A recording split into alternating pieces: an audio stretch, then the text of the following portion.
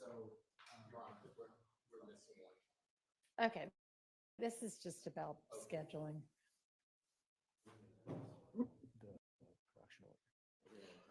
Well, it had been the understanding, I think, of the sheriff's office that y'all weren't going to use that witness at all. So, I mean, I don't know.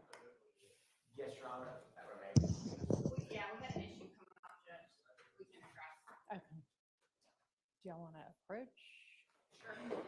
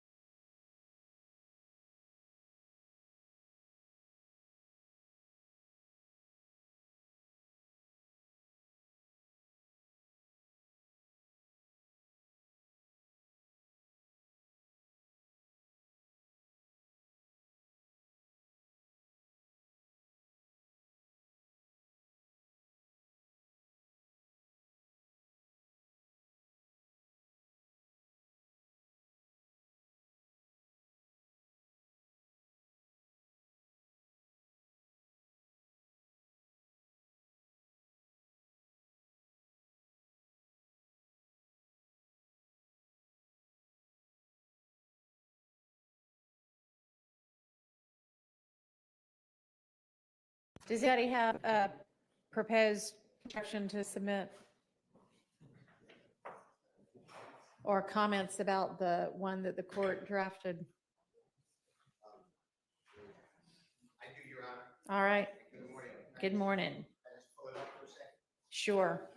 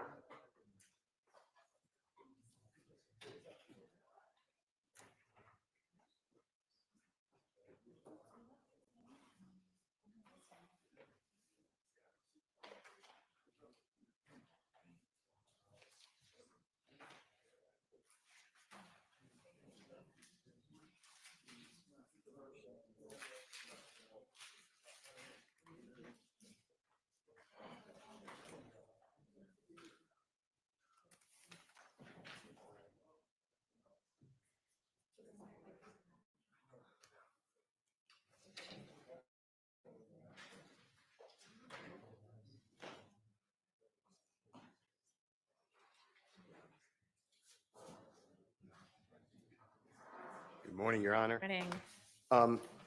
On paragraph, it's in the alternative wording for Right. Mr. Kendrick.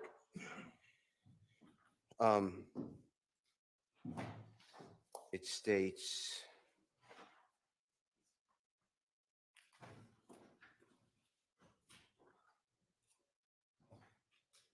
hold on, I've lost my place.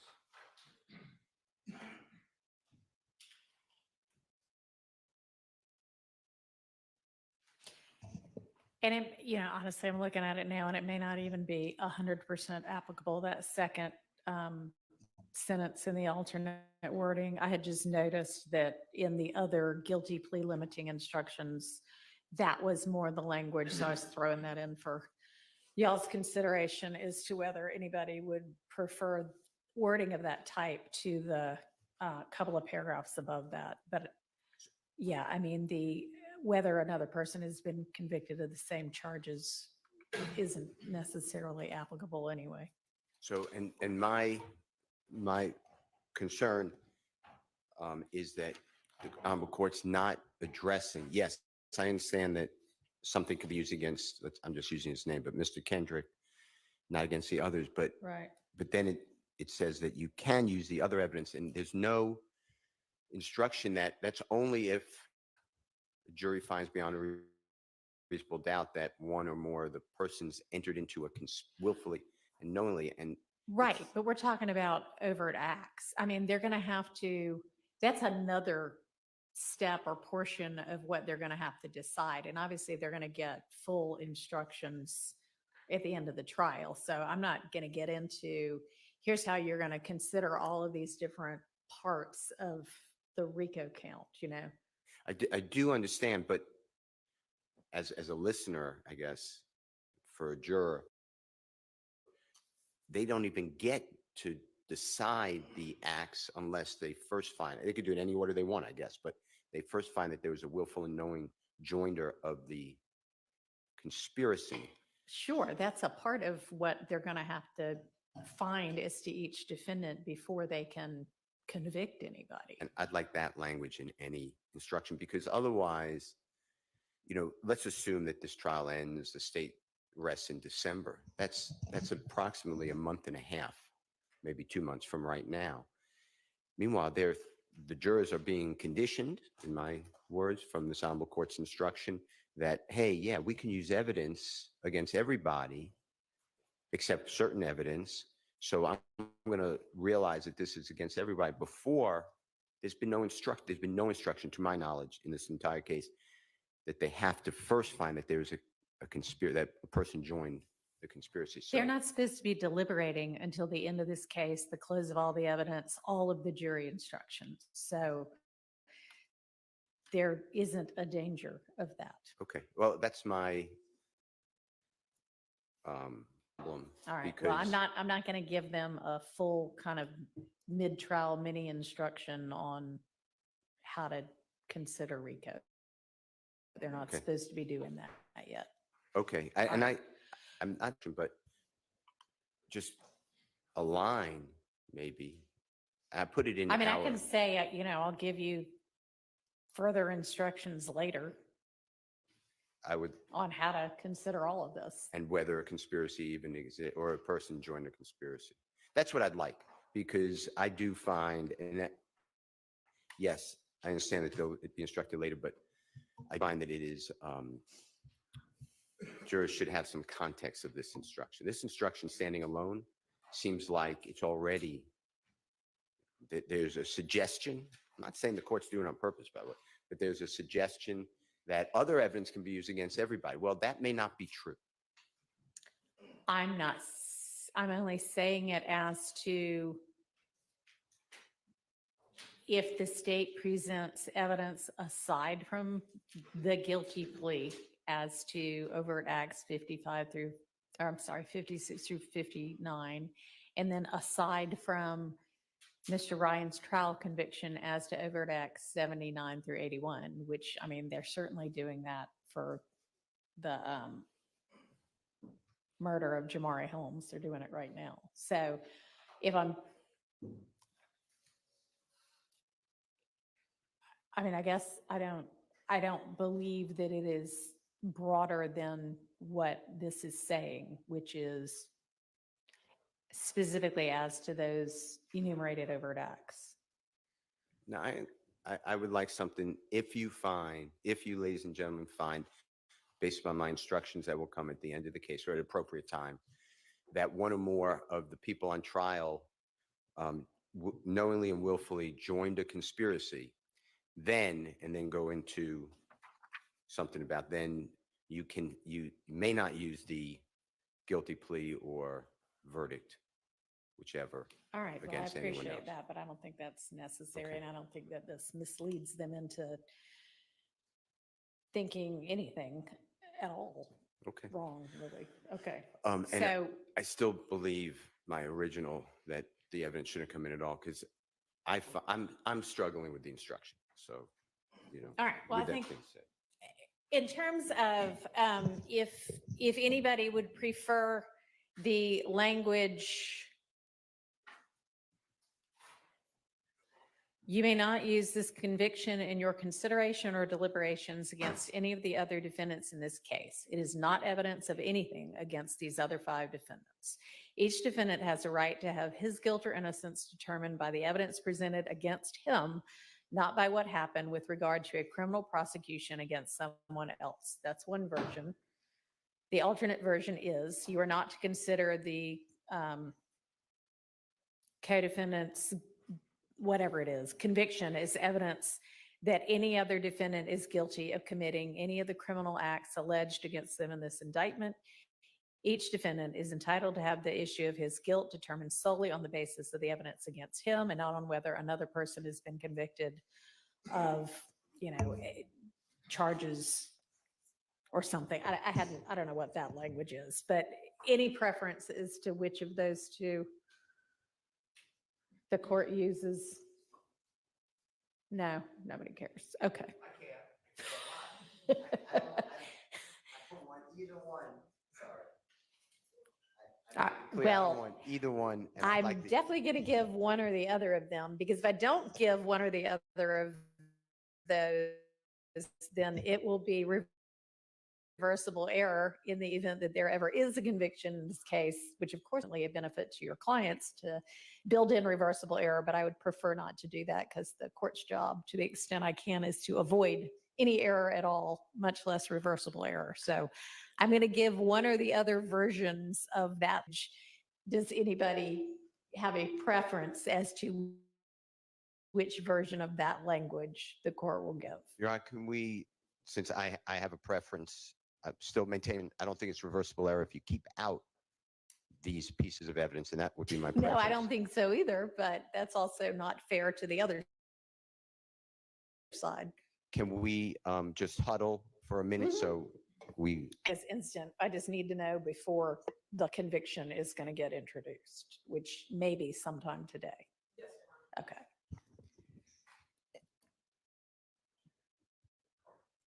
And if they're huddling now, once they're finished huddling, we just have another announcement to the court. All right. How about announce and then if they want to huddle, they can huddle. So- And good morning, Your Honor. Good morning. The state does intend to call Mr. Lee this morning. Okay. He will probably be our third witness this All morning. I know we were, Miss Abbasi and I were supposed to speak very briefly after they're huddling. We can have just 2 minutes to speak. Well, I may have them huddle later Okay, because the Winnie Lee stuff's more pressing because you can tender the conviction, in any order. yes, Your Honor. So on the Winnie Lee evidence, is there any objection that still needs to get hashed out? Yes, Your Honor. All right. Okay, and then if so, where's the easiest place for me to find the Your Honor, evidence? if I may, there's something we wanted to address first. Okay. Your Honor, I've got some members of the defense side here taking a look. Our understanding, and if it turns out to be wrong, it turns out to be wrong, was that the state was undecided yesterday as to whether they were going to call Mr. Bernard Mitchell. I know at the lunch break, Mr. Hiles was on the stand. His text messages had already been admitted. We went back to speak with him. The state went back and attempted to speak with him. So at that point, my understanding was it was still up in the air. I can be wrong. My understanding was it was still up in the air. Per Your Honor's request, we had discussed as many things ahead of time as possible. The discussions with the state were, and it was very clear for both sides that we were not going to be objecting and not asking this court to litigate Mr. Mitchell's Instagram records because the state was going to call him. Yes, with them coming in, there were portions that we intended to use with the understanding that that is what would come out in terms of evidence. His messages would come out, so we would want another section in there. If the first section is in there, we would want the second section in there. But he's certainly not our witness. The evidence he presents is not a theory of the case that we would have brought to the table. And so now the state does not want to call him. And I think we're faced with a confrontation clause issue because we relied in good faith on our discussions with the state. We didn't go through and take the court's time to say this is conditionally admitted based on this happening. So we simply relied on what they represented to us. We had the evidence, came in, it was read out. I contacted the state last night to say, hey, I'm not sure what you want to do about this. We feel in a position that we are forced to ask for a mistrial. We really don't want a mistrial. We'd like to be able to rely on what we were told. And like I said, we're checking to see if there was something definitive on the record. But if testifying, then we feel we have no option but to ask for a mistrial. Would the state like to be heard on that?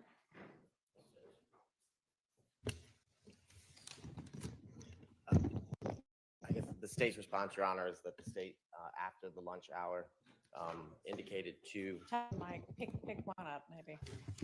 the state after the lunch hour, indicated to the court, as well as counsel, at least for Mr. Ryan, indicating that we were not going to call Mr. Mitchell, basically because he told not only the state, but defense counsel that he wasn't going to say anything when he came onto the stand. That was told to us by Mr. Uten. And my recollection was either or, as the meeting was, we were maybe called either Mr. Uten or Mr. Mitchell.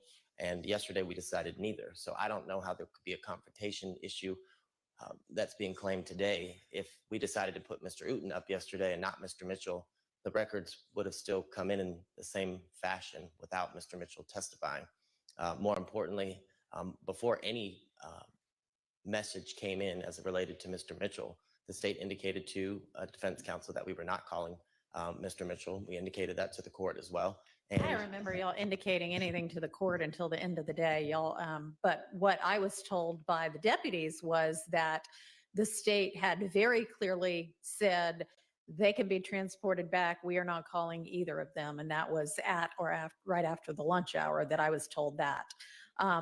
I asked yesterday morning, is this an either or? And yesterday morning, the state was definitely indicated, it might be one, it might be the other, it might be both. We don't know yet. We still need to talk with everybody.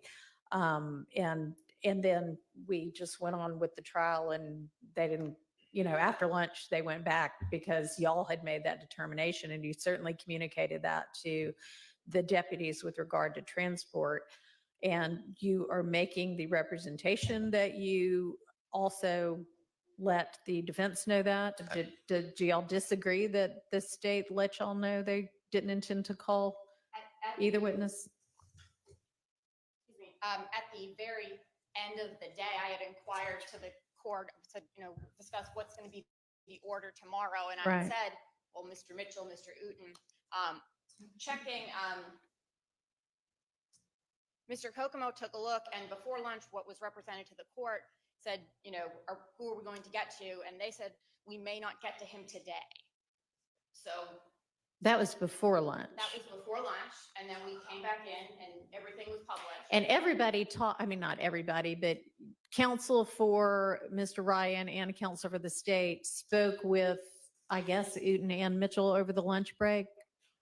We went back, he didn't want to speak with us, that's fine. We went separately from the state. We Right. didn't discuss anything with the state about who would or wouldn't be called at the lunch. And I don't believe before we started in the afternoon. That's not my memory. The announcement before lunch was we may not reach him today. They spoke with him. Obviously, at the end of the day, I still thought they would be called. My recollection is after lunch, I was sitting there, Ms. Abbasi said, so you're not calling Mitchell? And I said, no, we are not calling Mitchell. That's my recollection before Mr. Howes began testifying after lunch, and we didn't call Mitchell. And the messages came in unobjected or not objected to, and there's been no conditional admittance of evidence that's been There permitted has not. or agreed to by any of the parties during the trial of this case, at least the time that I've been here. So it's my indicator, be the state's opinion that any objection to the messages that came in are waived at this point. Your Honor, our response is, we have difference of memories, that's fine, it is what it is. If the state knows they're not going to call him going into it, I don't think it's fundamentally fair for them to publish and then say, haha, you missed it. I don't think that's good faith. As far as, no, we didn't conditionally admit it because we've done everything we can, at least for Mr. Ryan, to avoid taking up the court's time. This is what it was. We all agreed, we all understood. So that's how we proceeded. And now here we are, and we're stuck in a position we don't want to be in. Well, I'm not quite sure what to do with this. I have a representation from Mr. Abadi that the state communicated to defense counsel that they were not intending to call Mr. Mitchell or Mr. Uten, and that was communicated prior to Mr. Hiles' afternoon testimony in which this evidence came in. And Ms. Abbasi, you're saying, well, it's not my recollection, but I could be wrong. That might be. So I will not say my memory is perfect. I have no memory of having that conversation after lunch. I'm not going to say, Mr. Abadi's. I can't promise you my memory is 100% accurate, and I'm certainly not getting up and saying that Mr. Abadi's lying. I'm not going to do that. But I have no memory of that conversation at all. And, as I said, I brought up at the end of the day, what's the order of the witnesses? When are Mr. Mitchell and Mr. Uten coming in? I don't remember that. I had brought it up when we were asking about witnesses because I didn't know if the sheriff needed to bring them over. And that's what was coming up. Are you saying that you on the record asked when Mitchell and no, you didn't? That was at the very end of the day. We were just Amongst counsel? I believe Your Honor was on the bench when we were discussing just who are we getting to tomorrow. Yeah, I asked who we were getting to tomorrow. recall you saying, when are we getting to Mitchell and Newton? Well, I don't recall the two of them being mentioned at all at the end of the day. I know I asked the state at that point, oh, you're not calling him? No. And at that point, the evidence had already been admitted. I'm don't think- asking you, did you make that statement on the record? I don't believe so. I We can don't check the either. record, but I don't think so.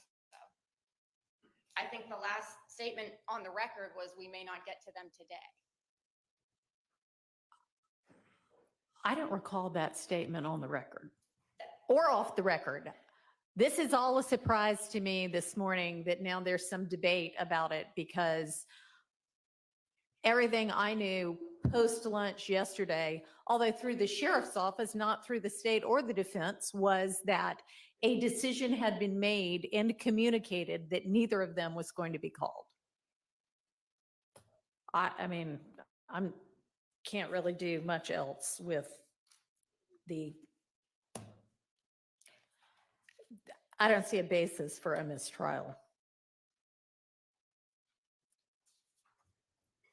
So we need to deal with Wooney Lee's evidence. And y'all are just going to have to communicate or put more things on the record or thing if you want to misunderstand. That's fine.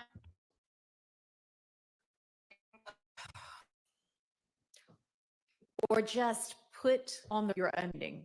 Yes, Your Honor. Understanding was these will come in if Mitchell testifies, just say, we talked about all of this and we don't have any issue as to, X, Y, and Z. And these things we've agreed are going to come in if Mitchell testifies, and then there'll be a record of it and everybody will know what they're dealing with.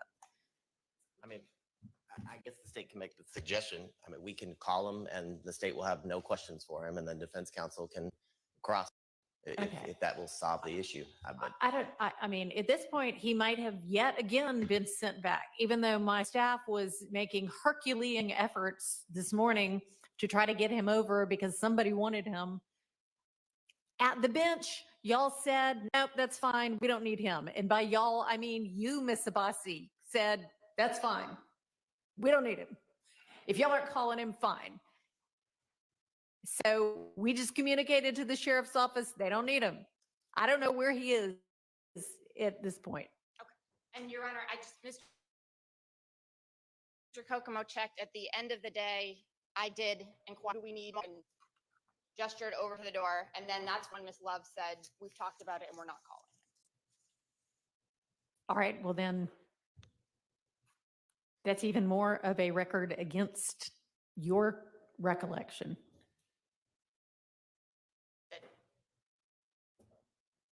I guess I don't understand. There would not have been any reason for me to ask about whether people were coming from the back after the evidence had already come in if I knew he was appointed to be testifying.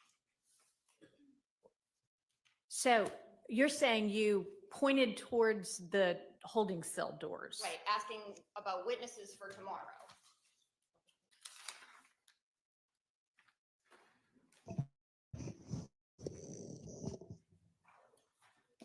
All right, well, that is no record upon which to grant a mistrial. So let's get to the Wooney Lee evidence.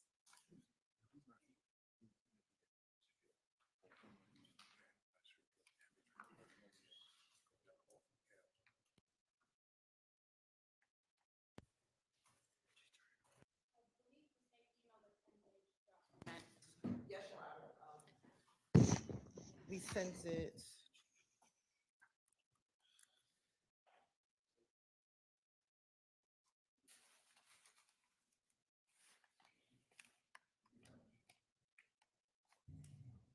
What are we doing on the slide quad?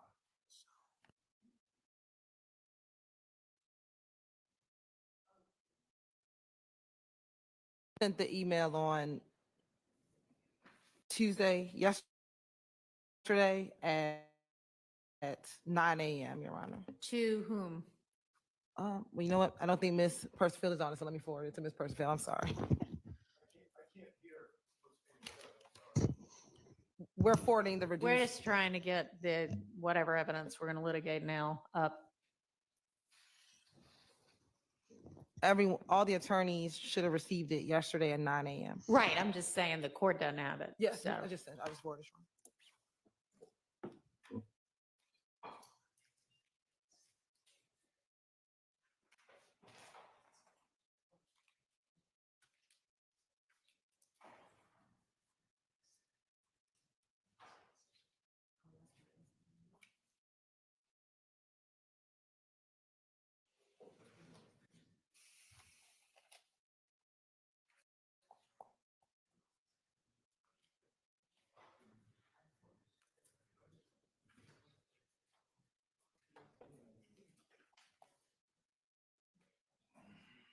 Can council approach for a minute, please?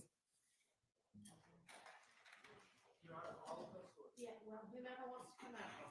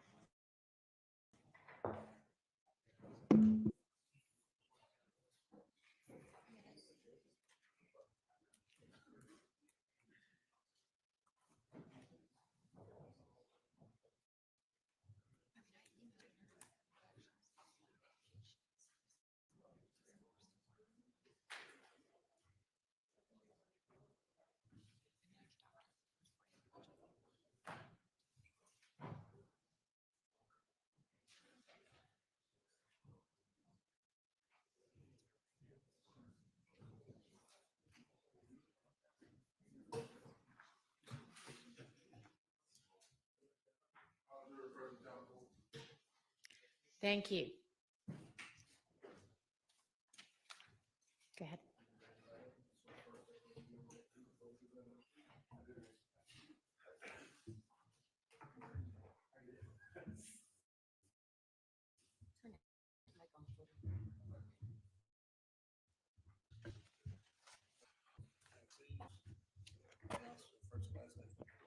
Sure. My name is Al Hogan, ALHOGAN, and I'm a detective with Atlanta Police. Good morning. Detective Hogan. Good morning to you, sir. Can you tell the court how you are currently employed, sir? I am a detective with Atlanta Police. Currently, I'm assigned to general investigations out on Fulton Industrial, but prior to that, I was a homicide investigator for about 10 years. And Detective Hogan, can you tell the jurors how long you have been employed with the City of Atlanta Police Department? I have been certified police officer since 1987. Had a couple of different jobs with the sheriff's departments and the air marshals, but anyway, I landed in Atlanta about 15 years ago. And you said you had been a police officer since 1987. Prior to working with the City of Atlanta Police Department, where were you in law enforcement? I started in the jail in Fayette County, was there for a few months. They put me on the road, was certified then in 1987.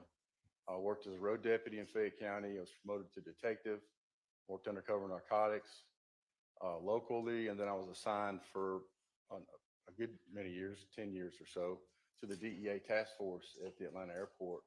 We did drug interdictions there. In between there, I spent a brief period of time as a federal air marshal. This was before 9/11, and that job wasn't for me, so I came back.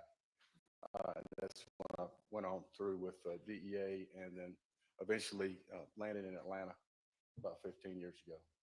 Now, you a few minutes ago told the jurors that you were assigned with the homicide department for 10 years. Yes. And can you tell the jurors, were you assigned with the homicide unit here with the City of Atlanta Police Department back in February of 2019? I was, yes. And can you tell the jurors a little bit about, I guess, how you're assigned specifically to any homicide case that you're working here in the City of Atlanta? It is the luck of the draw. We're all in a rotation. There's a big board in the office. There's about 17 of us that are in the rotation, about 6 of us that work cold cases. At the time I was in the rotation, and your name is on a magnetic strip with a label on it, and everybody's name's in a row or in a column. As murders occur, the person from the top catches the murders. He's the lead, he or she's the lead investigator, and they go to the bottom, and everybody moves up. On this particular day, I was at the top. Okay. And can you tell the jurors on February 23rd of 2019, were you dispatched or called to come out to the location of 50 Mount Zion Road? Yes, I was. And can you tell the jurors what was the reason you were dispatched to that location? There had been a homicide, a criminal homicide, what they suspected to be a criminal homicide, and they asked homicide to come. That's to work the case. And is that address 50 Mount Zion Road? Is that here in the City of Atlanta, Fulton County? It is. It's in Southeast Atlanta. Okay. And when you, I guess, can you tell the jurors, we've heard about different zones that are within the City of Atlanta. Which zone does this location fall within? Zone 3. Okay. And the Zone 3, does that include the area of like Cleveland Avenue? It does, yes. Okay. Now, can you tell the jurors when you arrived to the incident location, can you kind of describe for them what kind of property it was? Was it a business? Was it a residential location? It's an apartment complex. Okay. And were you the first to arrive on scene? No, sir. Can you tell the jurors?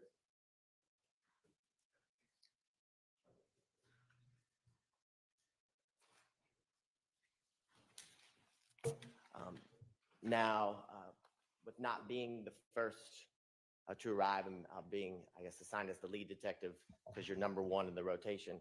Can you tell the jurors a little bit about the first things that you do when you interact with other first responders who arrive before you, other officers and detectives? Sure. So they, just by the act of being there and doing their job, they've gathered some information that may be interesting to me or help me with my investigation. So of course, I get there, observe how things are laid out. They have delineated the crime scene and what they think the crime scene is. So they mark that out with yellow tape, trying to make that a pretty big area. This particular one was a fairly big crime scene. So I could see that when I pull in, and then I speak with the two officers that are watching the crime scene log. I speak with the general investigator who has started the crime scene drawing. I talk with the ID technicians that are there that are, and I assist them and make sure that any evidence that I see on the scene that I'm interested in or like for them to gather or document, I make sure they do that. And I just try to glean as much information from what they have from them so I can help me further my investigation. Now, after speaking with other members of law enforcement who are on scene before you, can you kind of describe, I guess, the layout? You said that this was an apartment complex or a residential complex, a little bit about the layout of the complex as you first observed it when you arrived. Yeah, it's a large complex. It's in two phases. There's a Mount Zion Road. Obviously, it faces Mount Zion. The address is 50 Mount Zion. Then there's a phase, I'll call it phase one, which is in the front. It's up closest to Mount Zion. There's a creek that runs behind that phase one is a creek. So there's a bridge and an access road down one side of it. I think it's the east side of the property that goes past over the creek. And then there's a large recreational area, a big grass field, and then a playground for kids. And then the second phase is in the back, but there's only one way in and out to get to the second phase. And it's in the back of the property across the creek. This crime scene encompassed all of the access road to get to the phase two, and all the way up into a pretty good portion of phase two where the road runs up into the parking lots, the access into the buildings in the phase two. So in a second, Detective Hogan, we're going to put up State's Exhibit 11NN, which was previously admitted into evidence. Yes, sir. Can you see it on the screen? I do.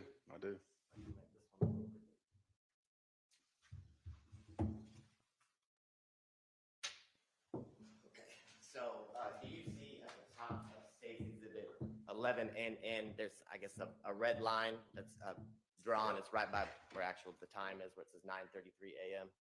Right there you're talking about? Yes.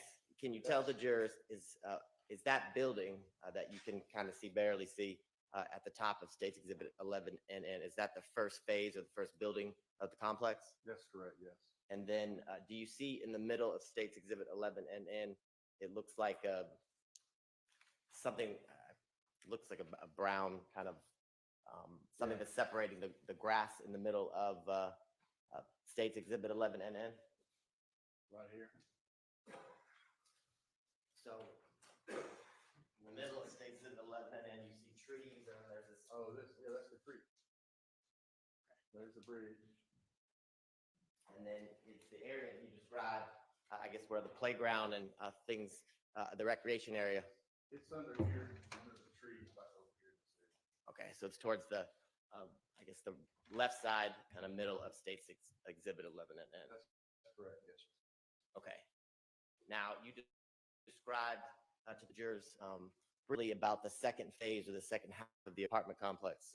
Do you see that phase in a State's Exhibit 11NN? I do. It's this phase here. Okay. And can you tell the jurors what areas in State's Exhibit 11NN, if you can see it, I guess, were pertinent to your investigation in relation to the crime scene? Immediately when I pulled up, I parked in the parking lot up here, if you can imagine, the face goes up Mount Zion Road would be up here. I parked my car on outside the crime scene tape and walked in. I checked in with the crime scene technician. Immediately, I could see that there was a blue car resting against the fence, and I think there was a big rock there it ran into right here, where there was some stuff on the ground and stuff on the car. And as I walked up, of course, that's going to be pretty interesting. It's not supposed to be there. So as I walked up, I saw that it was part of the crime scene. There was blood in the passenger seat. There were bullet holes in the car. There were shell casings on top of the car. Items of clothing were on the ground and on top of the car. And then as I walked further past, I could see there were some tire tracks that were through the grass here, beside the building here, as well as more shell casings that were kind of scattered out in this area over here. And then they had crime scene tape stretched out across here and across there to deny any access into the crime scene. Now, you talked about crime scene tape and things of that nature. When you arrived, had the crime scene been fully secured? Yes. Okay, can you tell the jurors a little bit about how that's done and why that's done? Yeah, well, we're trying to preserve evidence. Everything in there may have something of value to us that we could use to further investigation. So obviously, we don't want anybody to tamper that either on purpose or by accident. So we try to protect it. We try to make it as big as the officers that responded made it as big as they thought they needed to protect it, drive to you. The shell casings are easily kicked or moved. We don't want to touch anything that may have DNA or fingerprint evidence on it. There's just lots of things we need to try to protect so we don't damage our own investigation. And Your Honor, can I approach the witness? Yes, you may. I want to show you what's been marked as State's Exhibits 48 NN through 67 NN. If you'll just flip through those, have you had an opportunity to go through those prior to your testimony here today? I've seen them before, yes. And as you're flipping through them, I guess, what are State's Exhibits 48 NN through 67 NN? These are all crime scene photographs from the scene. And do the photographs in State's Exhibits 48 NN through 67 NN fairly and accurately depict the crime scene, 50 Mount Zion Road, when you arrived on February 23rd of 2019? Yes. Around at this time, the state would tender what's been marked the State's Exhibit 48 NN through 67 NN. Those are admitted.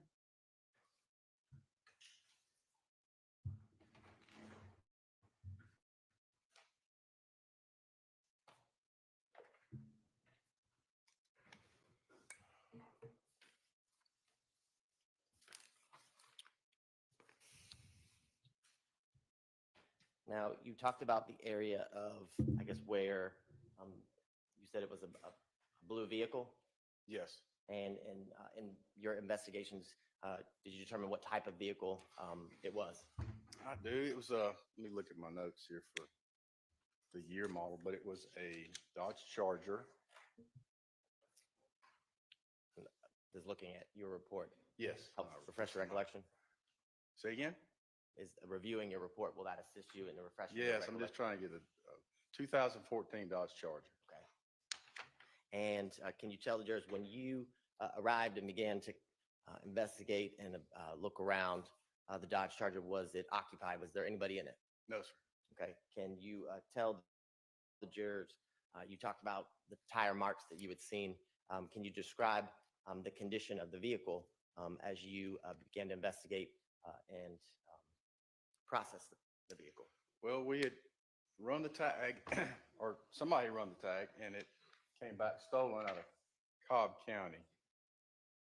It did have some defects in it. It had several, which appeared to be bullet holes to me, from my experience. And there were 12 of them total. Again, there was a large amount of blood in the passenger seat, front passenger seat, and some clothing. A baseball hat was on top of the car. There was a projectile that fell out of the hat when we picked it up. And then there was, other items inside the car that were gathered and Okay. documented. In a second, Ms. Knight is going to put up State's Exhibit 15NN, which has been previously admitted into evidence. Mhm. Actually,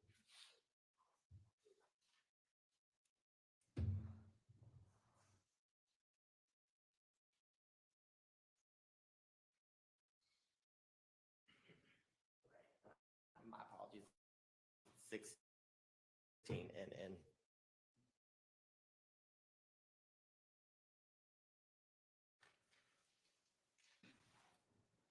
And in 16NN, Detective Hogan, can you kind of point out for the jurors the areas in which you just described as defects? I think you said 12 in the Dodge Charger. Yep. You can look pretty close and see whatever's kind of out of place. In this particular image, my memory serves right. This white is a defect. You can see the different whites that stand out pretty readily. And you can see why I'm assuming they're bullet holes. But in that particular picture, I see four defects. Okay. And you said that around the car, was there, I guess, ballistic evidence also located, I guess, on the car and surrounding it? Yes, there were shell casings. Off the top of my head, I don't remember how many, but there was 2 or 3 on top of the car. I think maybe that's what that is. But there was up here were spent shell casings. They'd been fired and ejected out of the gun and landed on top of it. Objection, Your Honor, that's speculation. Sustained. Well, you said they were spent shell casings. How did you know that they were spent? They didn't have a bullet in them anymore. Okay. Now, can you tell the jurors, as you're kind of walking around and observing and processing the scene, our crime scene tech unit? Yes, and they were there before me, and they started working the crime scene. So they were really very familiar. They showed me a lot of stuff, and then I just went in behind them and made sure that everything they showed me I was interested in, and make sure that if there's anything that I saw they didn't know about, make sure they knew about it to gather it. And can you tell the jurors, as it relates to your working in conjunction with the crime scene techs that were present that early morning, what type of shell casing do you remember was identified as the shell casings found around the car and in the general area? On the car, and then a little further up on the crime scene, they were all smaller caliber shell cases, like 9mm. Okay.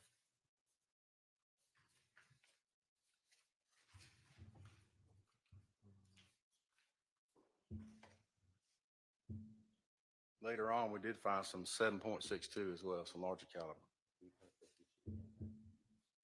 And you said around the car and then I guess a little bit further up from the car. I'm going to show you what's been admitted as State's Exhibit 52NN.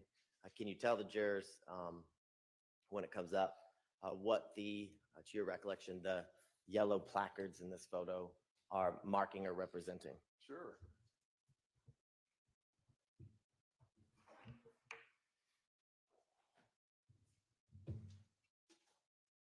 You can barely see them on this one, but there's a little yellow square there and another one up around the corner.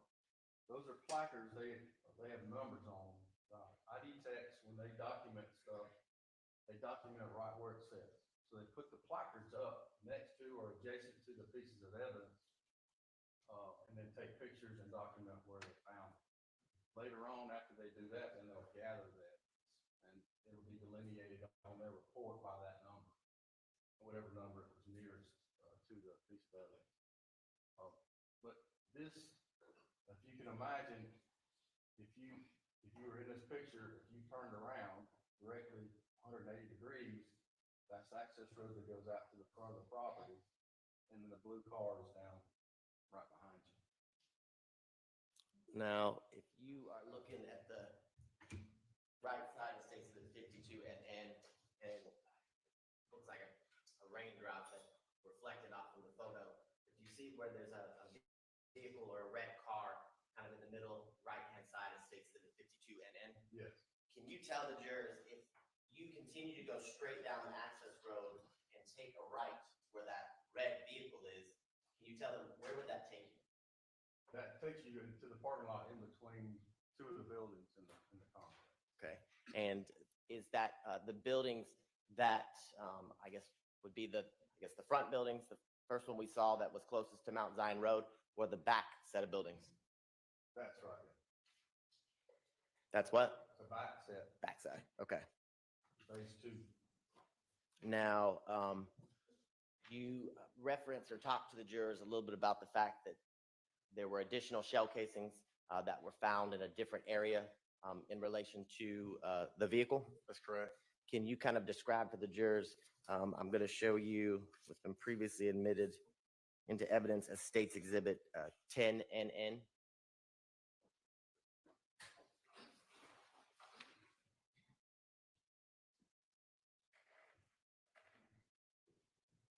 And using State's Exhibit 10NN, Detective Hogan, can you kind of orient the jurors as to the area that you described that you found the second set of shell casings? Sure. Well, I told you about the shell cases that were on top of the car. Those were 9mm. There were several more that were scattered around in the roadway and the grass over here in this area. And then there were several that were found in the grass. These are the larger caliber shell casings over here. Over here at the corner of the building and around and on top of the car were 9mm. The larger caliber 7.62 were in this area. And if you can recall, in that area that you just kind of described and oriented the jurors to, where the second set of shell casings you found, how many did you find? Looking at your report will refresh your recollection. Okay, let me look and see. Just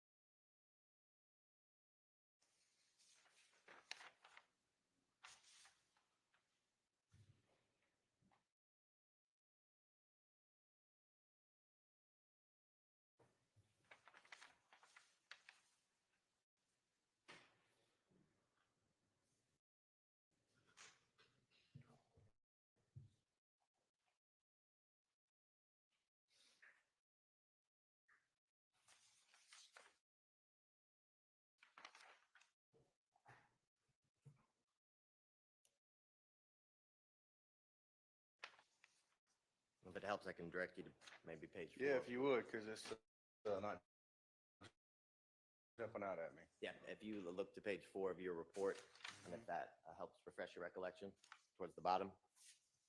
Oh, 15. Thank you. All right. 15, 7.262 caliber shell cases. So it sounds like after looking at page 4 of your report, your recollection's refreshed. It is Casings. Can you describe to the jurors a little bit about that? sure. Well, a handgun is a smaller caliber, usually somewhat smaller caliber. Police carry 9mm or 40 calibers. Those each common example, the 9mm are, the bullets are about as big approximately as the end of your pinky finger. So the shell casing has to be the size for that to fit in. A 7.62 is normally associated with a long rifle, like an assault rifle. And it's a much bigger bullet. It has a lot more gunpowder behind it. It shoots a lot faster and longer. So the shell casing for that is going to be larger and distinctive for that caliber of weapon. And based on your investigation, is it, or based on what you saw and observed, were, I guess, all of the shell casings that you saw was larger, the 7.62, kind of grouped in one area? Yes, And they were all then- found in one area.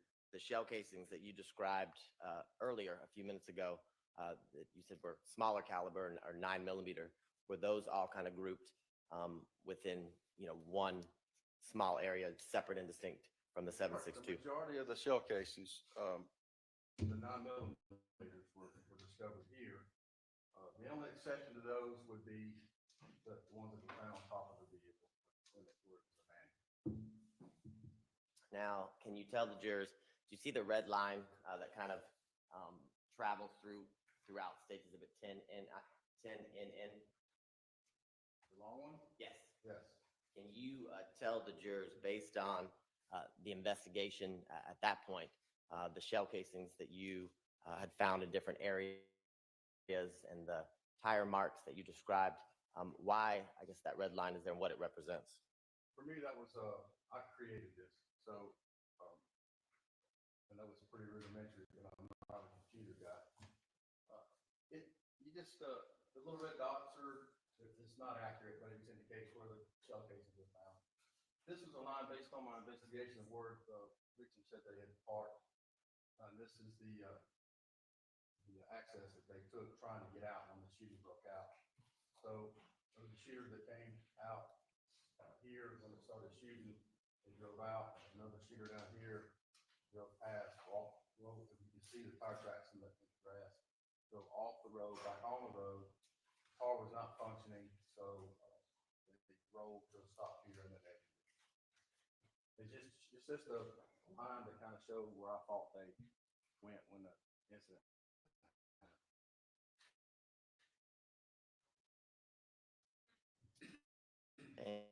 And I'm going to show you what's been marked and tendered into evidence. It states that it's 50 photo. Do you see kind of the grouping of the yellow placards that are seen within states 59 and N? Yeah, same is a shell casing. They put a placard, and next to it is a corresponding number that indicates that particular shell casing. This is coming out from the Rick Breezeway, and this is where they, all the different placards indicate the different shell casings that were found. And do you see kind of in the midst, the breezeway? Let's see if we can get this up your way. There we go. In this area right here, Yes. are those placards, are they also the larger caliber shell casings? They, Um, yeah, they were all the same shell casing. Okay. Caliber. And are photographs taken of each placard from, a far away distance or a full range distance, mid range, and then close up? Yes. Okay. To your recollection, was that done in this case? I wasn't present, but I'm assuming they do it the same way every time. Okay. And for time and efficiency, is that what we see in State's Exhibit? The rest of them. 60 NN through 67 NN.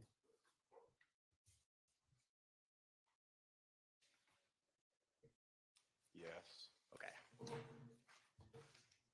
Now, after you completed kind of walking through the scene with members of the City of Atlanta's crime scene unit,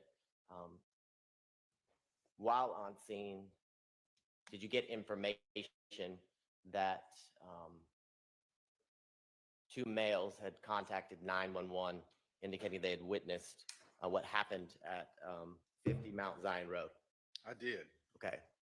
And I don't want you to tell me what anyone said as I go through the next questions.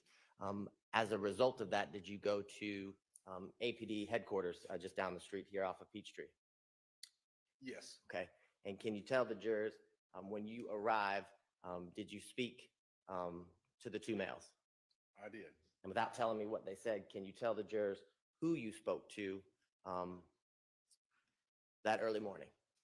Sure, is Bernard Mitchell and Rodney Uten. Okay. And can you explain to the jurors, without telling me what they said, kind of the circumstances and of the setup of the interview? Let's start with that. Oh, it was just an interview. There's two different areas at headquarters that we speak to people in. One's the interview room. It's just like if you guys came in and had something to tell us, we put you in an interview room and we speak with you. The other is what they call interrogation, or when they're in custody. In those rooms, you're secured, chained to the floor, and both rooms are audio and video recorded. Both types of rooms. And you said they were in the first room, the interview room that you described? They were in yes, witness room. Can you tell the jurors, do you interview them together or do you interview them separately? They were done separately at different times. Same, one after the other. And after speaking with both Mr. Uten and Mr. Mitchell, can you tell the jurors, do you speak with a female, Miss M. Smith, after speaking with both Mr. Mitchell and Mr. Uten? That's correct, yes. And can you tell the jurors, do you speak with her that same day, later on February 23rd of 2019, or at a later date? It was on the same day, on the 23rd. Okay. And can you kind of explain to the jurors in relation to when you arrived to the scene and kind of worked and processed the scene with members of the police department, about how long after you arrived did you begin to interview people in relation to your investigation? Multiple times in the report. It all came together fairly quickly once it started rolling. Let me see if I notated it in my report. Do you know specifically in the report where I need to be looking?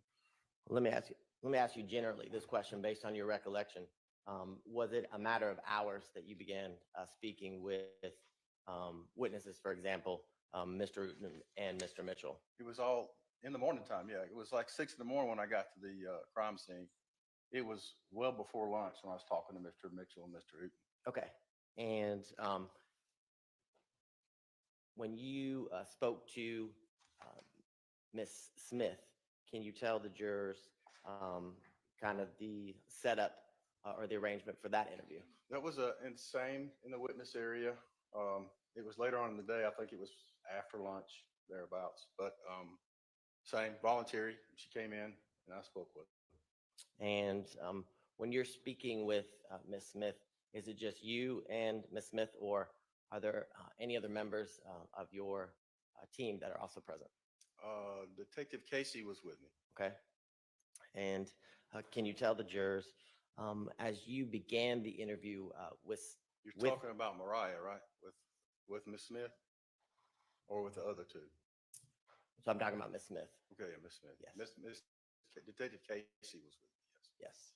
So can you tell the jurors, when you began the interview with Miss Smith, can you kind of describe for the jurors her general demeanor that early morning? Sure. Yeah, she was upset, nervous, crying, young girl, and you can imagine. She said she was a witness to a shooting and a murder, and she was upset.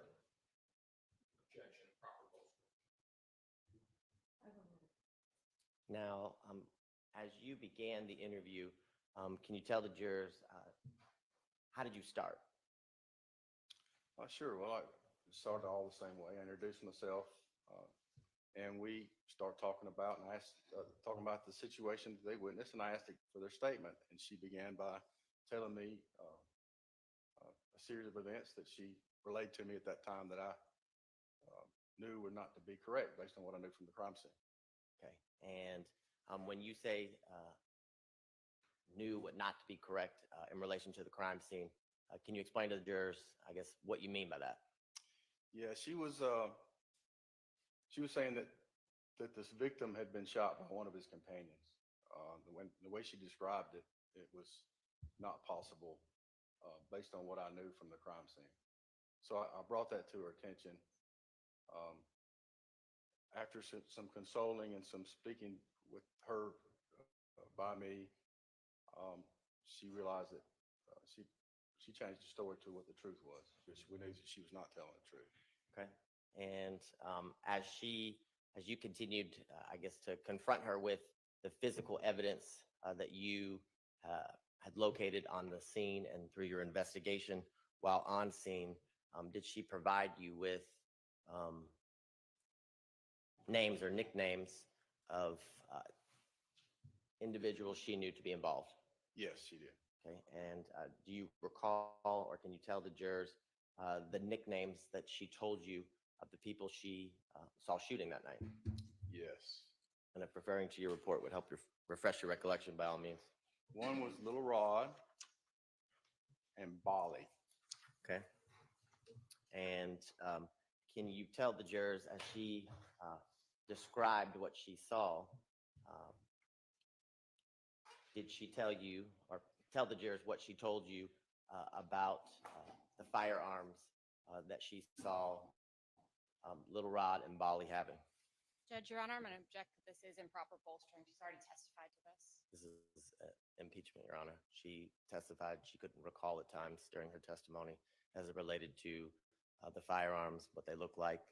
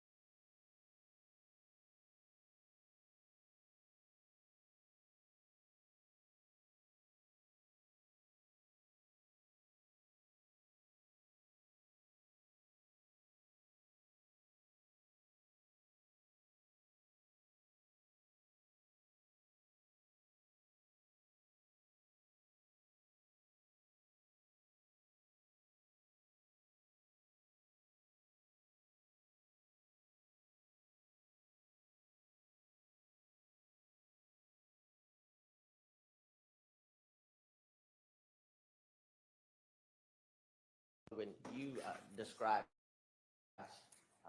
you've been describing the first part of the interview you had with Ms. Smith.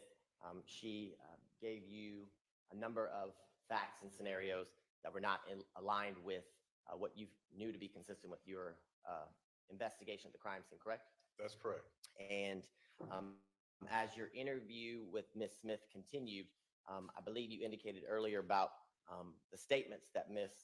Smith made going forward about what she observed on that early morning of February 23rd of 2019 as it related to the shooting.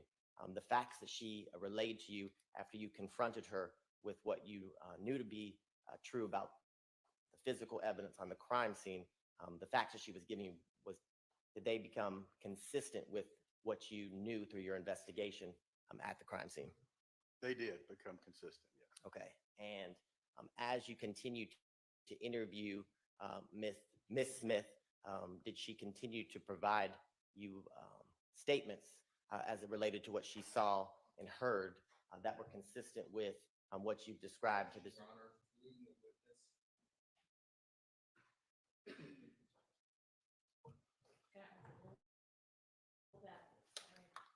Ruled based on our discussion at the bench. So let me see if I can remember what I was asking you. So as she continued to describe things that she saw and heard and observed on the crime scene that early morning when the shooting was occurring, were those statements consistent with what you knew that you found on the crime scene earlier during your investigation? Yes, sir. Okay. Now,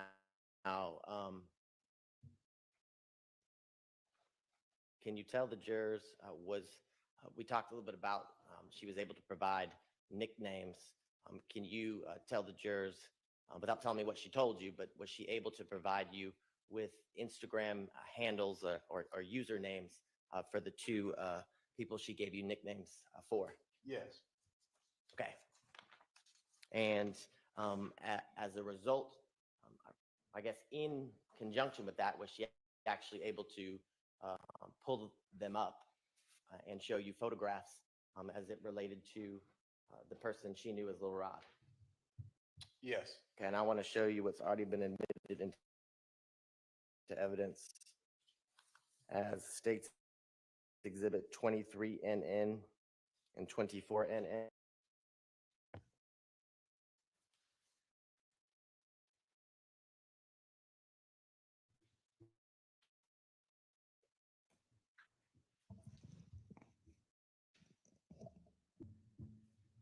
While she's pulling it up, I will give you a physical copy so you can see it. Oh, yeah.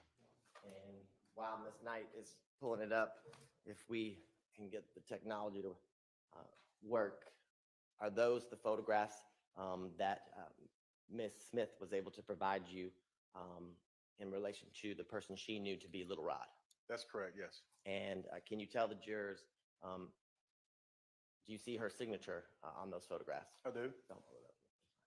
And can you tell the jurors what date is her signature on those two photographs?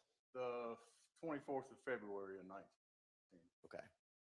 And was Ms. Smith able to do the same thing as it relates to the person she knew to be Mr. Bali? Yes. Okay. Now, can you tell the jurors,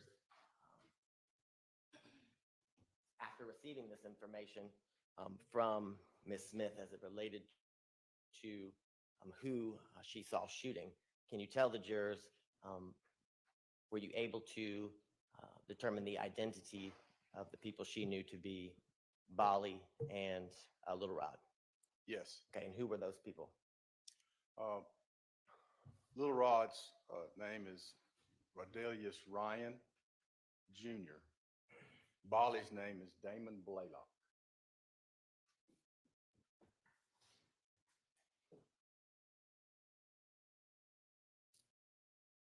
And let's see.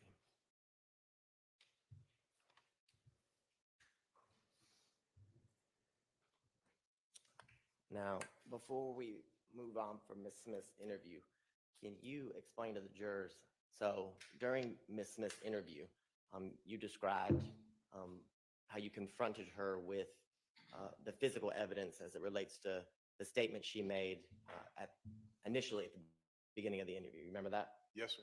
And can you tell the jurors, when you confronted Ms. Smith with the fact that what she was saying didn't make sense with what you already knew, did you tell her the identities of the people who were shooting? No. Did you, before speaking to Ms. Smith, have any idea who they were? I didn't know him from a can of paint. No, sir. And was that something she was able to tell you based on what she described as what she saw and heard that early morning on February 23rd of 2019? That's correct. And while you were interviewing Ms. Smith,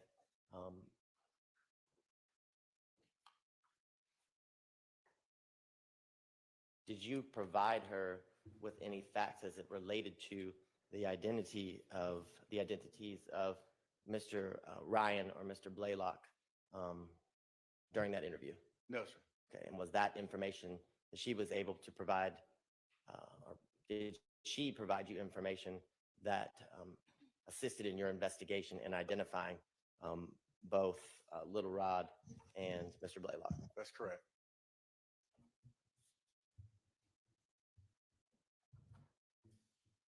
Now, after speaking with Ms. Smith, can you tell the jurors, did you attempt to identify another female described to you during Ms. Smith's interview? Yes. And can you tell the jurors who is that? Her nickname was Brazy.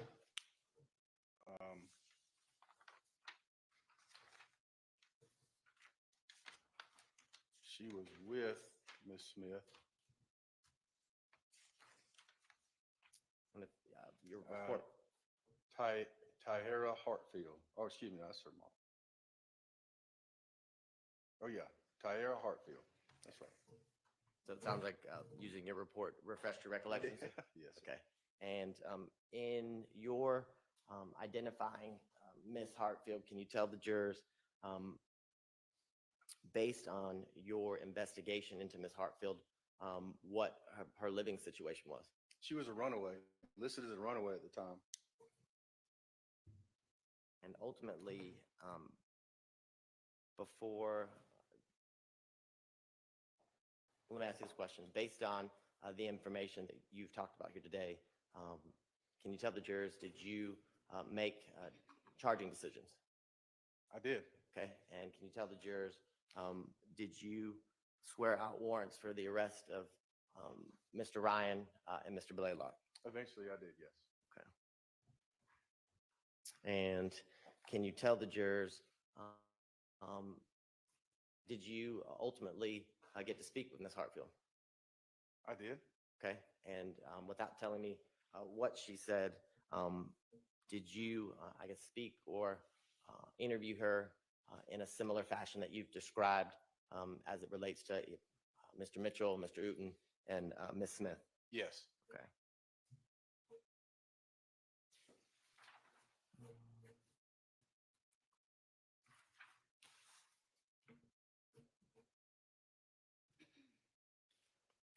And during your investigation, can you tell the jurors, did you also receive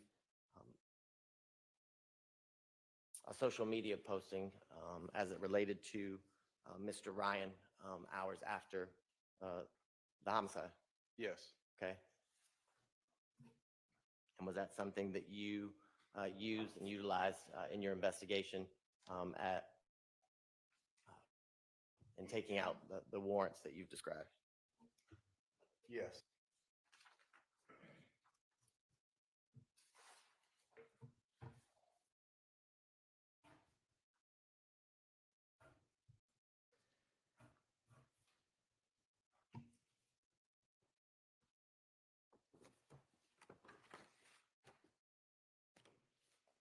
One moment.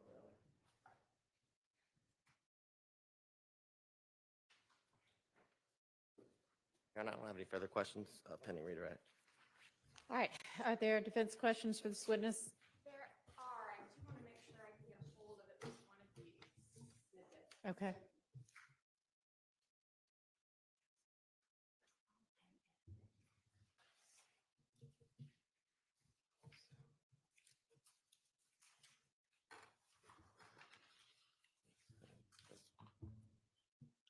Maybe it's 10. I cannot find it anywhere. It has a line.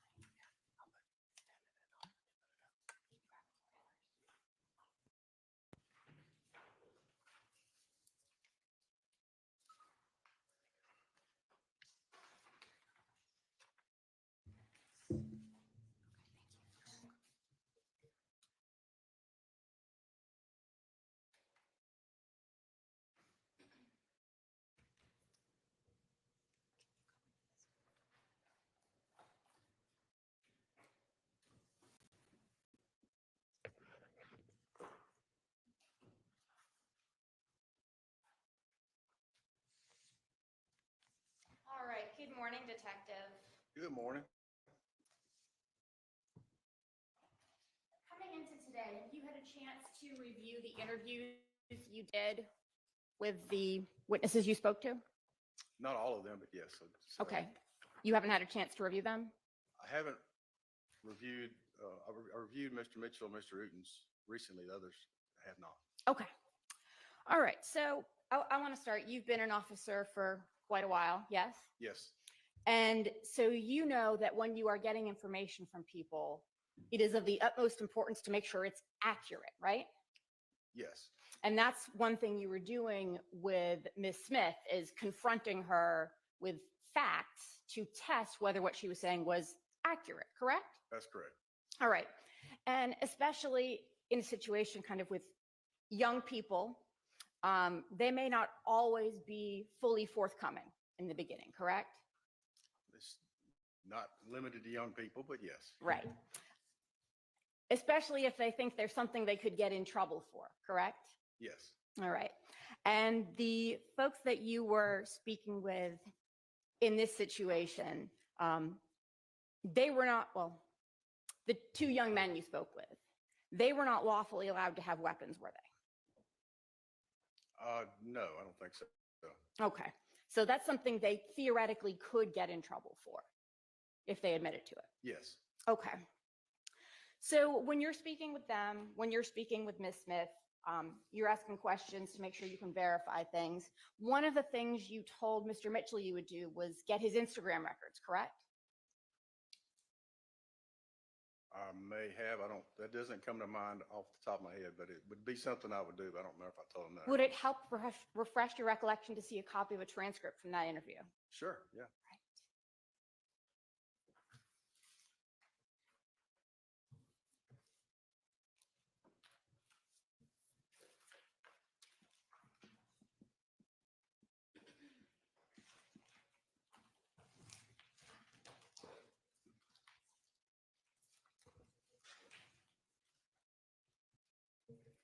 One moment.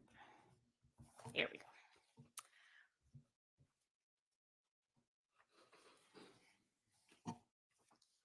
All right.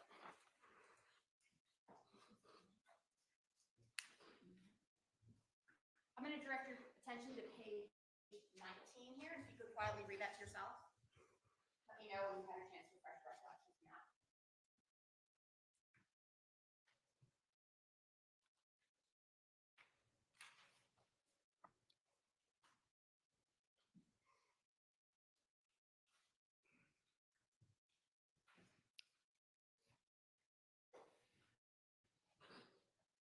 Your Honor, before he answers the question, I'm going to object to hearsay what Mr. Poggi said during the interview to anyone would be hearsay. He's- Out of court statement. He's on the stand. He can repeat what he said. That doesn't make it not hearsay, but I mean, I can ask whether he asked somebody. I think it's not hearsay in this circumstance, so overruled. I mean, in this circumstance, it would be being, That's overruled, Okay. so.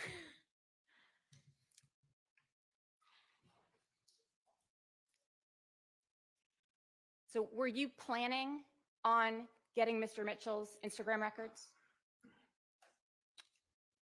I may have been.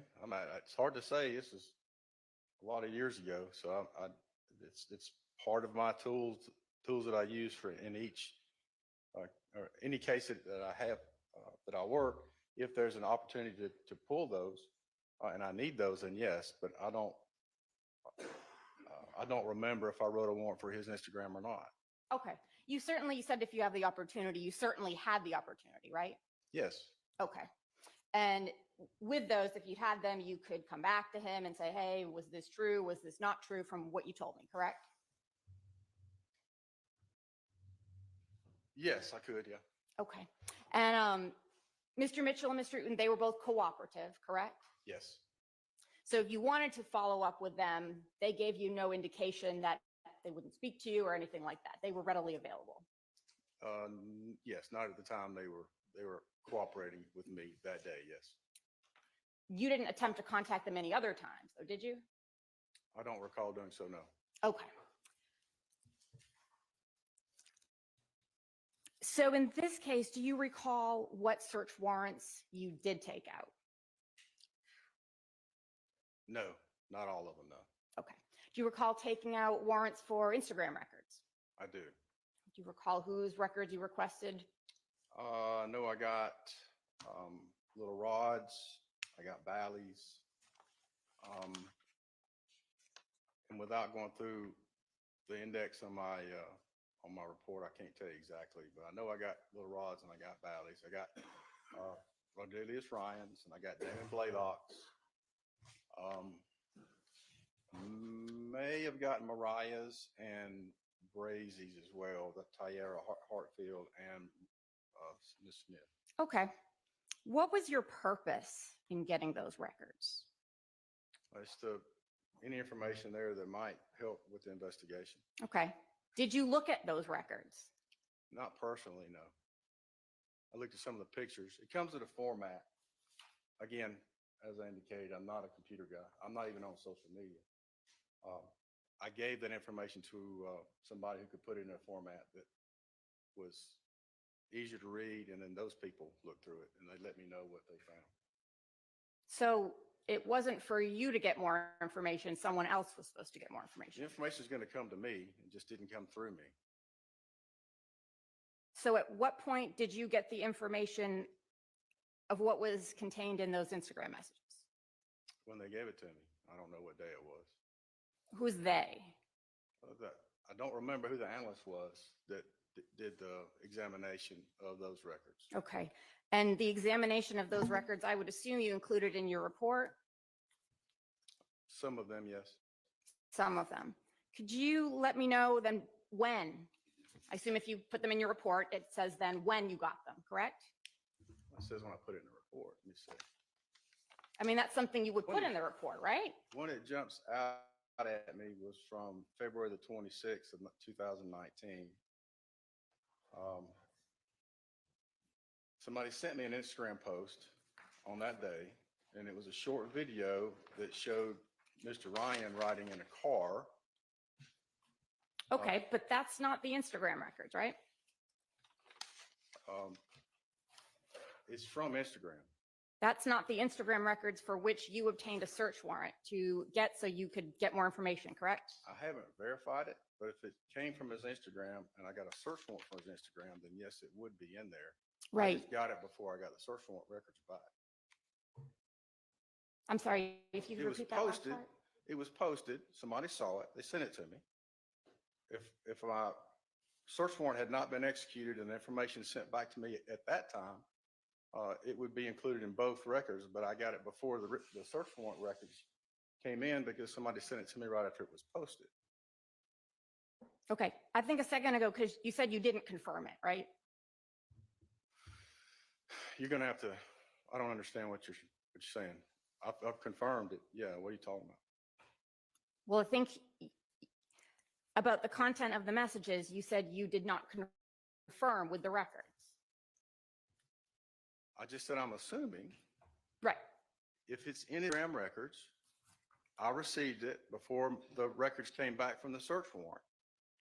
I'm assuming that information that I received that day before the records came back would be in the records when they arrived to me. Okay. So without those records, having looked at them, there was no way for you to go to Ms. Smith or Mr. Mitchell or anyone else and say, hey, you told me X, Y, Z, but your records say something completely different. Right? I did not do that. No. Okay. You could have done it though, right? Yeah, sure. And that would have been confirming, right? Sure, yes.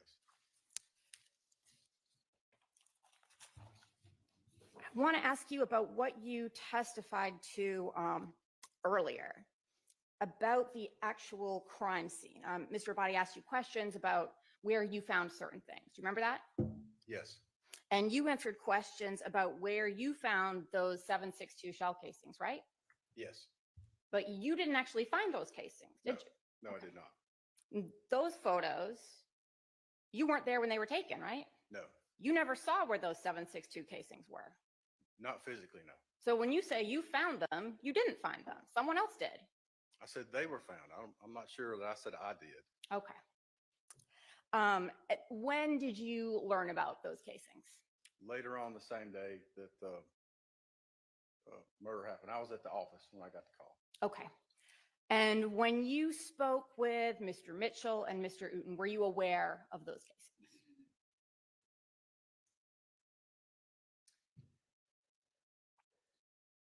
As I recall, it was around the same time. I don't remember exactly the sequence of events. But I spoke with them later on in the morning. It was sometime around the same, a lot of things were happening at the same time, that we got the call about the shell cases. That's one of the reasons I did not physically see them, because I was busy at the office. So I asked the responding officer to collect them and supervise that. But I don't remember the sequence of when exactly they came in. Okay. Would it help refresh your recollection to see a copy from your trial testimony? Sure. I'm sorry, not your trial testimony, the last proceeding, several proceedings ago. Okay, sure.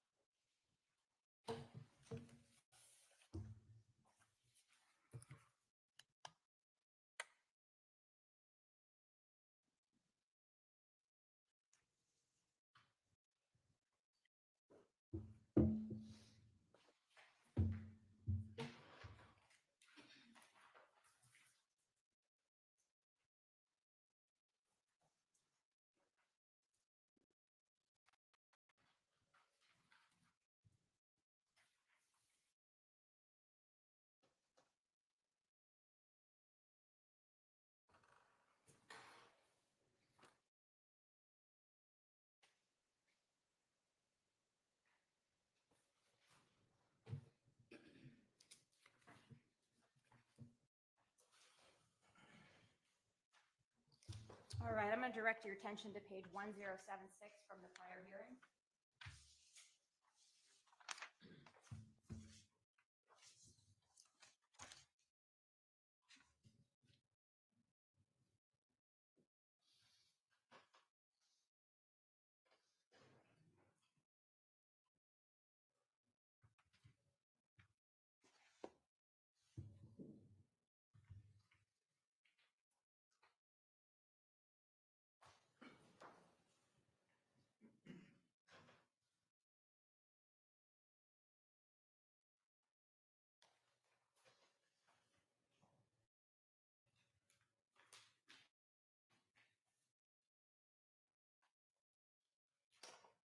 Also turn to page 1078 if that's helpful as well. Okay.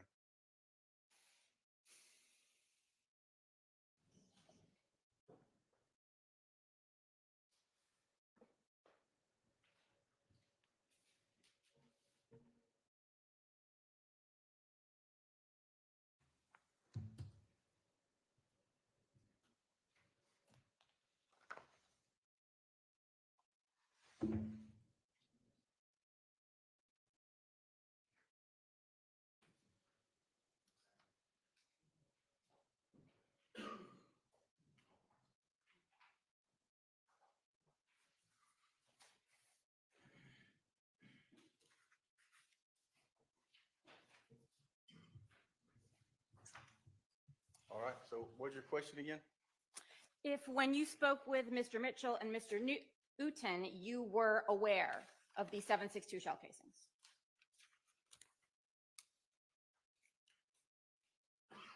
I was aware that they described to me two shooters, but I don't recall if I knew about the shell cases at that time. I may have, I don't remember. You said that they described to you two shooters? Yes, Okay. You've got a transcript in front of you, so you've testified about this before, correct? This matter? yes. Okay. And you don't recall the attorneys asking you at length whether anyone besides Ms. Smith mentioned two shooters? I read here that they were asking me about that, yes. Okay. And your testimony was that Ms. Smith was the only person who said there was 2 shooters, right? Yes. That's what it says here. I mean, when you, Wait, before we get too far around here, let's make sure we got the right context. if you want to flip to page 1,100. No, let me read these first. Okay.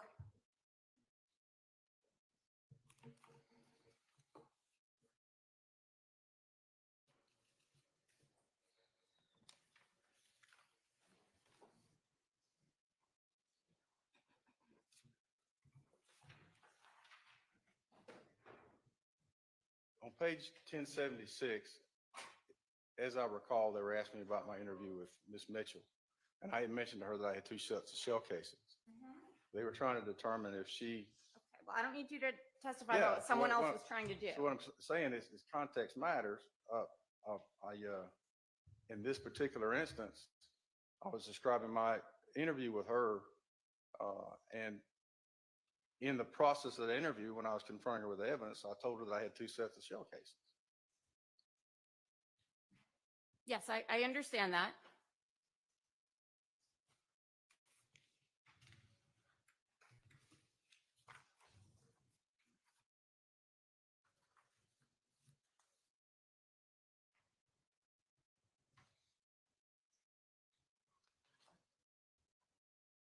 You said page 1100? Yes, sir.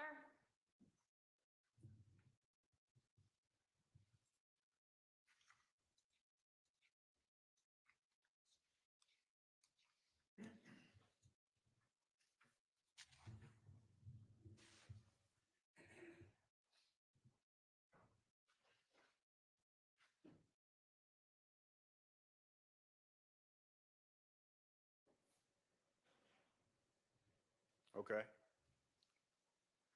So having reviewed that page, Mariah was the only person who said there was 2 shooters, right? According to that transcript, yes, ma'am. That was your sworn testimony under oath, right? That's what I said. Yes, yes, yes. All right, so that was the truth that you said it then, right? Yes.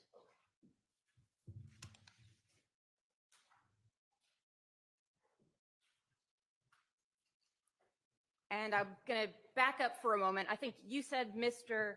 Mitchell and Uten, they told you about not 7.62, but a weapon which would have fired larger shells. Is that right? Yeah, they described a long gun coming out of the breezeway. Yes. Okay.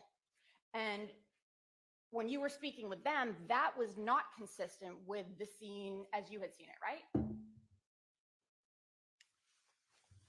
Again, I don't remember exactly when I got all the information about the shell casings. So at that point, I was getting his statement, and I took it as he gave it to me. Did you not previously testify about the shell casings? I did not know about it when I interviewed Mitchell and Uten.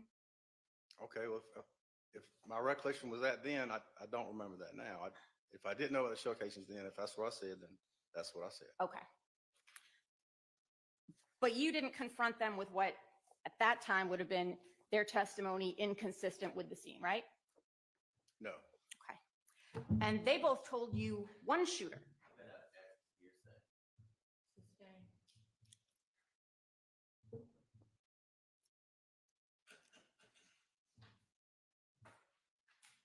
The number of shooters they told you was not the same as Miss Smith, correct? That's the same question, just worded differently. We've already been through this. I'm going to overrule that one.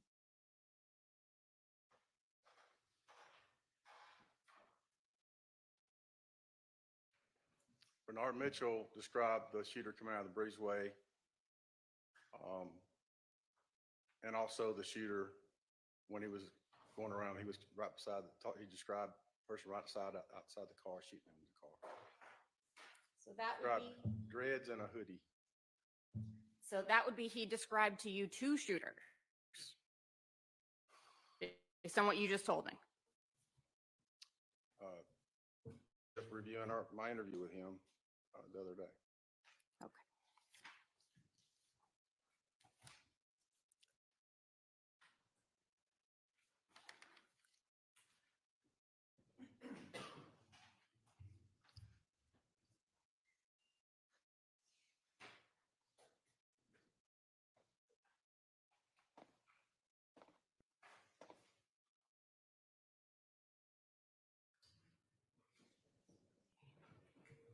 All right, I'm gonna have you take, so you don't recall testifying?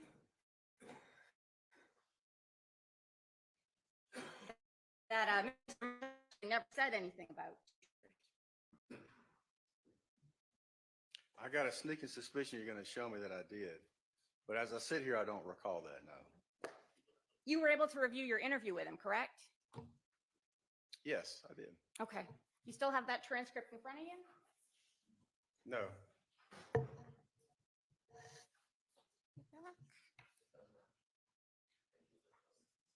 Oh, is this it? Yes, sir.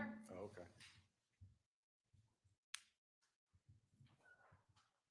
You could take a look and see if that helps refresh your recollection about whether he told you there were two shooters.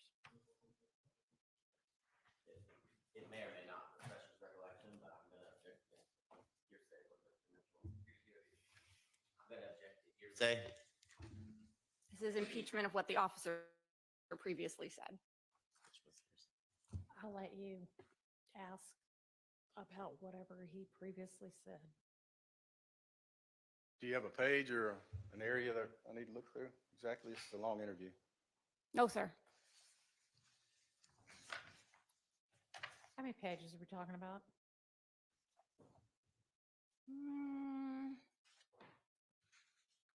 Can't see, maybe about 20.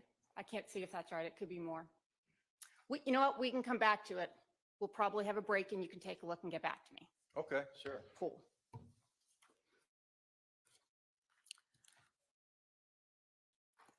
So when you went out to the scene at the time, you were looking to speak with other witnesses, correct? If there were any. Originally, when I first got to the scene, yes, Okay. yes, You were trying to speak with as many people as you could, right? yes, I did. Okay. And you had access to the CAD reports from the 911 calls, correct? Yes, Okay. And you had access to the 911 calls themselves, correct? eventually, yes, I did. Okay. And anyone you spoke with, you would have put that in your report, correct? Not, yes, most of the general information. I don't necessarily put all the details, but yes. Okay, but like their name, right? Not always. If they don't wish for the name to be included, if I can exclude them, I will. Fair. But you never spoke to the 911 callers, did you? No, Even though you had their name and contact information, right? that's right. Even though you were aware that one of them wanted to speak to the police, right? If I was aware of that, I would have spoken with them.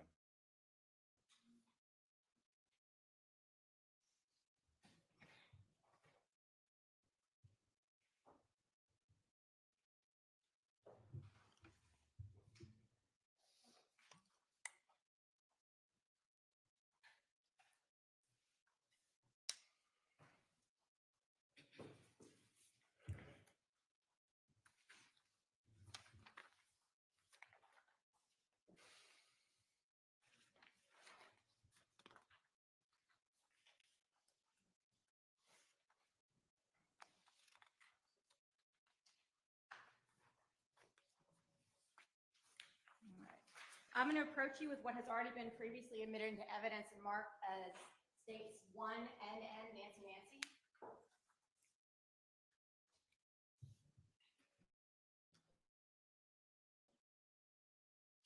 You've reviewed the case, correct? It appears to be a CAD report from the case. I can't say I reviewed it, but this seemed to be from the case, yes. So you didn't review the CAD, or you did?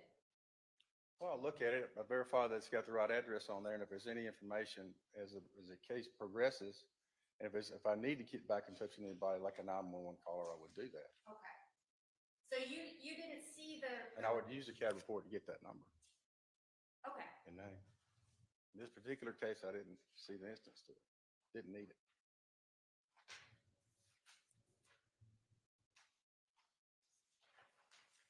You didn't need to see the person who wanted to speak with you? I wasn't aware of that person. So you didn't review the CAD? I looked at the front page. I didn't read every word. No, ma'am. Okay. So you didn't listen to the 911 calls? No. Okay.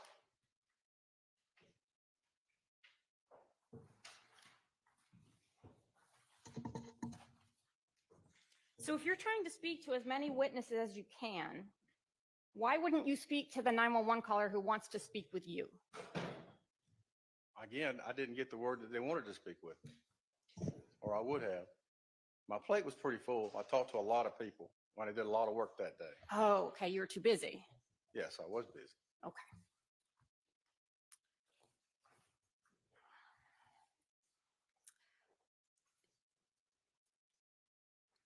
So when Mr. Mitchell and Mr. Uten, no, let me back up. The photos of the 7.62 shells, you didn't take those, correct? I did not. Okay, were they just sent to you? Is that right? Yeah, they were included with the report, yes. Okay. And so is it from those photos you pieced together, say 10 NN that you've drawn a line on?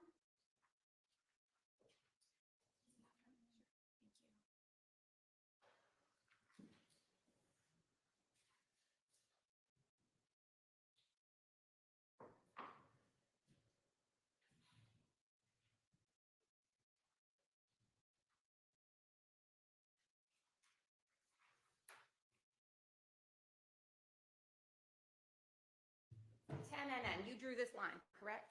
I did. Okay. And this Earth image or whatever it is, that accurately depicted the apartment complex as you observed it, correct? That's correct. Okay. So, and the line on the left side where it starts, that's your belief, that's where the 7.62 shell casings were. That's correct, yes. All right. I'm going to put up on the screen for you what has been admitted as 59 NN.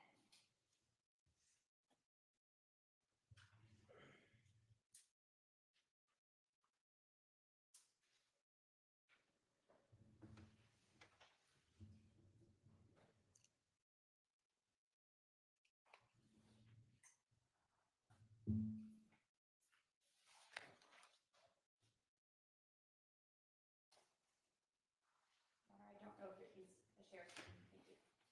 All right. So looking at 59 NN, what is it you see next to kind of that entryway, exitway by the sidewalk to the building? Well, I see satellite dish and an AC unit. Okay, AC unit.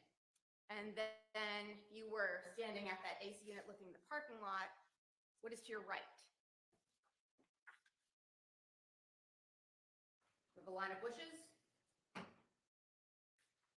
I'm turned around here. I don't understand what. If you're standing next to that AC unit with the AC unit on your right, you're looking at the parking lot. Do we have a line of bushes there? Yes. All right. Could you flip back the 10 NN?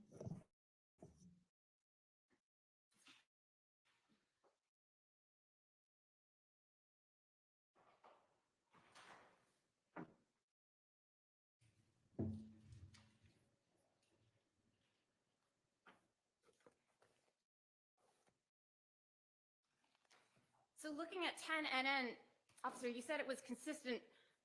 What happened to that line of bushes? They're not there. Okay, what happened to the AC unit? It's not there.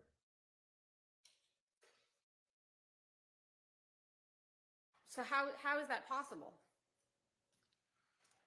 Well, when I got the information from the officer, I memorialized what he told me, what he found. He said it's by the Y building. I was assuming that Y building was where I indicated right there. Oh, okay, so On you the just map. assumed that. I did, yeah. Okay, It's in the same complex. The picture with the shell casings is in the same complex. I think it's in the next building back in that. okay. But so You didn't go out to the scene and see where those 7.62 casings were, right? I've said that a couple times. So I you have not. can't say for sure, actually, that 10NN is even where those were found, right? That's correct. Okay, To say they came from the complex, but Fair. exactly where in the complex, I don't know. fair. And with this image, I'm gonna point you to,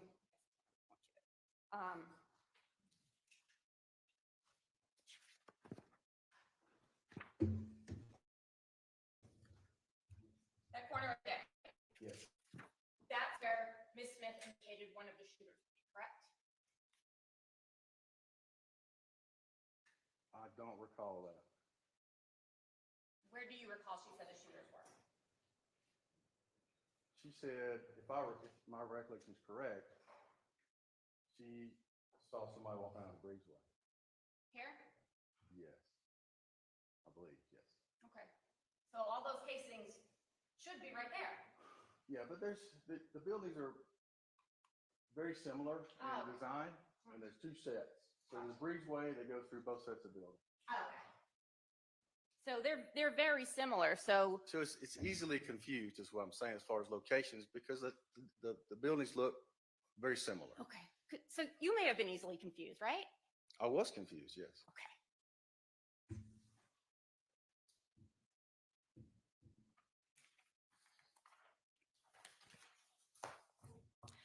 And Ms. Smith, during the earlier parts of her interview, she had only talked about one shooter, right?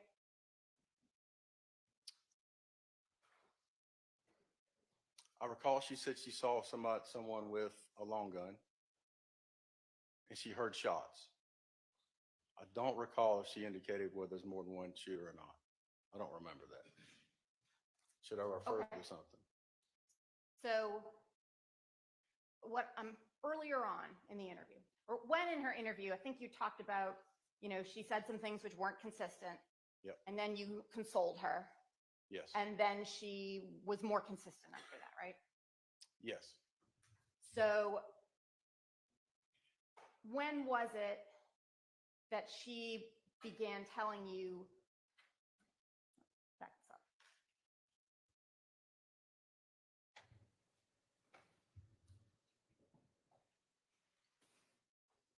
At what point between those did she go from one shooter to two shooters?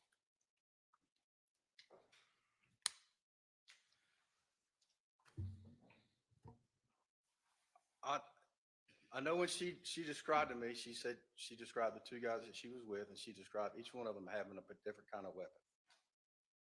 I recall that, but I don't recall if she stated that she saw anybody shoot. She stated she heard shots and ran. Okay.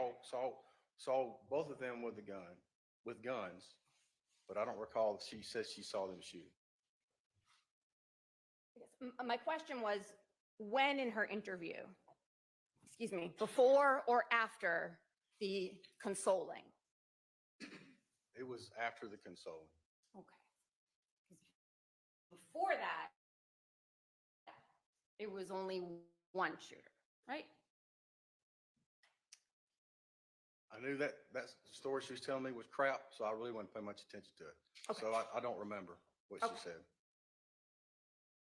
And it was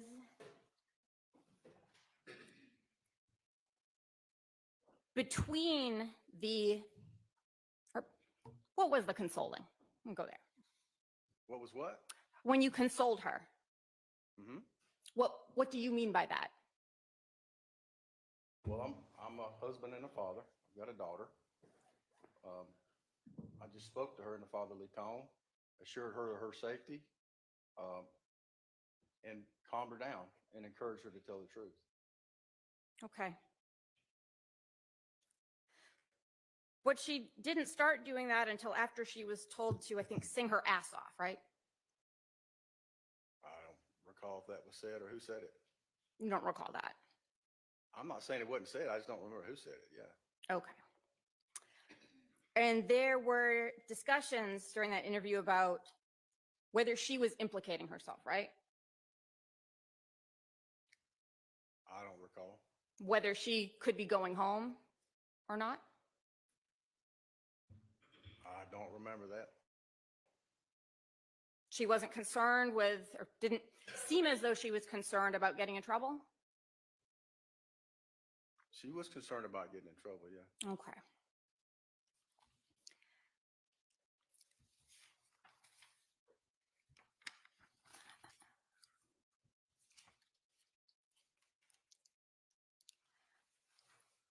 And so I want to back it up. She came in, she's telling you a bunch of things, they're not adding up. You console her, and then she is telling you something consistent with the evidence, right? Yes, Okay. But that part didn't happen until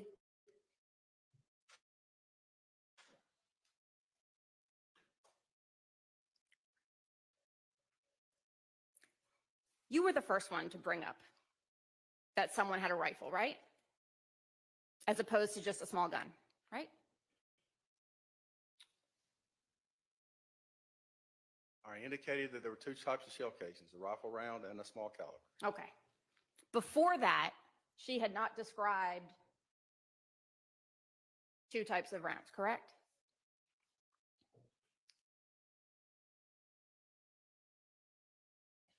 Okay. You're the one who brought up a second person there to ambush, right?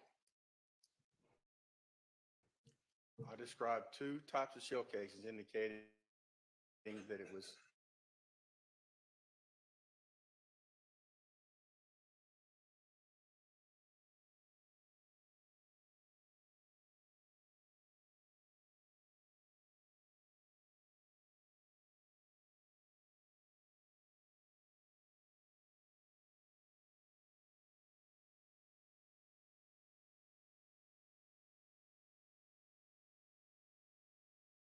example that she'd like me to answer because she told me a lot. Right.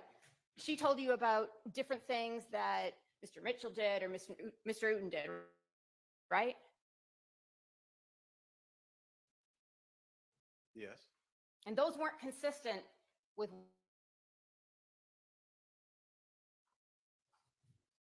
yeah, they were fairly consistent. okay. So putting a gun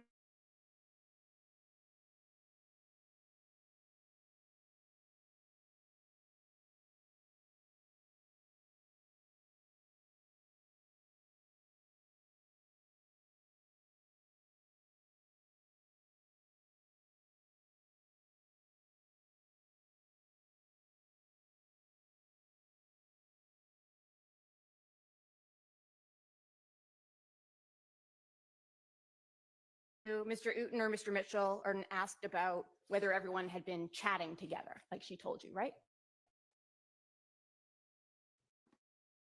Oh, no, they described in their interview that they had been texting.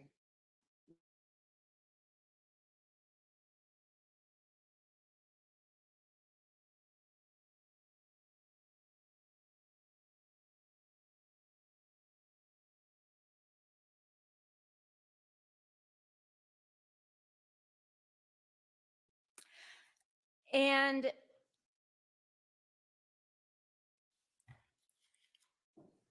you didn't go back and look at her Instagram records, right? I don't think so, no. So you couldn't confirm whether she said she'd been talking to the victim every day. Victim. No, I didn't. Okay. You could have though, right? Because you said you got a record. Or you ordered them? Did a warrant for them? Yes. Okay. And about a specific type of van that Mr. Ryan's mother drove, correct? Yes. You didn't go check and see if she actually had a van like that, did you? Yes. You did.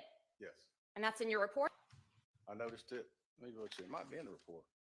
We went to go talk to his mother. Mm-hmm. She was cooperative, right? She was. You didn't ask to search the van, did you? No. That van would have been, based on what you were told, used basically as a getaway vehicle, right? Yes, So it could have a murder weapon in it, right? yes. Could have gunshot residue all over the steering wheel, right? No, unless it was shot from the car. Okay, those wouldn't transfer from someone's hands? I don't know, maybe. Maybe. But you didn't get a search warrant to check either of those things, did you? No, And within just a few hours, you had an address for Mr. Blaylock, correct? I did. And you didn't get a search warrant for that apartment either. No, So you made no effort to look for what would have been the alleged murder weapon, right? that's correct. Okay. That would have been useful, right? If you had that, that's great evidence. I've worked 100 murders. I never got one. Never. Ms. Abbasi, let's pause for a minute and take our morning break. And if you, do you want him to look at whatever that Oh, sure. thank you. portion was while we break? Okay. All right. Sure. He's welcome to, and officer, I'll hand you your other transcripts and you can look at whatever you need to.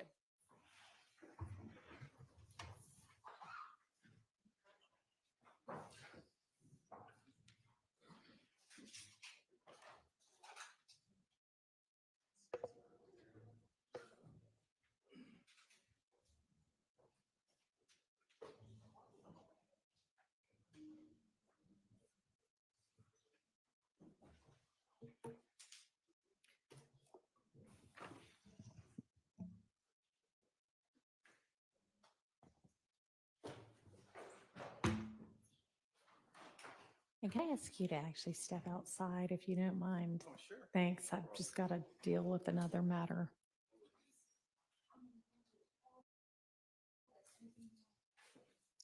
How about you start with whatever it is that you wanted him to actually, that you asked him on the stand about? Okay. I mean, you can give him all of them, but I'd like for him to start with the one that you specifically asked about. They'll be here. All right. Okay, so there's been some back and forth about the whole Mitchell, that's his last name, right, thing. And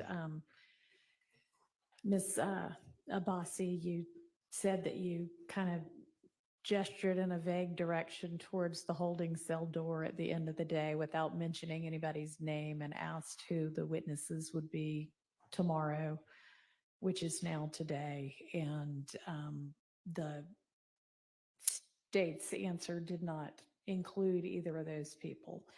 And then, of course, there was some point in time in which the state was maybe going to get Mr. Mitchell, and I don't know what they were going to do, put him on the stand, just, I don't know, as a concession to Ms. Abbasi, maybe? I don't know. Anyway, just FYI, Mr. Mitchell is here and available. I'm just letting y'all know that. And I kind of need to know before the lunch hour, or whenever this next, the witness that's on the stand right now is over with. If he's going to be called, let's go ahead and call him next so that he can be whatever's going to happen and then transported away back to where he has been staying before this time. The issue raised on the defense is his messages would kind of affect what sort of road we went down with the defense. We've already gone down that road.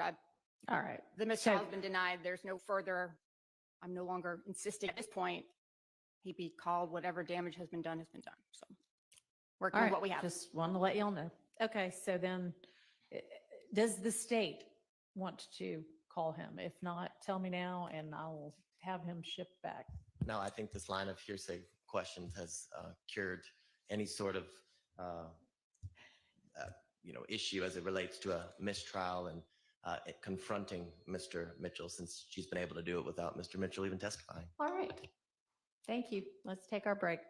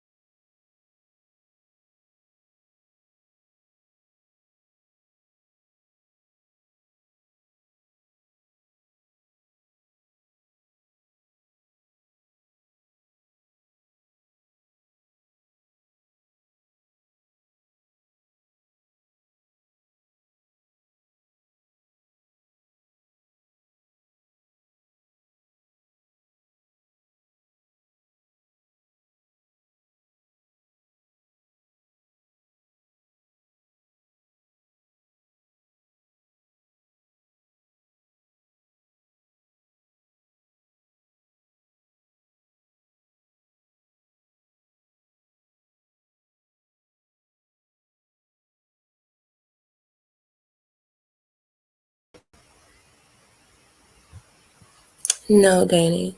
I bet he wasn't expecting her energy. How's everybody doing today? Can you hear me?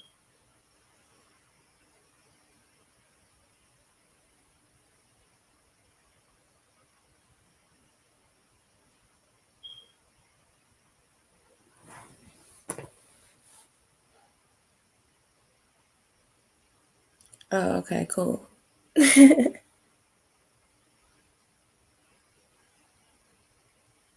Yeah, Miss Obasi, she has great potential to be like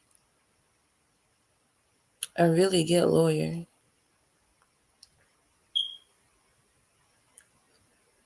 I feel like she watched The Firm a lot growing up. I watched The Firm a lot growing up. No, I ain't gonna hold you. It was like the movie had been out for a really long time before I saw it. But once I saw it, I've seen it a bunch of times.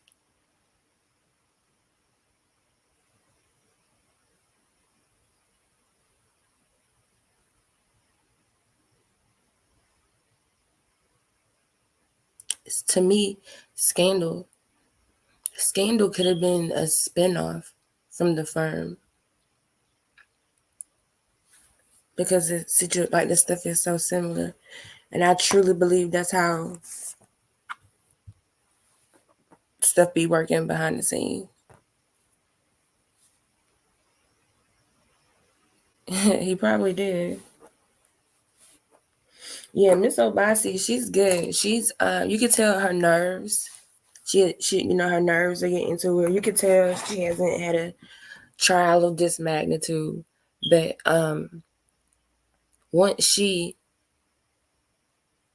once she gets a few more of these bigger trials under her belt and some more experience, she gonna be a beast. Yes, you absolutely lose your black card because you haven't seen Scandal. 100%. 100%. Like you haven't watched Scandal like at all? Ever?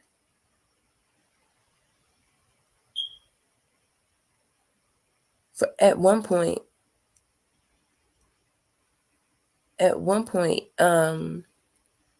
Scandal was like the show of the week. I mean, you can wait till Thursday. It's like that. What this show got in that crack? Like, geez, that's how I felt about Power. Like, as soon as Power went off, like, dang, I want some more. Like, what?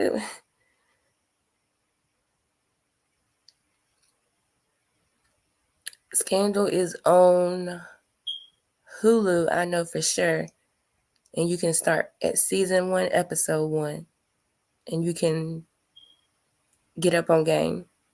Because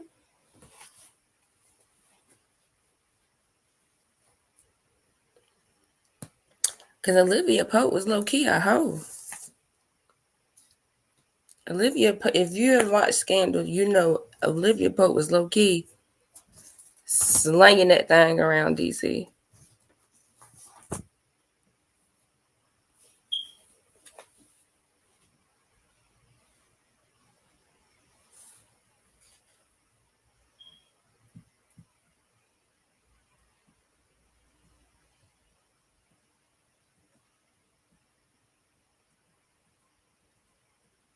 See, you gotta start watching. You gotta put the love and hip hops away and start watching shows with some substance.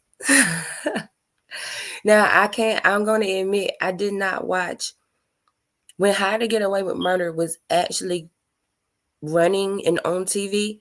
I didn't watch it. I couldn't get into it, and it was crazy because I think it came on right after Scandal or right before Scandal or something like that. But I just couldn't get into it. The same way for Grey's Anatomy. When Grey's Anatomy like first came out and was on and was like real hot, I had never ever watched the show. I think I started watching Grey's Anatomy once it was on season like 12, 13, 14 or something like that. And then after that I was hooked. But I watched How to Get Away with Murder like after it had already concluded in like the whole series was on the streaming platforms or whatever. And once I started watching it, I was hooked. Like that's what's her name, Shonda Rhimes. That's another one of her. Grey's Anatomy, Scandal, and How to Get Away with Murder, and Station 19 are all Shonda Rhimes shows, and she's a dope writer and producer. But you gotta watch How to Get Away with Murder. It is equally as good as Scandal.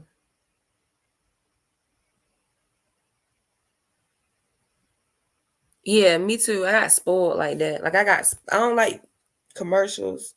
I don't like ads. Everybody knows I told y'all I'm very candid with the fact that I have ADHD. And you want to know what pisses people with ADHD like me off? Is we will watch an entire show 45 minutes in and get an ad or commercial, get sidetracked, maybe might turn to something else. We then got into something else, and then we forget to go back to the original show that we was already watching. Now, we didn't sit and watch the whole show for no damn reason because we forgot to watch the damn end of it. Too complicated. I'd rather just watch a show all the way through. I don't want to be waiting until next week for the next episode.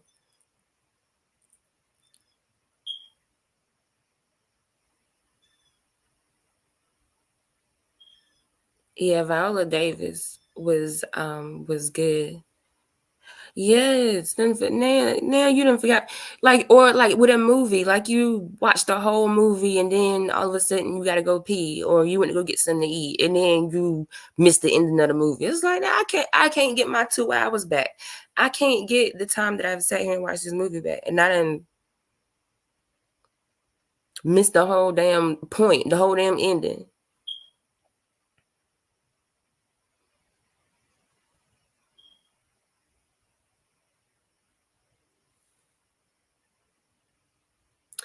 But then, ironically, in How to Get Away with Murder, she does not get away with murder. Wait, does she?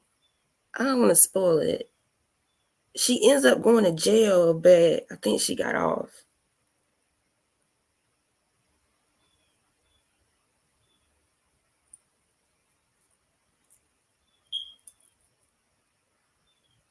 These breaks get longer and longer every day, Paige. I'm starting to think you're having some ex partes.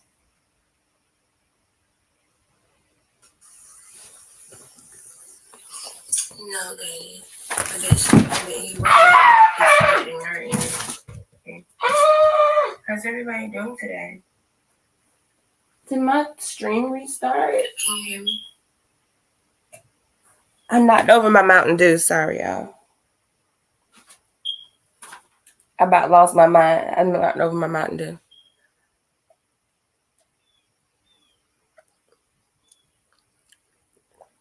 Yeah, Paige is back there sipping on a Truly seltzer in a coffee cup.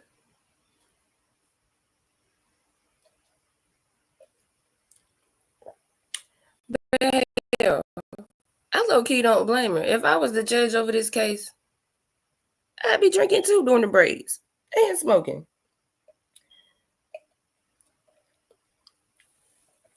Fuck out of here. She gotta go in here and babysit these grown-ass lawyers.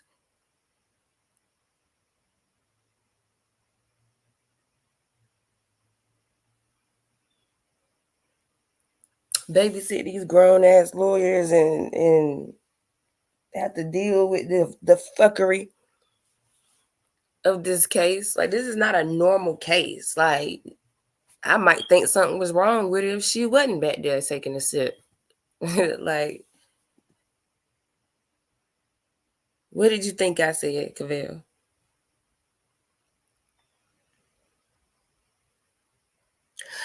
When I finish watching Walker, I'll get to the... Oh, so you really are going to go back and watch Walker? I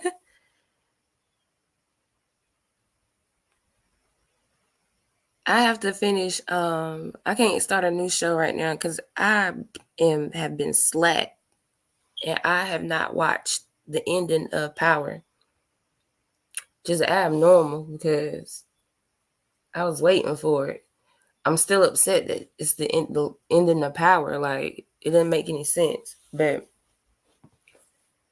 yeah, I gotta watch the ending of Power first before I start another show. Oh, I see head.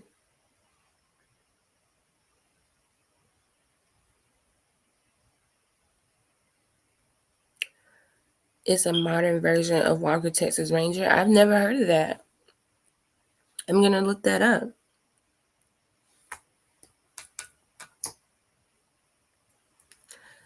Shows is a problem for me.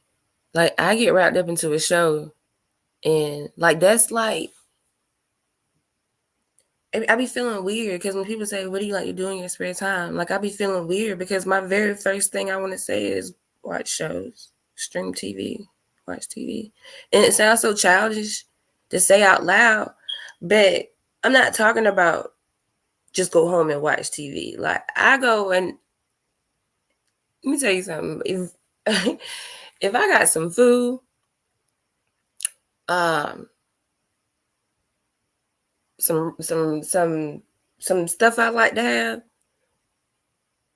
and a show with like 8 seasons, oh, don't ask me to go anywhere. I'm not going. I'm busy. I'm busy. I'm clearly busy. I have 8 seasons to watch. Leave me alone. Why would you? Don't call me. I'm not about to pick up my phone. I'm watching my show. Like, I don't miss part of the show to talk on the phone. Did somebody die? Then text me, okay? Because right now my show is on. Like, that's how serious it got for me. But like, it helped me it helped me get over my last relationship, because when my last relationship ended, my sister, it was like when for Christmas I asked my sister for a Fire Stick, and it was quote unquote jailbroken where you can like watch anything or whatever. And that shit helped me get over the relationship because I wasn't thinking about texting or calling that man. I'm watching my show. Fuck you. Fuck him. Like, I'm on season 3. I don't have time to stalk this man. Get out of here. This is so much more important. But like, yeah, it's an escape from reality. Like, I got immersed into it. So it was like I wasn't thinking about the real world. But that's also one of those like gift and curse type things, because I be getting so wrapped up that I be like forgetting to do like important things.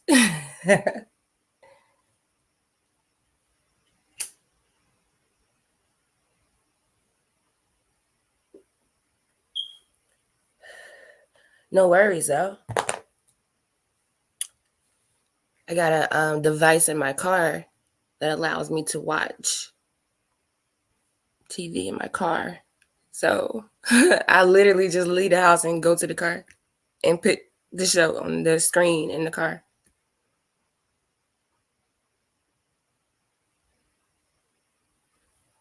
Sure do.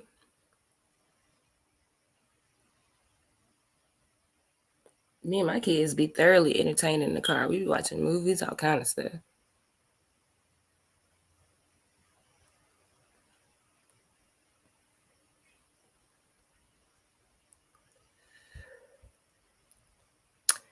I don't give a fuck what nobody say. This ain't no regular bathroom break. Because if she don't come back by 11:30, you might as well just go to lunch.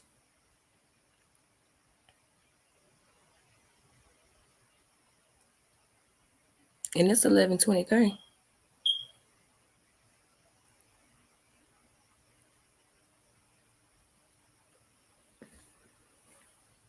So I started playing it for y'all a little bit yesterday, but y'all saw Steele's content thing got overturned. So basically, the Georgia Supreme Court said Glanville was wrong as hell.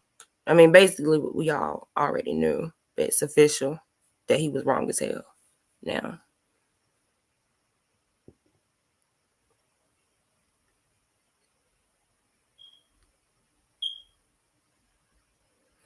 Right, Danny, I'm done adulting. I want off this ride. I be trying to tell my son's 15 and he just finished driver's ed. So he's at that age where, you just want to be a grown up so bad. I be trying to tell him. Like my mama told me. It ain't all it's cracked up to be. Cause I'm sitting here now, some days I be like, man, we waited all our life for this. We wanted to grow up so bad for this. This is ghetto. Being an adult is ghetto.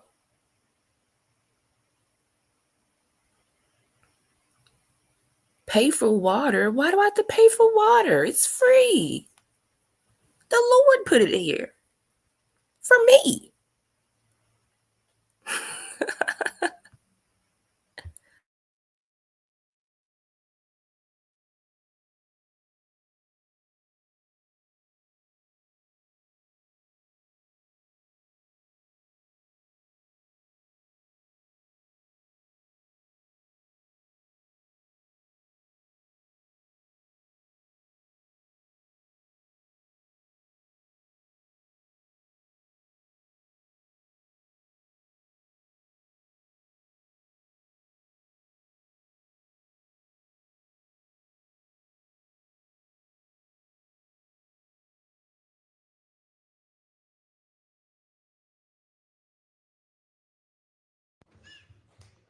What were the warrants you took out for Mr. Ryan?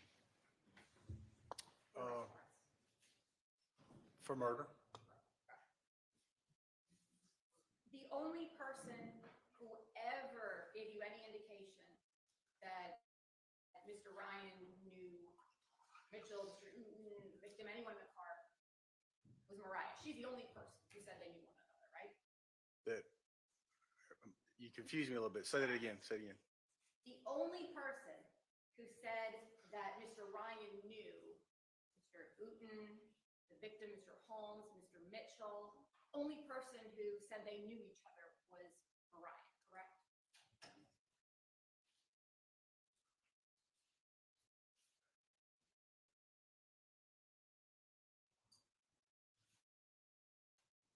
I don't recall that. Did you look at your interview? Well, I'll be honest, I forgot what you asked me for to be looking for in there. Okay.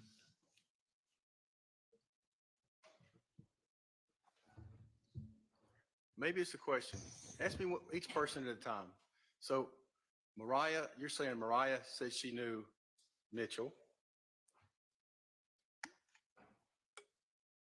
Mariah told you was the only Mariah indicated, whether through this or something else,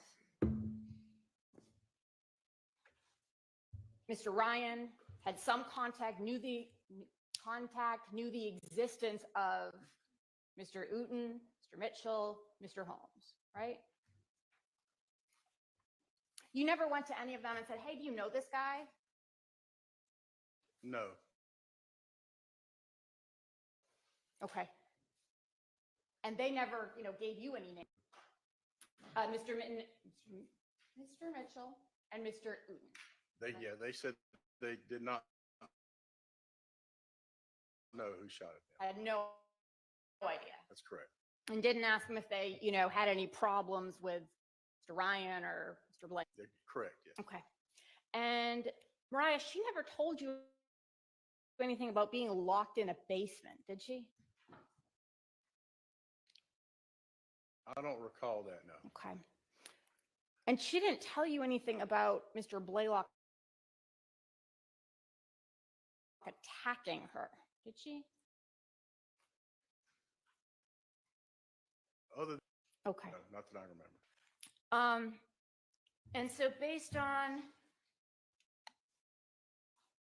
on the evidence you had, the person who fired the 7.62 was tall, right? I was.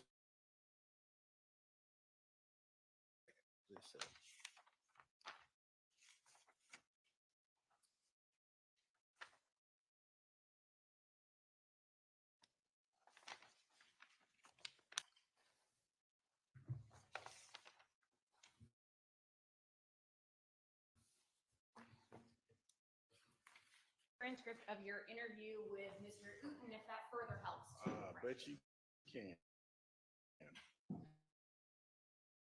Let's see.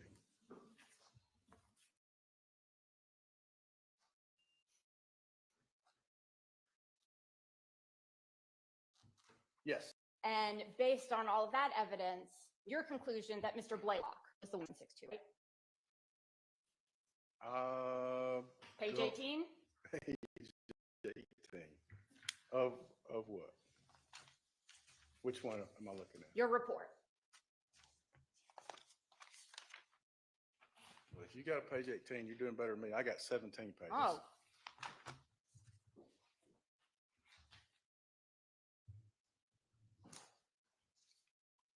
Okay, well, I got more than me.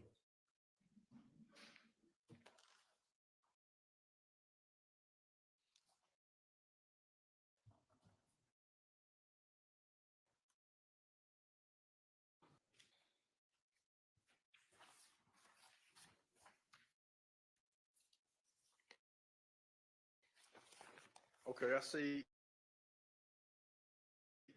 what you're referring to, yes. yep. So final conclusion, rifle.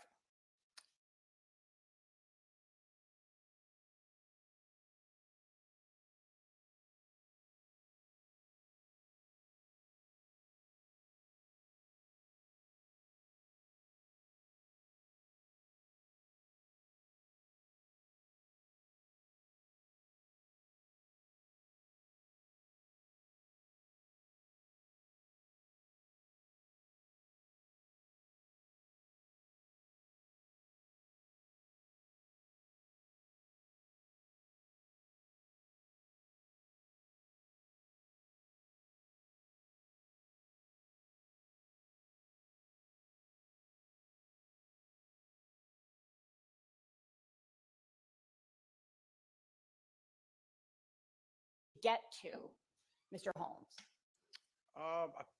It was obviously that the hat we found on top of the car was placed there by someone. Right. I don't know who.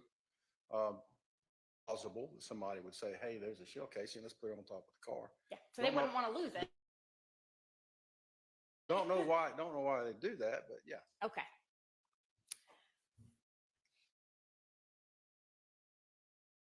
Mr. Uten, whether they had guns, correct? Yes. They both had guns, right? Yes. And you never asked them if they shot, did you? Uten, I don't recall ever asking that specific question.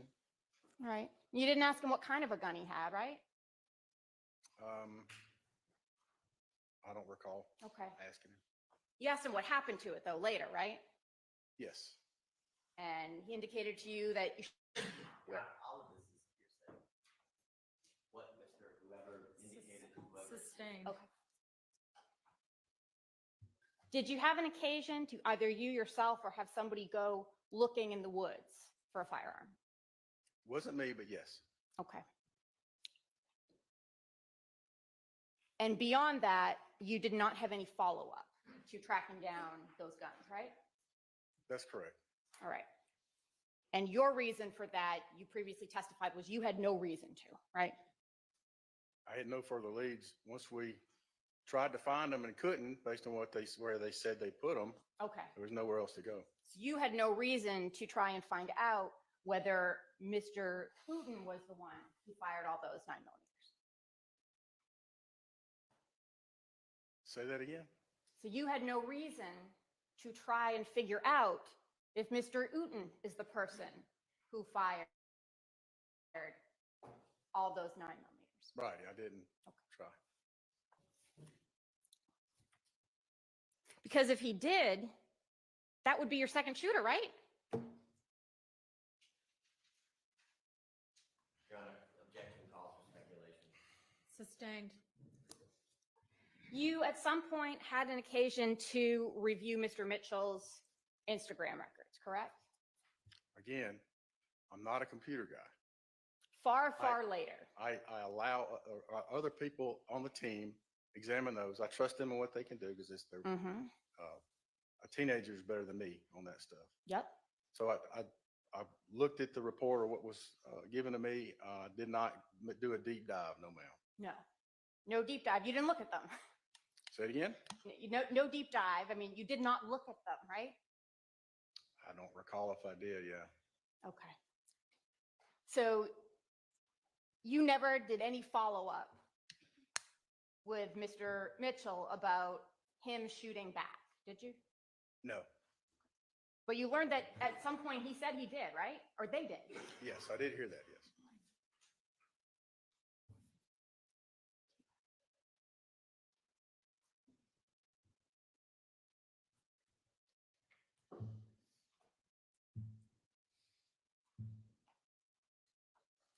Thank you, Detective. Oh, you're welcome. You didn't give this stuff back? Are there That's all yours. You're welcome. other defense counsel with questions for this witness?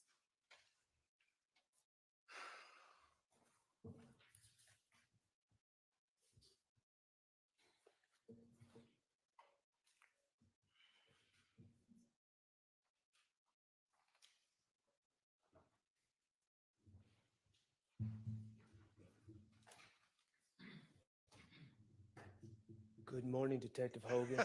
Just take the time. Good morning. Good morning.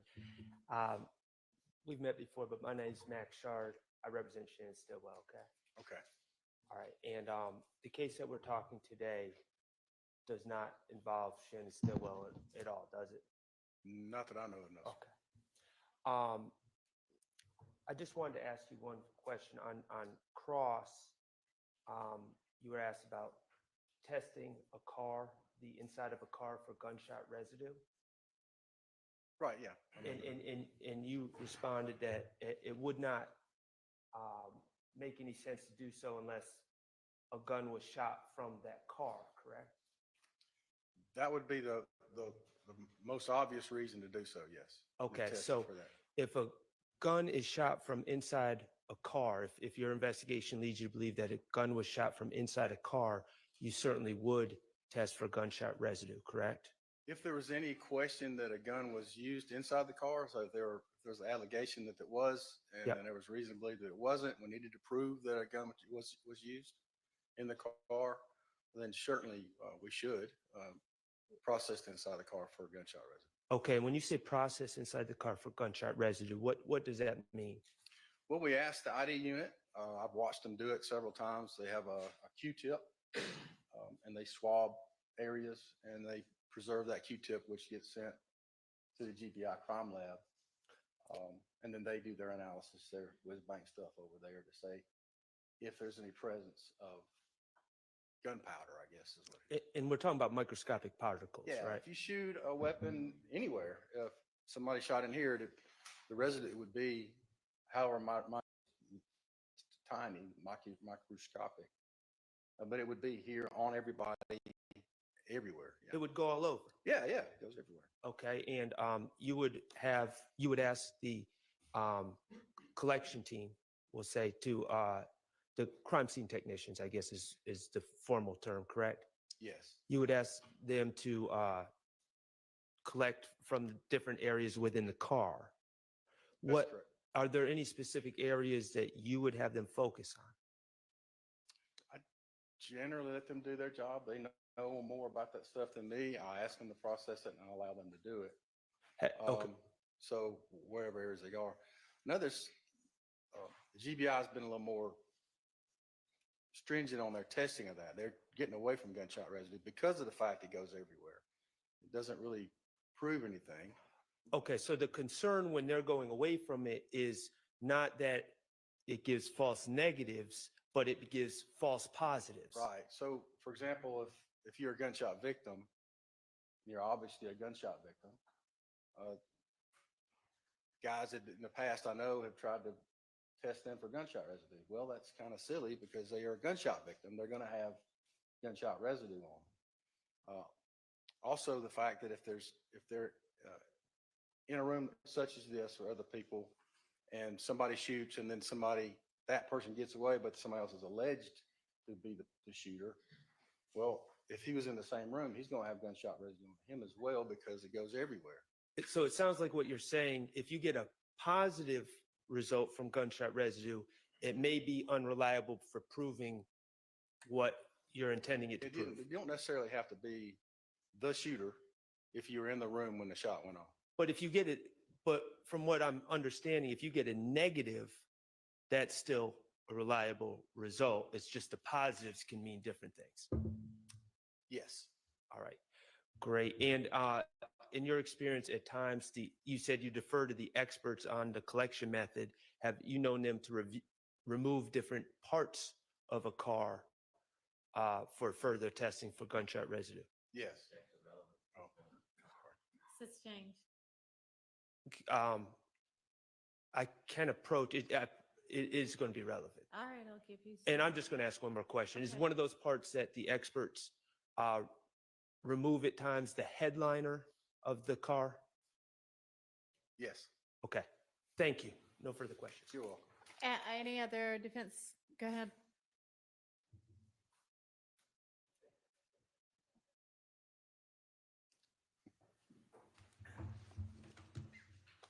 Good morning. Good morning, Mr. Steele. How are you? I'm great. Thank you. I'd like to ask you, in your work, have you ever had the need or the opportunity to ask for and secure surveillance cameras from businesses? Several occasions, yes. Okay. Can you tell the ladies and gentlemen jury, in your experience, have you ever had a surveillance camera operation where it would be a specific period of time that was captured, the images were captured by the surveillance camera? Sure. Every system's different. There are some, from my experience, some common denominators. Most surveillance systems capture a certain period of time. That's generally around 2 weeks. And after those 2 weeks time period, it stops. You can kind of imagine that you're shoving the video into a tube, and as it comes out, there's just so much space to capture and to maintain. So as you capture more video, it starts falling off the backside after 2 weeks. So for example, if 3 weeks ago there was a crime that we became aware of, and we needed to try to get the video, we call if it's past that 2 week time period, the video is no longer accessible. It's been deleted. It's been overwritten and it's gone. So in your example about the 3 weeks, so a video can hold up to 2 weeks of information, is what you're telling the jurors in our example. It's kind of a general rule, Brian. But there are systems that capture and they keep them for longer periods of time, but those are expensive to maintain, and that's pretty rare that we have, but they're out there. So if, just hypothetically, if we start on day 1 and the surveillance equipment can hold 2 weeks, so on day 14, from day 1 to day 14, it's all there if it's all working correctly. That's what I hear you say. Yes. I'm going to object to relevance. It goes back. Now, on day 15, so day 14 ends, now it's day 15.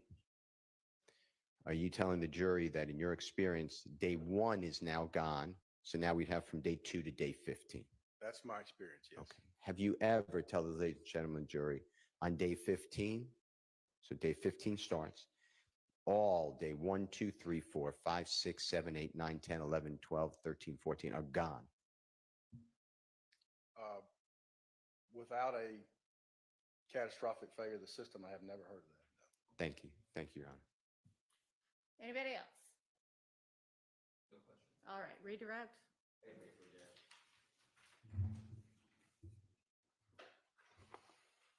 Detective Hogan, do you recall Ms. Abbasi asking you about your interview with Ms.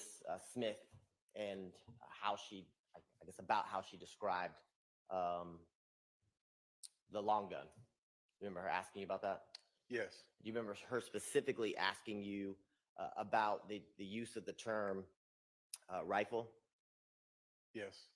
And do you recall, based on your interview, Miss Smith was only able to describe the gun as a long gun, correct? Yeah, she was not well versed in. You can answer the She question. was not well versed in guns.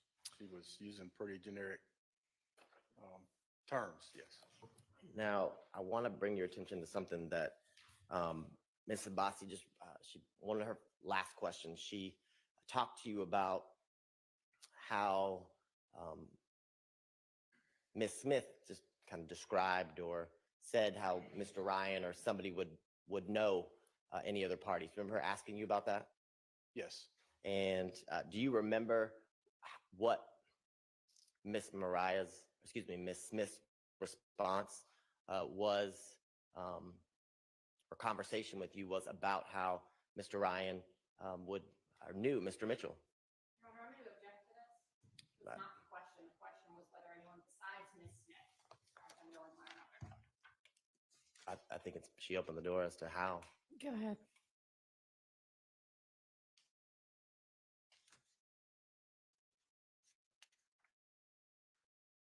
Do you recall?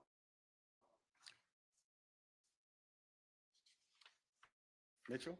No, about how Smith described to you and talked to you about how Mr. Ryan knew Mr. Mitchell. Do you remember having that conversation with you?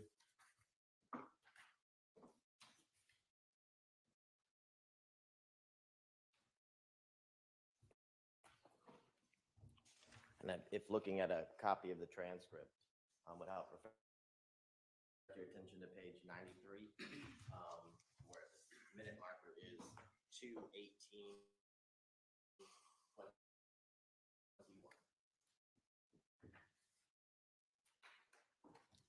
Your Honor, I'm going to object to this at this being hearsay. We're not impeaching her.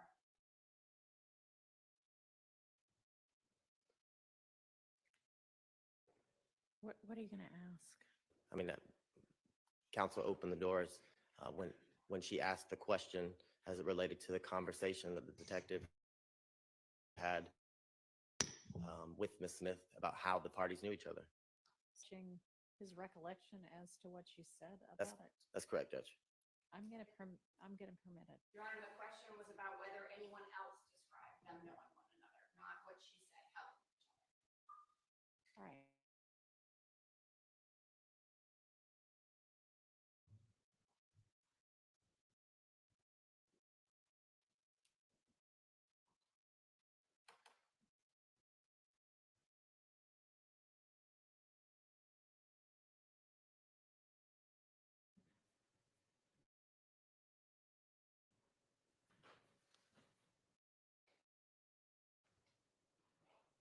I can ask the question again, Detective, after you've reviewed. Yeah, you're gonna have to give me.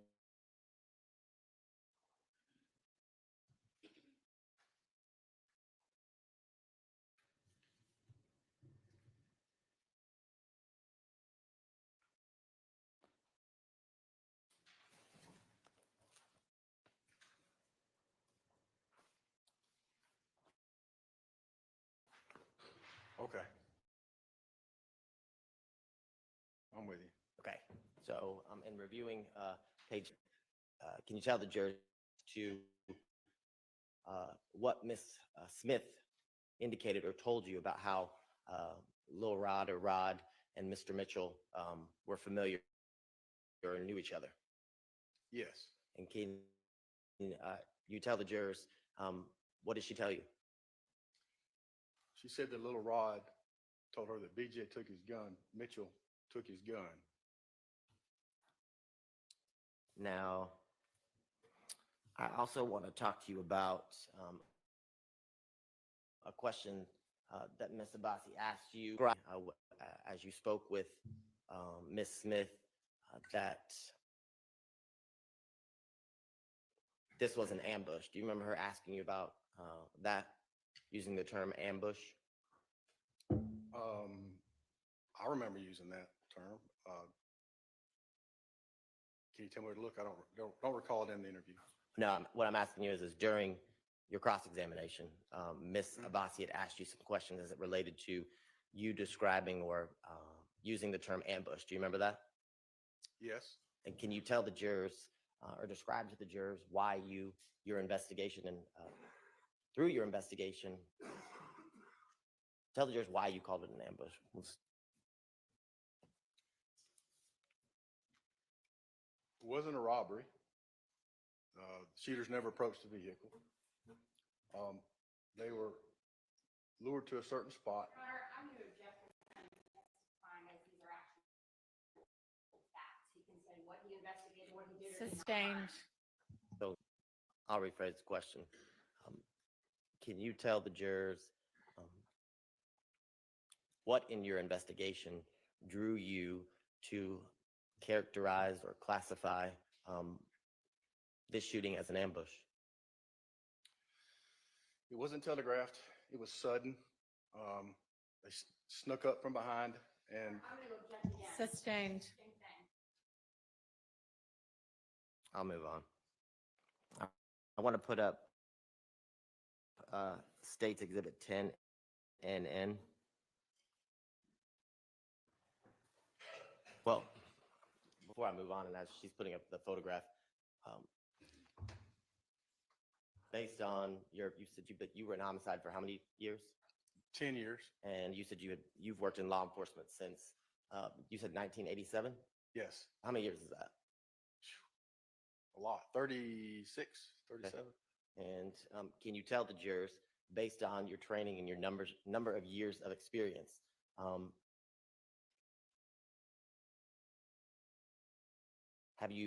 let me ask you this. Before you worked in homicide, did you work cases that also involved shootings, but no deaths? Yes. And can you tell the jurors, based on your number of years of experience and your number of cases that you've worked that involve shootings, what the term ambush means in relation to your investigations? Something that's sudden, unexpected, where the victim in that situation is pinched in or in a small area that he's hard to get out of or he can't get out of. Sit and duck kind of a thing. Okay. Now, you see the photograph in State's Exhibit 10 NN. Yes. Can you tell the jurors, is that drawn to scale? No. And can you tell the jurors, did you intend that photograph to, or that drawing to be an exact replica of the scene? No. What was the purpose of using State's Exhibit or drawing State's Exhibit 10 NN? It was just a way to kind of demonstrate what my theory was at the time when I created it. And in your drawing, can you, well, I want to take you to State's Exhibit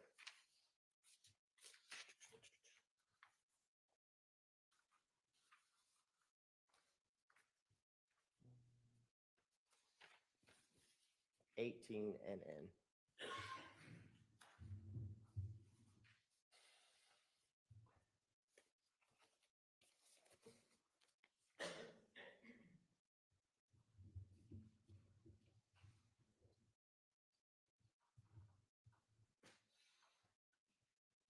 Now, in State's Exhibit 18 NN, can you tell the jurors in this photo and your actually being at the scene, can you tell the jurors how many breezeways are in the building that we're looking in front of right there? Just one. Okay. And in your drawing, how many breezeways were depicted in your not to scale drawing? One. Okay. And I want to show you State's Exhibit, I think it's 17 NN. Yes. So do you see 17 NN? Yes. Can you point to the jurors in this different angle of the building, where on this exhibit would the breezeway be? Would it be on the left-hand side, the right-hand side? The sidewalk leads to, it's off camera right here. Okay, and then you see where on the right-hand side, it states that it's 17th and the building kind of intersects or meets with another building. You see that? This here? Yes. Yes. And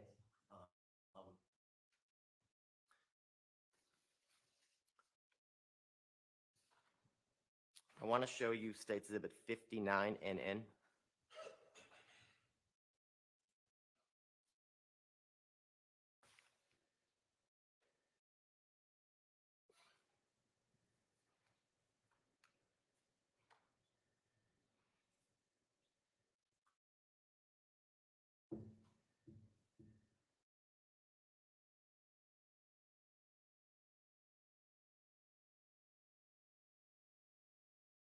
Now, in this exhibit's 59NN, can you show the jurors where in that exhibit are the shell casings that you described previously that were found in that area of the crime scene? They're indicated with the yellow placards. Okay. And in comparison to or in relation to your not to scale drawing in State Exhibit 10NN, did you place red dots on that photograph to depict something similar? Yes. Okay. And when you were putting the red dots on State Exhibit 10NN, did you put exactly 15 or what were the dots there to represent? They were there to represent the shell casings. And were they there to represent the shell casings, the general area where they were found? That's correct. And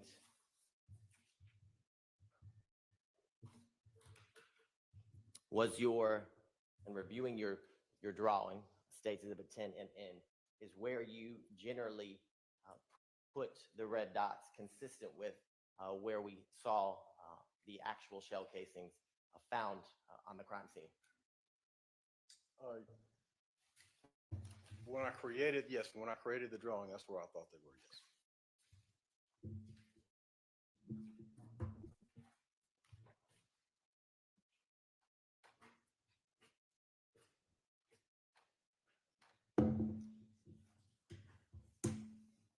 And while on scene, let me ask you this question. How long was law enforcement generally, if you know, on scene that night or that early morning at the scene of the shooting?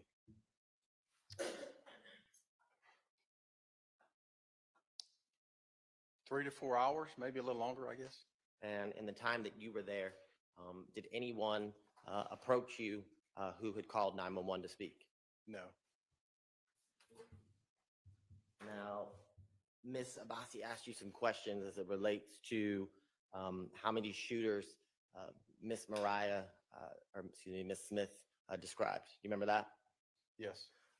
Can you tell the jurors, after the initial part of your interview that you described earlier with Ms. Smith, did she consistently, when she began, after you confronted her with the physical evidence, describe the fact that there were always two shooters? Yes. And can you tell the jurors during that interview, was it you or was it her who placed nicknames in relations to those two shooters? It was her. And before Ms. Smith told you that, did you have any idea of the nicknames of who she said the two shooters were? I did not.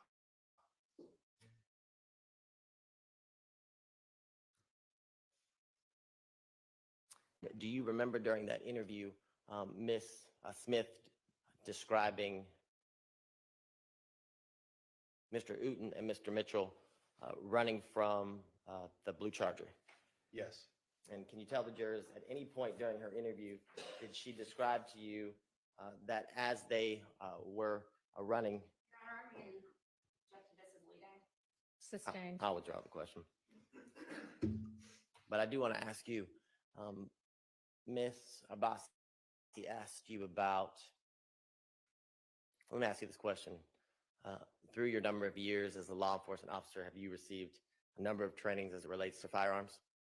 Yes. And through your work with the Atlanta Police Department and the other law enforcement agencies you worked with before that, can you tell the jurors, are you familiar with a revolver? Yes. Okay, can you tell the jurors, how is a revolver different from, let's say, a 9mm handgun or pistol? Namely, there's several big differences between a 9mm semi-automatic handgun and a revolver. Revolver is self-contained. It has a cylinder that's in the middle of the gun when you, it's either double or single action. If it's a double action, when you pull the trigger, it rotates the cylinder and at the same time pulls the hammer back. When the hammer falls as the next shell casing comes up into the barrel, it hits the firing pin and it shoots the projectile out of the front of the weapon. Biggest difference there is there's no shell casings that come out. The operator can open the weapon and dump the shell casings out, but it doesn't automatically eject them. Semi-automatic, 9mm, when you pull the trigger, it's a very similar action, except there's no cylinder. There's a spring that when you pull the slide back, a shell or a projectile with a shell is lifted slightly up from the clip. There's a clip that catches the projectile and puts it in the barrel ready to shoot. And then when you pull the trigger, a firing pin goes forward, projectile goes out the front. The slide automatically from gas pressure gets pushed backwards. The next shell casing is lifted up by a spring. It ejects the shell casing out, usually to the right, and then it goes forward, picks up the next projectile and shell casing to go into the barrel, ready to shoot again. Okay. Now, in the vehicle, the blue Charger, can you tell the jurors, were the defects that you observed in the car in the front or in the back of the vehicle? Back inside. Okay. And were there any, I guess, defects in the front of the vehicle? Don't think so, no, Okay. sir. And is the defects being found in the back of the vehicle consistent with the vehicle being backed in or parked with the back end closest to the breezeway and the front end kind of closest to the access road? Your Honor, I'm objecting. This is speculation. Well, he said consistent with, overruled. The damage that I saw was consistent with it being attacked from the rear and from the driver's side.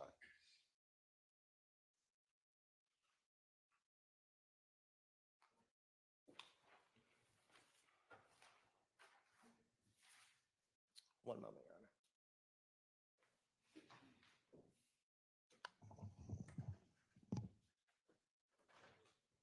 Honor. No, I'm further at this time. Very quick, Your Honor. Go ahead.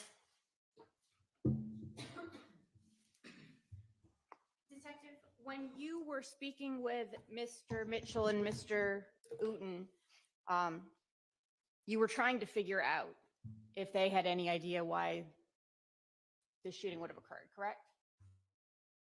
Yes. And you addressed with them whether either of them had stolen anything, right?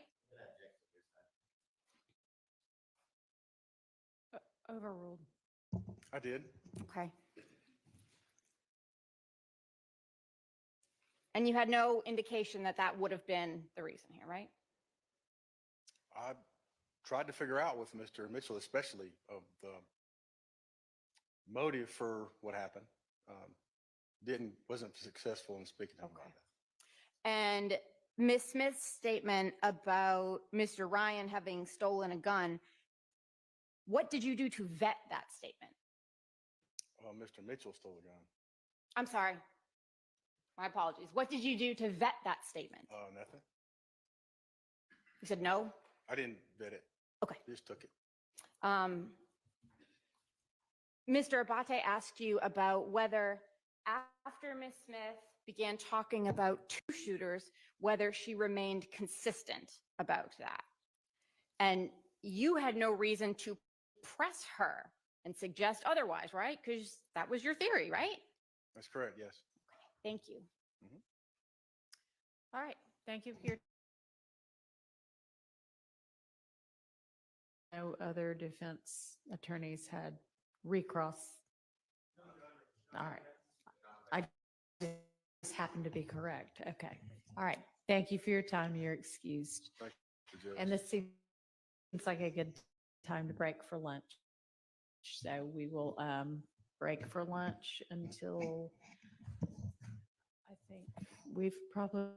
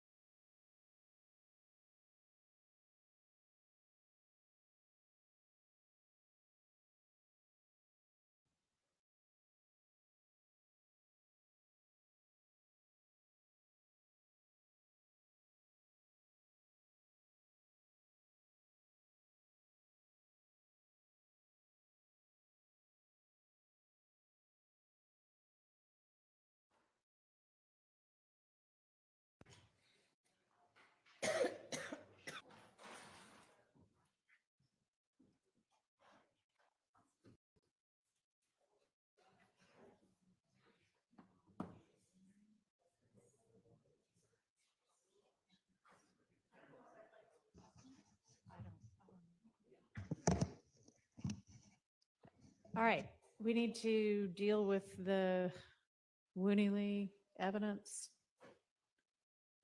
How long do you think that's going to take? All right, why don't we just do that before we break then?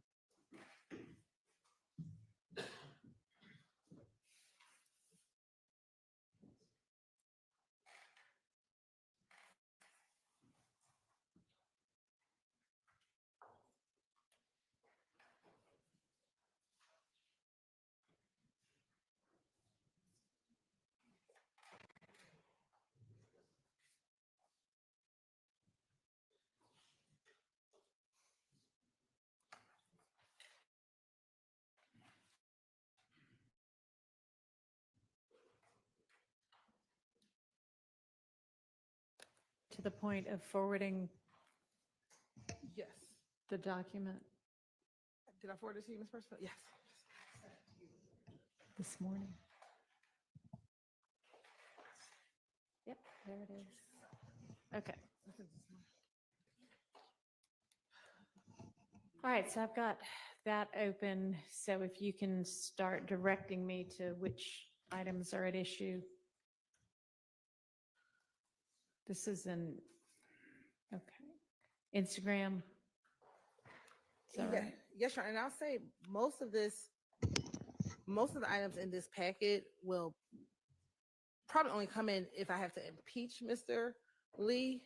So we can definitely go through it, but just to set the stage, Your Honor, about what the items in here are.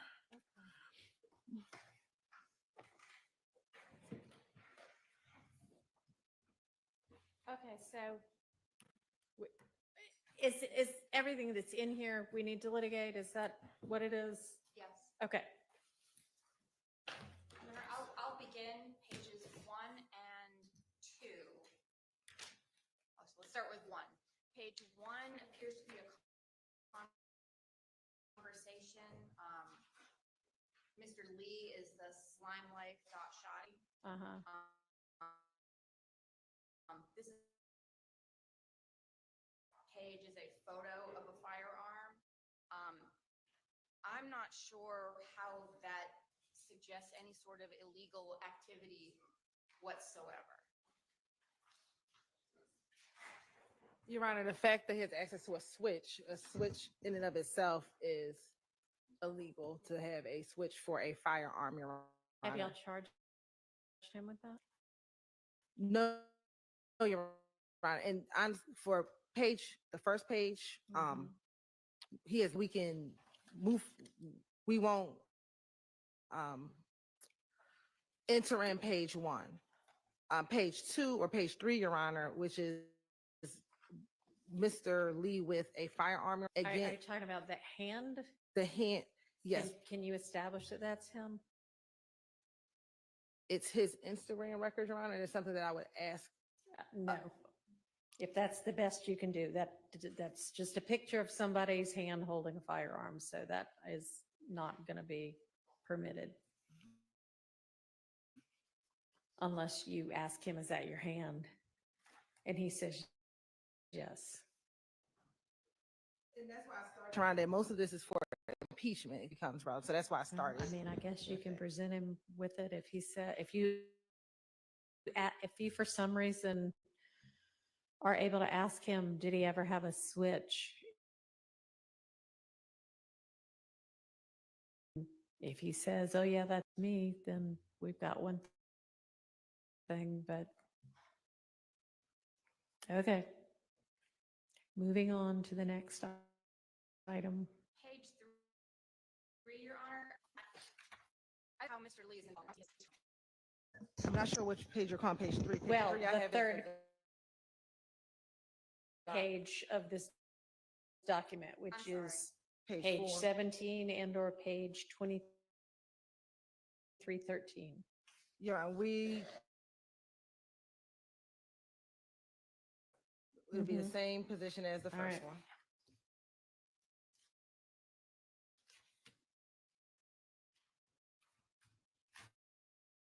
Next. The next one, page 5, which is the top Instagram page number 24836, FOT. That would be hearsay. I'm not sure under what theory it would be admissible. It seems to be talking about business and a song. Your Honor, we're going to withdraw this one. All right.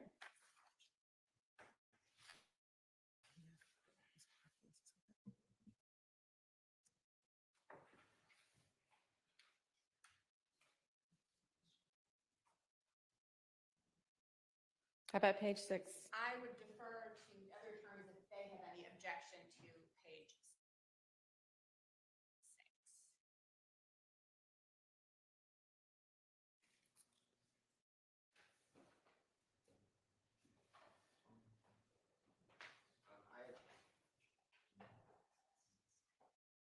Your Honor, I object unless there's a better, or some foundation. I heard what the prosecutor said, that they would not attempt to use it unless they lay a foundation or impeachment, but I don't know who these speakers are, except I assume that slimelife.shawty, SHAWTY, is the witness. But other than that, Right.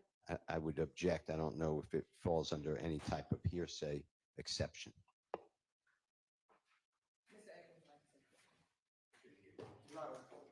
The first post on June 4th of 2019, the witness who's testifying says the YFN expletives are at your house. Mhm. And then a couple lines later, he says, just stay out of their way, bro. Too much going on. I'll come light that bitch up if they play with you.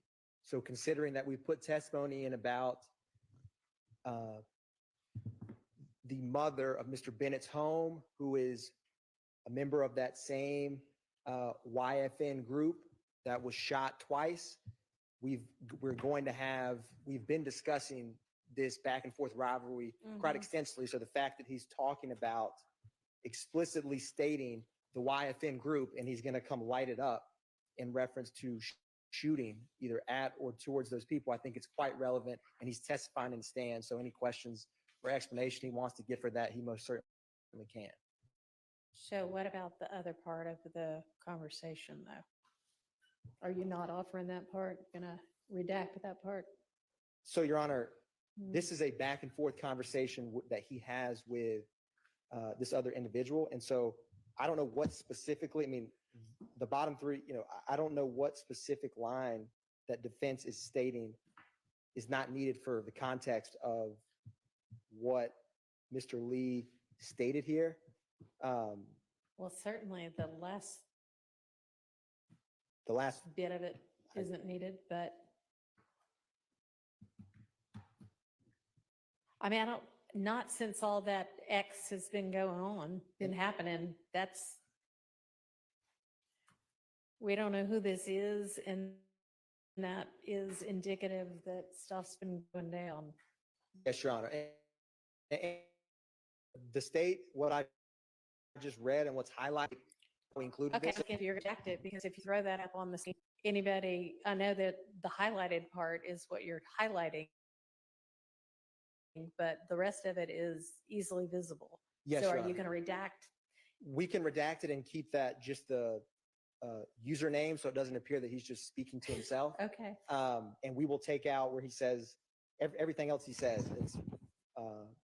That's perfectly fine, Your Honor. All right. Page 7. Yes, Your Honor, page 7, this is going to be a combination. We have a hearsay within hearsay. We have Mr. Lee asking who FAT was talking to. Not sure the relevance because I don't know who FAT is. They might ask questions which make it relevant, different conversation. But the response from someone who's not testifying is what that person heard. So we have hearsay within hearsay. The next statement is also from this other person who I'm not familiar with who the speaker is. Mr. Lee's response is ambivalent, just say no more. And there's not any further conversation that I see would be relevant. What's the state's response?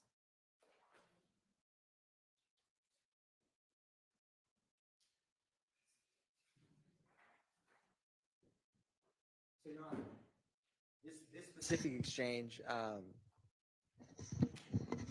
it's very predicated on what Mr. Lee responds. His response is on the stand. If he says, just like the post I just referenced before, if he says, I've never heard of YFN, I have no problems with them, I'm actually quite friendly with them, they're not opposition to me, I hang out with them weekly, then these kind of threads could become relevant, where they're saying, I just heard he was with Slime, he told him he was with YFN, and then the person, again, not Mr. Lee testifying, says that those people are ops, and then he responds, say no more.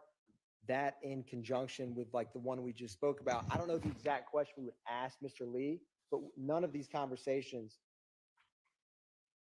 if an improper question is asked and the court sustains the objection, you will never have the predicate foundation to introduce this. And so I do think it hinges very much on how his testimony. I think that Yes, Your before Honor. you think it's appropriate to use this, y'all need to approach, because I am having a hard time envisioning how Yes, Your this Honor. would be appropriately used. Yes, Your Honor. Okay. The next page, Your Honor, is going to be page 8, and a conversation between Slat Quay and Mr. Lee. Again, I think we have hearsay. We don't know who Slat Quay is or what his possible involvement could be. They're talking, it sounds like, about something which happened in the past. I'm not sure how that would come in as any hearsay. It would be, if anything, spilling the beans, not furthering the interests of the gang, if that's even the exception they're trying to use, I don't know. I think that falls in the same line of argument that this conversation would fall into that same line of what Mr. Atkins just articulated, Your Honor.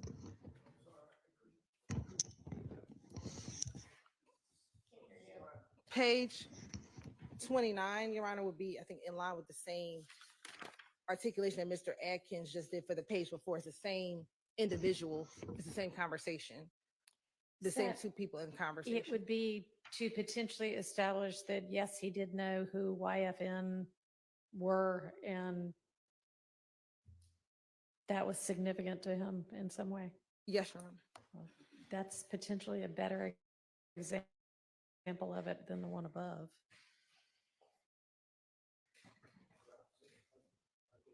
Talk into your mic. Talk into your mic and talk to me. Was talking to you, Your Honor. Okay, because you're gesturing over at them. I know, but I believe this is what I referred to the other day with regard to the person that is identified as Slat Qua, not Quay, but it's Slat Qua.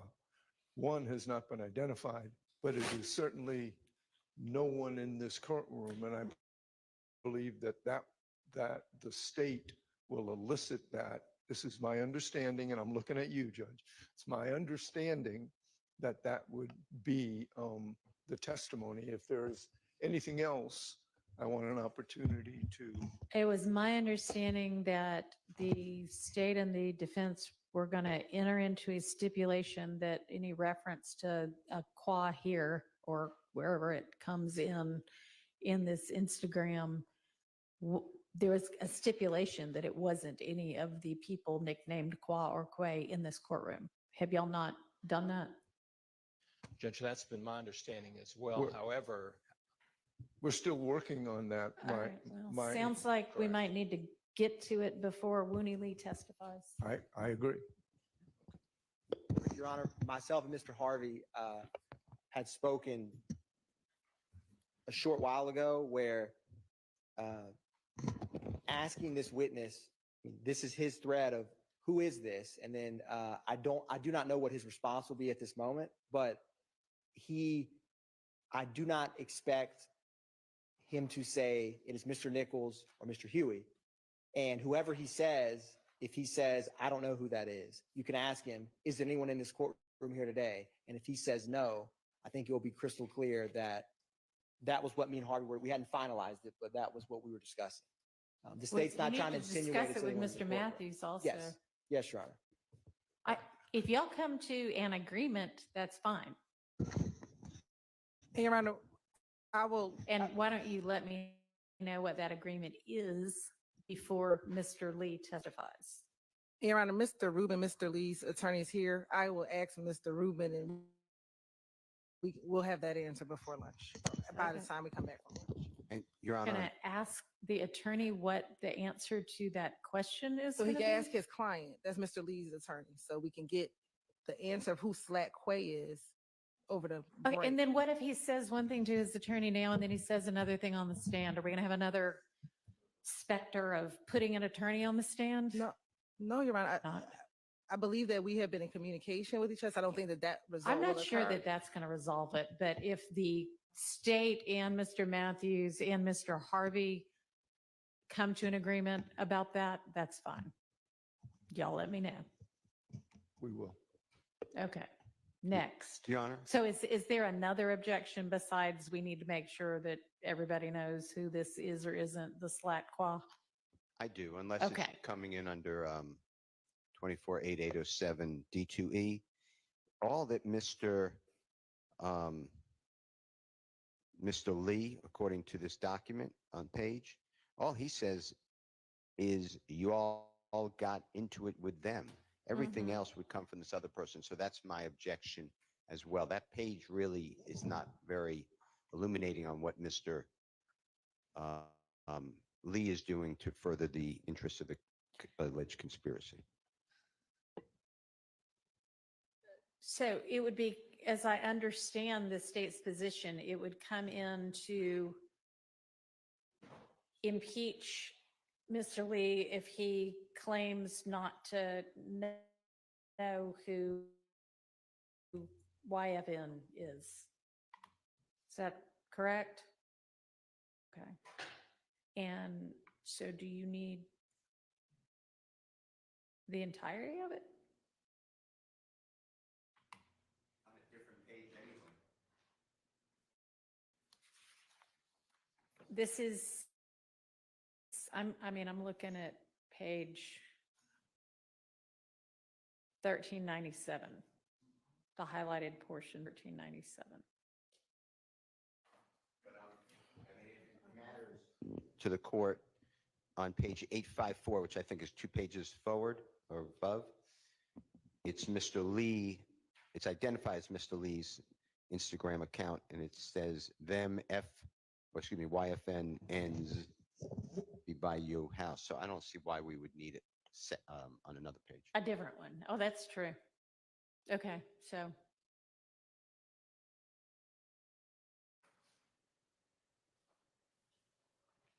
The state's position remains the same. This will become relevant depending upon the question. So this might not come in at all. And so what would the court like for us to answer? So if there is already something in, Mr. Steele makes the point that you actually have Mr. Lee on page 854 of the Instagram record talking about the MYFN ends.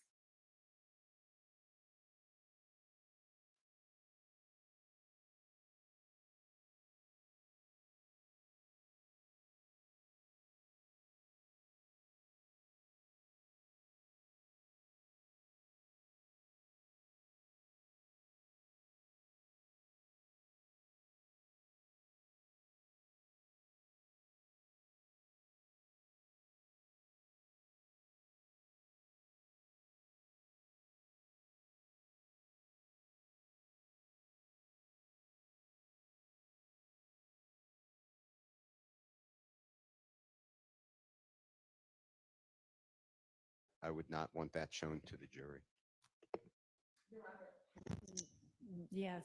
We don't intend to introduce these notes. We're actually going to pull the actual thread.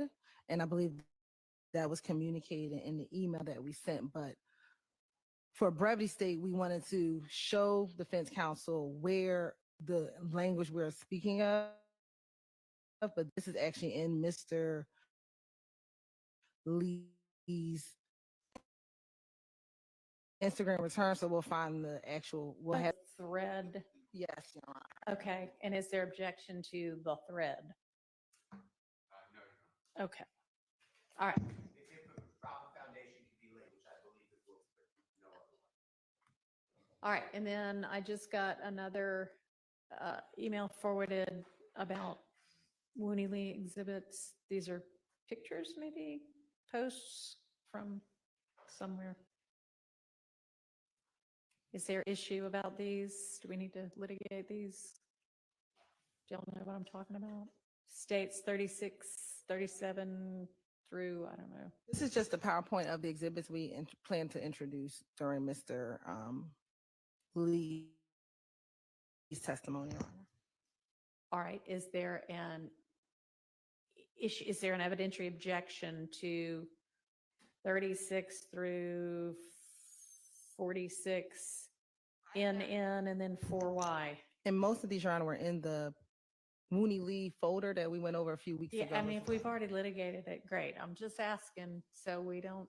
We did litigate it a few weeks ago, but as far as 36 NN, 37 NN, and 47 N issues that I brought up on behalf of Mr. Stillwell, those involve Mr. Stillwell, and I brought them up yesterday morning. Okay, But as far as anyone else is concerned, these are not things that have been litigated, except the ones that I brought up yesterday. okay. So does anybody else have any objection to any of these items?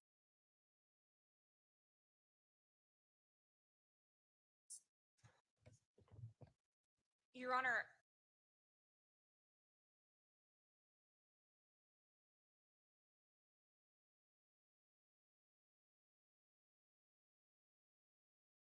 I was proceeding on the state's email, which was sent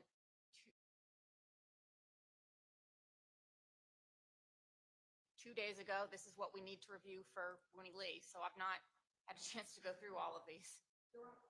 Y'all too much, honestly, all of you, or most of you, not all of you, but a lot of you.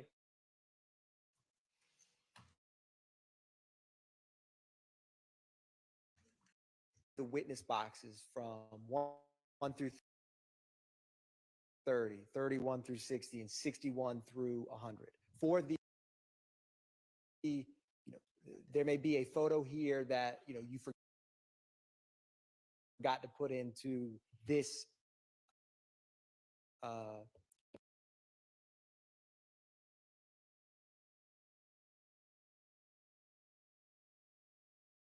witnesses folder all from discovery. So when we're creating these, like the exhibit,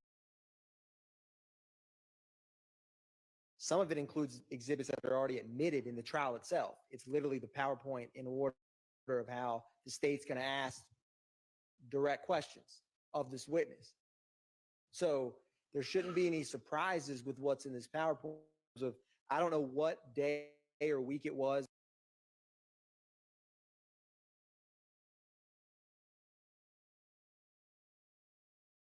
That we went through, but I know that there was a moment where we got through all of them, where the court would say, does anyone have any objections with this witness?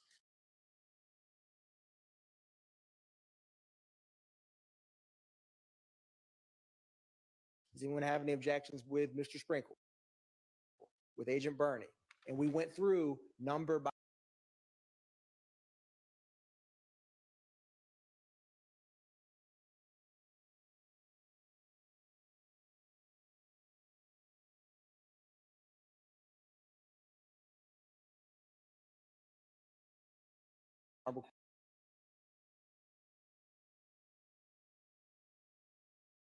or have litigated in the state's minds when these issues are brought up of, does anyone have an objection on the floor for this witness in the exhibits the state has indicated that they may use with that witness? If there's no response, All right, well, take the lunch break and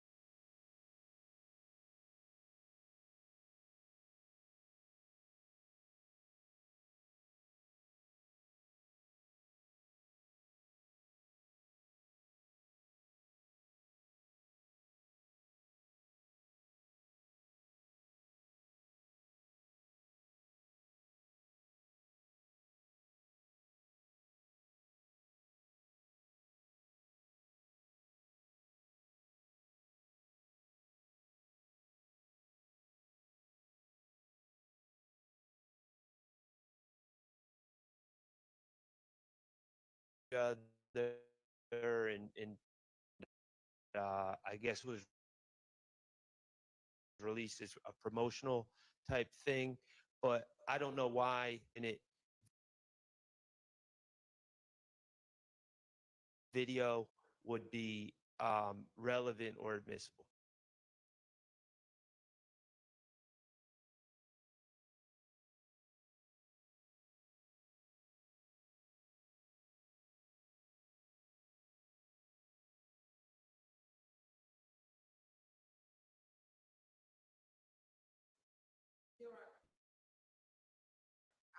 I can email over the different timestamps that are the most relevant portion. It's not the entirety of the 15 minutes, and I'll do that before I leave court. so are you saying you are only planning to play Certain, distinct parts of it? yes, and I'll send that over right now. Okay, do that right now. And then when we come back at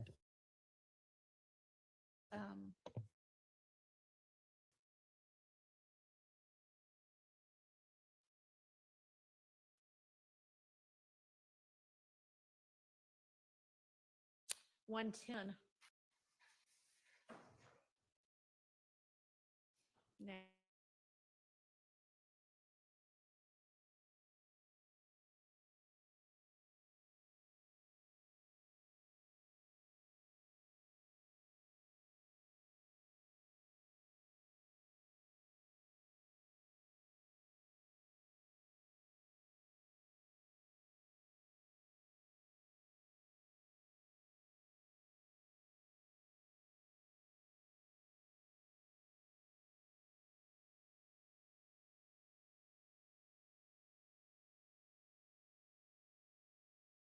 Decided it on my own because Oh, nobody okay, got well- back to me.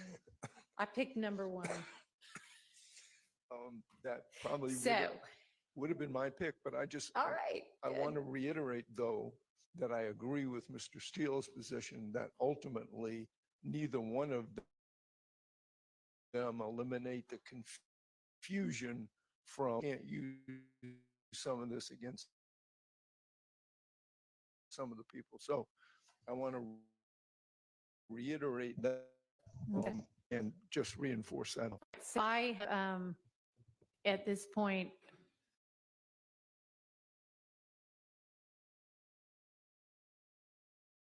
I mean, I can send it back out, but let me just do that. Let's at this point just focus that over to Ms. Persfield so she can get it over to y'all. But I've taken out the reference to facts at all. Because when I started trying to craft something that would explain, hey, this is to overtax, but that's not all you have to, find. If you're going to find, when you're making your determination on count one, I realized that it is not really just to overtax anyway, that it could be taken into consideration in their determination of whether they think anybody was conspiring to engage in a pattern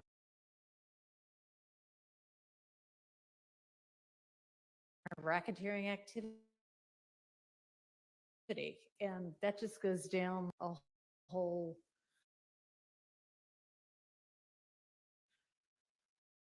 I don't know, wormhole, black hole, I don't know what, of having to stop it and give the final jury instructions now. So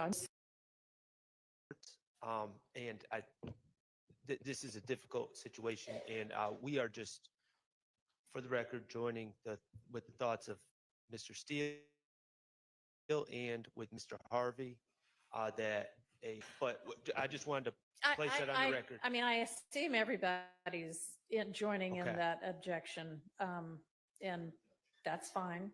I've looked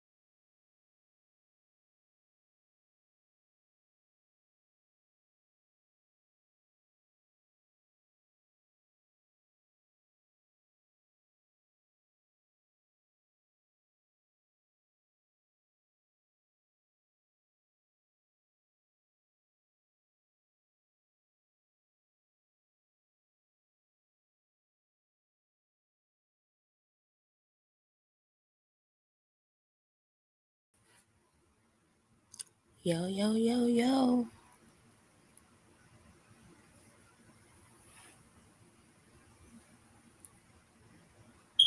Yo. Oh, wait. Let me turn my. I'm trying to. Hold on, y'all.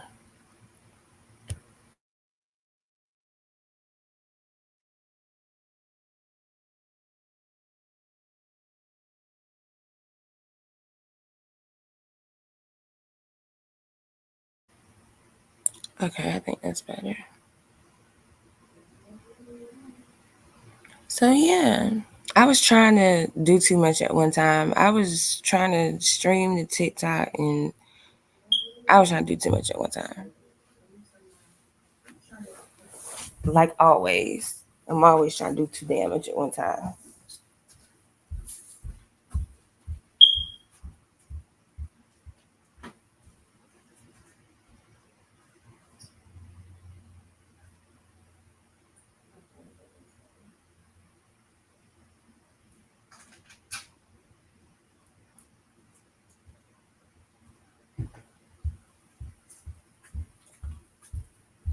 So yeah, anyway. Yeah, Danny, Paige is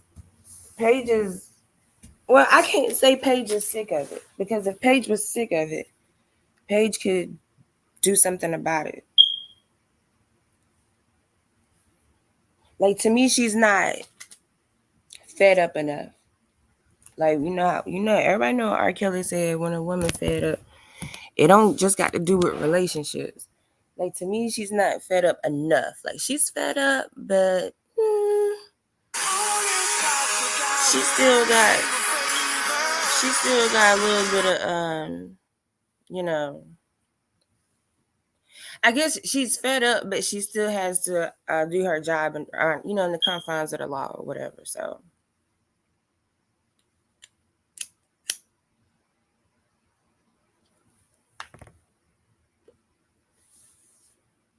yeah, she can't really do a lot. Her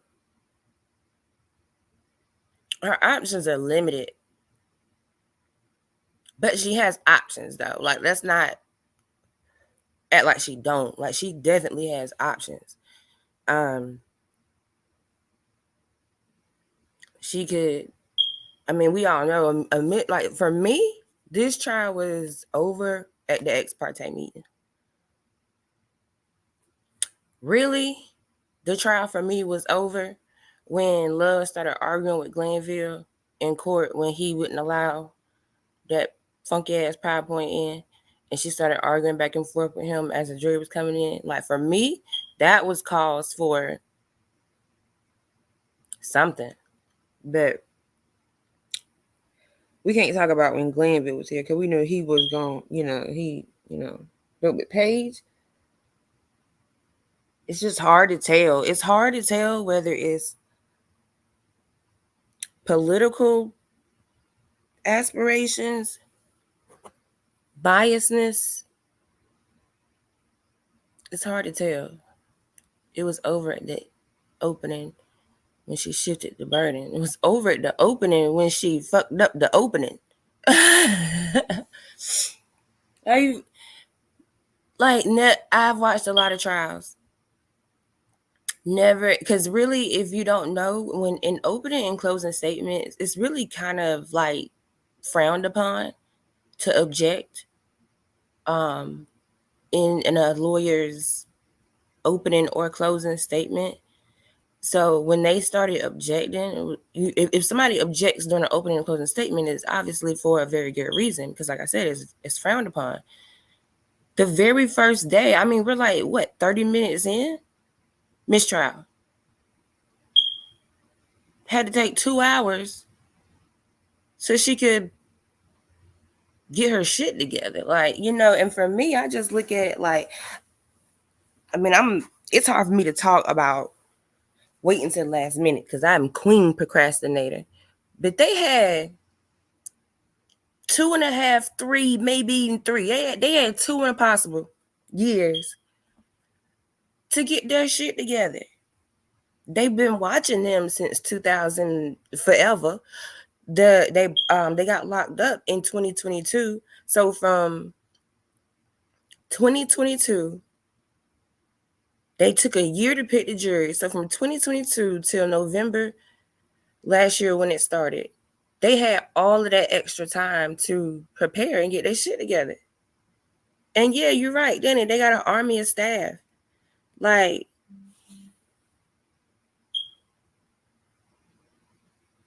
it's not really an excuse for the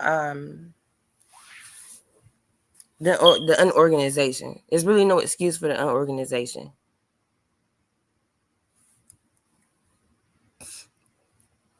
But Miss Obasi did not come to play with you hoes today, okay? Miss Obasi didn't come to play with you hoes. She said, y'all gonna give me my respect. And I love the fact, I don't know, I'm a sucker for an underdog. So I love the fact that Miss Obasi and Miss D. Williams are really like, you know, seem to care and trying to save Rod as much as they can. To the extent that they can, being though his situation is kind of his, kind of already decided. I don't think, it's my personal opinion, I don't think they should be able to talk about Lil Rod's quote unquote conviction because it's on appeal. To me, because it's on appeal, it didn't happen.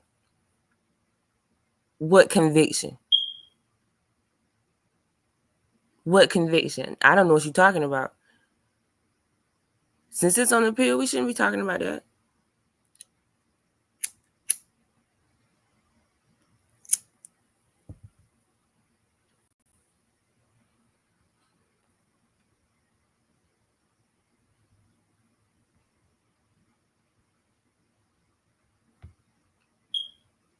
We should not be talking about that.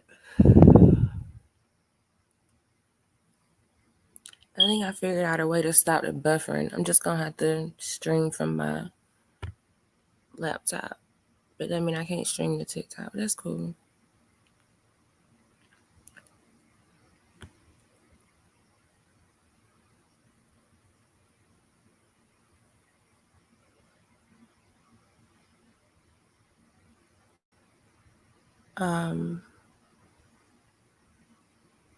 If I ever get quiet, it just means I'm reading or looking at something else. Probably show y'all.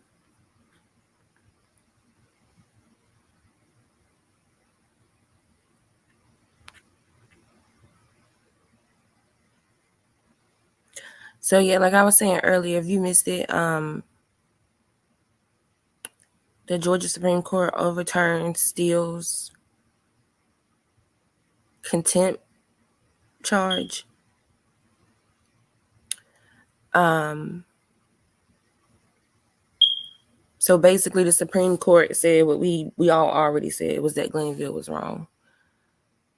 Now, what kind of consequences are going to come from that? I don't know.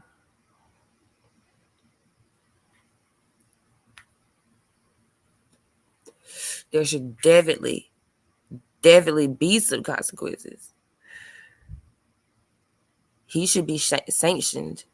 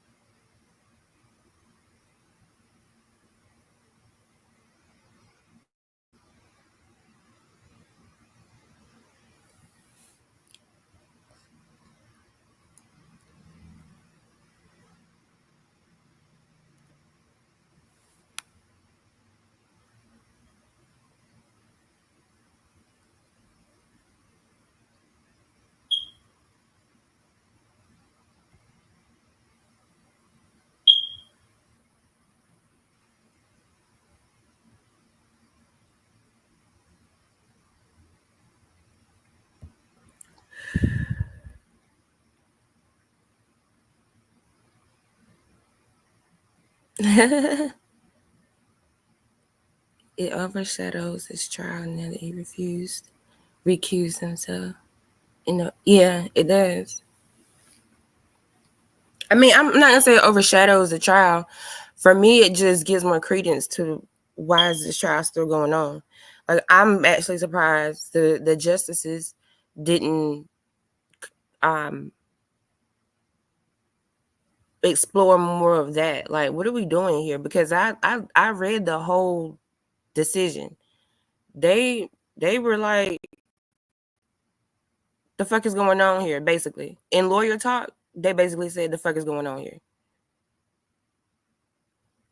So this trial has the attention of the people that really can do something about it. But it's really hard to do stuff mid-trial. Like, if to take an action mid-trial would require something very big to happen. Well, I mean, and we all sitting back like something else. But yes, unfortunately.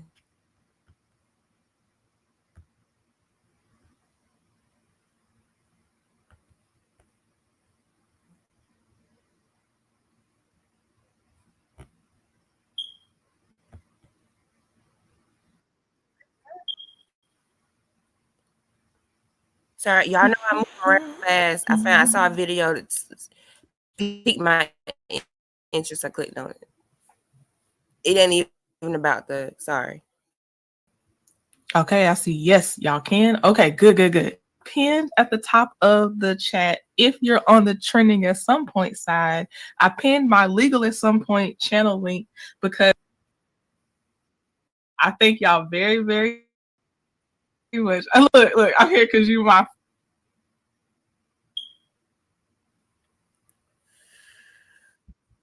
the press. So I'm going to read you the letter, okay? So this is what they wrote. They said, "Dear Judge, we write on behalf of our client, Sean Combs, pursuant to Local Rule 23.1 and the 5th and 6th Amendments, to request an order prohibiting further extrajudicial statements from prospective witnesses and their lawyers that substantially interfere with Mr. Combs' right to a fair trial. Mr. Combs has a constitutional right to a fair trial, free from the influence of prejudicial statements in the press. See Shepard versus Maxwell, holding that courts' failure to alleviate issues of trial publicity by imposing control over the statements made to the news media statements made to the news media by counsel, witnesses, and especially the police officers, denied defendant his Sixth Amendment right to a fair trial. See also Bridges v. California. Legal trials are not like elections to be won through the use of the meeting hall, the radio, and the newspaper. Patterson v. Colorado, the theory of our system is that the conclusions to be reached in a case will be induced only by evidence and argument in open court and not by any outside influence, whether of private talk or public print. United States v. Brown, there can be no question that a criminal defendant's right to a fair trial may not be compromised by commentary from any lawyer or party offered up for media consumption on the courthouse steps. To avoid, oh Lord, I'm just making up stuff. To protect a defendant's constitutional rights, courts have an independent obligation to avoid publicity. Yeah, I'm not really trying to hear nothing about and otherwise interfering with the trial and prosecution of state politicians. I'm really not trying to hear nothing Oh, well, about let me just say Diddy, it says Diddy wanting a gag order and wants the case not to be tried in the public eye, but in the courtroom. You have lived your entire life in the public eye, sir. You have put you have put everything in the public eye. You put everything out there for the world to see. But now that you're in trouble and the press is not good press, now you want a gag order and you want people to stop talking about it. Okay.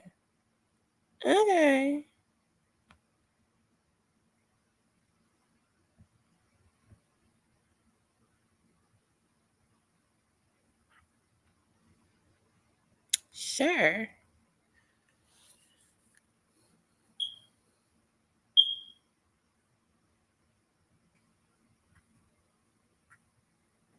So I watched this video this morning Oh, wait, hold on. I just saw some breaking news. Let me look that up first to see if that's clickbait. I saw a video this morning on Class E Beats page. Okay, so breaking news, Wiz Khalifa has been indicted for smoking weed on stage in Romania. Get the fuck out of here. Really?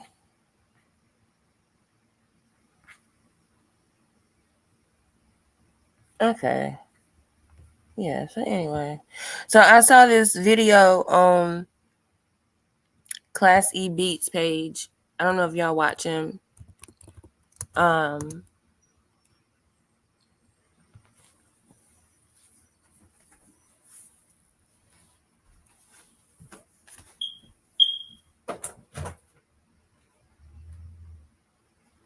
Okay, my bad. Y'all, I be getting so freaked out when, like, being in the house.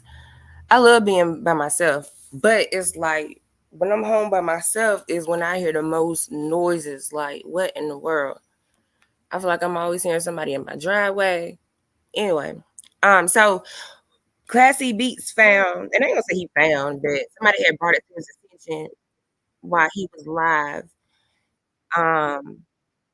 That Moontunk's lawyer had bad reviews online or whatever. And you know, everybody has bad reviews online at some point. And then I think people had already covered that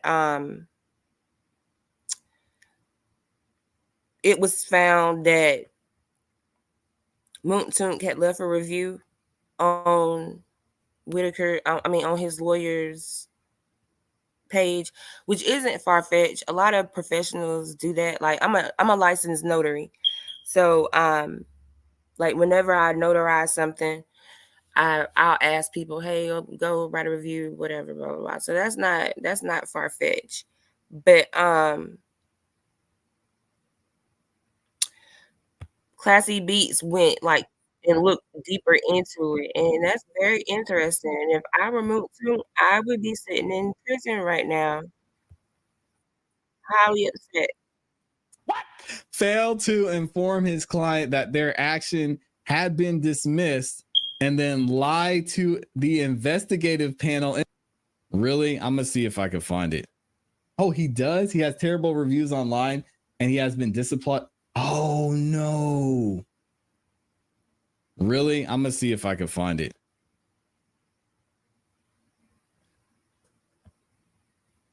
Where do you find? Let me see. Derek Wright reviews. Look, Mookie, Fayetteville, Georgia. I keep forgetting There he to is. put the battery in there. Like, no, I keep forgetting to buy the batteries to put in there. I only think about it when I come back home. Like, I need a filter for All right, my y'all want to do this? We're gonna have a Derek Wright roast you know the session. filter you put in the Shout out to the air phenomenal vent RN. thing. Oh, Like, I need a new this filter. is tough. I went to Family Dollar this morning. I don't ever think about that shit while I'm out. But when I come home, I'm like, oh shit, I need batteries. Oh, I need a filter. And I shouldn't laugh. This is bad because Monk was going to jail. But let me make sure the they smoke detector beeping is how okay, you we're know about I'm to a have the nigga. Derek Wright roast session. These are Derek Wright's reviews. Y'all want to look at the photo? Let's see if I can zoom in. Oh my god. I get to keep my Here we black go. card because you hear He's my got 63% 5 stars. Let's see what some of these reviews are saying. All right, Derek Wright. This is in September 10th. So this was from Anonymous. Worst. Hired him for my son 10 years ago. Watching him on the YSL case brought back just how horrible of an attorney he was. Yes, come go through it because I need some light bulbs too. But I don't ever think about it till I come home and try to turn on the light and the light don't work. When one at a jury trial, he said, take a plea or pay in full. I got mad yesterday. He's about like, money damn, and should why be my kitchen called light? king of plea Which one of y'all bargains. broke my damn Dang. light? And this one's actually from last year. I just forgot to get the damn It bulb. says worst attorney ever. Attorney Derek Wright This man is a crook and a liar. He abandoned my son's case, and he's only been hired for 3 months and refuses to answer any calls or texts to explain why he thinks he's going to take our money and abandon my son's case. He never showed up for court on time or visited my son. He made promise after promise and assured us he would fight for my son. He used a juvenile excuse saying me, the mom, called and texted too much about the case. How else was the family supposed to get updates on the case because he never called or did the job he was paid for? I wish I had seen negative reviews on FindLaw of other clients complaining about how incompetent he is before we hired this clown, or even the complaint with the board that shows his history of being a liar. I'm gonna actually remember.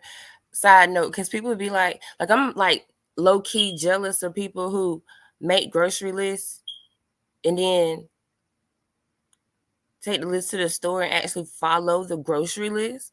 Like I'm low key jealous of people like that. Because number one, I gotta remember to make the list. If I remember to make the list, I have to remember to take it with me. Because there have been many times where I've succeeded, felt accomplished, felt like I did something because I actually sat down and made a list.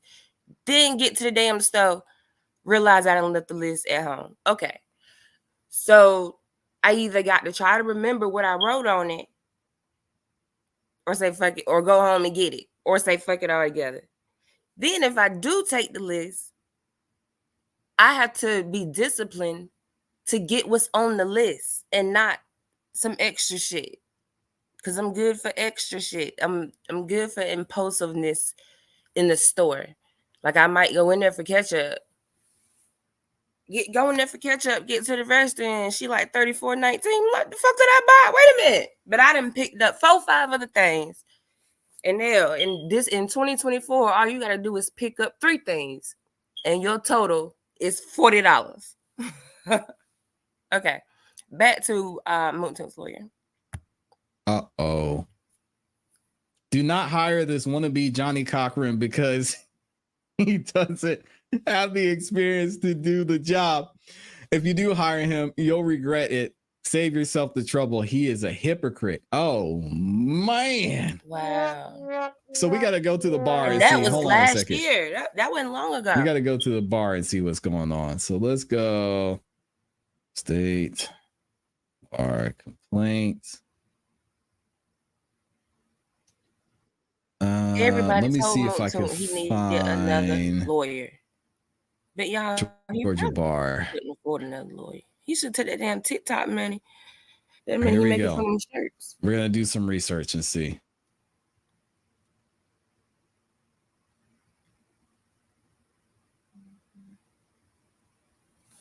All right. Yep. Fayetteville, Georgia.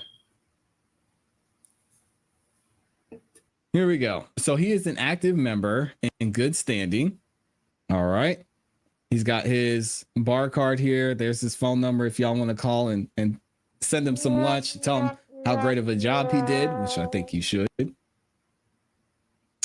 Status, active member in good standing. Okay, that's good. Public discipline, history on file.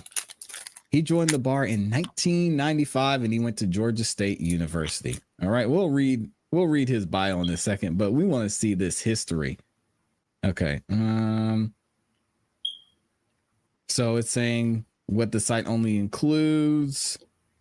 And then it looks like in 2006, he had a review panel reprimand. Now, what was that for? Are we going to be able to see what it is?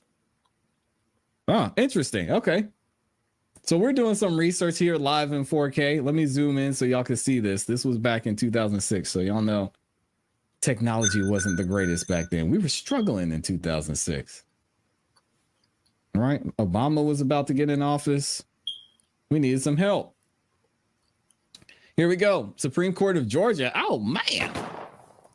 The Honorable Supreme Court of Georgia met pursuant to adjournment. The following order was passed. In the matter of Derek M. Wright, this disciplinary matter before the court on Derek M. Wright's petition for voluntary discipline, in which he seeks a review panel reprimand and requirement that he attend the bar's ethics school at his own expense, Wright, who was admitted in 1995, admits that he filed a tort action on behalf of a client, but failed to respond to the defendant's discovery requests and motions, failed to comply with the court order, failed to appear at a scheduled hearing, failed to inform his client that their action had been dismissed, and then lied to the investigative panel in an attempt to excuse his failure to attend the court hearing. Oh, man. Wow. That's fucked up. Oh, dang, Derek. Such conduct violates Rule 1.3, 1.4, and 8.1. We know these are the rules of, I think it's professional conduct or attorney conduct of the Georgia rules of, oh, okay, there it is right there. Professional conduct, part of the bar rule Don't take your brother to him. 4-102D. Wright had no prior disciplinary record and states he is genuinely remorseful and accepts responsibility for his misconduct. The state bar and the investigative panel concur in the petition. After a review of the record, we accept the petition and hereby direct that Wright receive a review panel reprimand and that he attend the next scheduled session of the state bar's ethics school at his own expense. Oh my gosh. That's interesting. I don't know.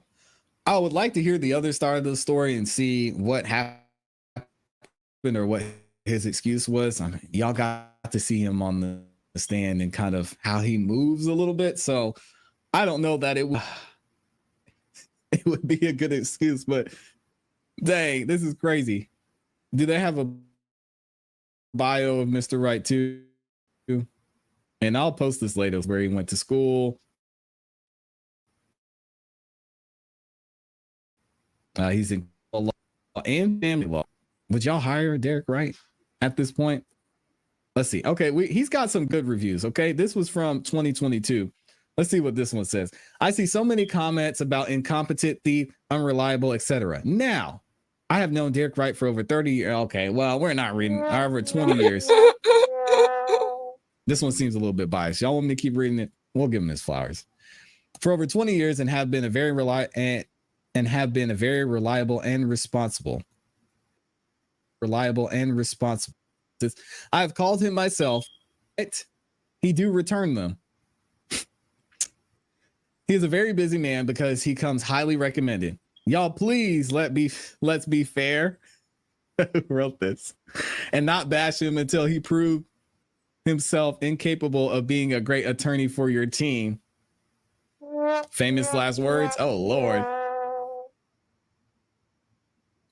I promise, if y'all be fair, give him time, you will win your case. What? This is what I experienced with him. I have used his services twice and I've never FARE. Oh, Jesus. Give him Federal time. case, extremely knowledgeable, professional, well-prepared attorney, without a doubt, one of the best in the nation. This is from 2022, that same year. Not sure what's going on, but highly disappointed. I have dealt with Derek several times and have recommended him to a few people I know. He had always been solid with me and responsive. In February of 2022, I called him and asked about filing a divorce for me. He told me he could do it and to send him the details he needed was $700 to start filing. I cashed out him the money and things went radio silent. I reached out a couple times. Sometimes he responds. Most of the time he doesn't. It's been 2 months and I can't find anything with the courts regarding my divorce. Oh God, 2 months? I mean, after 2 weeks, I'll be like, hey, y'all, we got to get this thing done. I reached out to the state of Georgia bar and they advised me to send either an email or a certified letter to Derek. Contact the client assistance program at 404-527-8759. After that, file a grievance with them at the Georgia bar. And here's where you can file. I'm one step away from filing the complaint, but all I want is my money back or proof the divorce has been filed. Jeez, I wonder if there's one as far back as 2006. Wouldn't that be interesting? It looks like it only goes back to 2009. That'll be interesting to see. All right, let me double check and see if they're back in court yet. Still not back in court. I don't want to continue to roast Mr. Wright because I mean the worst possible thing that could happen to an attorney, I think, happened live in 4K.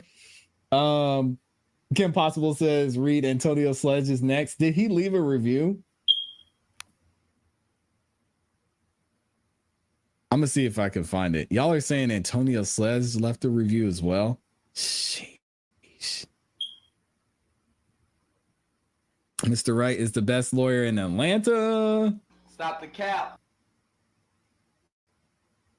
He did.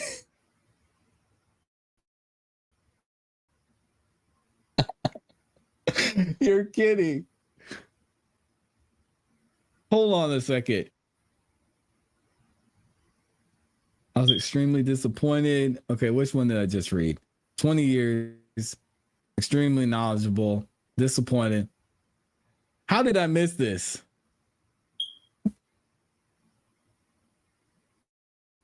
Oh, God.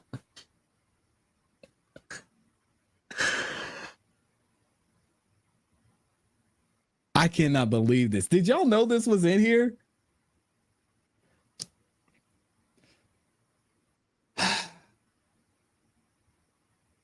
Five stars. January 10th, 2022. Posted by Antonio. Best lawyer. Oh my gosh. I, Antonio Sledge, truth, Mr. Wright was my life in the courtroom. He is the best I ever hired. He away be honest with me about a case to always pick up the phone when I called. Never let me down.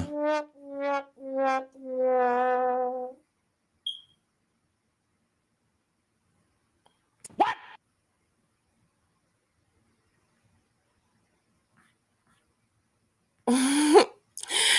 She said, he said, you so damn nosy. Can you confirm he said this review? He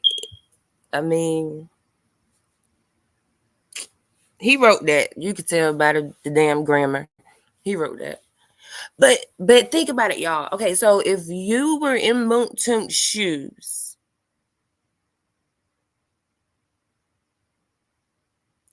would you be giving Mr. Wright some grace right now, or would you be hot? Would you understand that? Would you be understanding, or would you be hot? 38 hot.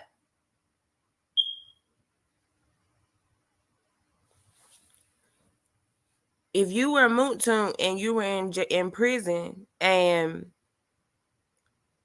you just got you are seeing these reviews, would you be understanding? Or would you be 38 hot?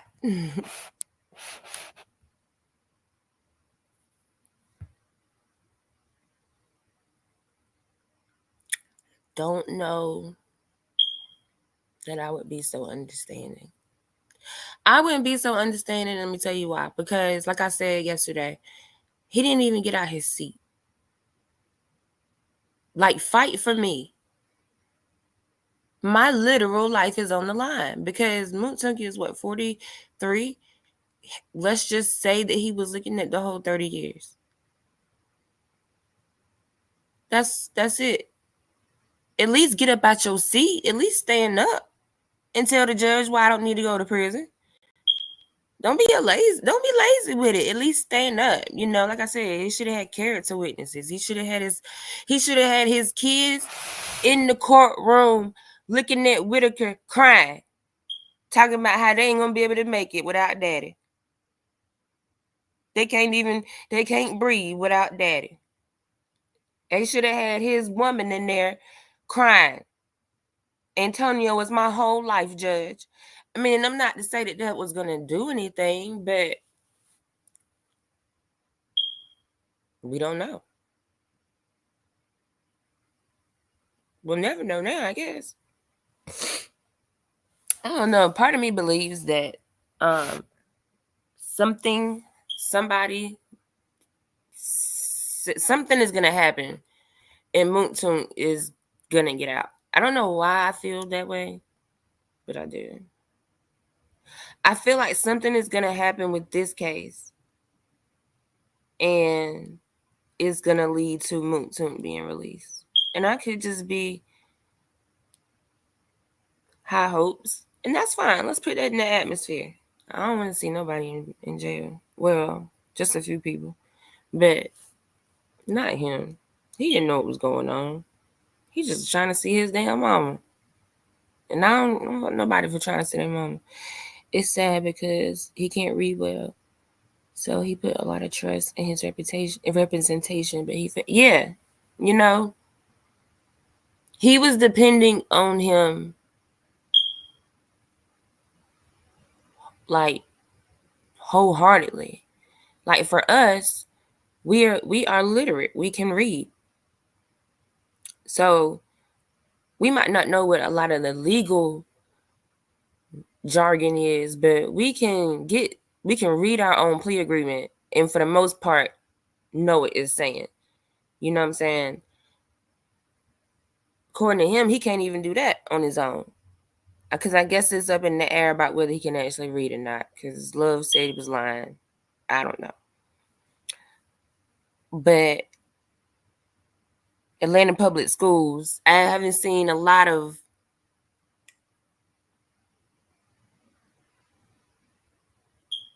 let me just leave it there. We don't know whether he can read or not. So yeah, you're right. He did put a lot of faith in Mr. Wright to fight for him. That's the word that could keep coming back for me. Fight. Fight for him. Fight. Like to me, Mr. Wright didn't fight. Yeah, he went and made an argument. Or you know what? I feel like Mr. Wright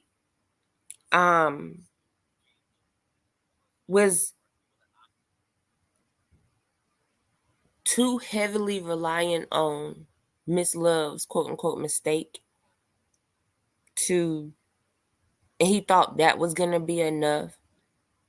That's what I feel like. I feel like, especially with Miss Love being cussed out, chewed out by the judge and stuff. Miss Love has been a problem this entire trial. Everybody knows it. Everybody has seen it. I want to say Mr. Wright probably he took advantage of that. He took advantage of that.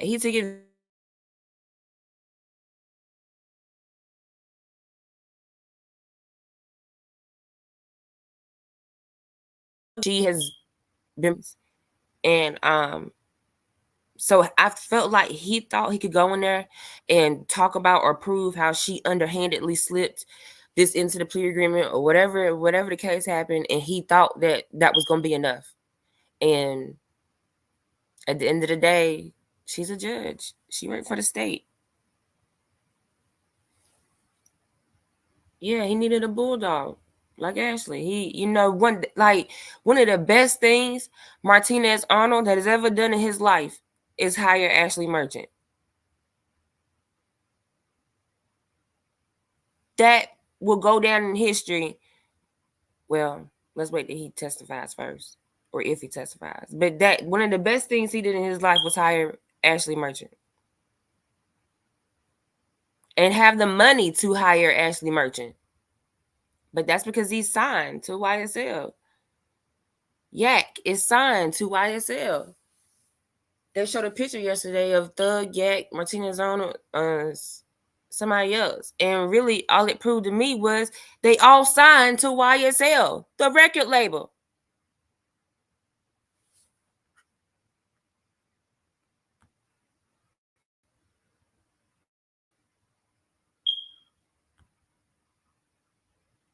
Let's go back to I've discussed with Mr. Steele. We don't have any objection. I don't want to speak for anyone else. But I didn't see anything that we object to Okay. in those specific times, in those As to specific the specific times, which Ms. Hilton, that's all y'all intend to play for that one video, 48 in or whatever it was. Okay, anybody else have objection to those specific times? In 48, I think it was, I don't know, I could be making that number up. I think it's Whatever 46 the video November. was. November. 46, okay. All right, I'm taking the silence as no one has any objection to that. How about any of the other exhibits that are contained within this Wooney Lee? Yes, Your Honor, page 5, 40 November. Just have an objection unless they can lay the foundation. Tagged, but I don't know who tagged him.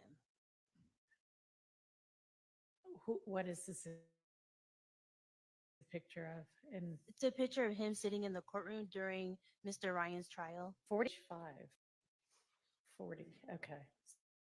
Sorry.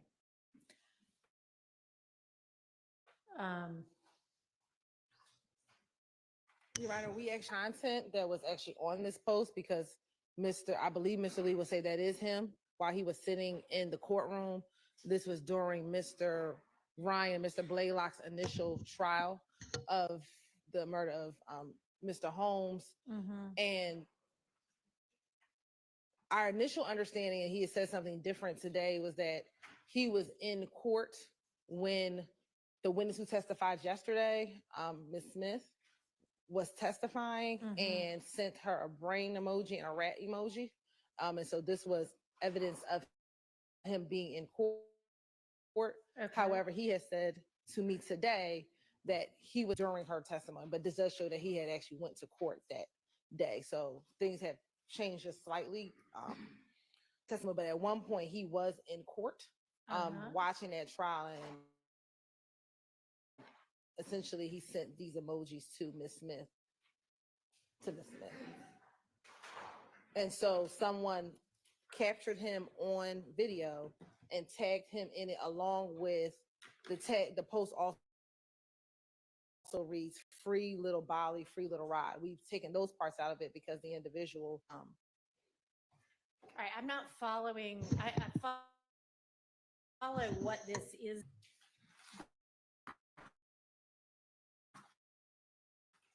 Why you're going to be using it, or I mean, his statement's changing.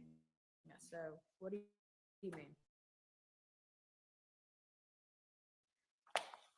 So Why would you be come up at all? to show that this was a photo of him in court Okay. when we believe when the witness was testifying, and based, I believe, or matter of fact, his phone was taken on the day that the posts were made. So back in 2021, during the case,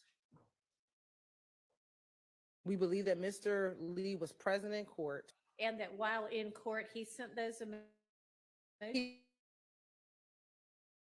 He posted those emojis. We believe he sent them while in court. He posted those emojis. He never saw her on the stand. That's what he is saying. What we know is he was in court when those emojis were posted. Whether or not she was on the stand or not, we don't know. But he was present in court, we believe, when those emojis were posted. And so this was just proof of the fact that he was sitting in court in or around the time that these subsequent messages that are coming after this post were posted.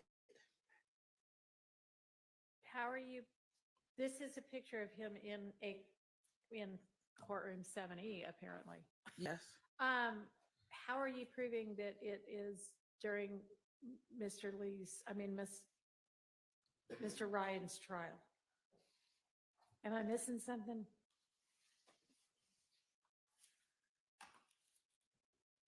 He is a part of our, Are you going to be able to establish when this post was, when this picture was taken? Yes, I believe he will admit that he went to the trial and saw the trial Okay. himself.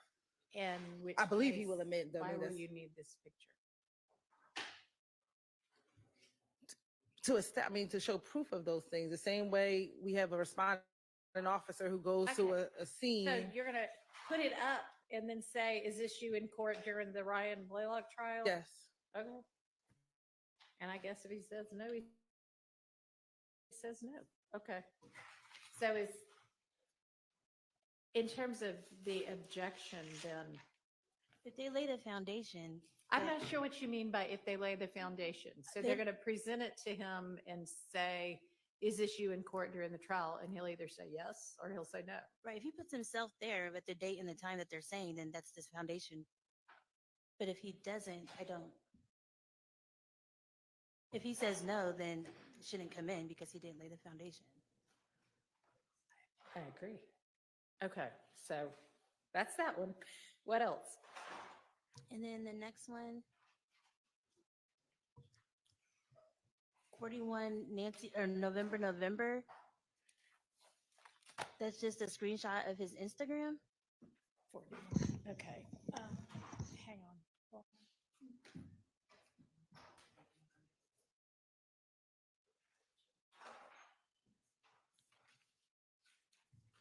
All right, and so what is this? A relevance objection? Correct.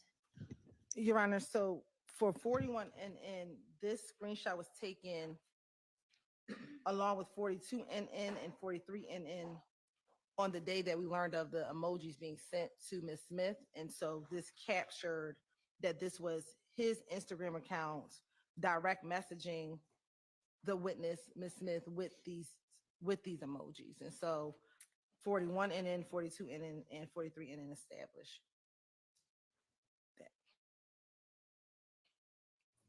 So that would be. I am sorry that I am not following you, but are you saying that that day in court, his phone was confiscated and screenshots from his phone were taken?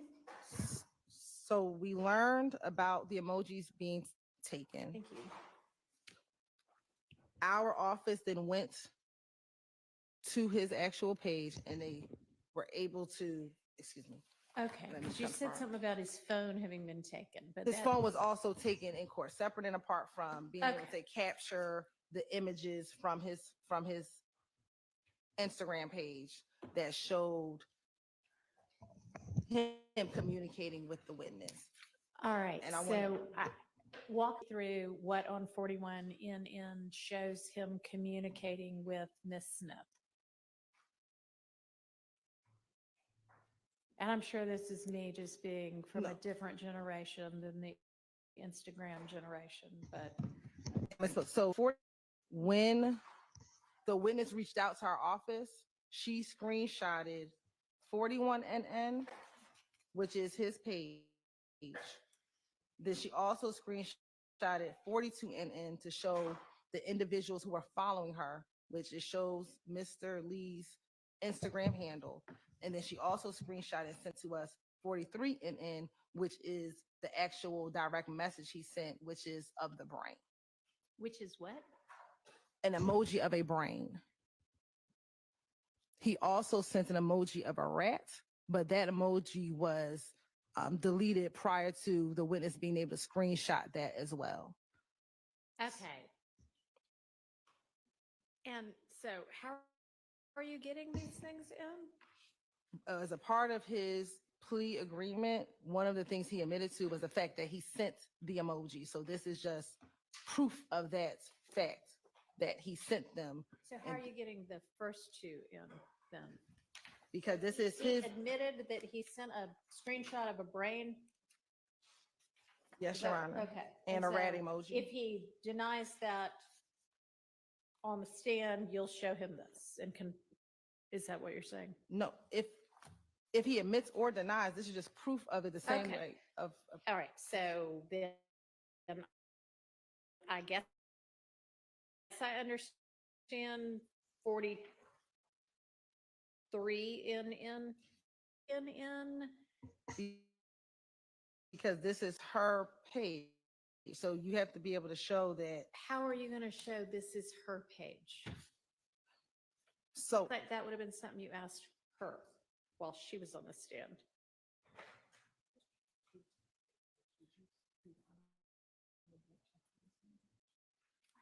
Her Instagram records are So- blessed auntie. on, Her Instagram was blessed auntie or blessed auntie. That's what the ADA high. that was her Instagram in 2019. The trial was in 2021. So she changed her Instagram. But how are you going to show that this is her Instagram? He admits to who he sent it to. So he is admitting that he sent this brain emoji, which is but from About 41 and 42 NN. I'm sorry to not be clear about that. so 42 and then it shows that How is this her? pictures are at the top of the page, Your Honor. That picture is the lady who was here. Is that just how everybody's Instagram looks? They have pictures of themselves at the top of the page. And so everybody who's young knows, oh, that's so-and-so's Instagram? Yes. Or can you post whatever you want at the top of your page? Or could somebody else have posted her picture at the top of their page? No.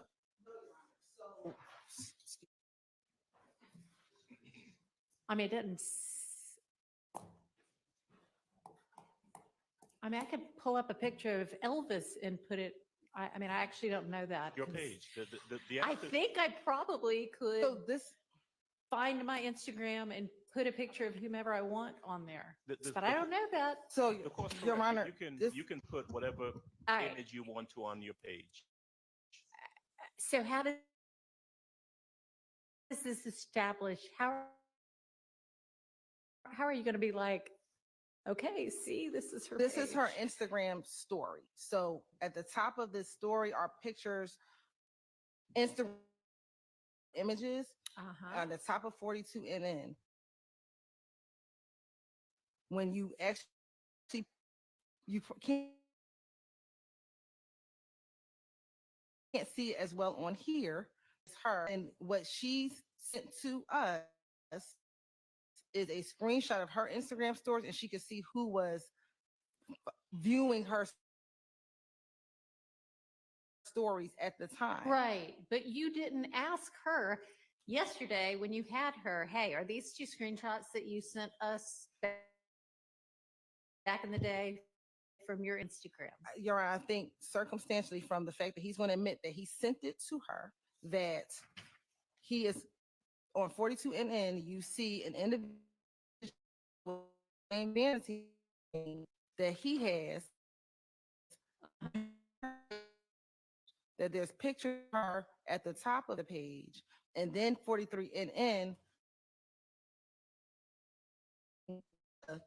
slime showing his same Vanity with the brand Instagram. I'm like, is Mr. Lee's vanity name. So this is just the front of his. All right, we already know that. Don't we know that from some other witness already? So do you need?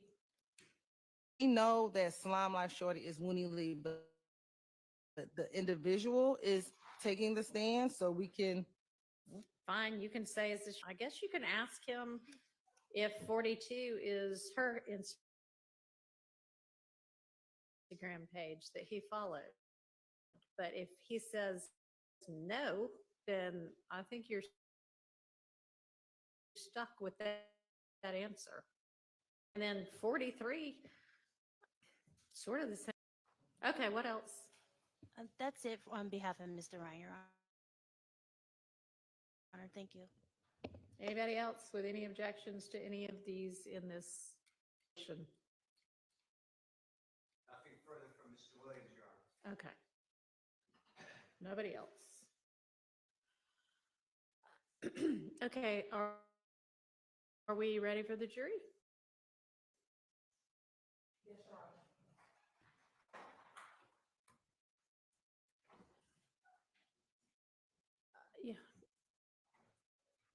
Yeah. Question. Y'all didn't want that witness shown, and you're about to put up a picture of her.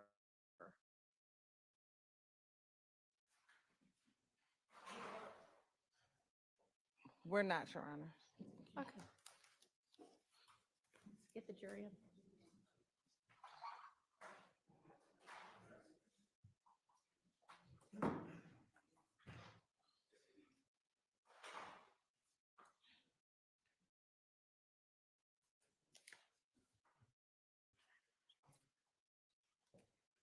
Your Honor, Dr. Sullivan is, we're just trying to Okay. find where she is.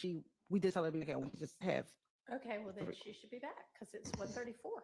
so we're trying to make contact with her, Your Honor.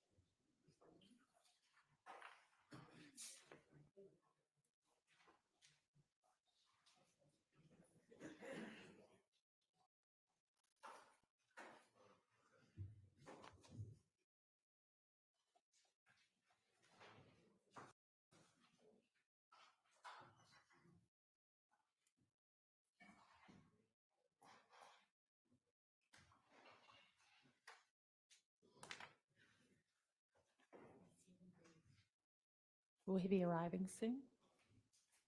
Yes, his attorney went to go get him.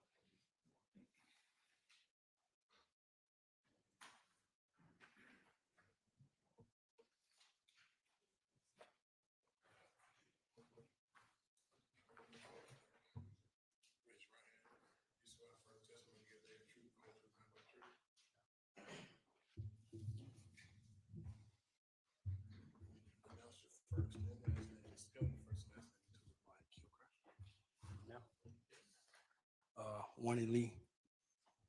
Wunie. Last name Lee, Lee. And good afternoon. How old are you? 25. And are you employed? Yes. What do you do for work? Music. And when you say you do music, what do you mean? I make music. What type of music do you make? Hip hop. Hip hop. Do you have a name that you perform under? Slime like Shouter. And are you signed to a record label? Yes. What label? Alamo Records. And when did you first sign to Alamo Records? 2018. And I should ask, how long have you been in the music industry? Since then. Since 2018. Have you been signed to any other label besides Alamo? No. Where are you from originally? Atlanta. And what part of Atlanta? Southside. Cleveland Avenue.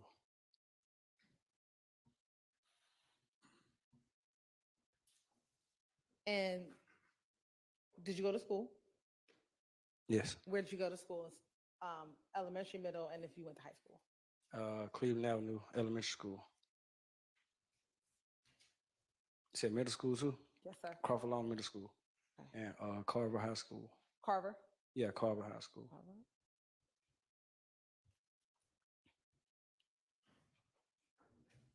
After leaving high school, is that when you started your music career? During high school, like my last year in high school, or like 11th grade or something. I didn't get serious till after high school though.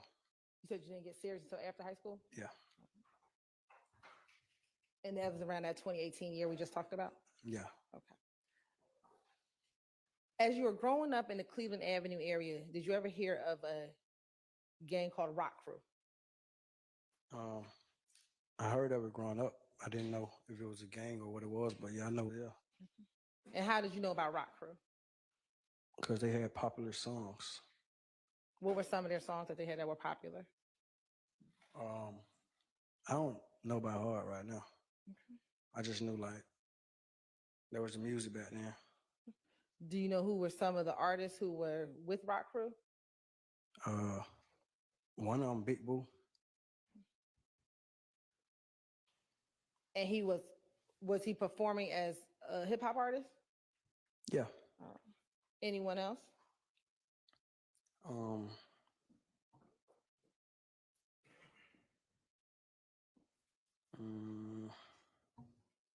It was some younger people too, like my friends and stuff. Who were some of the younger people? They locked up or dead.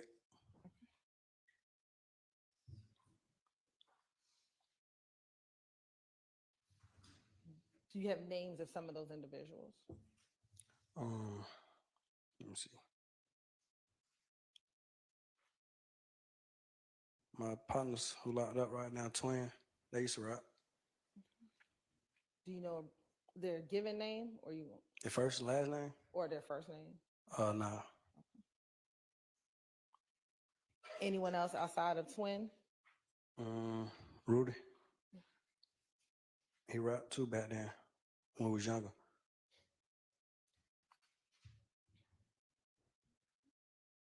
Anyone else you can think of? As of right now, yeah, that's it, I think. Now you just spoke about Big Boo. Did you know his given name? His real name? No. And did you have your own personal relationship with Big Boo? Yeah, when I got older.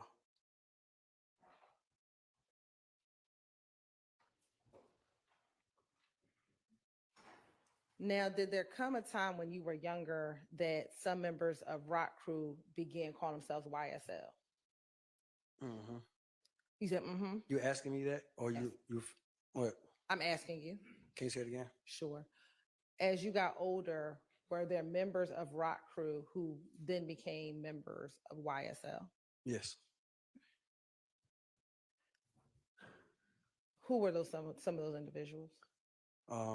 Everybody, because YSL music took off and rock crew music died, or just, I don't know, Boo got old, so I don't know. So who are some of these people? You're saying everybody. So who's the everybody who was a part of the music? Basically, everybody from my neighborhood. So everybody from your neighborhood was doing music? There's a lot of people from doing music from my neighborhood though, but not everybody was doing music though. I'm just saying like everybody in the whole, all the people that were rapping or doing music or supported the music was on some YSL stuff now. Like it wasn't rapping rock crew or under that name. Okay. So tell me some of the people that we're talking about. Me, myself, Okay. my friends who I just told you about.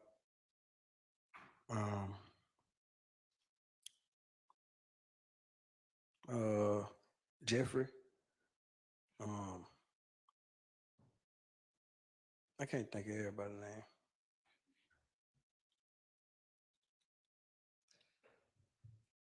And what does YSL stand for? It has multiple meanings. Tell me some of the meanings. I say it has multiple meanings, definitions, or what it stands for. So tell me some of the meanings. Young stoner life, young slime life, young successful lifestyle. I think that's all I can remember right now.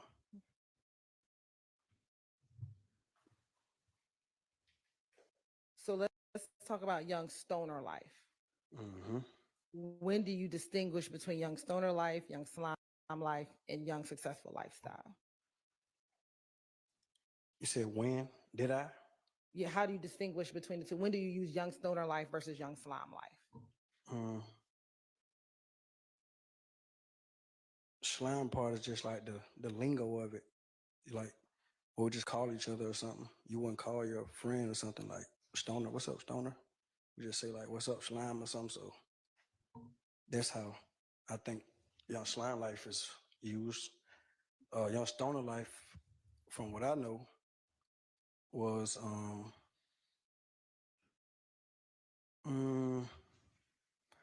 I'm just say like a way of life as far as music, or I mean not the music, but like getting high, or like a hippie, or I don't know. And outside of the music, is YSL a gang? You said outside of the music? Yes, sir. Some people treat it like that. What do you treat it as? I treated it that way before. You treated it as a gang before? Yeah. When did you stop treating it as a gang?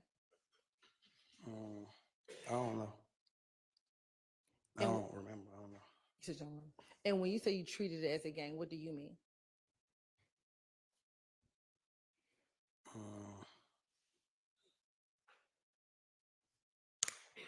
I don't really know. I never thought about that.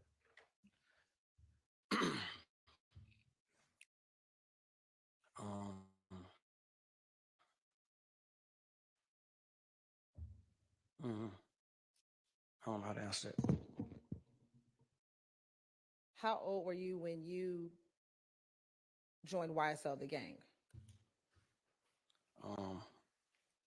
Can you tell me what you mean by like join? Like, are you talking about?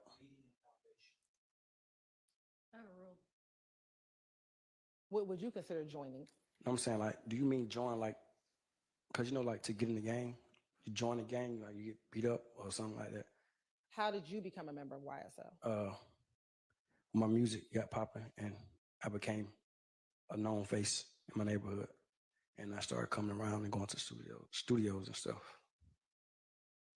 So was that how you became a part of the gang YSL, or that's how you became affiliated with the music of YSL? I'm gonna say that's how I became affiliate of the music of YSL. But as far as joining a gang or something like that, I never like joined. We just all grew up together. There was no time to join or when I joined. We just all know each other from school and grew up together and stuff like that. But I mean, I came around like 20, I forgot, was 2019 or 18, one of those years, when I came around as far as like officially being YSL. How do you become officially YSL? Just coming around more and rapping.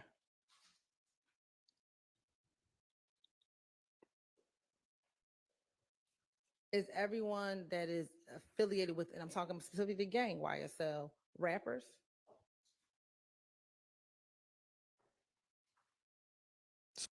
Some people. So, but not everyone? Some people rap. A lot of people rap, but everybody doesn't take it serious. Some people just rap just to, because they want to rap, because they want to follow the trend. I definitely understand that, but I want to ask specifically, is everyone who's a part of YSL a gang trying to rap or rappers? Can you say it again? Sure. Is everyone who is a part of YSL the gang rapping or try to be rappers?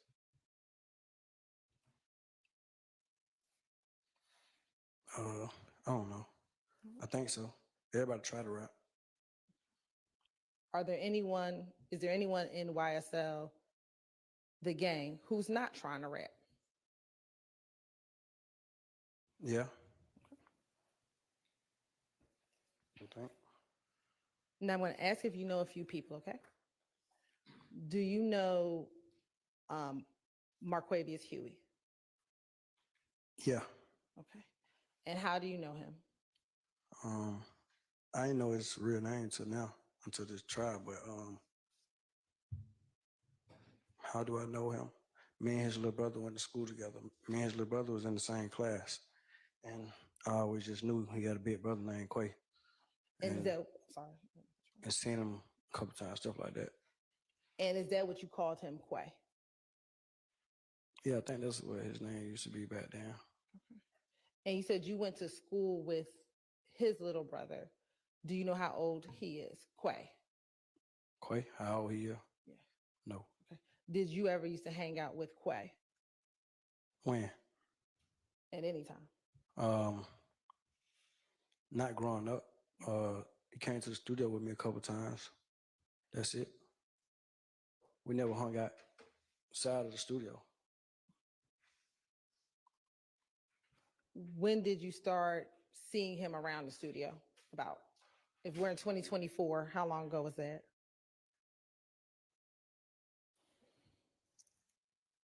I don't know. I can't remember the exact date. And do you see him in the courtroom today? Yeah. Okay. If you could just identify him by article of clothing he's wearing. You said identify what?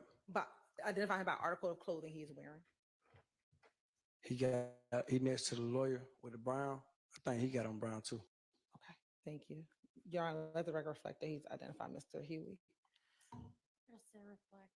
Do you know another individual by the name of Quamarvius Nichols? Yeah. Or another Quay? Mm-hmm. Mm-hmm. Is that yes? Yes. And how do you know, how long have you known Quay? I know him. I knew him longer, I think, since I was a kid. We didn't hang though, but I just knew who he was. I was younger than him though.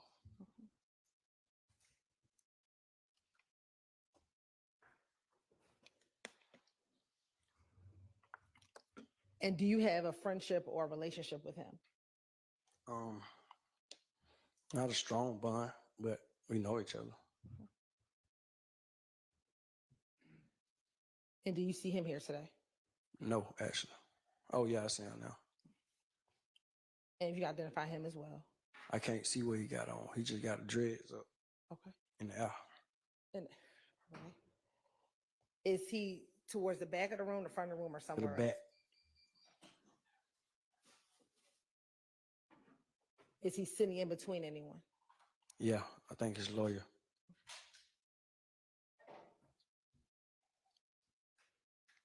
Your Honor, let the record reflect that he's identified. It's really not, that could be a couple of different people. There's two lawyers right there. He right there, and there's a lady next to him on the left side of him. Right now, let the record All right, reflect. it'll so reflect. Do you know someone named Shannon? Yes. And do you call him Shannon? Yeah. Okay. Do you call him anything else or just Shannon?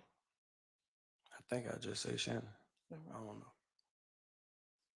How long have you known Shannon? I don't remember. I don't remember when I met him. Is it longer than you've known Quay, the two Quays? No. Shorter than that? Yeah. And what is your relationship like, if any, with him? Now? Let's talk about before now. We were cool. Are you still cool now? I don't know him right now. He been locked up for a couple of years. What, I ain't supposed to say that? Disregard that.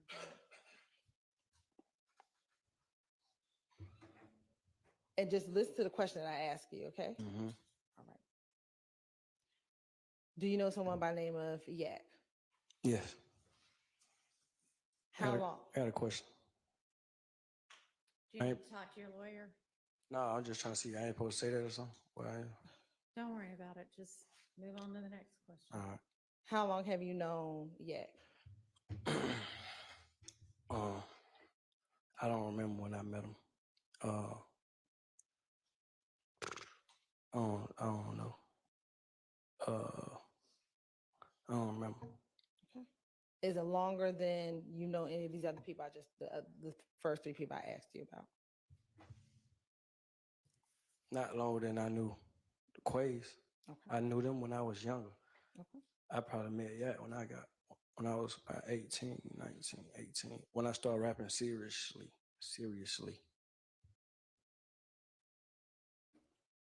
Next, Jeffrey Williams. How long have you known Mr. Williams? Like the same thing as Yak. Okay. And then Rodalius Ryan. I've known him since a kid. Are you older or younger than him? Older. Do you know how much older you are? Not exactly. A couple of years though. And do you have a nickname for him? I can't hear you. Do you have a nickname for him? A nickname that I have for him? Do you call him something? Oh, Lil Rod. What is your relationship like with, just generally, what is your relationship like? Good, bad, indifferent? What is your relationship like with Little Rod? Right now? Just period. Oh, good relationship.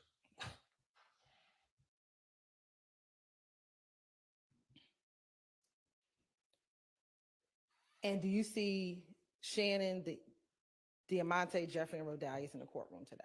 Yes. Yes.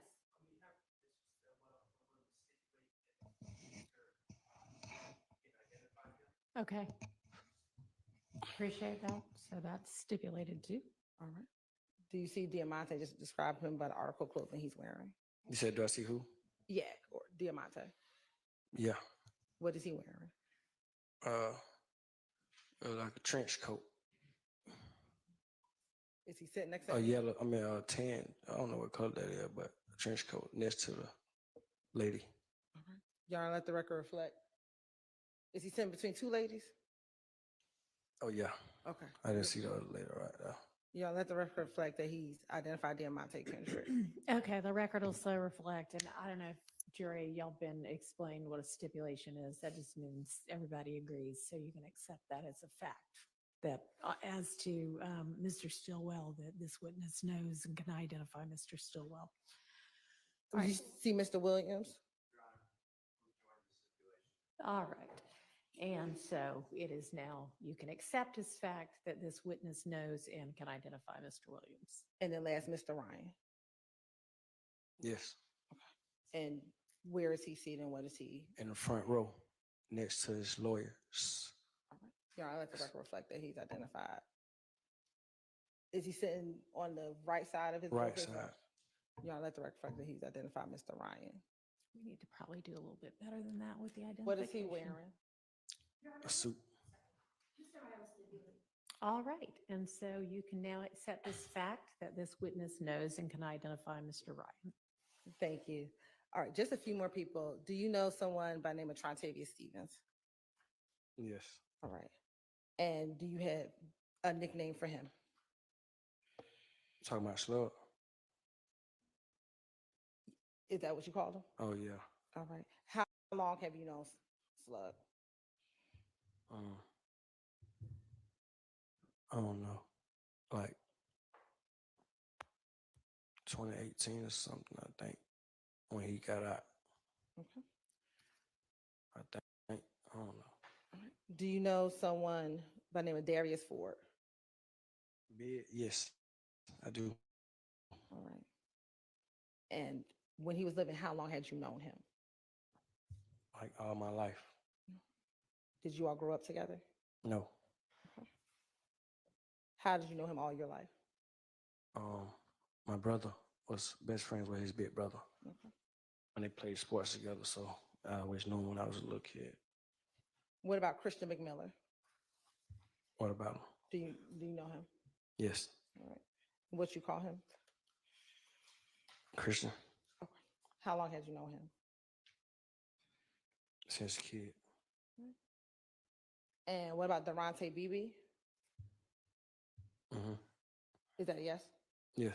How did you know him? We grew up together. And then last, Demekion Garlington. Who? Demekion Garlington. You asking how long did I know him? Do you know him? I know him. Yeah, I know him. And how do you know him? I don't even know how I know him. And does he have a nickname? D. Now, do you have any tattoos, Mr. Lee? Yes.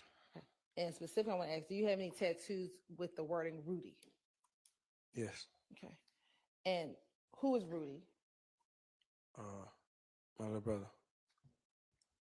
Is he your biological little brother or someone you call your little brother? I just call him my little brother.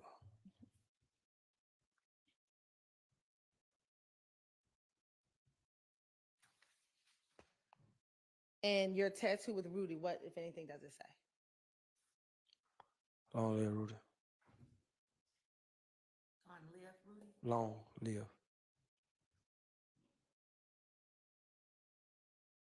And within the Cleveland Avenue area, do some people call themselves the Rudy Gang?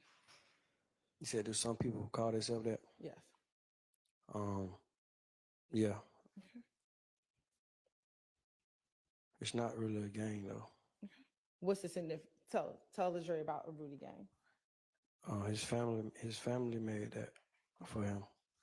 They're just showing that they for him. Like they doing it for him. I don't know. They just said gang. Okay. Now, do you have social media? Yeah. And specifically, do you have Instagram? Mm-hmm. Yes. Okay. What is your IG handle? Slime Light Shopping. How long have you had that Instagram handle? I don't remember. Okay. When I made it, I don't know. We're in 2024. Did you have it last year? Yeah. Let me ask you a better question. From the time you got into the music industry in 2018, have you had that Instagram handle? Yeah. What is your primary purpose of using Instagram? My primary purpose is just social media. I think I would have had an Instagram whether I rap or not. So just social media.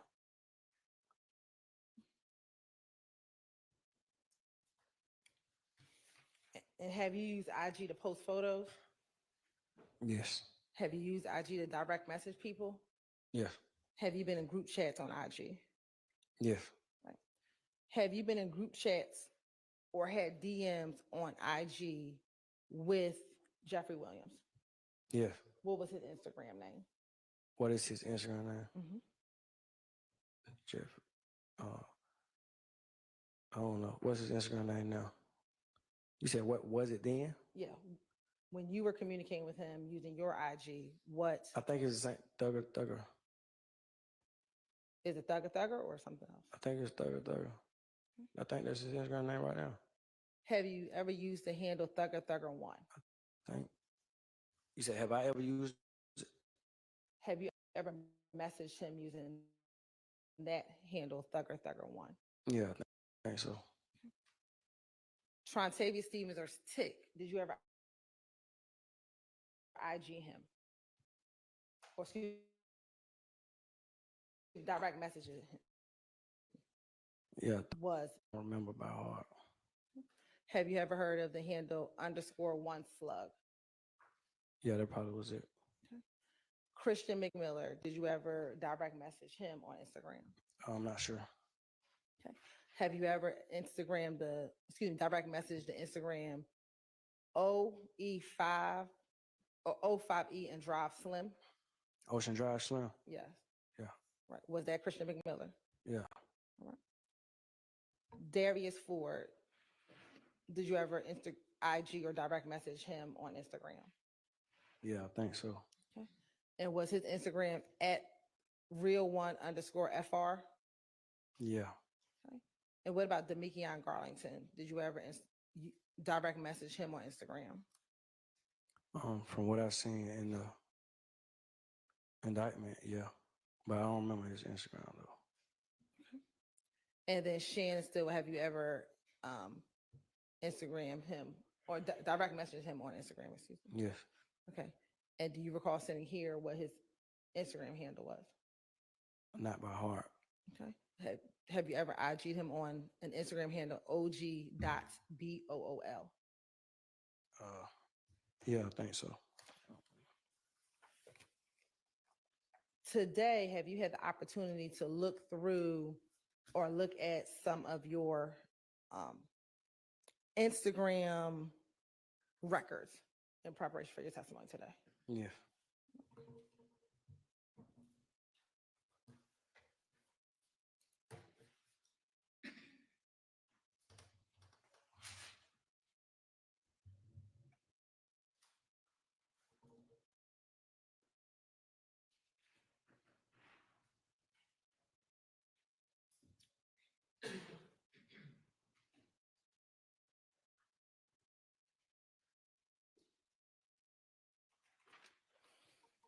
Permission to approach Your Honor. Oh, you may. Or Mr. Chart.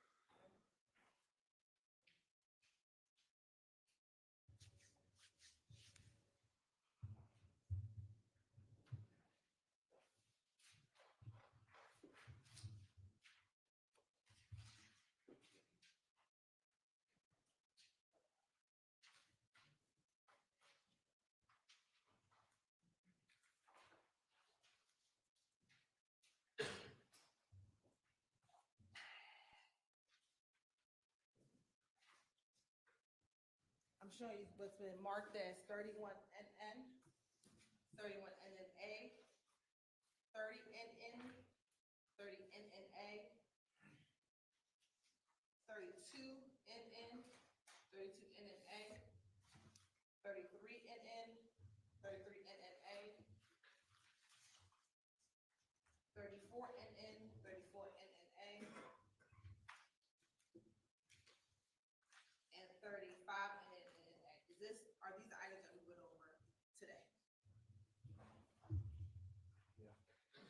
Yeah, you showed me that. Okay. And were they the items associated with your Instagram account, slimelife.shawty? Yeah, from what these papers say. Okay. And you're on this time say what I tender stated with 30 NN to 35 NNA, 30 NN and 30 NNA through 35 NN and 35 NNA. into evidence. Your Honor, may I approach briefly? You may.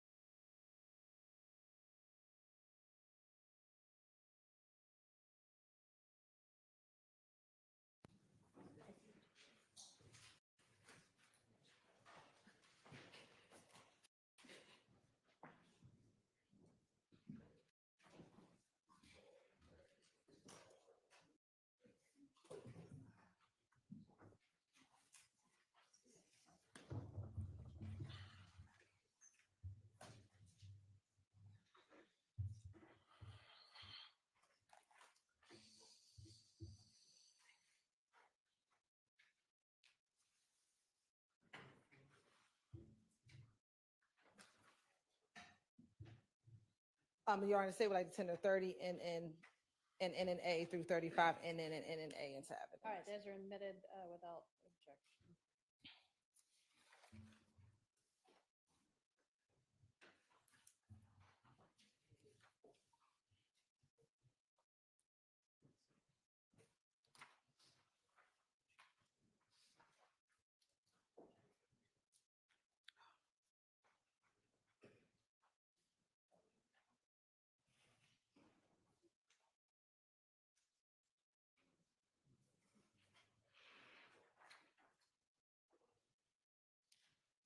I'm going to approach again.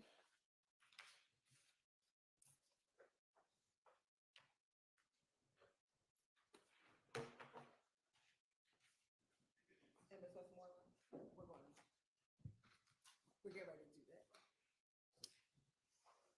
I'm going to show you what's been marked as State's Exhibit 36 NN, 37 NN, 38 NN, and 39 NN. I need to keep that. Yes, did you see those earlier today as well? Yeah.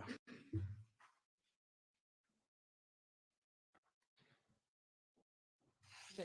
I said, Okay, and first look at 36 in, do you recognize the people in that photo? yes. And does that appear to be a fair and accurate depiction of the people who are in that photograph? Yeah, I think so. Now showing you 37 in. Do you recognize the person that's inside of 37 in? Yeah. Looking at 38 in, do you recognize the person in 38 in? You said, do I recognize who? The person standing next to you in 38 in. Yeah, I see him. Okay. And does that appear to be a fair and accurate depiction of you and the person standing next to you in 38 in? Yeah. And 39 in, do you recognize the individuals in that photograph, 39 in? Yeah. And how did you recognize? And excuse me, is that a fair and accurate depiction of the people inside of 39 in? Can you repeat that?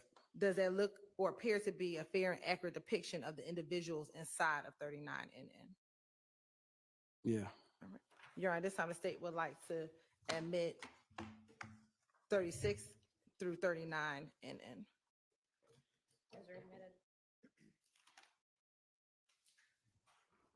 And I'm going to first show you State's Exhibit 36 in.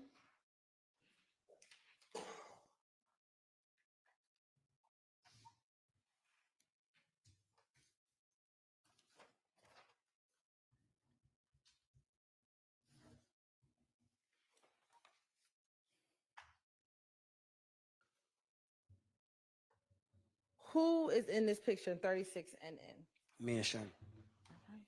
And was this photo taken in October of 2020, or was this photo taken at a different time? I don't know when it was taken. I just see when they posted. All right. And earlier we talked about Instagram pages. Is this Mr. Stillwell's Instagram page? I think so. All right. And can you read for the jury what the caption says? Fuck the other side. Put them on TV about Hold my on. dog. You got to slow down because the court reporter is taking it down. Go ahead and read it. Just read it a little bit more slowly.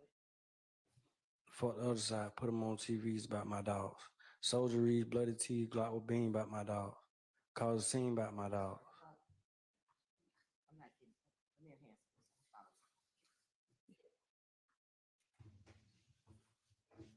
this. I'm going too fast. Yes. Okay, go ahead. Slow it down. I Where know you you want want to me to wrap go it, to? but slow it down. Where you want me to start at? You can start from the beginning. Say it again. F the other side. Put them on TVs about my dogs.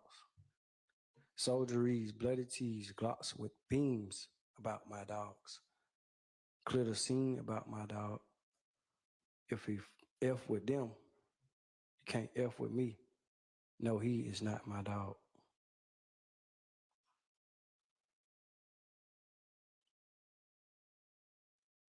That's it.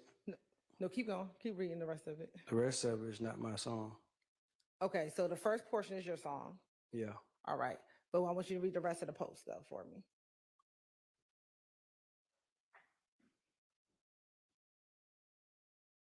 Even if our position ever come down to being back to back, that's just how we're gonna rock out against whoever with you. All right. And are there some hashtags? No slime left behind. All right. And is that an emoji next to that hashtag? It looked like a crazy emoji. I never seen that. Okay. What's the next hashtag? 2 B's, Do you know what that signifies? big business. All right. And what else does the rest of it say? Many more blessings and riches, I say. And is someone tagged? I don't know who that is. Oh, there's somebody who made some clothes. All right. Real feel. I don't know who that is. Okay. And what else does the rest of the post say for the record? Thank you for this exclusive ass hat and for this crazy ass one of none hoodie. And then someone else tagged. Somebody named Marilyn is totally responsible. Okay. And when was this post posted? 2020. All right. Now, the verse that you quoted, your verse, what song is that from? Dang, I forgot about it. For another sample on TV.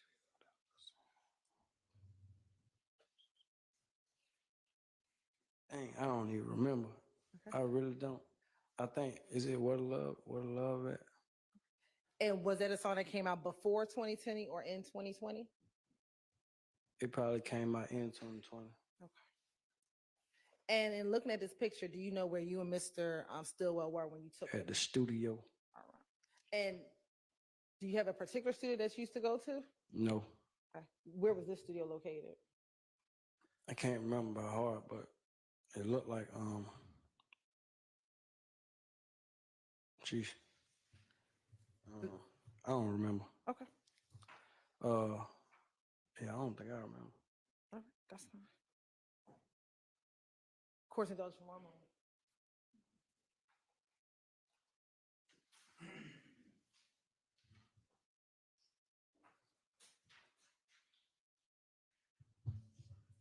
Ms. Westmoreland.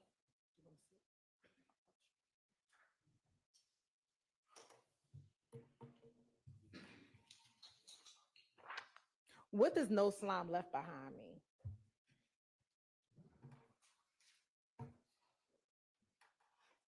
I think that's just what it means. No slime left behind.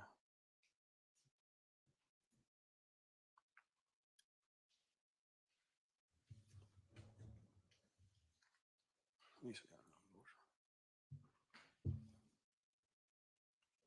I'm going to show you what's been marked as 37 and admitted, excuse Oh, me. that was my mixtape name. That's why he put the hashtag. He was supporting my mixtape. Your mixtape was No Slime Left Behind. Yes. What made you name your mixtape No Slime Left Behind? Like the No Child Left Behind thing that's in school. Okay. I just named it that. No Slime Left Behind. And when you were talking about slime, who were you? Were you referencing anyone particular? No, not nobody in particular. No, I just wanted to be different. I just named it that. We're going to publish 37 NN.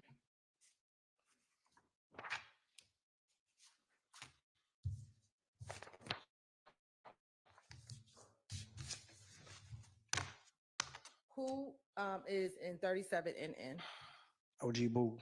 OG Boo. And who is that? Shannon. All right. And can you read for the jury the caption? Read his caption. Yes.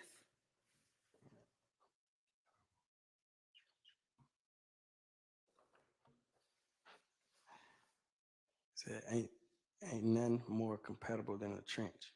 A carbon while in the trenches. And then is there a hashtag? Hashtag no slime left behind. Hashtag 2 B's. Life size.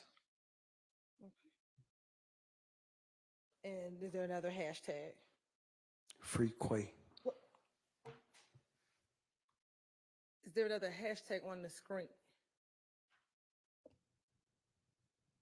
Oh no. Your Honor. It's in this paper Your right Honor. here. You got me reading. Your Honor, I have to make a motion. All right, I'm gonna excuse. I wasn't looking at the screen. I was looking at this paper. That's fine, don't worry about it. Can I ask you to step outside for just a minute and jury? I'll excuse y'all for just a minute.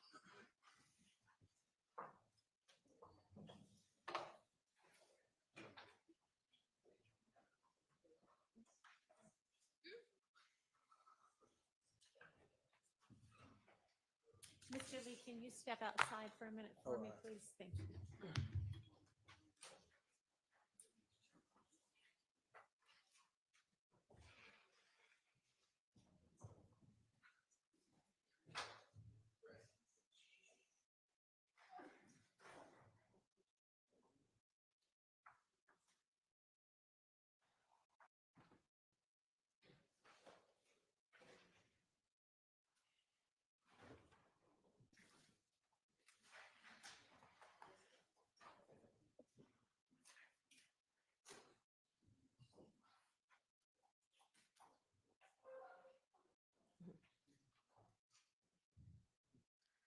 Your Honor, we're making a motion for mistrial on behalf of Mr. Nichols. We're not going to be able to unring this bell. Your Honor, this is the exact same issue that while we were at the bench, I brought it up. It was Exhibit 37NN that there was a hashtag on that exhibit that said free Quay, which would definitely indicate to the jury that Quay, has spent time in jail or in prison. The state agreed. We stipulated that they would redact it. And then the state presented, I guess, to the witness the unredacted version, didn't prep him to not comment on it, and he did. And Your Honor, before we had the opportunity for you to preside over us, this happened already again. And I made a motion for a mistrial. Now it's happened again. So now the jury has repeatedly heard about Mr. Nichols being in jail, being in prison, and you cannot unring that bell. We would ask for a mistrial. Your Honor, Carter Matthews for Mr. Marquavius Huey. We join in that motion for mistrial. And what's important for this court to know is that 45 minutes ago, there had been a reference to a person being in jail. Now, this witness has identified Marquavius Huey and has also identified Marquavius Nichols. So all the state had to do was ask this honorable court for an opportunity to have this witness maybe step out of the courtroom and go over with that witness that, we don't need to say anything about someone in jail, what have you. That did not happen before he went on the stand, nor after that first slip up by this witness. There may have even been a document right there on the witness stand that should have been pulled from the state of Georgia from that witness stand so that this could have been avoided. So, Your Honor, we are joining in that motion as well. Oh, hang on. It's all right. You just didn't know, but we'll let you know when to come back in, okay? So we join in that motion, Your Honor. Your Honor, and I just want to briefly add that it is painfully obvious that the state is not prepping their witnesses. You can tell by the way when the witness spoke the first time and he said, oops, am I not supposed to say that? Like, oh, I had no idea, which makes it obvious that the state had not spoke to him, had not prepped them. And this has happened repeatedly. It's happening over and over again, Your Honor, and we're just not going to be able to unring 100 bells. And finally, Your Honor, Mr. Marquavius Huey, it's been established that that his nickname is Quay. Okay, isn't there going to be, we talked today about, isn't there going to be a stipulation that references to Quay, at least at some points, are not either Mr. Nichols or Mr. Huey? A few things. So one, Your Honor, it was not intentional because we clearly. Okay, but it was sloppy because I presume he's reading from the document that you handed him instead of reading from the screen. And we should have instructed him to read from the screen, but. Or you should have presented him with a document that had that part redacted. It's just sloppy. The issue came while he was on the stand, Your Honor. So the issue did not come prior to. Ms. Westmoreland walked up to me while he was on the stand and said, I'm going to have an issue with that. Can you redact it? That is when the state became aware. Then it should have occurred to you, you know what? I'm handing him a hard copy of this document that is unredacted. But not if there's multiple Quays, Your Honor. If I don't know which Quay that. Hang on. Can we stop having people come in and out when I've asked the witness to step out and every time the door opens, they can hear what we're talking about? Please, just for a few seconds. I'm not asking any. Anybody who's in here to leave? God have mercy, y'all. Huh?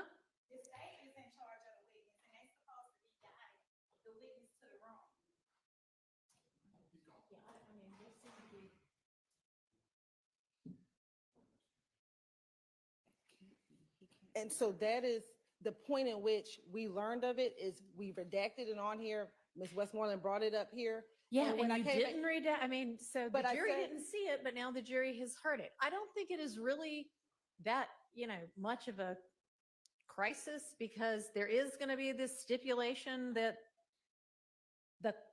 Quay is not always either of these defendants. So, nor is it obvious to everybody that free whomever is such a quote about who knows, everything these days. You fucked up, Simone. Necessarily. Simone, you indicate fucked up. Whomever Again. Quay spent time in jail or in custody or in prison or anything. I mean, they say it about, Hollywood stars who are in a breakup. And it's not so obviously, oh, this must mean this person was in prison. But also, we were already saying Quay isn't either of these people. So let's just, and whether this was one of these people or I don't even know who it did refer to. And we don't know because it's not his post. He was reading someone else's post. So it could be a multitude of Quays. You talked to his attorney earlier, right? Yes. And did you get any kind of an indication? I don't know if this It was wasn't one an of the issue things you early- were gonna, but it's an issue now. And you said before lunch that you were gonna ask. You said it, girl. Mr. Rubin. Yes, we did ask. Do you know at this point whether the free Quay referenced, this wasn't even his post, was it? It wasn't, and it wasn't an issue until Ms. West. So when I talked to Mr. Rubin at lunchtime, this wasn't something I was going to address with him because it wasn't an issue. You should have addressed it anyway. She's missing the point. Found out for me that Slack Quay is not either of these two Quays. Okay, but this isn't Slack Quay. This is just Quay. Right. I know. So why doesn't everybody, well, they don't know how it's spelled. They only heard it. Why doesn't everybody just enter into some sort of a stipulation that the Paige free about to Quay find some way not to reference get his Quay mistrial. now isn't either of these people? No mistrial under Paige's watch. Okay, so Your Honor, the state can enter stipulation that we weren't referencing any. We as the state of Georgia. okay, that is not a reference to. If you would prefer that. I don't know what the poster is referencing. I don't honestly really care what the poster was referencing. What I'm trying to do is fix your sloppiness. Ooh, So child. that everybody won't have wasted, 10, 12 months of their lives in this trial. Okay, do it now.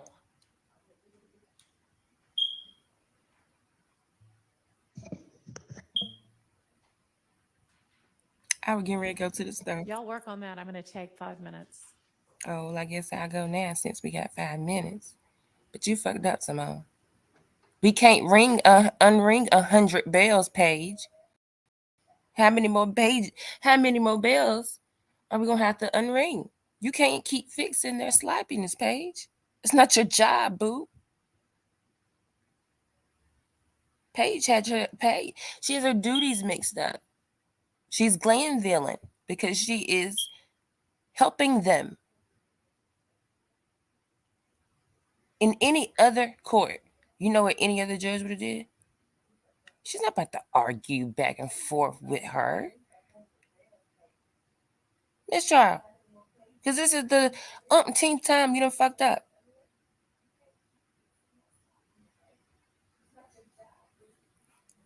Child. Well, let me run to the store in this 5 minutes, so I'll be back by the time Paige be back. Paige is on her people time. She be on time. Have they even taken the training that they were supposed to take to begin with? It didn't stink in. She ain't learned nothing.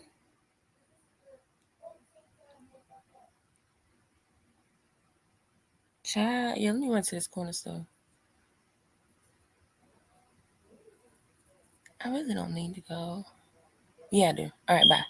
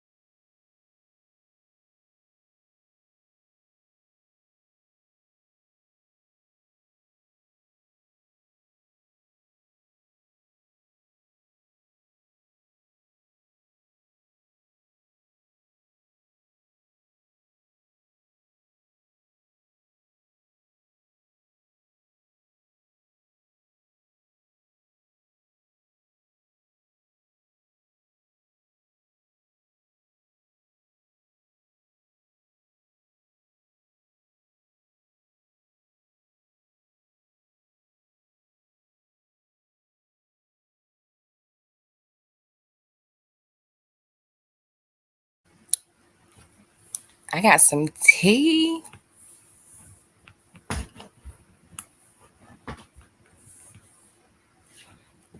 And they didn't tell me I couldn't tell it, so I'm gonna tell it. But according to sources, Love and Hilton is in the courthouse arguing, child. They in there cussing and fussing. What the word on them Fulton County streets is.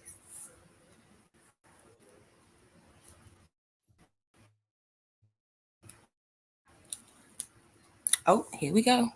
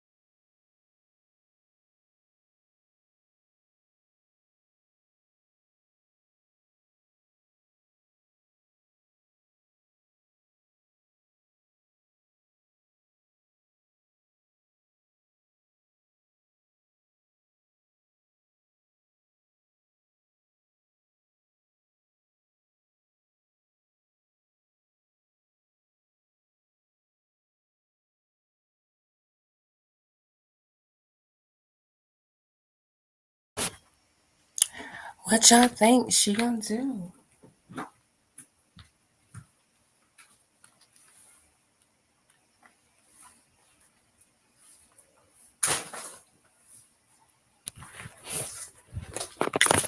What you think?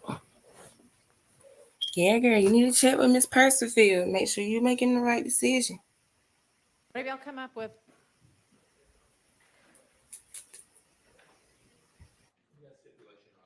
All right. Wait, hold on, Matthews, before you say we have a stipulation. F, Judge, once you rule on our mistrial. Right. On my motion for a mistrial. Okay, so are you asking, what kind of a mistrial are you asking for? Your Honor, I believe that we were goaded into the mistrial. Okay, well, I do not believe that, because if you had seen Miss Hilton's face when that came out of the witness's mouth, she was appalled. And I do not believe that they are purposefully trying to insert error into this trial to make y'all ask Of for course you mistrial don't, so that they Paige. can try this case again.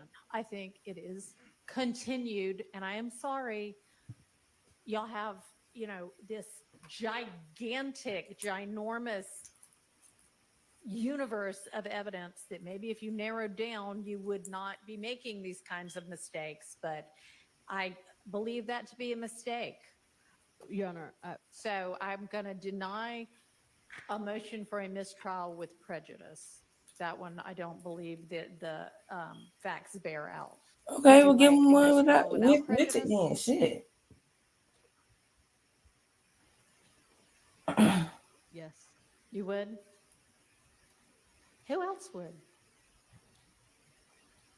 That means, of course, that the state would be free to try every one of y'all again. Judge, just a moment. Sure.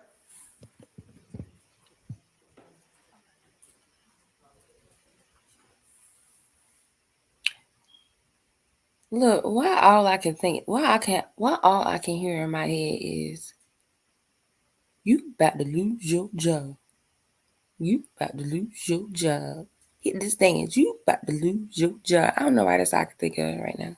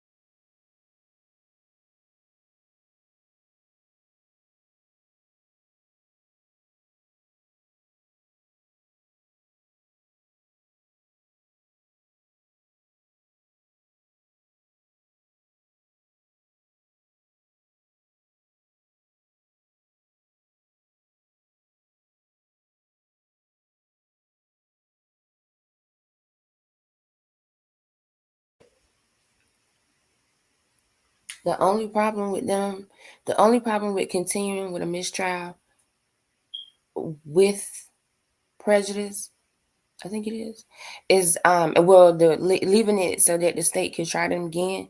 The only problem with that is a lot of them boys don't have the money to pay their lawyers to start this trial all over again. Like these are $1 million attorneys. This is Fulton County's best in his courtroom as far as defense attorneys. And a lot of them boys not gonna have the money to restart this trial. That's the only downside to the state being able to retry them again.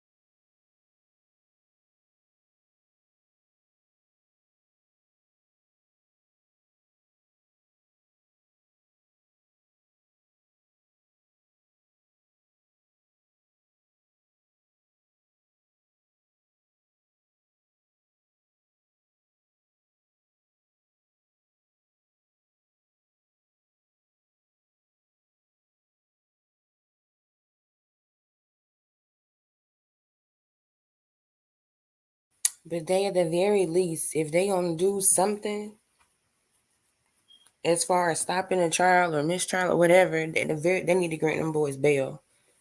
Let them get out while y'all figure this shit out. Let them get out while y'all make y'all's case.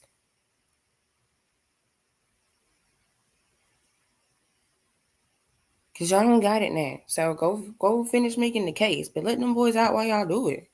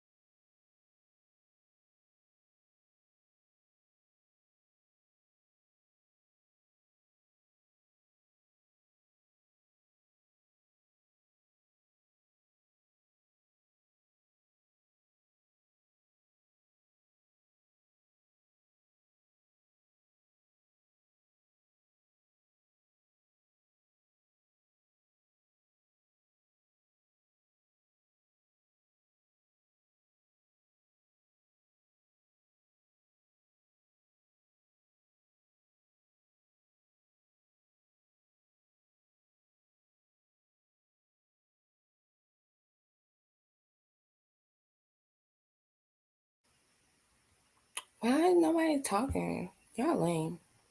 I put the link in the chat if anybody wants to come up. This is exciting.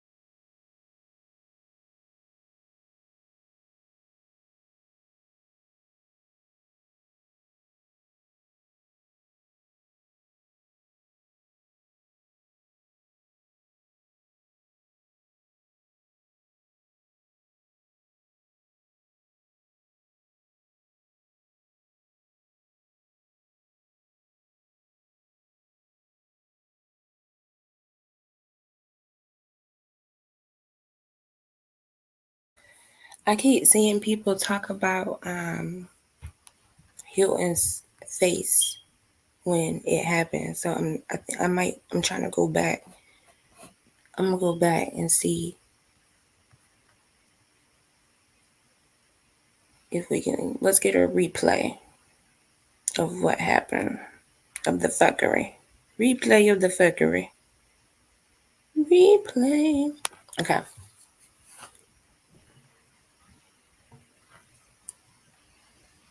I think that's just what it means. No slime left behind.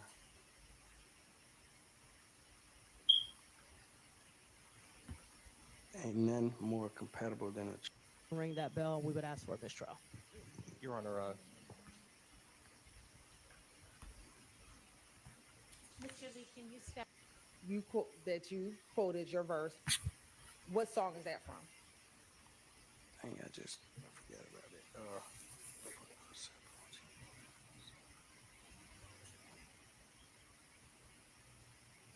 Dang, I don't even remember. I really don't. I think, is it What a Love? What a Love that? And was that a song that came out before 2020 or in 2020?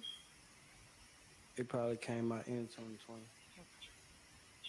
And in looking at this picture, do you know where you and Mr. Stillwell were when you took At it? the studio. And do you have a particular studio that you used to go to? No, Where was this studio located? I can't remember by heart, but it looked like, geez. I don't remember. Okay. Yeah, I don't think I remember. Oh, that's fine. Of course, it goes from one more.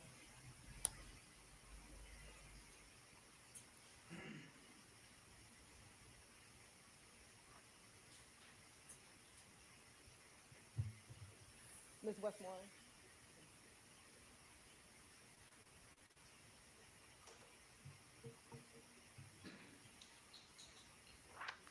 What does no slime left behind mean?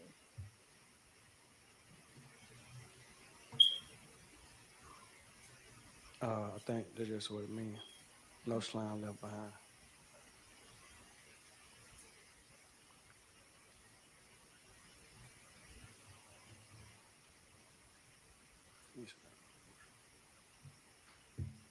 So she calls Westmoreland up there to And look what's at. showing you what's been marked as 37 and admitted, excuse Oh, me. that was my mixtape name.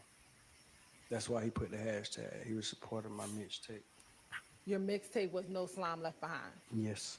What made you name your mixtape No Slime Left Behind? Like the No Child Left Behind thing that's in school. Okay. I just named it that. No Slime Left Behind. And when you were talking about slime, who were you referencing anyone particular? No, not nobody in particular. No, I just wanted to be different. I just named it that.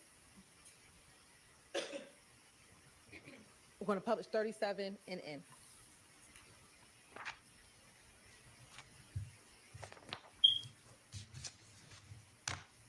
Who is in 37 and N? OG Boo. OG Boo. And who is that? Shannon. All right. And can you read for the jury the caption? Read his caption. Yes.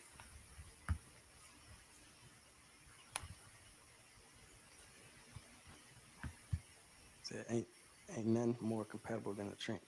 A carbon while in the trenches. And then is there a hashtag? Hashtag no slime left behind. Hashtag putting in that motion as well. Oh, hang on. It's all right. OG Boo. And who is that? Shannon. All right.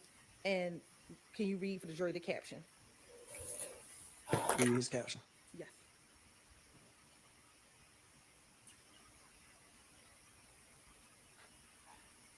Said ain't none more compatible than a trench. A carbon while in the trenches. And then is there a hashtag? Hashtag no slime left behind. Hashtag 2Bs. Life size. And is there another hashtag? Free Quay. Is there another hashtag on the screen? Oh no. Your Honor. It's in this paper Your right Honor. here. You got me reading. Your Honor, I have to make a motion. Okay, I wasn't looking so at the screen. I was looking at this paper. That's fine, don't worry about it. Can I ask you to step outside for just a minute? And Jerry, excuse y'all for just a minute. okay, so you can't see her face when it happened.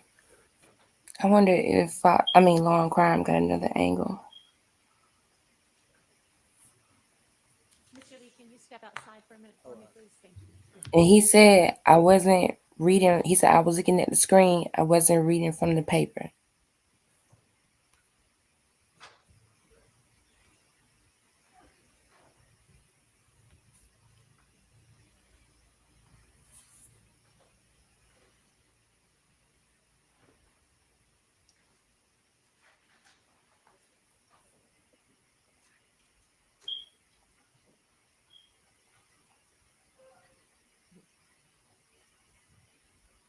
Your Honor, we're making a motion for mistrial on behalf of Mr. Nichols. We're not going to be able to unring this bell. Your Honor, this is the exact same issue that while we were at the bench, I brought it up. It was Exhibit 37NN that there was a hashtag on that exhibit that said Free Quay, which would definitely indicate to the jury that Quay, has spent time in jail or in prison. The state agreed. We stipulated that they would redact it. And then the state presented, I guess, to the witness the unredacted version, didn't prep him to not comment on it, and he did.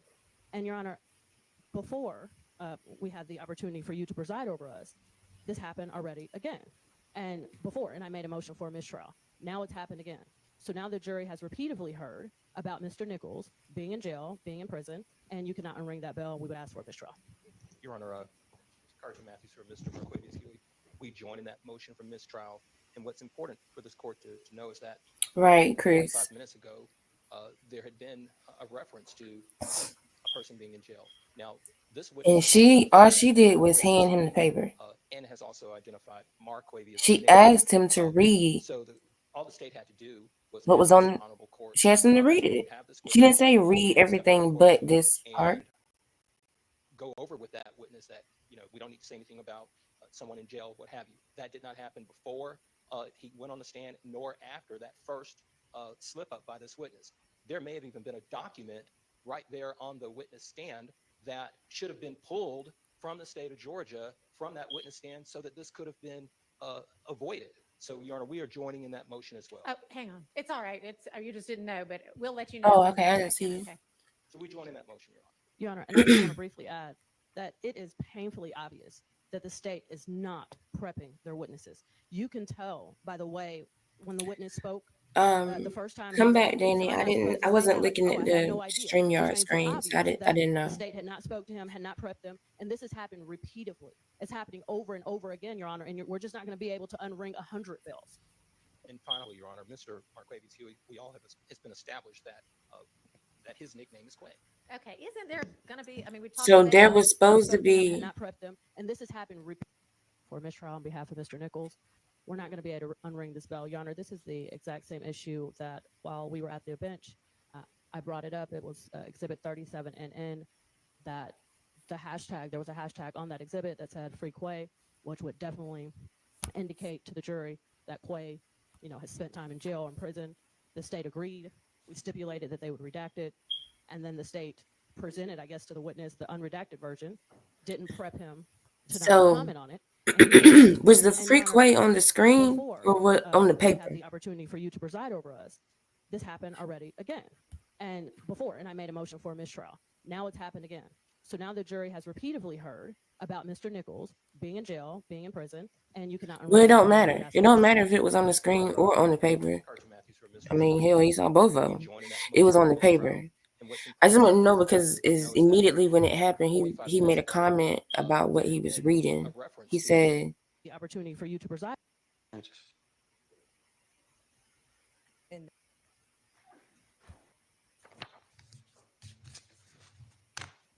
who is in 37NN? OG Boo. OG Boo. And who is that? Shannon. All right. And can you read for the jury the caption? Read his caption. Yes.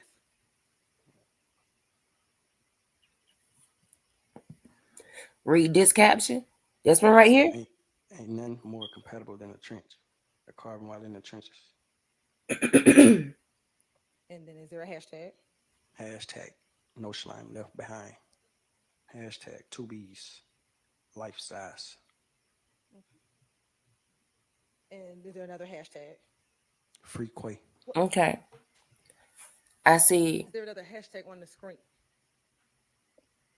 Freeway was on Oh, the no. Your Honor. on the It's in his paper paperwork. that she handed Your him. Honor. Why would you hand him the paper?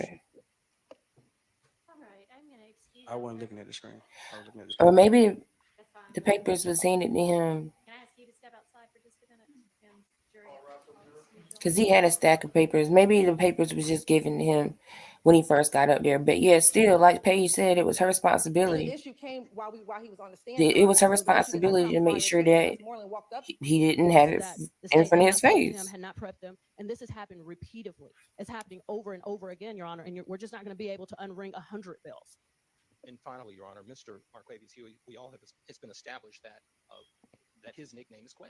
Okay, isn't there going to be, I mean, we talked today about, isn't there going to be a stipulation that references to Quay, at least at some points, are not either Yeah. Mr. I mean, Nichols or it's Mr. a- Huey? I mean, we did. Yes, Your Honor, and that's a few things. It's an Your honest Honor. mistake. It was not intentional because I would he assume. clearly- Okay, but it was sloppy because I presume he's reading from the document that you handed him instead of reading from the screen. And we should have instructed him to read from the screen, but. Or you should Yes. have presented him with a document that had that part The redacted. issue- It's just Yes. awful. So The it issue was. came It's while he was on it's. the stand, Your Honor. So the issue did not come prior to. Ms. Westmoreland walked up to me while he was on the stand and said, "I'm going to have an issue with that. Can you redact it?" That is when the state became aware. Then Well, it should have occurred to you. You know what? I'm handing him a. Let me copy make of his sure document that the that he's papers in comfortable front of him with. don't not have it up if there. not if there's multiple quays, Your Honor. If I don't know which quay that. Hang on. Can we stop having people come in and out when I've asked the witness to step out and every time the door opens, they can hear what we're talking about? Please, just for a few seconds. I'm not asking anybody who's in here to leave. Huh?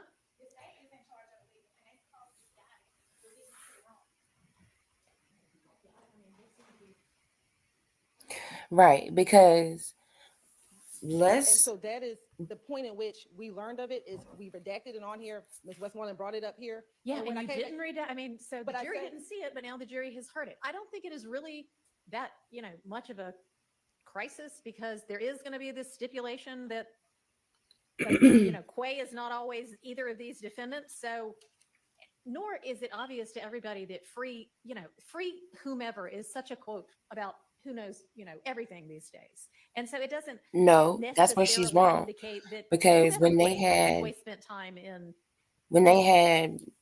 one of the many experts that they had them talk about how when people say free so and so, it's because the person is incarcerated. That's already evidence that's been introduced in the trial. So the jurors should know that when somebody says free so and so, that means the person's in jail. So Paige is wrong on that one. I think the evidence might have came in when she wasn't the judge, but that's more of a reason why she should have sat and watched the entire trial before she took the bench. For whatever reason, she don't want to watch the trial. She just want to read the transcripts. But you're right, Danny. It wasn't the first mistake. And really, the first mistake was when he first got on the stand and they let it slide. And they only let it slide because they knew she wasn't going to issue a mistrial for this when the love-looking detective had kind of messed up the same way Dennis did, and she made an excuse for it. But when he first got on the stand, he mentioned Shannon being in jail.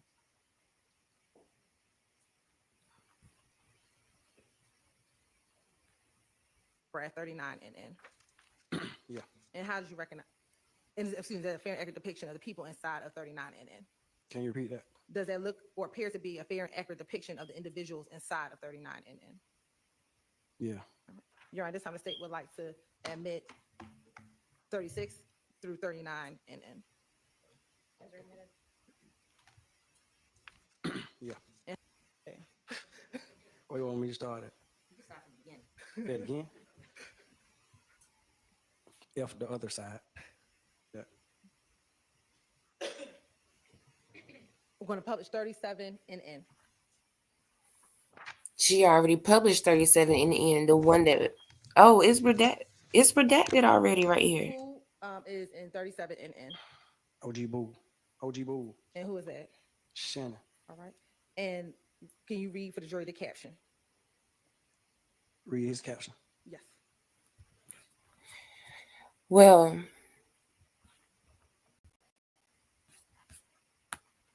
that's crazy. She went to the bathroom and cried. But the tea that I got was that on the first break, when she gave them 5 minutes, was that Love and Hilton were arguing loudly, cussing and arguing.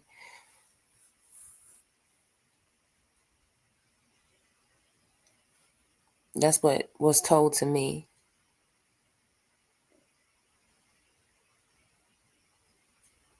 Love can't cuss nobody out. So if Love was cussing Hilton out, what the old folks say? The pot can't call the kettle black. Love don't have no room. But I did hear that Hilton and Love, Hilton and Love were arguing loudly in the courthouse.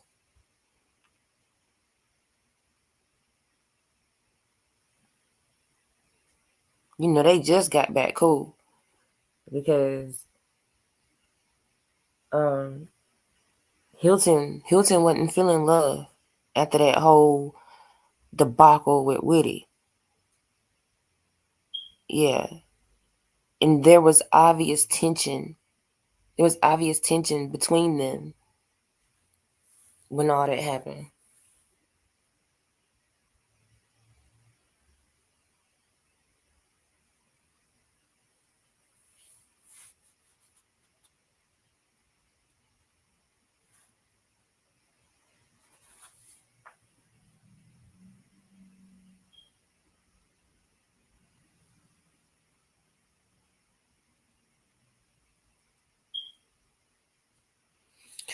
Yeah, she was grabbing her by the arm and like you can see, like, you know, Love light skin, so you can always see when they upset.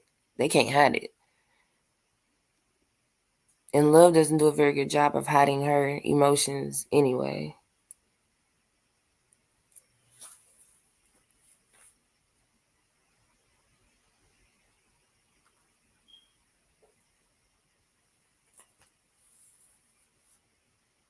But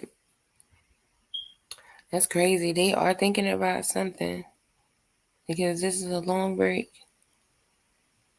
You know you can always tell when they upset. They be turning red.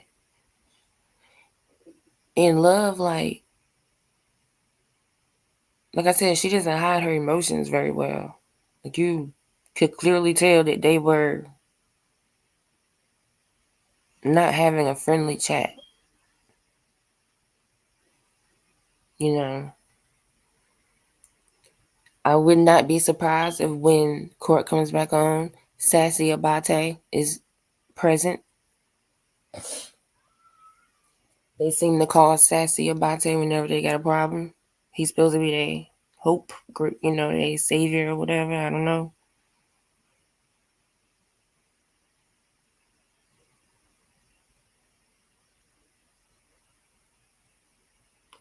I wonder if this trial is going to go so off the rails. So off the rail one day that Fanny walk in to try to save him. I mean, because at this point, Fanny needs to walk in and save him. That's what they need.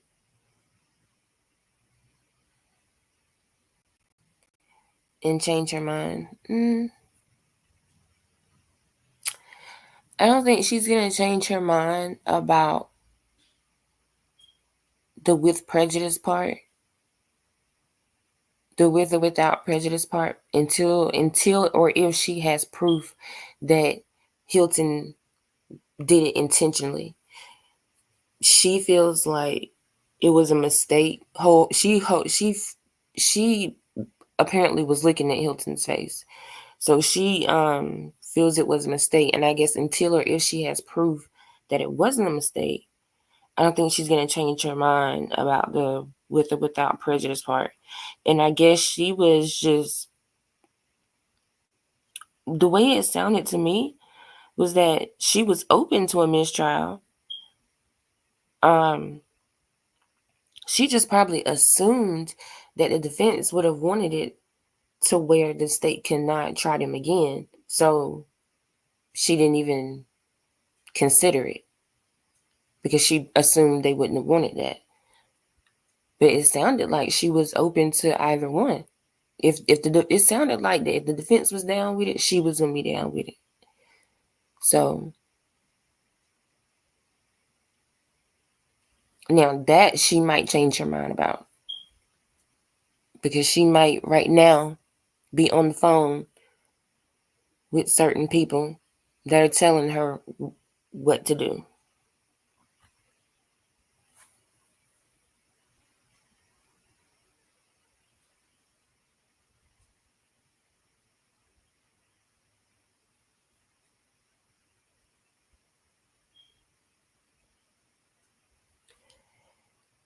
Yeah, she might be on the phone right now with certain people that are instructing her on what to do. And we cannot put that past Fulton County. Clearly.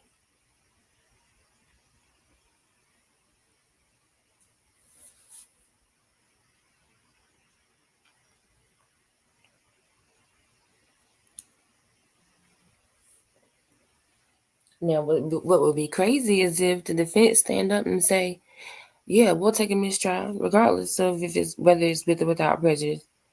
And then she'd be like, oh, never mind. I changed my mind. We're not going to do mistrial at all. I was just kidding. That would be crazy. Oh, that's why I'm not seeing it, because it was down there. My bad. Yo. Yo, yo. Hello. Yo. I feel like I'm hearing an echo. I think I got rid of my echo. Yeah, I What's don't hear good? it. I don't hear it.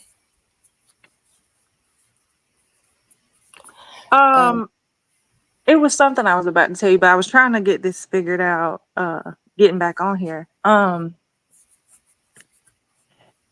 Oh, funny. So I don't know that she really want her face to be seen right now with what just happened Monday.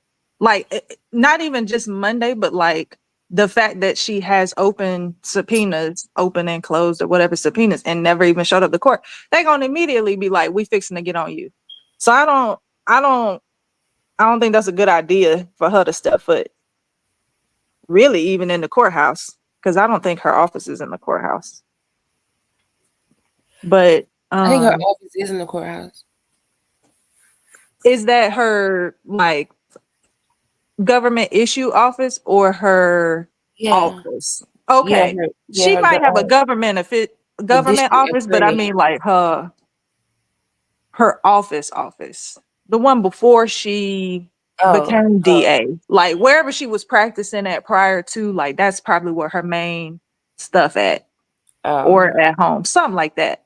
But I just don't see her, because that gives her an opportunity to work from another area and not have to step into the courthouse. But The only reason I disagree with that is because of what I've seen from Fanny's personality so far. Obviously, I don't know the lady, but what I've seen from Fanny's personality so far, she has a slight bit of narcissism inside of her, and she'll come walking in the courtroom just because people expect her not to. Like, she's definitely, please believe, she's definitely showing up to work every day with her head held high like nothing even happened on Monday. Like, think about the way, did you watch the hearing, the first like the hearing they had when all that stuff about Nathan came out? that's what I think she was at Costco with when my friend said she saw her holding up the line. Think about how she walked in that courtroom. Like, oh yeah. She walked in that courtroom like, oh, I heard y'all was looking for me. Here I am. who said something. Like, she liked that kind of shit, like. She does. I mean, I think she definitely takes the role that she has right now. She's living it up. Living up to the advantages that she has of being slightly untouchable. And that's something that, like, I've seen in my government days with elected officials. It's like, baby, it ain't even really just the toxicity of the person. It could be like criminal stuff, but they still almost untouchable. So that's why I'm like, but she still got to have a reputation. Like, she got kids out here. She should care about them and the image that she puts out there. I think they grown though. Let my mama or daddy walk out here 75 and 63 and do something that's gonna make me look bad. I'm going off. And they would do the same to me though. So not in the government world do you want that kind of stuff going on following you, because it does follow you. Like, we already know just because of the Trump situation that Fonny's now famous, if you will. Like, people know that name, but like it's gonna be hard for her to try and pick up any type of elected job that is going to be linked to government in this area if we continue to see more corruption. So like, she ain't gonna be able to pick up and just go be like a DA out in LA or anything like that. That rep is gone. She will have to practice off on the side.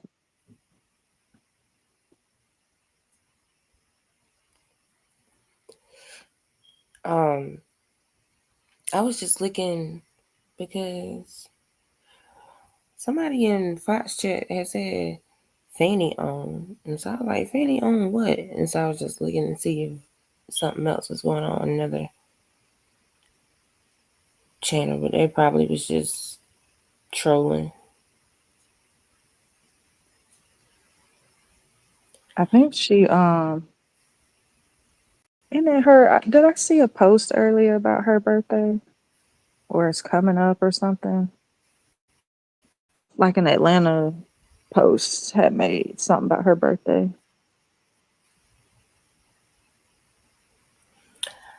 I don't know. Oh yeah, it's coming up. That might be what I saw coming up. I'd be partying. I wouldn't be nowhere around. But with the situation with the young man on the stand, at first I was a little shaky with him because I'm like, he teetering on this fence that I'm like, I don't know. Are you snitching? Like, even if you gonna lie, don't be a terrible liar. That's how I want to say it. But I'm not gonna encourage people to lie on the stand or lie at all. But like, if you're gonna lie, at least lie good. And he was definitely seeming a little shaky at first. Like, are you about to say everything that you saw? Like, do you not know how to navigate around some of these questions? But he's doing good. He's doing good. I'm proud of him. But I think that may have been something that could have been planned. I'm not gonna say it is for sure, but I'm sure he probably knew that he wasn't supposed to say that. When it comes to his testimony, from what I heard, it seemed like their plan is working. If you were the next street person to be testifying after Moontoon just got locked up, what would you do? But I don't know his situation, like if he has a plea agreement or. And I don't think I know either, because I was waiting to see if they mentioned something, but I don't think he does. Yeah, was he not indicted or involved? His lawyer's Because that's what, see, not that I'm saying you have to have an attorney or you don't have to have an attorney, but like, I feel if I was just subpoenaed to go somewhere and I know I'm a low person flying on the radar. I'm not gonna have an attorney, but when you do have one, I start to think either you really closely involved or you have a deal of some sort. Well, oh wow, I was also about to say, I don't care what I'm going to court for. If I can afford it, if I can afford an attorney and I got one, he coming with me. Just because. But especially anything dealing with a criminal case, like I'ma just if I got those means to have like a lawyer or retainer and just have one, oh yeah, just come with me just because. But so I guess that's not too far fetched because it's some of those other witnesses should have had lawyers. Even Oh though yeah. I think they kind of just get it confused, like, oh, I'm a witness, I don't need a lawyer. Well, But I'm thinking about people like uh definitely some of these employees. well, yeah, But like the regular people, yeah, yeah, like they not really that involved with it, but they just coming to say like the experts and stuff. They might not necessarily be government employees or something like that, but like they just coming in to say like, oh yeah, I see what I see. Like I don't see them necessarily need one, but like if you involved, if you hung out, you've been on the phone, had some text messages or something, yeah, definitely lock in on a on some type of attorney, paralegal of some sort. Okay, so it says Slime Life Shawty reportedly pled guilty to conspiracy to violate Georgia's RICO Act after admitting his membership in YSL. So he does have a plea deal.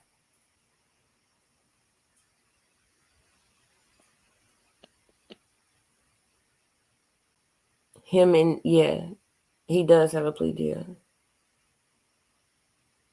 So You so know, for me, when I hear his testimony, it sounds that to me that just sends a signal to me that their message that they were trying to send with Moontum was perceived. Get up here and do what you're supposed to do. But all of his testimony wasn't on the up and up because when she was like, "How do you know so and so?" I just mhm. know him. I just know him.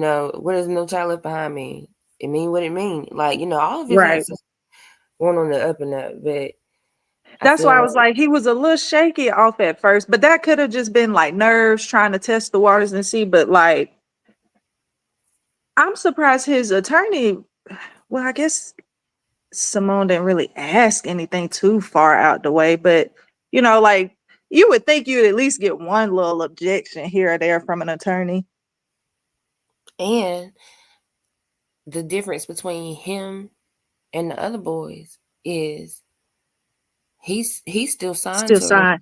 How did I know you were about to say that? I knew you were about to say that. because the bag comes first. Mm-hmm. So he's still signed to a regular, but so in other words, he got shit to lose. I don't have time to come up here and be fucking around with these folks. These are folks that can lock me up. I don't got time to be fucking around with them because he got shit to lose.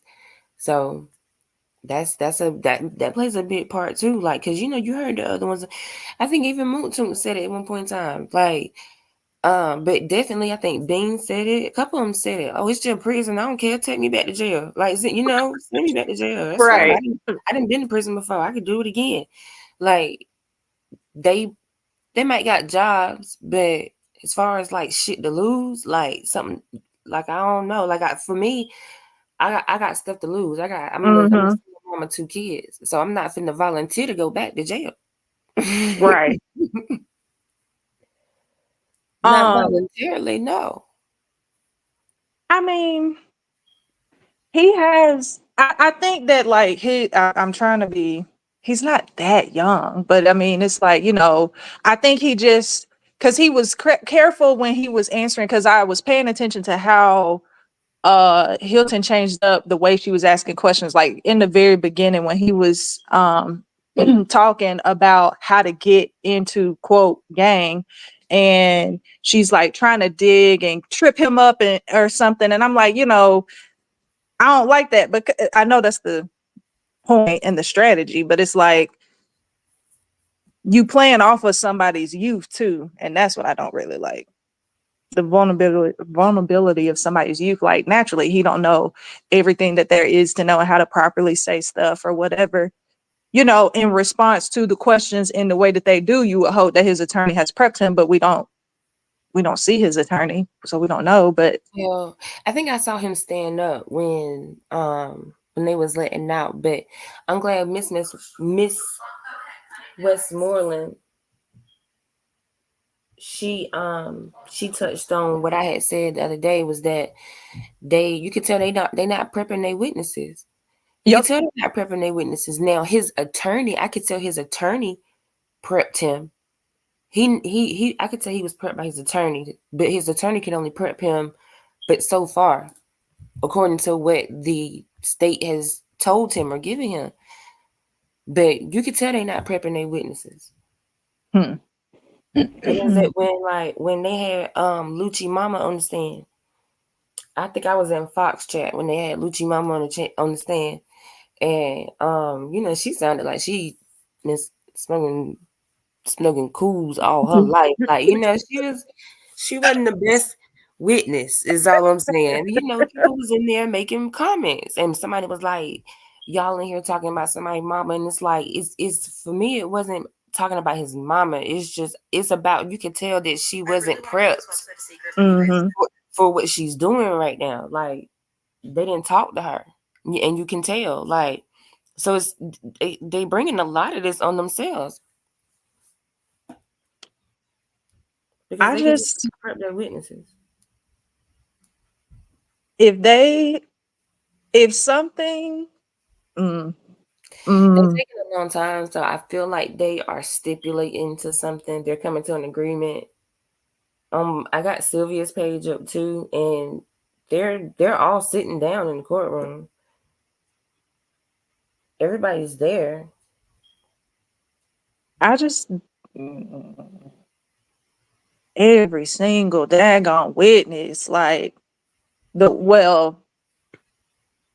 witnesses that are friends. I think that's his attorney right there. Or affiliated.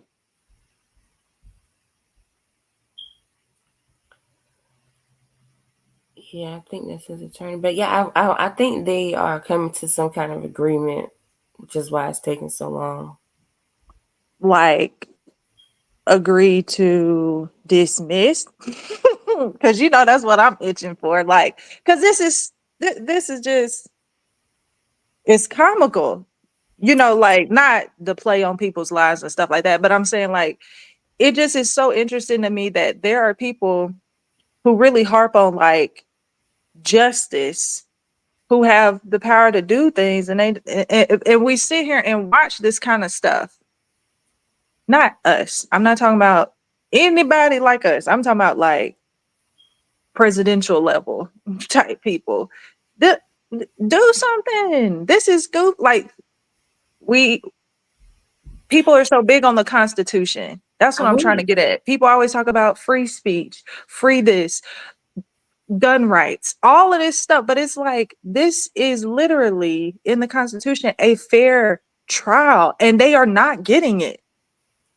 I want them to stop playing with these boys' lives, but at the same time, like, we all sit here and say, "Oh, mistrial," you know, because they're not getting a fair trial, clearly. But at the same time, don't nobody really want this trial to be over, because we're all way too invested. We're all way too invested for if she came back and said, you know what, I'm done, mistrial, and this trial was over tomorrow, people would be mad that that the trial was over, and you know what I'm saying? Like, people would say that, but they don't really, especially content creators, like, because the YSL trial for content creators is like the gift that just keeps on giving.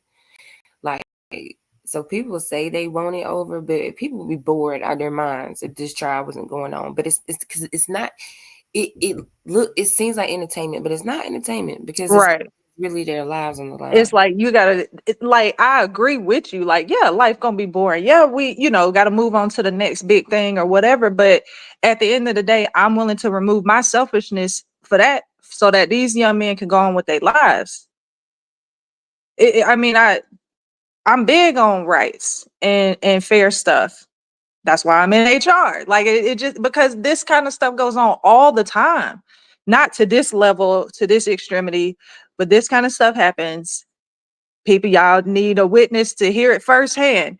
It happens in government all the time, just not to this degree, to this level. I've seen it, I've witnessed it, I've sued a government agency. Like it happens. Oh boy. All right. Ms. Westmoreland, Thank you, Your Honor. May we approach? you may.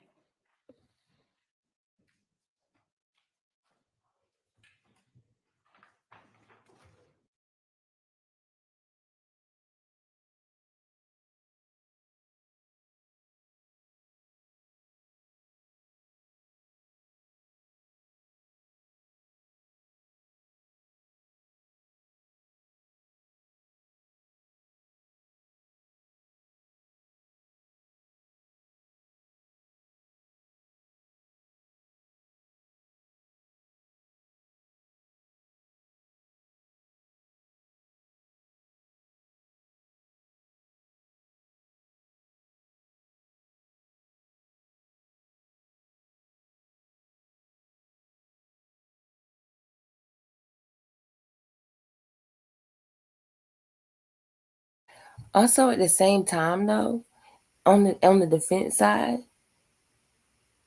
it might just be a good idea to keep the show going because they winning. They winning. I mean, when it comes to the state, I've been looking at them and putting them in the category of, you know, that old saying people used to say, "Give them the rope, let them hang themselves." That to me is the state. If we just keep letting them talk, they keep fucking up. So it's like if you just they give them the rope, they'll hang themselves. So it's like on the other hand, they might just be like, "Nah, let's just keep going," because they gonna keep making an ass out of themselves. But that could be catch-22 because you don't want to give them time to actually prove some shit.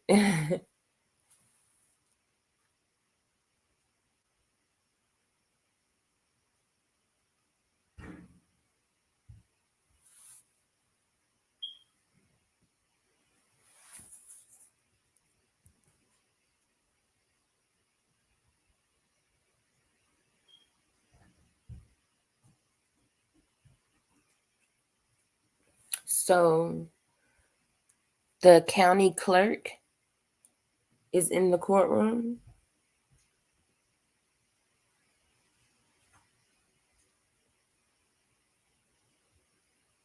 The Fulton County clerk is inside of the courtroom.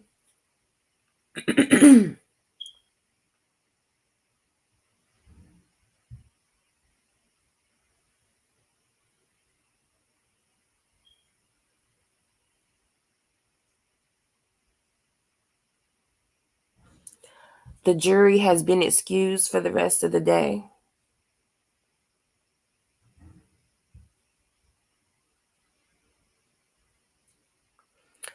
The jury has been excused for the rest of the day, y'all.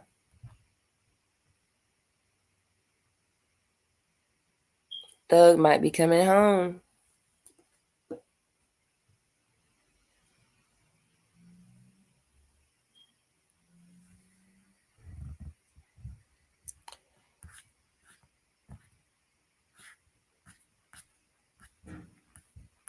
He might be coming home. What y'all think?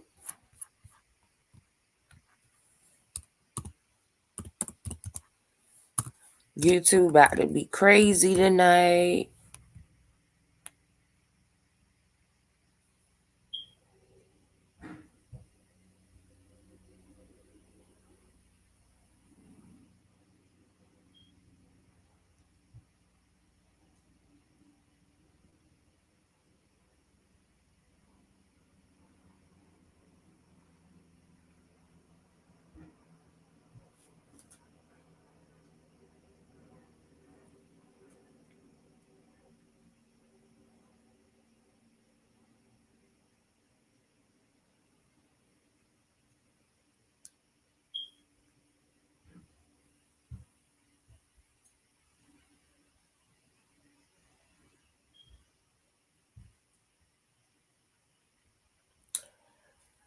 Wow, it's kind of exciting a little bit, y'all.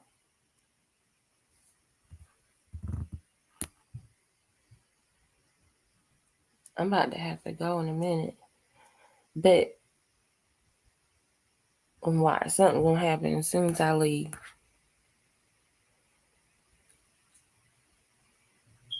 But yes, the apparent, okay, so still is talking. The state does not look happy.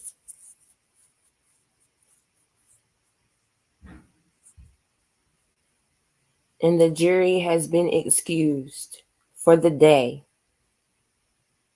Not excused to their chambers. The jury has been excused for the day.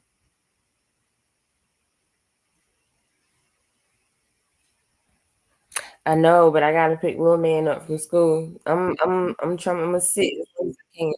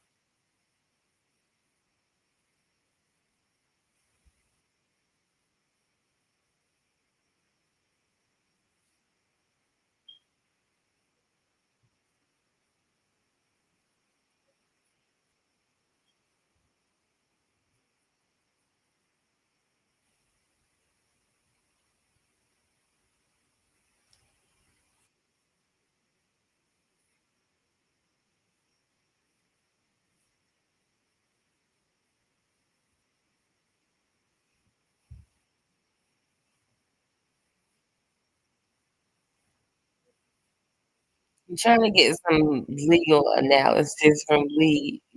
He talking about everything else.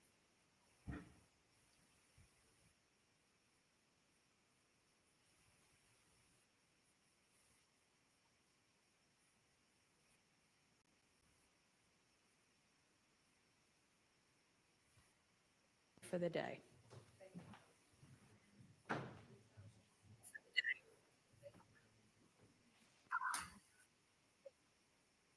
Okay. Paige, just wait a minute. Wait a fucking minute. Wait a fucking minute. She better not. She better not have just ended court for the day. She did. Y'all know I can't stand that. She always in court. She always in court. So freaking childish.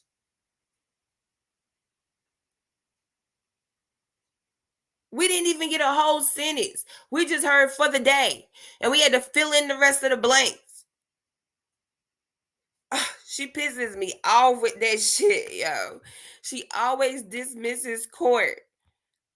Ghetto as hell.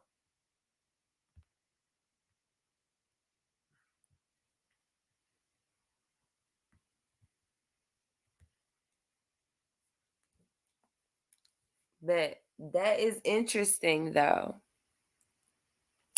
From what I'm hearing, I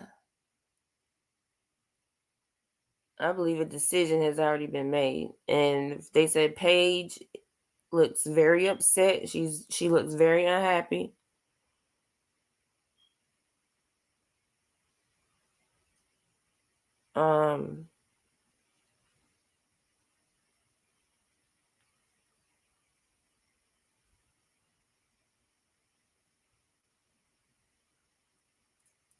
Yeah, they said Paige looks very, very angry. I don't even know if we're having court tomorrow.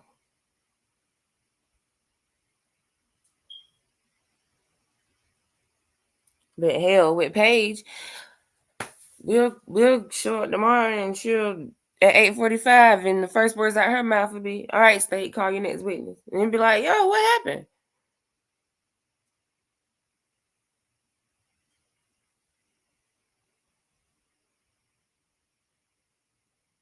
Somebody said she didn't grant a mistrial because she want to go to Fanny's birthday party.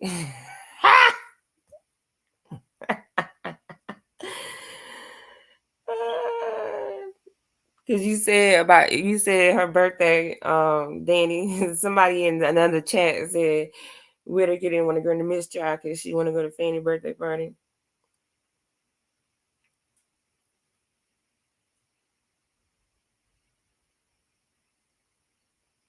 So what do y'all think? Like, what are y'all thoughts about everything?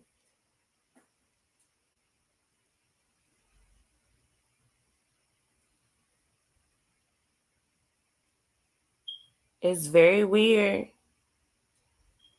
that the county clerk was there. Okay, so tomorrow's start time is gonna be in the afternoon. Court will not start at 8:45. Tomorrow's start time is going to be in the afternoon.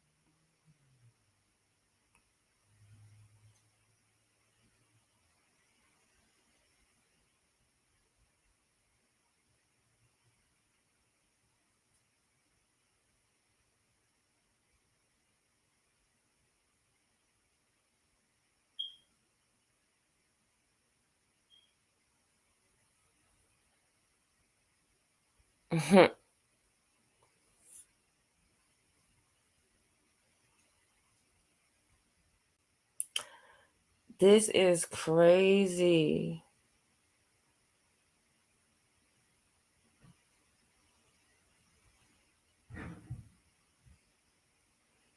This is crazy.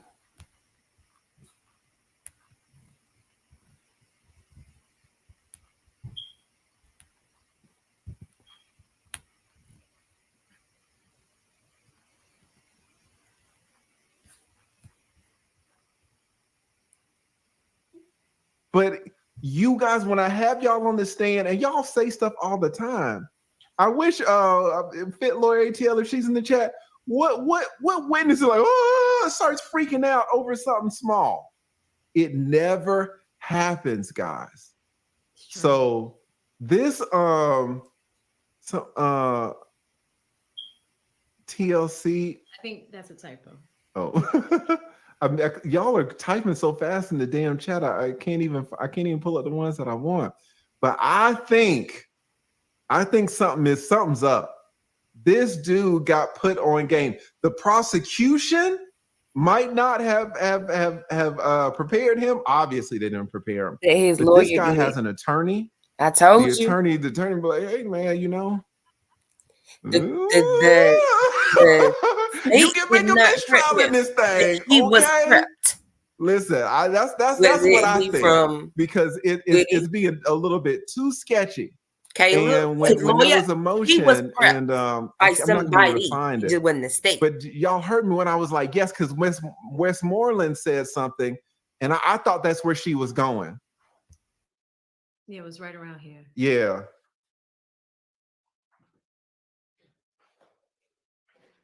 None of y'all, when I have y'all on the stand, when there's an objection, you start freaking out. That's not what y'all do.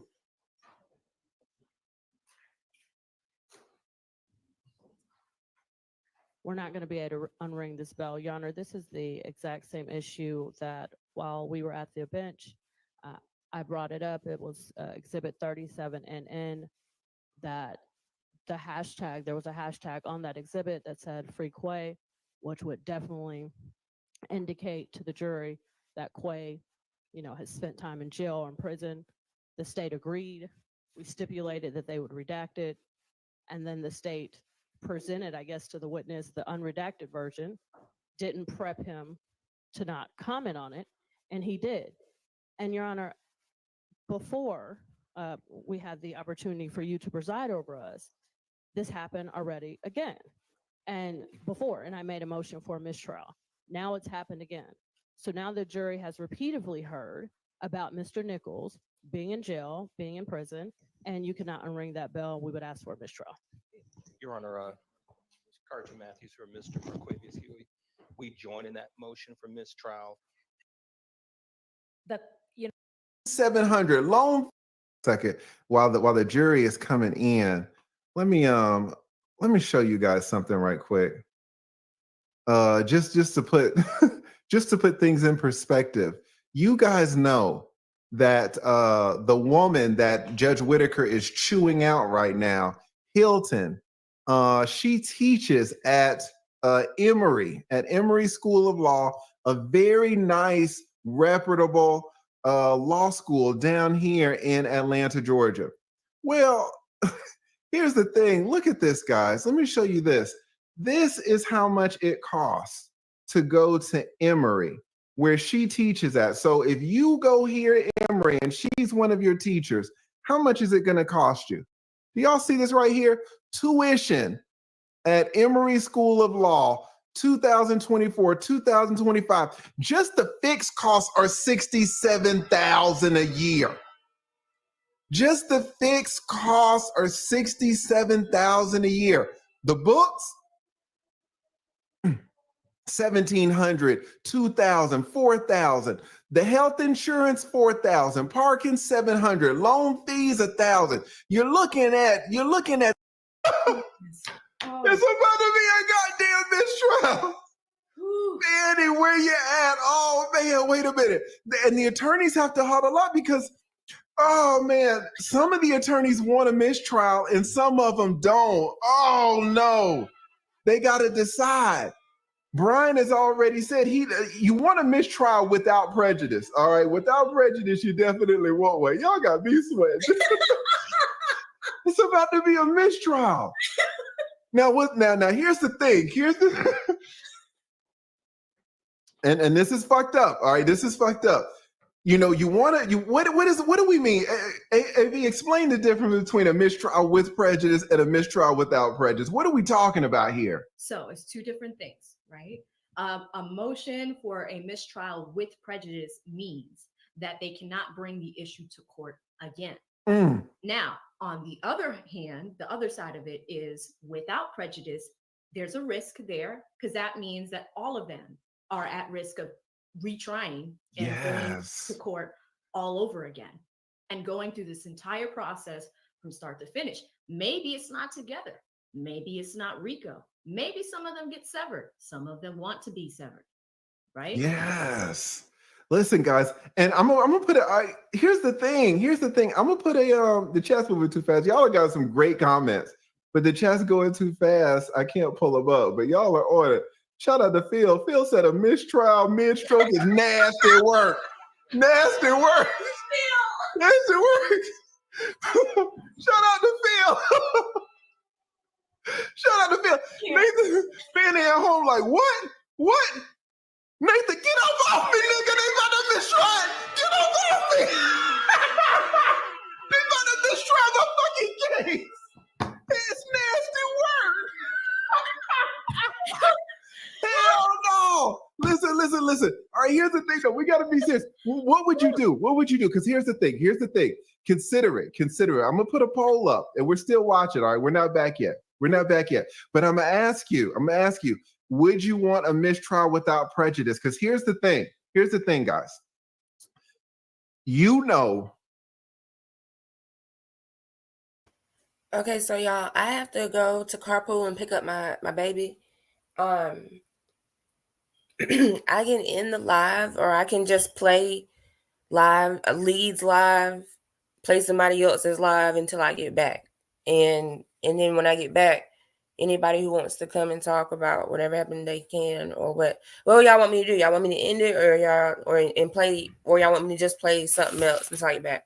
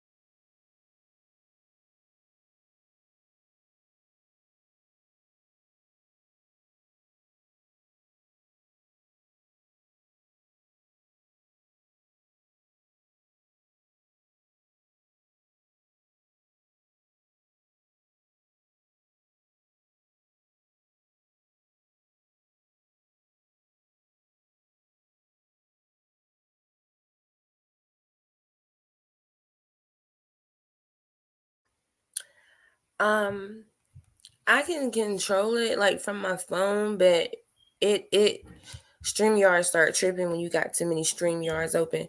I'll just play it because I'm not even like this is not even it's still like another like I'm not even live. Like Lead is playing like a whole bunch of stuff. So I'll just continue playing his live and I should be back by the time the time we even catch up to where he is now. So yeah, I will be right back. It'll be probably like 20 minutes tops. See y'all later.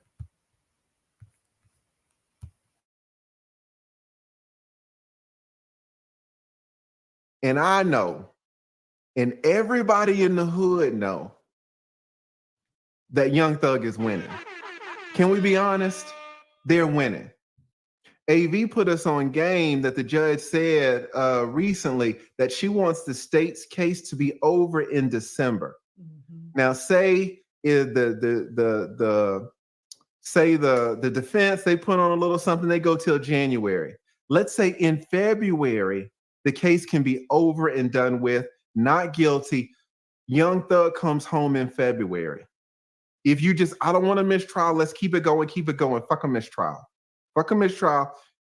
Get home in February. Probably. Now, you could go to prison for 30 years, right? But it seems probable that they're winning. We all know, we all think that they're winning. So you have to stay in longer. You have to keep going with the trial. But let's say you get out February 1st. Or today you could get a mistrial without prejudice. What's the problem? The problem is that the state is elections and all that. Fannie's running it back. Fannie is running this case back. The election's in like 2.5 weeks. Yeah, she's gonna run it back. And so Thug can absolutely be, and he's not gonna get a bond. So if they run it back again, he's not gonna get a bond another 2 years. So do you want another 2 years, 3 years in jail and then get your not guilty? Or do you get your not guilty right now? But there's a risk. Maybe they say, well, we're not going to run it back. So then maybe you're free. You never know. It's all in the air. Let me ask you guys, and I'm going to put up a poll, and we're still watching, guys, because the defense counsel, some of them want a mistrial. Yeah. Some of them do not. And so they're arguing back and forth. They're doing what we're doing right now. We're winning. No, let's just take it right now. A bird in the hand is worth two in the bush. They're not going to run it back. No, they're going to run it back. What do y'all think? Let me put a It's a unique opportunity for them too. Yes, let me put it. Do you accept a mistrial without prejudice? Yes or no? That's the big question. And it's a hard question, guys. That's why they're still out. They're still huddled. The defense counsel is still huddled together because they are kind of winning. Yeah. But we think they're winning, but we never know. What if you don't accept a mistrial and this jury comes back guilty 30 years? You're going to want to shoot yourself in the fucking face. Because you could have got at least a new jury, or maybe the state doesn't even run it back. But they're going to run it back, right? But you never know. What do y'all think? Do you take the mistrial or do you no, let's keep going? Because I am shocked that Whitaker put that damn thing on the table. Like, do y'all want it? Both were she was just like, well, do you want one without prejudice? And they were all like, what? Who are you? Okay. Facts. It's like on the first date. Well, she like, damn, lead, I ain't gonna have sex with you. It's the first date, but I'll suck you off if you want that. You gonna say, what do you do? Do you take it? What do you do in a position like this, guys? We are still we're still waiting right here. But somebody, what is and some of y'all are like 50-50. What are y'all saying in the polls? I hate the way YouTube shows the polls. You can't really see the whole thing. Oh, there you go. It is 43-57. 57 of y'all say do not accept the mistrial. Wow. 43 of y'all are like, yeah, let's go on and try to wrap it up. Let's go on and take it now. They might not run it back. Keep voting. There's 7,000 of y'all. We only got 1,000 votes. Yeah, everybody vote. I'm gonna lock y'all. You know, I'm gonna make y'all fucking vote. I'm gonna make y'all vote. Everybody fucking vote. I did not know only 1,000 of y'all have voted. This is a real fucking. I'm gonna lock y'all out until y'all vote. I want 2,500 votes. I'm so done with Shout out to AV. AV's like, why aren't y'all voting? This is a real thing right here. All right. Shout out to the members. Shout out to the members. We know y'all are voting. I got some lazy motherfuckers in here. Y'all don't even want to vote. It's not even a belt. He went outside and got the switch. She Okay. said, Y'all don't want to. Okay, shit. That's what Biden needs, because a lot of y'all are like, "I fuck Biden." Biden's like, I need to take the switch out to y'all black people, boy. Shit, y'all black people are not fucking with Biden, especially you black men. Black women, all right, y'all want Kamala, but y'all black men are like, fuck this. Like, we going to Trump, goddammit. Oh, so what do y'all think? We're waiting on it right here. We're still waiting, guys. But this has been this is a crazy, crazy, crazy turn of events. Insane. Let me check. I can't see how many people voted. Oh, yeah. So y'all are coming up. Y'all are voting by 18. Man, y'all are 50-50 on this thing. And if y'all are 50-50, imagine how these attorneys are. So that's why, they're huddled up. We're waiting for them, but they're still deciding. They're still deciding what the hell's going on.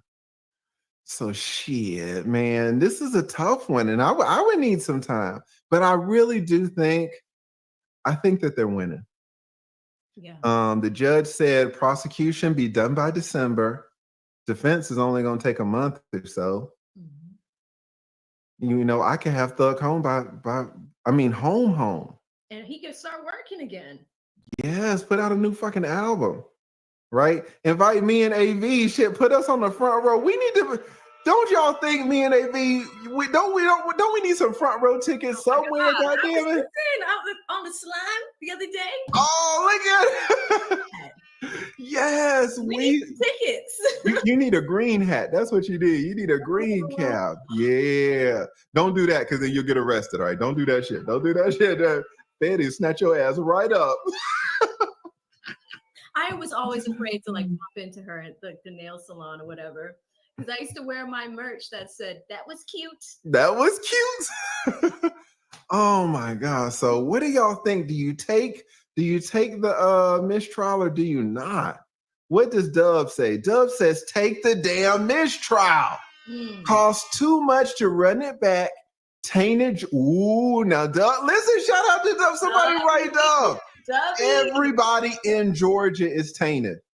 Everybody, this is a great point. How are they going to find a jury? Everybody knows about it. Yeah, for the first jury, guys, they called in thousands of people. This was before the case. They called in thousands of people. Now, the biggest case in Georgia state history, this could absolutely be the longest running case in the United States history. This case is gone. I mean, it was indicted in 2022. This case is insane. So what does he say? He says, cost too much to run it back. Tainted jury pool, and the election is right around the corner. I'm taking my chances. It should be with prejudice. The state should have redacted. Dove is making some great points, guys. If they try to run it back, where are they going to get the fucking jury from? Where? We've all heard about this. I assure you, everybody in Georgia has heard about this case. What a day for it to happen too. So apparently, I have Fanny's birthday invitation here. It looks like there is a Hawks game tonight, and there's a birthday tip-off thing for her there. Oh my God. So tomorrow there's a women's empowerment lunch at her house. And then there's going to be a party at Tyrese's house. Party at Tyrese's house. So this is like for it to happen today. Today. Shout out to Michael Love. Somebody write Michael Love in the damn chat. Gifting 10 memberships. Big contributor to my channel. big contributor, huge contributor to AV's channel, a humongous contributor to the community. Thank you, thank you, thank you. Big shout out to Michael Love. If you got one of Michael Love's memberships, please tell him thank you. And don't just say thanks, nigga. No, say thank you, Michael Love. Put a name on it. Y'all hear it in my voice. I'm from the South. You see it right here. You see the emblem, state of Georgia. You see the emblem. Where is state of Georgia located? It's in the South. Where do we have Southern hospitality? Please put a name on it. Say thank you, Michael Love. The names must be named. Big shout out to Michael Love, guys. We are waiting for the judge to come back. Is it going to be a mistrial? Put yes if you think it's going to be a mistrial. Put no if you think not. I don't know. Dub said take it, goddammit.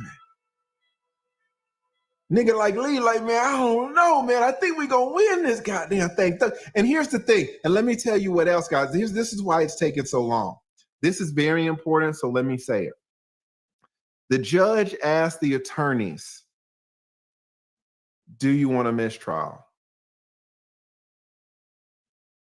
It's not the attorney's decision. Whose decision is it?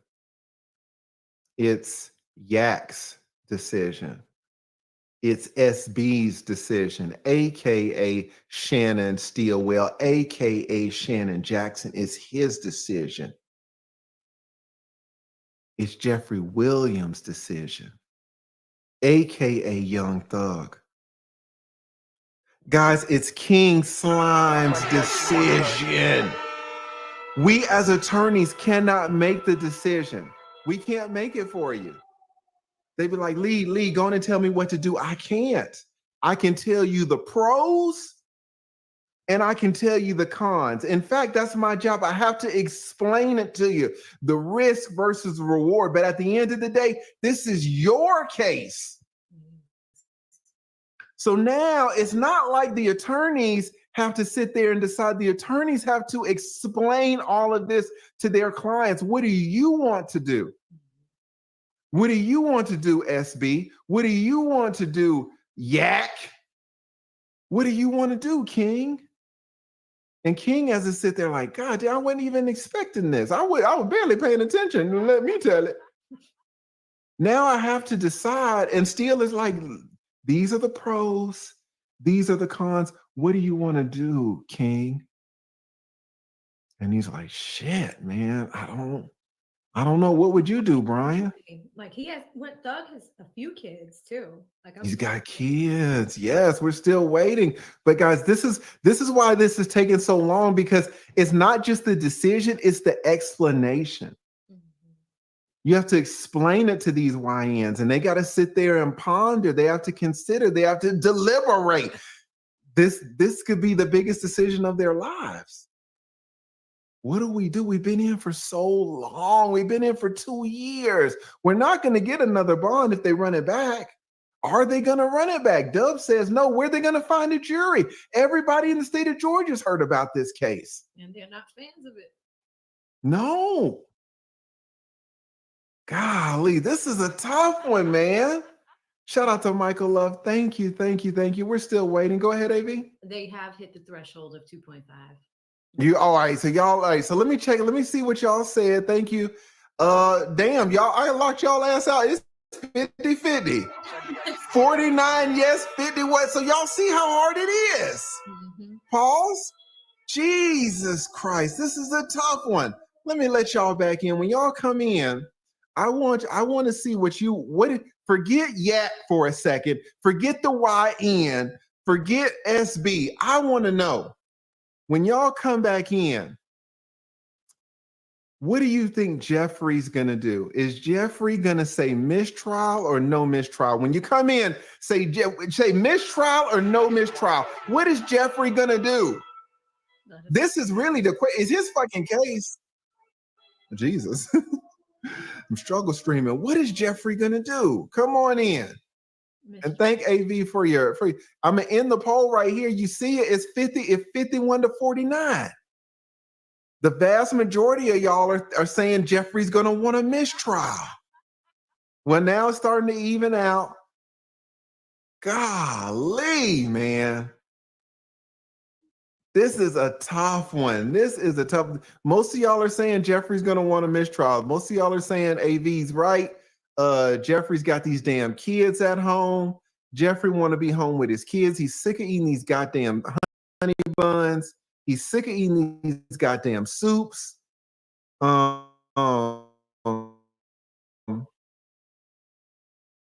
He wants to go home with his family. So y'all, let me slow the chat down a little bit. But man, big shout out to Michael Love. Thank you so much, Michael. We are on mistrial watch. We're on mistrial watch.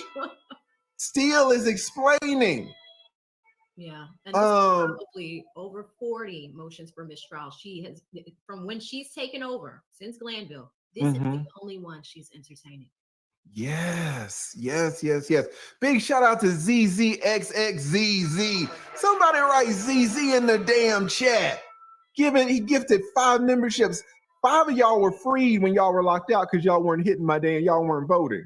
Y'all some lazy, just vote. But I'm so glad y'all did because y'all got to see how hard it is. 49% said yes, take the mistrial. 51% said no. Y'all were even Steven. So what is SB gonna do? What is Yak gonna do? What is King gonna do? These are 3. Who are the other 3 on trial? Do you know? Marquavius Huey. What is his name? Is that Obama? No. Quay. I think it's Quay. Oh, shit, Quay? Both Quays. Are there 2 Quays in here? Yes, Quay in the front, and then Westmoreland's Quay in the back. God damn. What is Quay gonna do? What is Quay gonna do? Are there 2 Quays? Are they gonna see eye to eye? And this is really about them. This mistrial is about the Quays. It's about the Quays. Which Quay are we talking about? Oh man, this is exciting right here. Shout out to Rod Factor. Big shout out to Rod. Thank you so much, guys. Somebody write Rod in the damn chat. One of the co-sponsors of this stream, along with Vintage CV and the Innocent Bystander channel. Thank you so much, Rod. What does he say? He said the longer this trial goes on, the less chance Fannie will win next month, right? It's so political. God damn, let me write Rod's name in the damn banner as being a co-sponsor. Guys, if you want to co-sponsor a damn stream, this is the one right here because the whole damn trial might end today. And Rod Factor. Shit, me and AV, we might have to transition to the Puffy damn case or the damn bitch zipping up the nigga in the suitcase. This might be it. Thank you so much. Thank you so much, Rod. Goddamn white women zipping up people in suitcases. Sarah Boone is crazy. Jesus. She took the stand yesterday. Somebody write Rod in the damn chat. Thank you. Thank y'all for shouting out Rod. Man, I tried to slow the damn chat down. Y'all are blowing it up. Oh man, we are on mistrial watch. They are still not back. I want to make sure that we are caught up to speed. I don't want 1 second of TiVo. Because I had 5 minutes of TiVo the other day and y'all fucked it up. 5 years. Y'all spoil it. I cannot let y'all spoil shit. Yeah, you know what they do? So the spoilers go to Law and Crime, and then when Law and Crime's on break, they come back over here. And then they tell, oh, let me tell you what is going to happen, Lee. You're fucking up the damn show. Then you and I have to act like we don't see it. I know, like, oh, for real. Lee Moore took got 5 years. Yeah, well, thank you, nigga. So we on trial watch, but I gotta make sure. I gotta make absolutely sure that y'all don't be like, no, there's no mistrial. Yes, there's mistrial. I want to make sure I get it. They'll be like denied, and like, we're like, and why do you even do that? For real. Then come back to tell us what's happening. Oh my God, here we go, guys. Here we go. Big shout out to Rod Factor. Thank you, Rod, man, for supporting so much. I think you are exactly right. Man, we need to stay up to speed with these spoilers for real, oh boy. Y'all fucked that whole Moontooth shit up. I know, we were so excited. They're like, you got 5 years. You got 5 years. 5 years. We're like, Well, shit, why even watch it now? I just cut this bitch off. Big shout out to Rod. Thank you so much, Rod. And we're gonna read all these super chats. We're gonna get to some more, but man, let me pull this one up. Shout out to DC. Shout out to DC. Huge supporter of AV. Huge supporter of me. Thank you so much, DC. Huge supporter of the community. Let me add DC to the banner as a co-sponsor. Man, we are on Mistrial Watch. She is this is a she, right?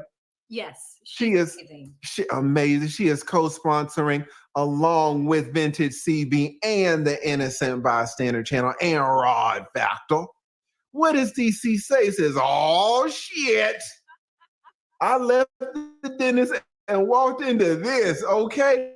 Saw Hilton running out, and she's so right. Shout out to DZ. Did y'all see Hilton was like, God damn, get fucking Fanny on the phone. Fanny, I know you're getting birthday dick, baby, but no, you push this nigga up off you. Get him up off you, Fanny. Come down to the courthouse. It is going down. There's about to be a mistrial of the whole fucking case. Shout out to DC. She's exactly right. Says saw Hilton running out of the courtroom. Wasn't Hilton the one that was crying? Who was crying? Do you remember at the beginning? Yes, it was Hilton. Oh, was it with Woody? Who was she cross-examining? Woody. She was cross-examining Woody, and Woody wasn't cooperating. Hilton bursted out in tears. Hilton really cares about this case, guys. So when DC says, I saw that chick running out the damn courtroom, she's exactly right. She burst into tears because she couldn't get Woody to say what she wanted him to say. Woody was the damn star witness. And he was, I don't recall, burst into tears. DC says, all this excitement because of some, I don't know how to read emojis. I'm too old. What does that say? All this excitement caused for some ones to be raining up in the chat. TLA, you take yin. You take it. I feel like Whitaker. I'm too old. Plus, I can barely see. These damn emojis, I never use them. I don't know if I ever used emoji in my life. For the smiley face, I still put the colon. He's so old school. I am. For the smile, I still put the colon and the little parentheses thing. I don't know how to use these goddamn. I don't know how to use the emojis. Just hit the button and then you can pick one. I don't see a button. I just see the colon and the parentheses. I know why. I've always wondered for years why you do that. And you just told on yourself. I don't see a button. I be raw dogging it. Big shout out to damn DC, man. She's exactly right. She peeped Hilton running out of that courtroom. Go get love. Go get goddamn Go get Fanny, man. I know it's her birthday. I know she getting dicked down by Nathan. Get this nigga up off you, Fanny. It's about to be a mistrial of the whole case. You know, how many people were indicted? Over 30? RICO, racketeer influence, and corrupt organization. The damn picking a jury took how many months? 9 months or some shit? Called in thousands and thousands of people. All these judges are recused. Attorneys getting incarcerated. Hand-to-hand drug transactions in the middle of the trial in court. Man, so much going on with this case. And DC's like, yeah. Brian Steele almost getting locked up. Yes. DC's like, hell yeah, to get Fanny. Well, the other thing too is the woman sitting next to Angela, when the judge was like, so what do y'all want to do? Do you want it with prejudice or without? The woman next to Angela was like, we were all like that. She was shocked. You saw her face. And her and Angela were looking at each other, just trying to decide what to do for Ryan. I mean, I don't think it mattered with him because he's already been convicted. He got life anyways. Like, they don't give a shit. But yeah, what's gonna happen? What is Thug gonna say? Oh man, let me add DC to the banner. Thank you so much, DC. Oh man, is a Fit Lawyer in the house, man? Fit Lawyer, what would you do? You should hit the link. I don't want to drop the link. It's too many people up in here, but Man, we are on trial watch. Let me make sure we down to the second. Ain't nobody front running this. Oh, man. The whole damn thing could be a mistrial. Big shout out to DC. Big shout out to Rod Factor. Thank you. Shout out to Keita, another attorney. Keita, what would you do? Oh, Keita responded. Keita is an attorney. What did she say? Keita says, man, I would take a mistrial at this point. I can see the jury either being hung or vote guilty, true. I don't know about the guilty, but definitely hung. They are checked out 100% true. And they might just vote based solely on their biases. Let Fannie go figure out her next move. Yeah. A lot of y'all are like, yeah, man, go and accept it, Lee. Go and accept the damn mistrial. Stop being greedy. You don't know what's going to happen. It's all a risk. Imagine you don't accept the mistrial and then you go and get convicted. 25 years to life. Right? Shout out to Keita G. Like, what do you do? It's tough. It is tough. Oh, y'all know who it is. Know who it is. The little game. Shout out to the little gaming channel. Not only an amazing content creator, but an amazing human being. High value man through and through. What does he say? He says, man, white woman Whitaker told the prosecution, you ninjas are sloppy with this case and I'm tired. How many passes do I have to give? I'm pissed no one took my $100 bet. Yeah. Yeah, the little gaming channel put $500 on the line. Someone said, please, somebody bet me this case is not making it to a verdict. It is not. Let me add my man, the little gaming channel, in the chat. If one of the mods could drop the little gaming channel's link. We are on verdict watch. We are on mistrial watch, guys. That's what we're doing right now. I got us all up to speed. Oh my goodness. What is the little, let me drop the little gaming channel in the banner. Thank y'all for shouting out the little gaming channel. Somebody write TLGC in the damn chat. And the little gaming channel. This man is sponsored individual streams. This man is sponsored entire series. Yeah, trials. And exactly, such a huge supporter out there in California. They got that long money out there. Their little gaming channel doing it up, and TLGC. This is a real streaming sponsor right here. This might be the end of the whole damn thing. Wow. Man, so what's going on right now? The attorneys are explaining to Quay. They're explaining to SB. They're explaining to Quay. They're explaining to Yak. They are explaining to the YN. The young nigga, they are explaining to King Slime. These are your options, son. Wait. This could happen or that could happen. The jury could say this or the jury could say that. Do you just want to cut ties right now? Fannie has invested millions in this case anymore, or maybe she does. She's the RICO queen.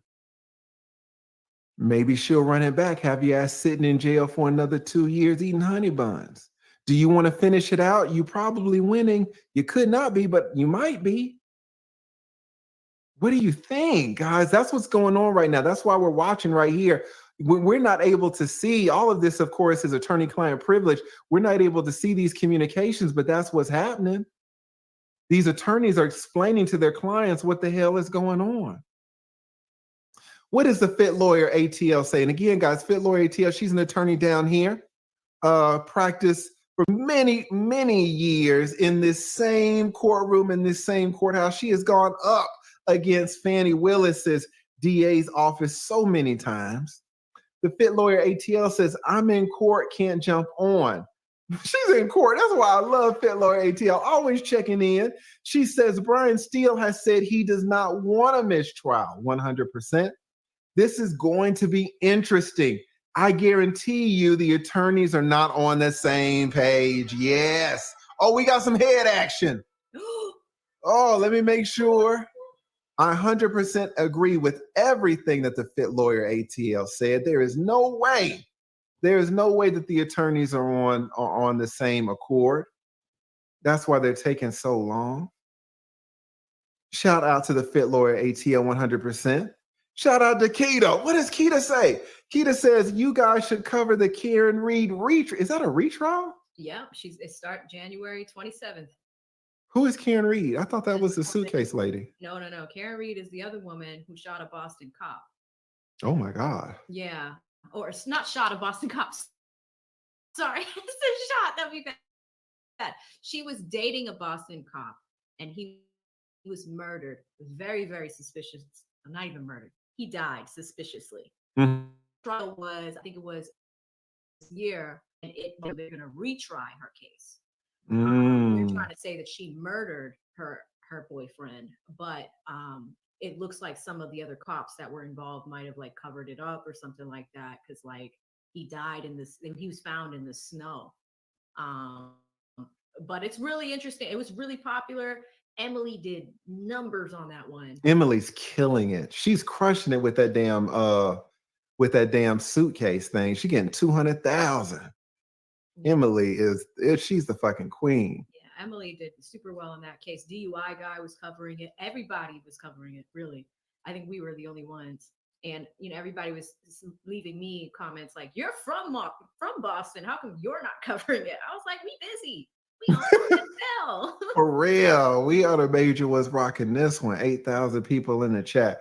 What does the little gaming channel say? Says if it's a mistrial without prejudice, will they get bail? See, that's the thing. No. They're probably gonna, just like with Karen Reed and the retrial, they could just retrial the case, keep them in. And that's where it's like, oh, what do you do? Yeah. Because it's not like, I mean, it just depends on how they want to do the case. But the state could absolutely keep these people in and then retry it and run it up again, and then they don't get a bond. You can't really give King Slime a bond. The charges are too outrageous. Yeah, and how many judges do we have left in this courthouse? We had Krause, we had Ingram, we had Glanville, and now we have this judge. I mean, can you imagine if Scott McAfee presided? Oh my God. The odor of mendacity. That is exactly right. Oh man.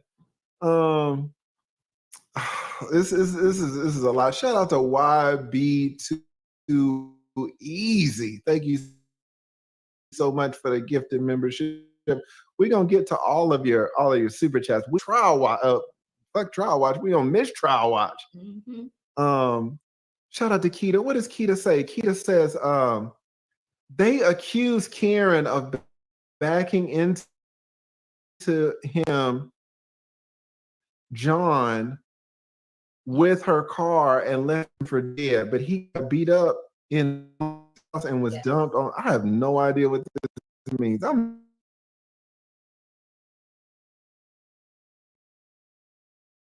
With no injuries from the neck down. Yeah, it's crazy. There's protesters outside of the courthouse. Like that case is a big deal. That and Diddy are probably the biggest cases of next year.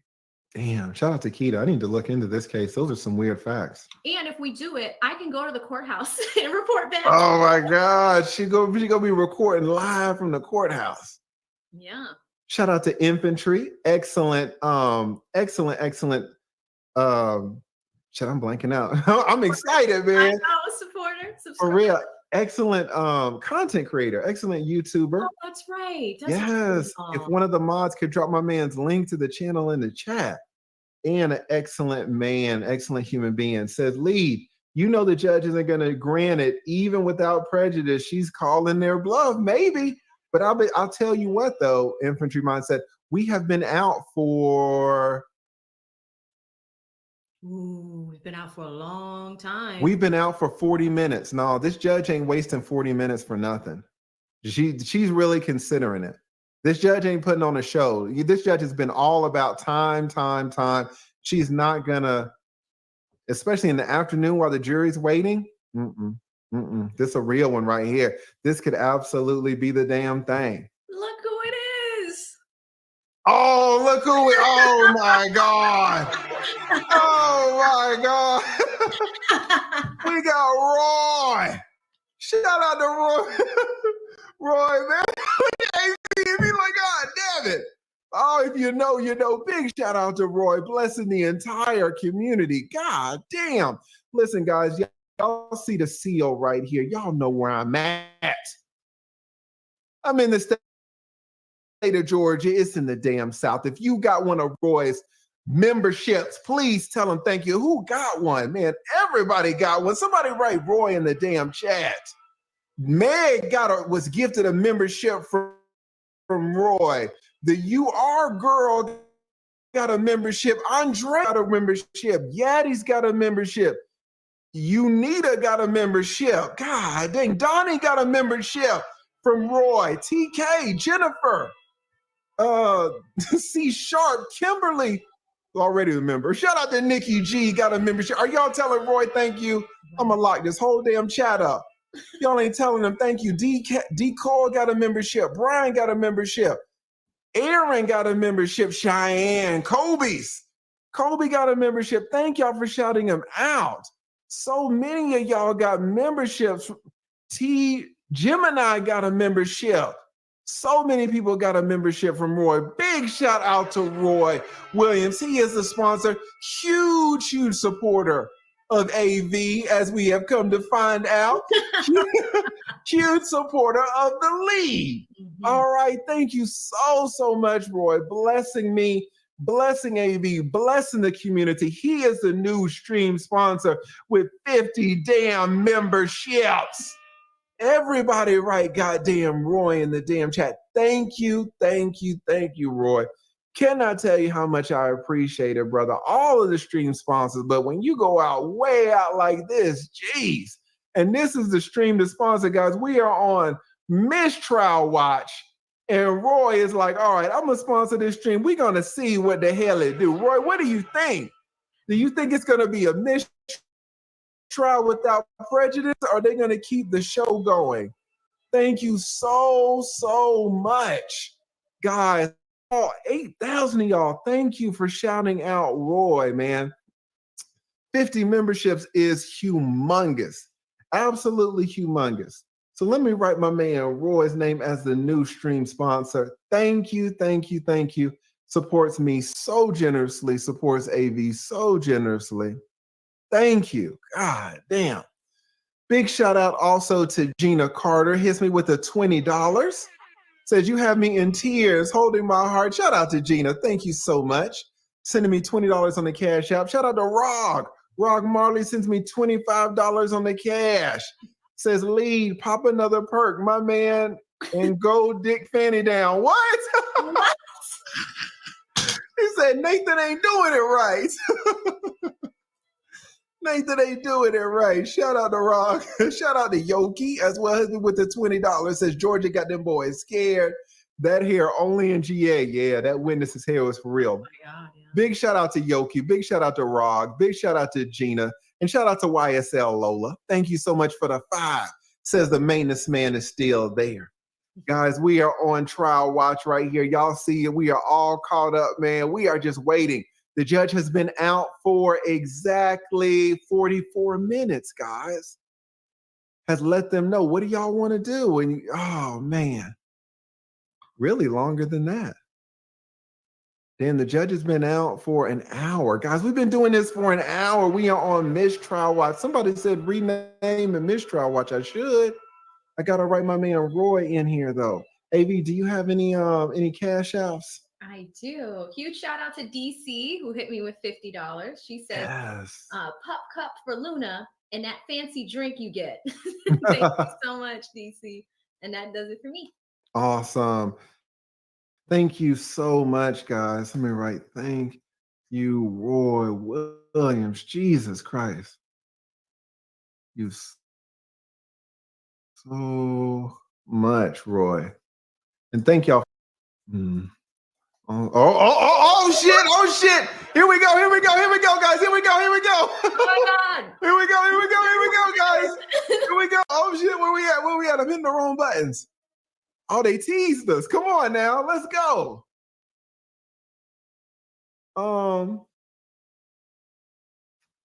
They pulled this up. Let's go now. Cut the damn camera on. I thought we had it. God damn it. I was about to stand up and watch. For real. For real. Oh, big shout out. Got Roy down there in the banner. Also, if you want to support AV, her Cash App is linked down there as well. Guys, big shout out to the beautiful Amy E. Somebody write Amy E in the damn chat. YSL Amy says Joshua 1:9. Have I not commanded you? Be strong and courageous. Do not be frightened and do not be dismayed, for the Lord your God is with you wherever you go. Amen. Somebody bow your head. Shout out to Amy. Thank you so much, Amy. There's a lot of praying going on right now, a lot of consternation, a lot of consideration, a lot of debating. Should we take the mistrial without prejudice, or should we continue on with the case? We're winning. Probably. Right? We're going to get a not guilty verdict. Oh. Probably. What? Thugger Daily posted, he says Miss Love is crashing out, according to Miss Sylvia. Oh my God, somebody called Miss Sylvia. I might have to go on her goddamn. Miss Love is crashing out. Shit, but honestly, shout out to Miss Sylvia. We might need to stream her shit because she's actually in the courtroom. Hold on. Let me pull Miss Sylvia shit. Oh boy. She says Love is blaming Wooney Lee now. Shake my head. No, but listen, no, don't shake your fucking head. I told you guys this. I think Wooney Lee did this shit on purpose. You did say that. That's what I've been saying. I think Wooney Lee did this shit. Go rewind it, guys. I said I think Wooney Lee's trying to cause a fucking mistrial. And Love is seeing it the same way, apparently. I swear to God, it's just weird. I have had y'all on the stand for 20 years. You guys don't act like that. You don't. When I have you on the stand, y'all are regular people. Y'all never think about mistrials. It would never occur to you to think about a mistrial. Y'all are just trying to answer the fucking questions. Oh, did I cause a mistrial? What did I say that I shouldn't have said? It's like, come on, Wooney Lee. Somebody put Wooney Lee on game. But let me go to Sylvia right quick. See what the hell. Oh, she's not streaming. We were absolutely going to stream her shit. Somebody write Sylvia in the damn chat, boy. She said, all right, so what is it? What else does it say on Thugger Daily? That's so last 3 posts from their team include they are as surprised as we are. Hang on. Where Doug Ryan? I checked his feed too. He's not saying nothing. Call this nigga. Call him up. Say, Doug, what the hell's going on? Ashley just texted me too. But was he's not in the courtroom today, is he though? Doug, I haven't looked at Shannon's table today. I didn't see Doug on the damn thing, man. So, I wish we had an in. I wish somebody called Dennis Byron. Is this nigga on the line? Dennis is live on Twitter right now, I think. What is he saying? Let me click. He does what Sylvia does. He has exactly what we're seeing right now on the screen. I want to know, man. He have him. I was talking to him the other day. Is Love crashing out? Is Love really? Dude, I would. That's why. And shout out to DC saying your girl ran out of the courtroom, and I said it too. I said she ran out to get Love, and I said she ran out to get Fanny. When shit goes down, then it's all hands on deck, guys. Golly, we are on it. We are on mistrial watch. This is this is like the biggest event of it. That was crazy too. We got some movement. All right, Here we go, guys. Here we go. go. Oh, snap. Ms. Westmoreland, Thank you, Your Honor. May we approach? you may. Oh, man. Shout out to Amy E. Thank you so much, Amy. They're back in the courtroom. Go ahead. It sounds like we might have a decision, because if she's going to approach, then maybe some of them are divided on this one. But she's gonna let Yes. the judge know where they are. Oh, man. Here we go. Shout out to Now What Now. Said my patients regarding rooting for slime. My patients are rooting for slime, okay? They know I'm not doing any more today until we wrap this thing. We are watching this together, all right? She got her patients like, no, ain't nobody in treatment. We finding out if there's a mistrial or not, goddamn. Listen, everybody's watching with anticipation across the country, across the world, all the truckers that watch us, listening intently. Yes. Barbershops. All the people that Yes. watch us in groups. Everybody. Oh my God. Thank you so much. What now? What? Full drinking and half thinking up in here. Gives the what's that? A devil emoji? Yep. Yes. And the eyes. Shout out to Full Drinking and Half Thinking. Excellent.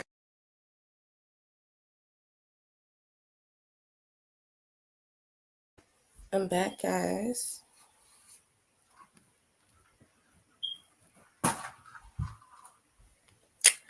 I'm trying to find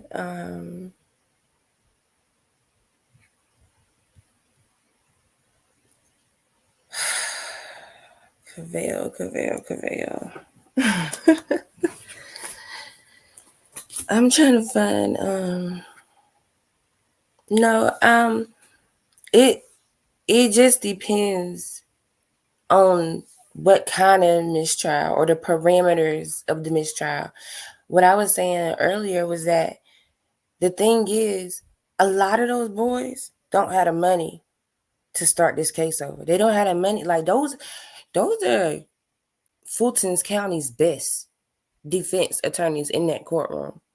They don't have the money to pay them lawyers to start over. What you could hope for is that these lawyers are already so invested in this case and the injustice and the civil rights issues that they'll take it on. I just don't see them doing it for nothing. Like for nothing. I don't see them doing it for nothing because those lawyers are losing money by even being on this case because they can't take on any other cases because this case is so big. I mean, I know they are doing it, but it's hard too because this case is so big. It's hard to pay attention to another client. So that's what she said at first, but then she went and asked them what kind of if they want to mistrial regardless. I think she only said that because she was assuming that the defense, that's the only mistrial they would want, one where the state couldn't try them again. But that's not necessarily the case. Like all of them, they're split. All of them don't want mistrials.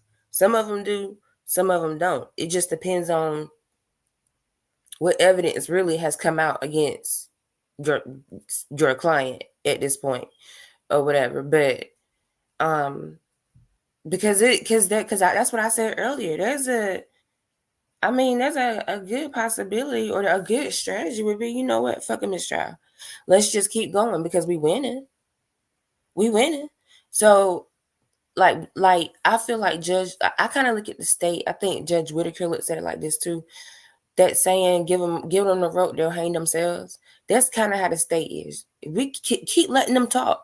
That's why a lot of times the defense don't even be objecting because the state eventually is gonna fuck up. Like it's just been their pattern. So it's like, on one hand, do we continue on with the trial because we're already winning and let them keep fucking up? Or do we, but then there's a chance with that because you don't want to let the trial go on and they actually have time to prove some shit. But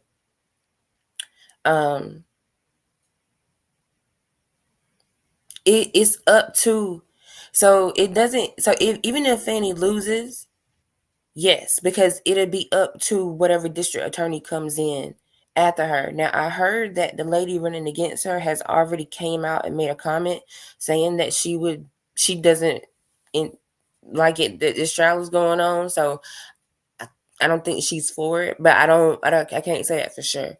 But it's all on the district attorney whether to try the case again. So the district attorney can say, yes, let's try it again. The district attorney can say no. So even if Fanny loses, whatever district attorney comes in after her, if they decide, okay, we want to do it again, then it still can go again. But if they decide no, then, it wouldn't matter that Fanny isn't in office anymore. It would just depend on what the current district attorney says. But Lee was right they were right when they brought up the fact that where they gonna find a jury? Like the only way to start this trial over is to get a change of venue, get it moved to another county. But even if you get it moved to another county, the state of Georgia, where are you gonna find somebody in the state of Georgia that has not heard about this case? Yeah, he do get long-winded. He get long, like so many people be giving him so much money. It get like irritating listening to him talk about how much money he be getting. And like I'd be like, yo, you don't have to read every single cash app. Like, I wonder. I was hoping it would catch up to the current.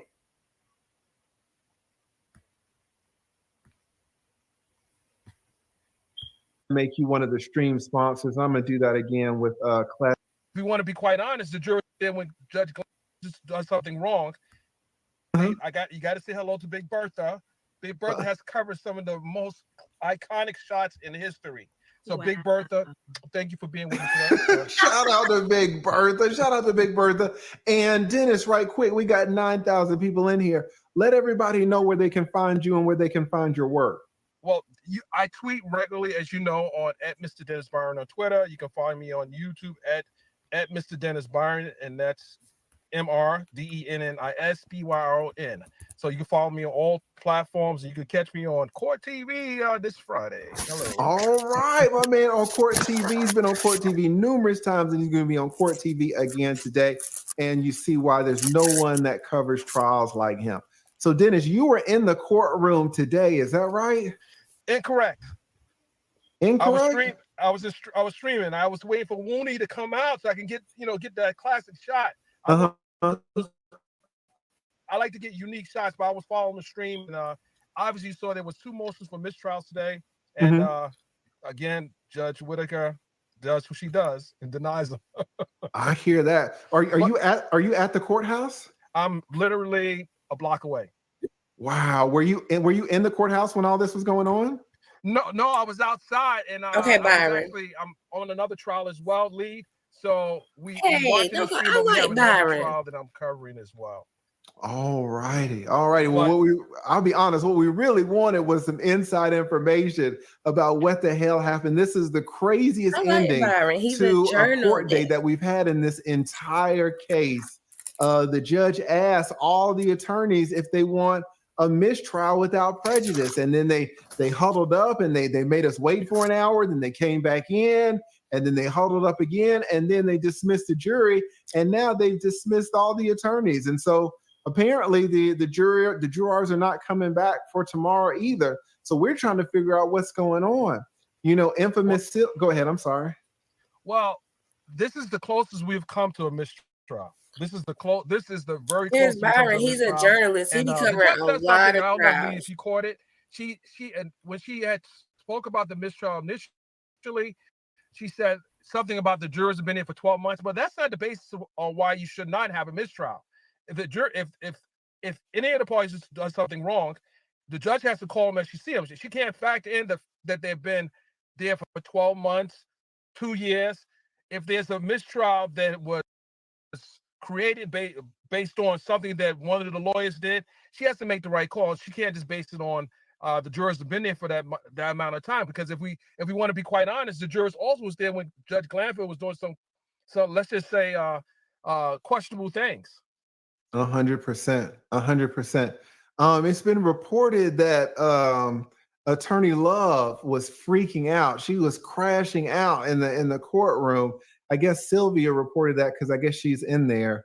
Do you have any, or with your contact or anything, or were you able to talk to anybody that was inside the courtroom? I can make a quick phone call, but you know, I had to respond to the immediate urgent DM, so I did as I do. I appreciate that. I'm literally on the side of the road. I'll move in a second, guys. He said, I'll move in a second. All right, well, listen, thank you so much for coming up, Dennis. Really appreciate it, And I want brother. to let you know, my membership's paid up. I think I'm gonna pay up for the whole year. I support what you do. I love you, my brother, and I'm here for you. Really appreciate that. Shout out to Dennis Byron, guys. 9,000 people in here. Y'all go check him out. Excellent, excellent journalist. There's no one on YouTube that takes their position as a journalist more serious than and more professional than Dennis Byron. So thank you so much for coming up, Dennis. Thank you, All guys. right. I appreciate you. No problem. Shout out to the Dennis Byron. All right, guys. Somebody Somebody hit up Sylvia. I'm trying to get a hold of her. I'm like, hey. Sylvia, because we got Dennis, and Dennis always has contacts going on. Dennis always has his ear to the ground. But man, we want somebody that was in the courtroom today. This was the day to be in that damn courtroom. All right, so AV is trying to do that. While AV does that, what we're gonna do, guys, is go to rewind it. What happened? What was the infamous question that led up to this? So let me pull this up so we can all get on the same page and see what the hell was going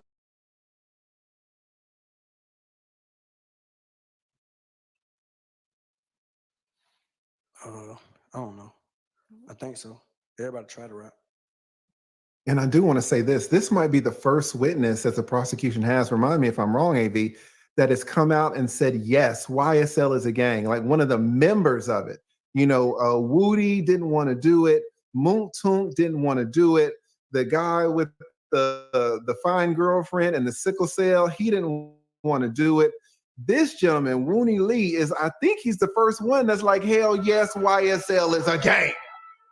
And I was in it. I think you're muted, AV, but It was it was number 1. Remember we reviewed this with them 2 days ago? Say that again, you were muted. I said, and that's the first thing. It's one of his first factual acknowledgments in his plea deal. Yes, yes. He is like, so this is a big thing for the prosecution and for Attorney Love. This is the first member who's come out and said, yes, YSL is a gang and I was in it. Let me tell you about it. Let's go. So you know Thug ain't really rocking with this dude. Is there anyone in YSL, the gang, who's not trying to rap? Yeah. Okay. Now I'm going to ask if you know a few people, okay? Do you know Marquavius Huey? Yeah. Okay. And how do you know him? You guys are saying that he didn't say it was a gang. Y'all are missing the fact that he pled to it. This was in his plea agreement, guys. Some of y'all might have missed it. The first thing in his plea agreement for the special conditions is YSL is a gang. You're muted again, AB. Struggles breathing. All right, I'm looking at it right here. It literally it has his initials right next to it. And then he says another place that YSL is a gang. So he is definitely on record. And he keeps saying it over here. YSL was a gang. How old were you when you joined YSL, the gang? What are the requirements to join YSL, the gang? This man is telling the jurors that YSL is a gang and he was in it. Let's go. How do I know him? Me and his little brother went to school together. Me and his little brother was in the same class. And I always just knew he had a big brother named Quay. And And, sorry. and seen him a couple times, stuff like that. Raphael And said a is that what rap you called gang. him, A Quay? rap gang. Yeah, I think that's what his name used to be back then.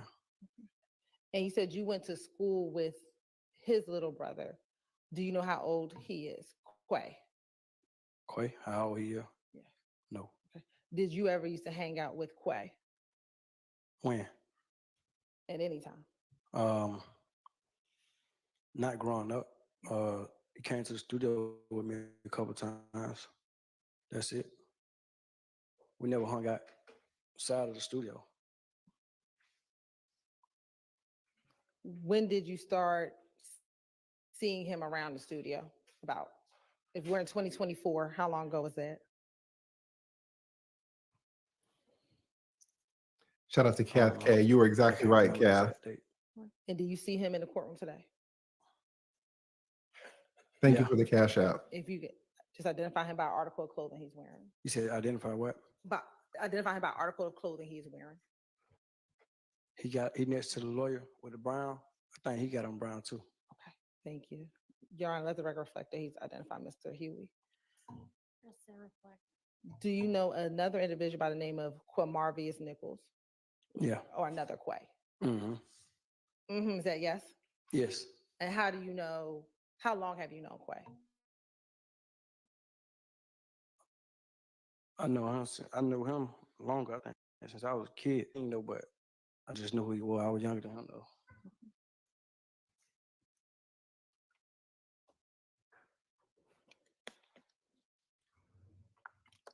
And do you have a friendship or relationship with him? Not a strong bond, but we know each other. And do you see him here today? No, actually. Oh yeah, I see him now. And if you identify him as well? I can't see what he got on. He just got the dreads up. Okay. In the air. And, okay. Is he towards the back of the room, the front of the room, or To the somewhere else? back. Is he sitting in between anyone?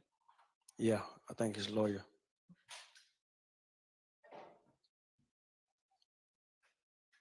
Your Honor, let the record reflect that he's identified. It's really not, that could be a couple of different people. There's two lawyers right there. He right there, and there's a lady next to him on the left side of him. Right now, let the record All right, reflect. it'll so reflect. Do you know someone named Shannon? Yes.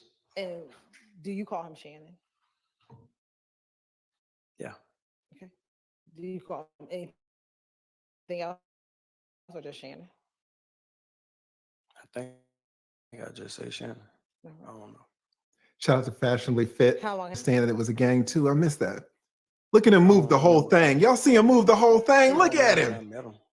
The whole thing moving. I'm gonna give me one. Then you've known Quay, the two Quays? You with hair Turn like your that? volume down. Turn your volume down. Okay, you with hair like that would be crazy. For real. And what is your In a relationship suit. like, if any, with him? Let's talk about before now. Oh, we were cool. Because like that's what I was saying earlier. That's it. When it comes to whether it was intentional or not, it's like, yeah, it was a mistake, but when you take into account that the state they're clearly not prepping their witnesses. Like they're clearly not. They are not prepping their witnesses. So it's like they continue, every one of these dudes that has got on the stand, they asked them the same question. What's your relationship like with so-and-so? These niggas been in jail 2 years. What you mean? And they have gotten the same response every time. What kind of relationship do they want them to have when these boys been in jail 2 years? They are watching them so hard, they would know if either one of them dudes that was in jail was in communication with a witness, they would know. So you know that they haven't talked to them for at the very least 2 years. Because like I said, if they was in community, if they was calling the ex-homies on the phone, that's intimidation of a witness. We would know about it already. So you know that they haven't talked for at least 2 years already. So why do you keep asking them, and what is your relationship like? They have asked all of them that. And so it's hard to say it's not intentional, or it's hard to say they didn't go the defense, because why are you asking the question? If it's not supposed to come out that the boys were incarcerated, then why are you asking questions that leads people to say that they were incarcerated? That's like if I've been locked up 6 months and then somebody asks y'all, what'd you and Veronica do over the summer? Your instinct is to say, oh, V was locked up over the summer. So it's like, in that aspect, I can see where the defense coming from when they say they goaded us into it. Because why are you asking dumbass questions? You asked a dumbass question. You got a dumbass response. I think that's crazy. Because it's not the first time that they asked. It's not the first time that they asked and it was a problem. Because I think it was a problem with Moontoon. Because I think Moontoon brought up the fact they asked him how long was they asked him what his relationship was like with one of them boys, and he was like, oh, they in jail. Like, and then that's when they let him know it was a problem. So it's hard to say that they didn't do it to goat them.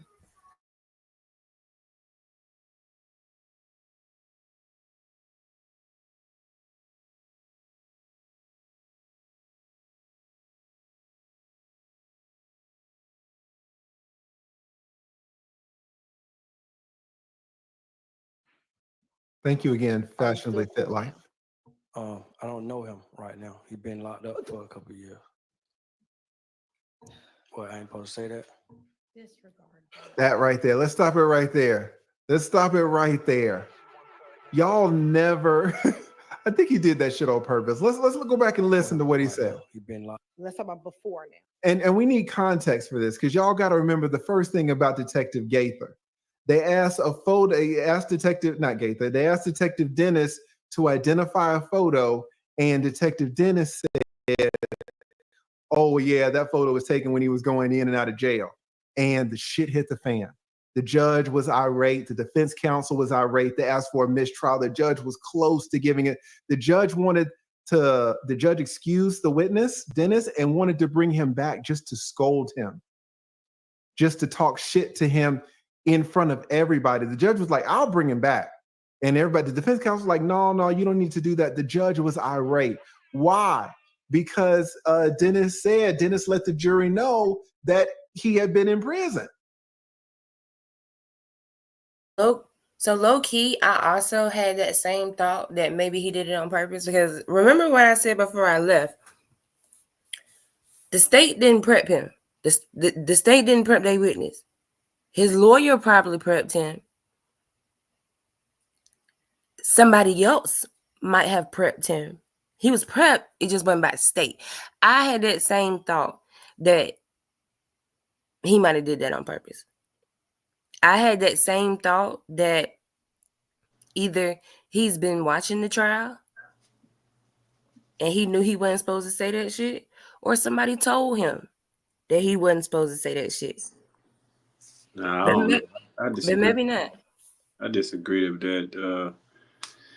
I don't think he's that on point to know when to say something that he's not supposed to say. But I think the state is actually doing. I mean, they don't prep their witnesses, intentionally, so they can get up there and not recall and say things, or I don't really remember, so they can, put videos, impeach him, yeah, and do things like that, so they can try to turn around and make them look bad in front of the jury.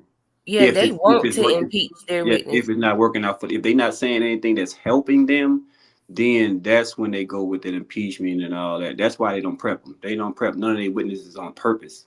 But you notice it's only the ones that it be the little niggas that's on plea deals that was hanging with the gang and all that. Them the only ones they do that with.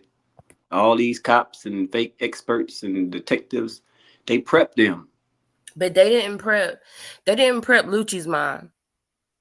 They not gonna prep them. All those people. If The you're lay not an people. officer, if you're not an officer of the law or anything that's similar to that, they're not prepping you. They want you to get Yeah, up there and just be lost and make it seem like something. Yeah, I agree. They not prepping them on purpose because their intent is because normally how it's supposed to go is you only supposed to impeach your witness if you absolutely have to, especially when it's your witness. If you Yes. want to impeach any witness, it's supposed to be the other side's witness. But they know that they have these recordings and these interviews that have gotten ruled out, and they know the only way to get it in is to impeach the witness. So it's like they're doing it on purpose. So yeah, I get what you're saying with that. And a purpose with the impeachment is also to get a step ahead of the defense on their cross.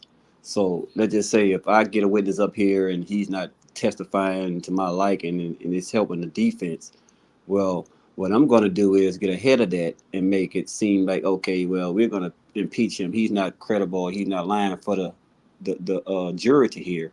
So defense can't come up there and make a point about anything because it's already been set that, okay, well, he's being impeached and he's not credible because he's not testifying to what he did earlier. And that limits defense on asking certain questions or trying to create a narrative for the jury to hear. Yeah. I wonder if because I know Sylvia got two angles. I want to see Hilton reaction when it happened. Because I keep seeing people talk about her face when it happened. I want to see her reaction, but Fox didn't. They had the screen on the.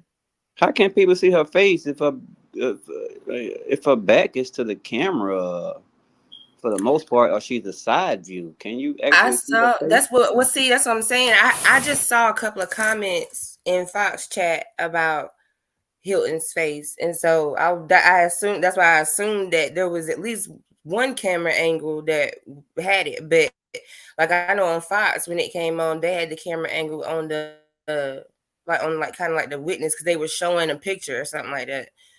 So So when did so people yeah, speak about her face until the judge mentioned it?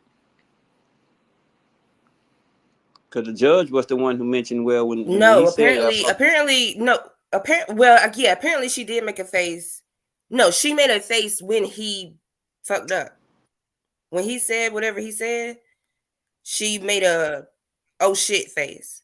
or did she make a face when defense motion Is for it objection did mistrial? Because she knew then. I mean, but if you, but why not no, redact because it? even Paige, Hmm? huh? Why not redact it if you know it's not supposed What to you be say? in there? Why not redact that? If you know it's Right, not supposed to be in there, why not redact that? You see what I'm saying? That's why it's a setup. It was a right. play.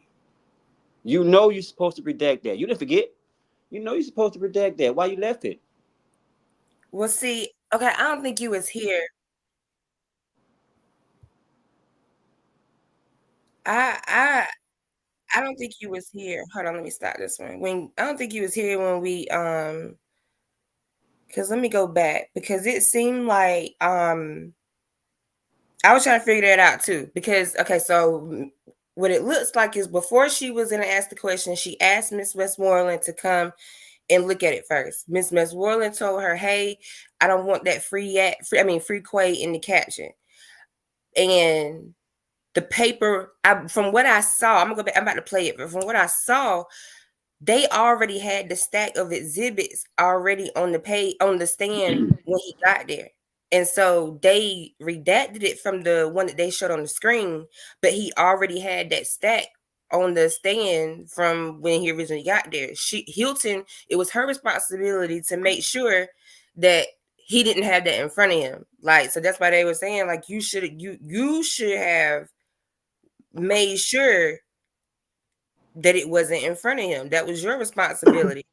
Okay. But so because it shows when she called Miss Westmoreland up to look at it. Okay, so let me ask you this. Okay, being that what happened right now and then happened today with the judge calling, asking about mistrial. Now, what we talking about now? Now, just consider all these other times that they called for mistrial and had valid reasons for a mistrial. But this simple time that Westmoreland say, hey, something was redacted, it was supposed to be in our call for mistrial, and the judge is so willing to ask, well, what kind of mistrial? It won't be a mistrial with prejudice. So, do you want a mistrial? What kind of mistrial do you want? What kind of what have you ever heard that in court? So all that's telling me that all this was a setup. It was already premeditated. They talked about this already. So when it comes up, the judge was so willing to ask, what type of mistrial do you want? But it won't be one with prejudice. Because the thing is, whatever amount of time they have to retry it, if they decide to retry it, they're going to get another shot at it. And if they don't retry it, you know, they kind of find the out route of being embarrassed of doing all this and going to a verdict and get a not guilty. So are Save you that saying? embarrassment. So are you saying you think Paige is in on it? Yeah, Paige, she obviously in on it. She been in on it. Just pay attention to all her rulings. And when she get mad, when defense make a valid point for mistrial or any other thing, she gets upset. Yeah, And when she she come really back been from break, Glenville-ing it lately. Like, and when she come back from break, her hair is in a ponytail. You got to pay attention to all that. Cause I had said when they was after it happened, they was on that break and it was so long. I was I think Danny or somebody had asked a question about if she gonna do it, and I was like, look, for all we know, Paige is back there on the phone with somebody right now that's telling her what to do. Like, she's on the phone right now getting instructions because Like, come on now, y'all had too many mishaps. Y'all had too many mishaps, too many warnings, or you could and look y'all at it still that, doing it.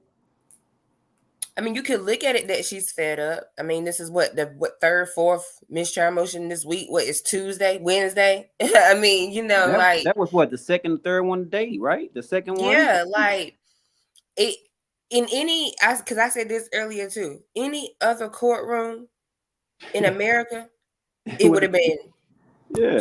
straight mistrial. She not about to stand there. No other judge not gonna stand there and go back and forth with you about some shit that you were warned not to do. I'm not about to scold you in front of like, I'm not about, you know, they might scold them, but the going and arguing back and forth and which mistrial do you want and all that, like that would not have happened in any other court. It would have just been a straight mistrial, period. Everybody go home.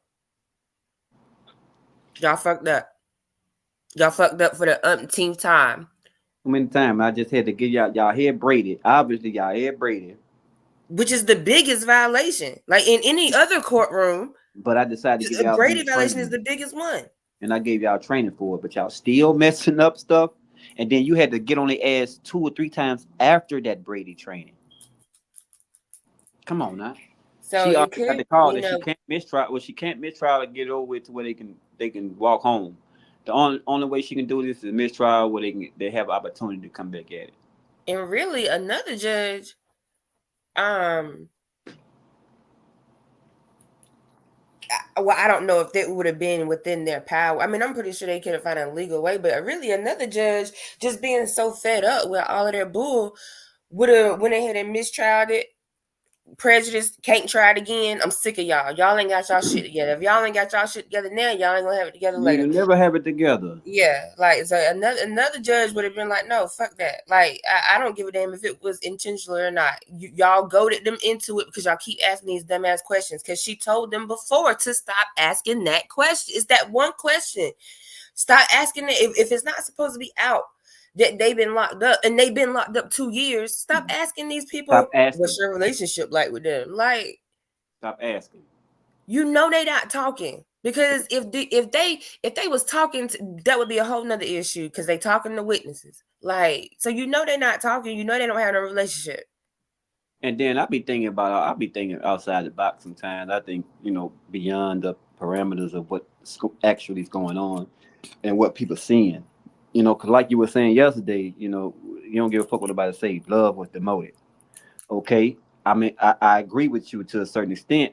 You know, she was, you know, demoted to, you know, a Her certain, role was stepped yeah, down. her role was, you know, sprinkled down to where, hey, you ain't running shit no more. Right. You know, but you still here, and that's just to save face, to make it seem like, hey, everything is still copacetic. But after that letter, and it was just known to the world, and when Ashley put that letter out there that she did and exposed what y'all actually doing, they had to step down and make her feel like, you know, hey, you can't be the front runner of this, but you still can be involved, but you cannot be the one, you know. You because really, if it wasn't for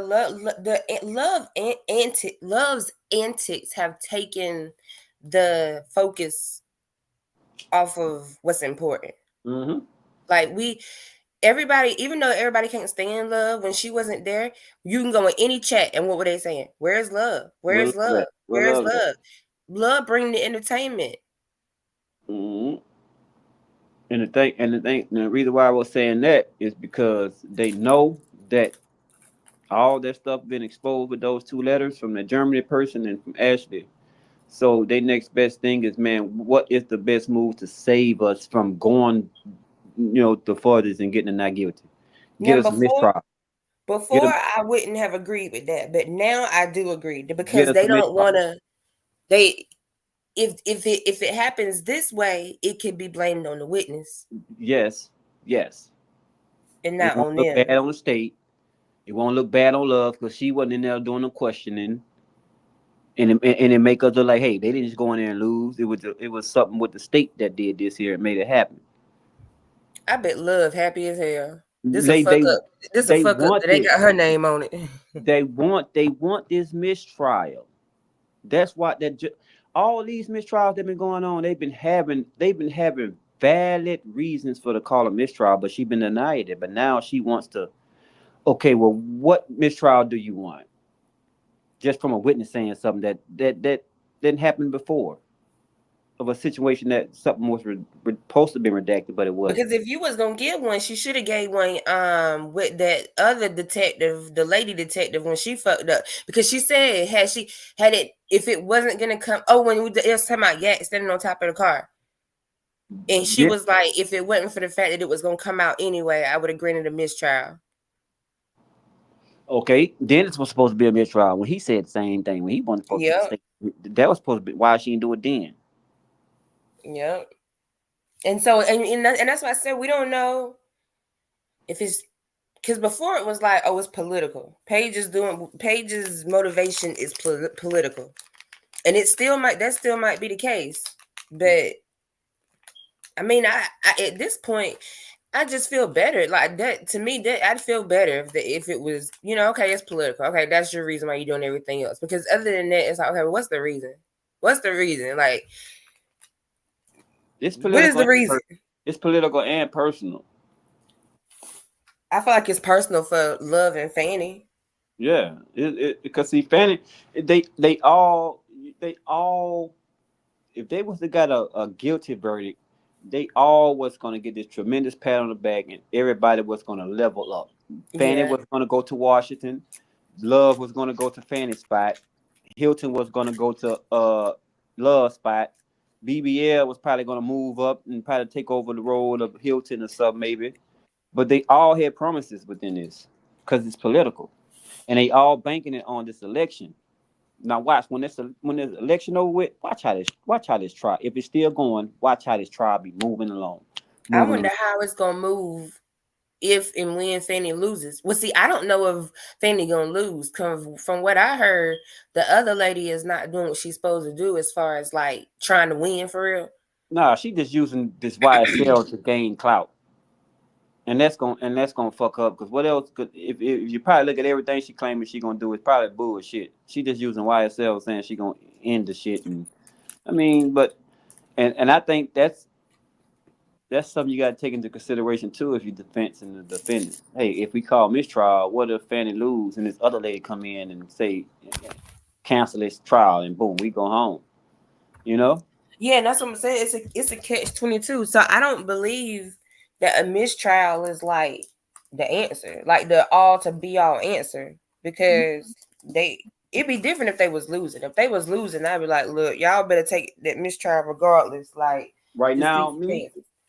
I mean, right now, I'm not. If I was the defendant, I would want the mistrial because I, in my mind, I would probably feel like, hey, they not gonna want to retry this. They not gonna have the money, this and that, the other.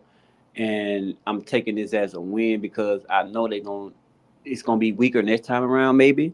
But as a lawyer, I'm saying like we done laid foundation to where we can actually win this and try to persuade the defendant of, actually. I mean, but they all probably feel like they win it anyway. Yeah, they do. They probably feel like they win it anyway. But what I'm thinking they did was they came up there with stipulations with the mistrial. Hey, Oh, yeah. we'll take a mistrial without prejudice. That's But what I was saying. That's what was taking so long. They yeah, were agreeing or disagreeing to something. Like it yeah. was something going on as far as some kind of deal being worked out. I mean, because it's 6 defendants and everybody's not gonna feel the same. A few of them probably want to keep on going. A few of Yeah, them probably, they still don't want a mistrial. a few of them probably saying, yes, let's do a mistrial. Rod, he don't give a fuck. Whatever y'all Yeah. say, I'm locked up for life in appealing. Whatever go on, go on. I'm getting out of jail free and out that cell.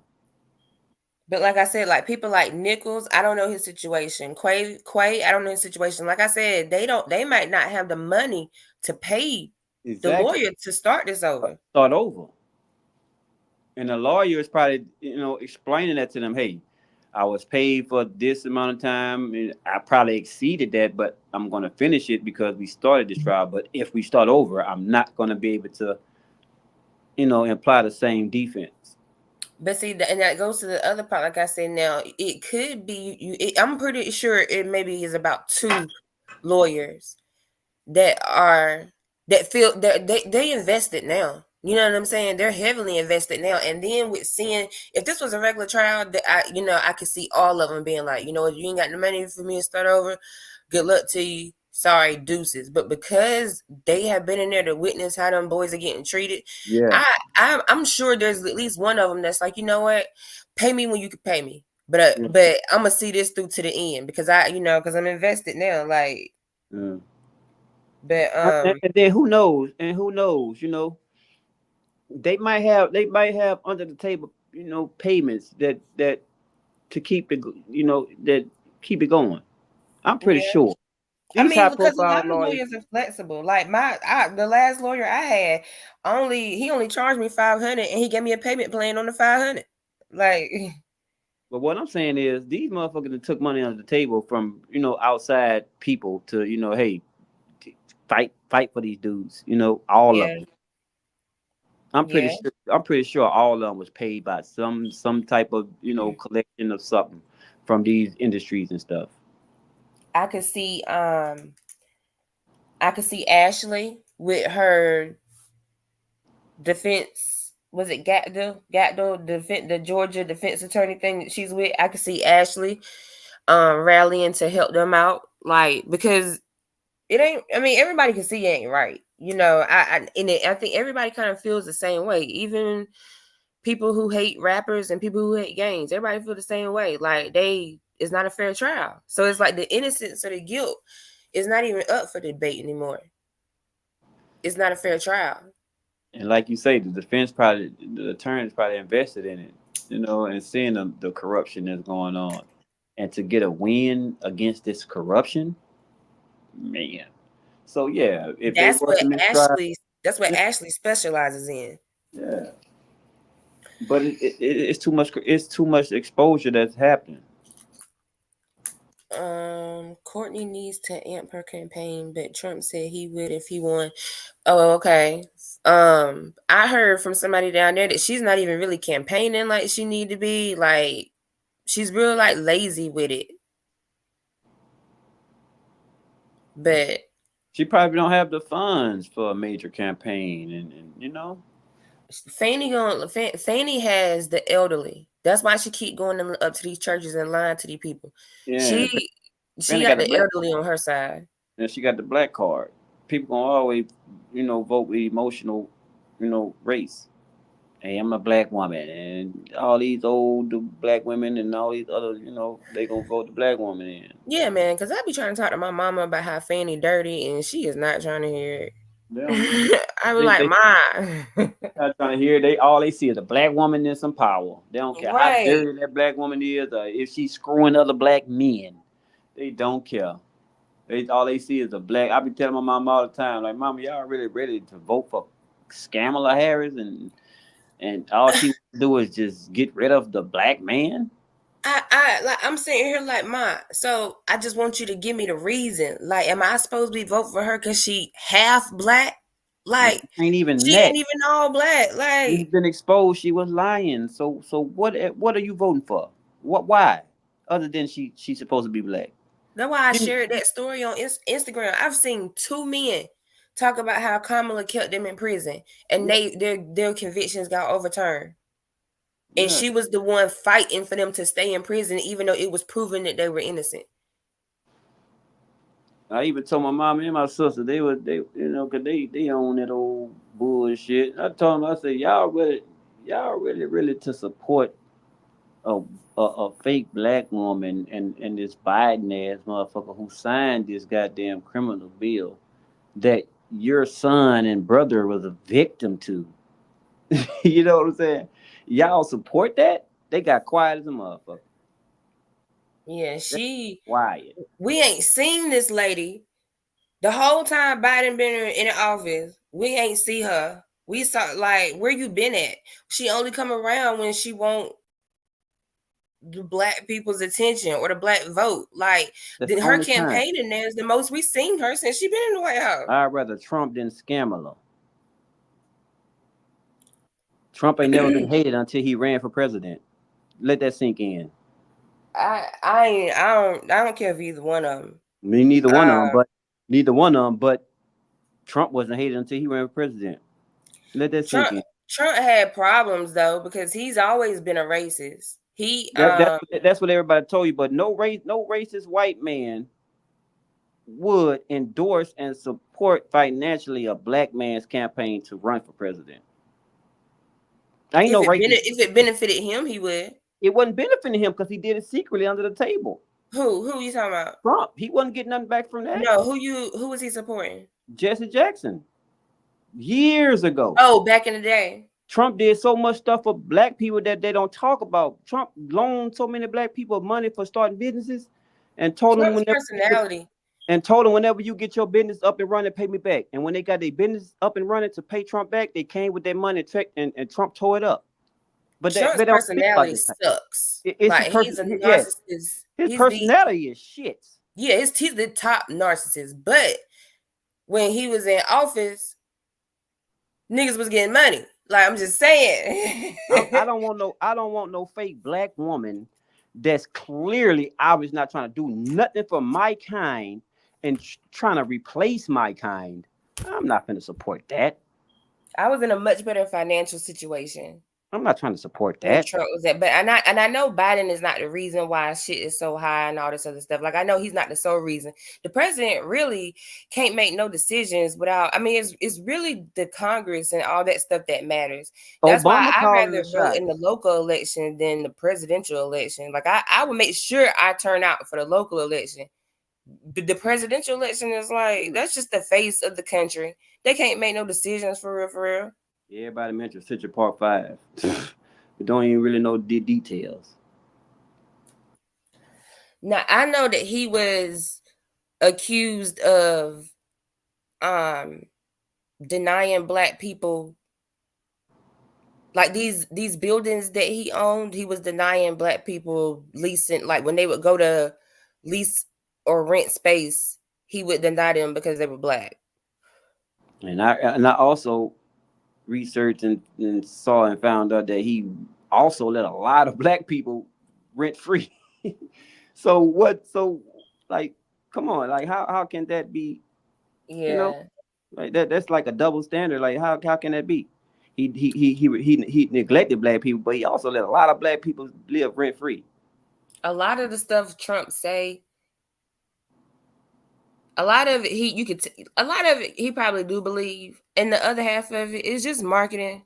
Like, you say, the more crazy things you say, the more people gonna talk about you, and the more you're gonna be in the news. Bottom line, everybody praised Trump, from hip hop to sports. Everybody praised Trump years ago, just to go listen to rap music and all type of music. Everybody praised Trump until he ran for president. Then he became this old evil ass racist motherfucker. Well, because a lot of black people don't like how he did, and it was wrong how he did Obama. Like, Obama ain't shit. But I don't like Obama. Obama ain't shit, and fuck Obama. And He the didn't horse he he rode didn't do in he on. didn't do a damn thing while he was Obama there. Obama ain't for my kind at all. But They I don't trying think to it was wipe us right out. how Trump was, or even still is. I don't think it's right how every time, like, Trump, it got to a point where Obama had been out of office 2-3 years, but every time he opened his mouth, everything was Obama's fault. Everything was Obama's fault. And it's like, are you obsessed? Like, and then I didn't like the way he like did the whole birth certificate movement thing or whatever when it came to him or whatever. But a lot of black people got disdain for Trump because of the way he was towards Obama. Because when it comes to black people, you can't say nothing bad about Barack And Obama. he had the right to, because Obama wasn't shit. He misled everybody because he was fake black, and he motherfucker ain't did shit for black people. You can't talk bad about Barack Obama around Fuck a lot of Barack people. Obama. So. Barack Obama ain't shit. Tell me something he did for you. No, I've been on that train. Like, it was for me, the best thing about Obama was that he, I guess, broke the color barrier and was able to get there because he got a little bit of melanin in him. That was all he did. But other than that, like, he makes a great speech. Like, he has that voice that he could be saying the ABCs and you'll get up and start shouting. Like, he has that voice that rallies people. He puts on a great speech, but as far as what he did for me on a personal level, I can't answer that. That nigga ain't did nothing for nobody. Ain't did nothing for no our kind. Biden ain't did nothing for us. Nobody did nothing for us.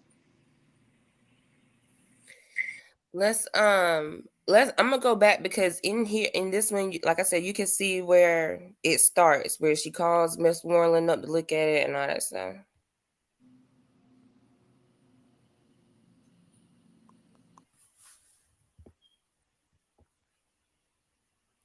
That's what I'm saying. He still signed. He signed to a record label, so he got shit to lose. So he ain't trying to be caught up into the bull that these other folks caught up in, going in there and saying whatever, and like, he got shit to lose. He said he was signed to Alamo Records, so he still has a record deal. So he ain't trying to be caught up like the rest of them. Like, no, I ain't got time for this. I got, Now, I ain't never heard none of his music. Who, the nigga? Have you heard any of his music? Who? This dude, Slime Life Shawty. The nigga testifying? Yeah. I didn't even know nigga exists. Yeah, so he does have a current record deal. So I'm just giving him the benefit of the doubt that he doing what he's supposed to do because he got shit to lose. Who he with? He said he was signed, been signed to Alamo Records since 2018. Alamo Records.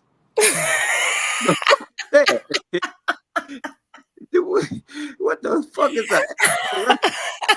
What, he out here or some shit? Now, I have heard of Alamo Records, but I thought it was a gospel. Not you thinking it was a fucking gospel. Lord, no, it because it's a gospel record label. You thought he was signed to a gospel record called Alamo Records? No, Alamo Records. I don't remember if that's the correct name for it, but it is a gospel record label that's like is similar to that or whatever.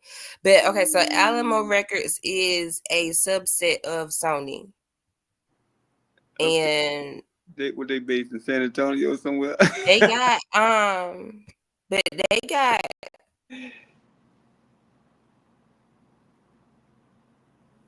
It said they got Dirt, Rod Wave. Yeah,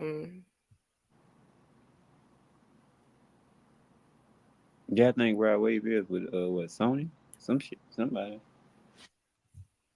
Well, yeah, and see, I said Alamo was a subset of Sony, so. Oh, they the what they call the U.S. Assassin Polo. Oh, he on the website too. He on the website. So, but yeah, What? it's Dirk signed to them, Rod Wave signed to them, and a bunch of other niggas that we ain't never heard of before. PGF Nook, I heard of him before. The You rest of know, these niggas. I don't know these dudes. Yeah, yeah, the rest of the DD Osama, I heard my son listen to him. I heard of him before. But how Yeah, I does that ain't heard look? the rest How of these does it dudes look you before. understand testifying and you're a rapper? He got What a you lot to mean? lose. Yeah. And they got Boss Man D-Lo, Well, the was he caught up hibachi in nigga, charges? huh? Was he caught up in charges on Yeah, this? he got a plea deal. Oh, okay. Yeah, Yeah, yeah. so him and Duke took theirs together. So he played out that his very first plea was that YSL is a gang. You were on the first nigga to say YSL again. That's his, like, on his plea deal sheet. That's the first thing that he had to attest to, is that YSL is a gang. But let me see, pull it back up again. I think he just pled to the RICO count. But yeah, so he got a plea deal, so he got to be there. Right now, nigga. So they run around ATL, but you gotta catch the stand and say YSL again. Talking ass niggas, man. And he's clearly looking out for himself and his, because he's like I said, he not trying. It just seems to me, and then I said it seemed like to me, the message that Love was trying to send, like in Mountain Cup, got sent, because he, He talking. if you the next nigga up testifying after Mountain got locked up, what you gonna do? You gonna get up there and tell the truth too? He Shit. talking. Like, you ain't trying to get caught up. Oh, they locking niggas up. Yeah, okay, so Atlanta rapper Slime Life Shawty, whose real name, Wooney Lee is the nigga real name? I didn't know that was his real name, like government. Okay. He pleaded guilty to one count of conspiracy to violate the RICO Act as a first offender. So he don't have no record. Oh yeah, So he gotta talk. I'm surprised he So said he got to talk, and he ain't trying to be wrapped up because he got to, As a part of his negotiated plea, Lee was sentenced to 10 years with 1 year commuted to time served and 9 years of probation. So he on probation for 9 years. Oh Lord, yeah. Why he talking? Oh hell yeah. That's why they locked Moon Toon up. That nigga like, I ain't that shit. No, you ain't about to do that to me. That's fucked up. I'm surprised And he on the first offender program too. So he gotta talk. yeah. I'm glad, I know he probably like, yeah, I'm glad I fucked up on the stand. Shit. Woo. I mean, it wasn't no fault of his own though. Like, they didn't do what they were supposed to do. Like, oh well. All right, let's finish this. Have you been signed to any other label besides Alamo? No.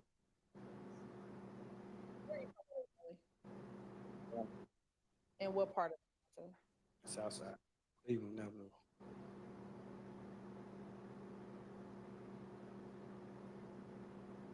And did you go to school? Yes. Where did you go to schools? Middle, and if you went to high school. Cleveland Avenue Elementary School. Crawford Lawn Middle School. And Carver High School. Carver? Yeah, Carver High School.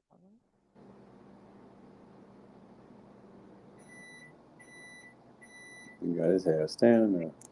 Is that when you started your music career? During high school, like my last year in high school, or like 11th grade or something. I didn't get serious till after high school though. You said you didn't get serious until after high school? Yeah. And that was around that 2018 year we just talked about? Yeah. Okay. As you were growing up in the Cleveland Avenue area, did you ever hear of a gang called Rock Crew? I heard of it growing up. I didn't know if it was a gang or what it was, but yeah, I know. Yeah. And how did you know about Rock Crew? Because they had popular songs. What were some of their songs that they had that were popular?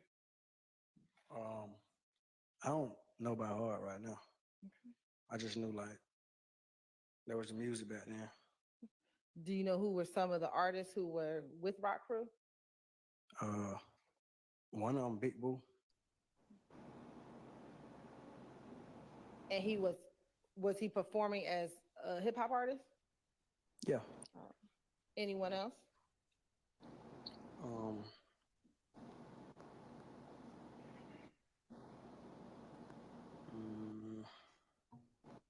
It was some younger people too, like my friends and stuff. Who were some of the younger people?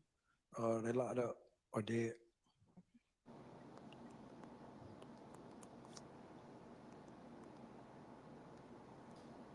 Do you have names of some of those individuals?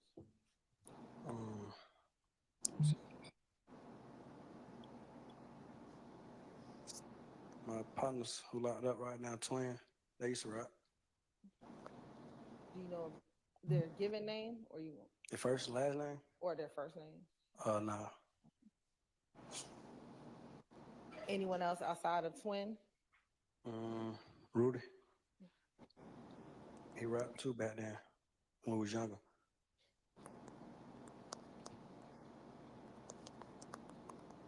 Anyone else you can think of?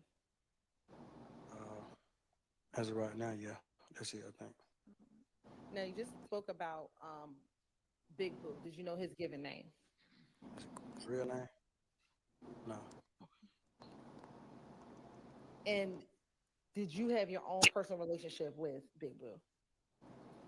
Yeah, when I got older.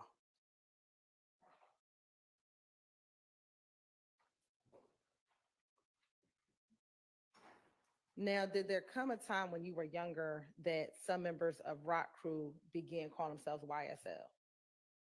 Mm-hmm. You said, mm-hmm. You asking me that, or you what? I'm asking you. Can you say it again? Sure. As you got older, were there members of Rock Crew who then became members of YSL? Yes. Who were those some of those individuals? Everybody, because YSL music took off and rock crew music died, or just I don't know. Boo got old, so I don't know. So who are some of these people? You're saying everybody. So who's the everybody who was a part of the music? Basically, everybody from my neighborhood. So everybody from your neighborhood was doing music? There's a lot of people from doing music from my neighborhood though, but not everybody was doing music though. I'm just saying like everybody in the whole, all the people that were rapping or doing music or supported the music was on some YSL stuff now. Like it wasn't rapping Rock Crew or under that name. Okay. So tell me some of the people that we're talking about. Me, myself. Okay. My friends who I just told you about.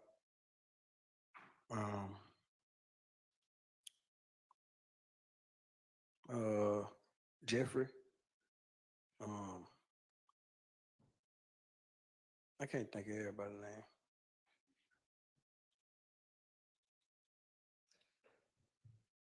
And what does YSL stand for? It has multiple meanings. Tell me some of the meanings. I say it has multiple meanings, definitions, or what it stands for. So tell me some of the meanings. Young stoner life, young slime life, young successful lifestyle. I think that's all I can remember right now.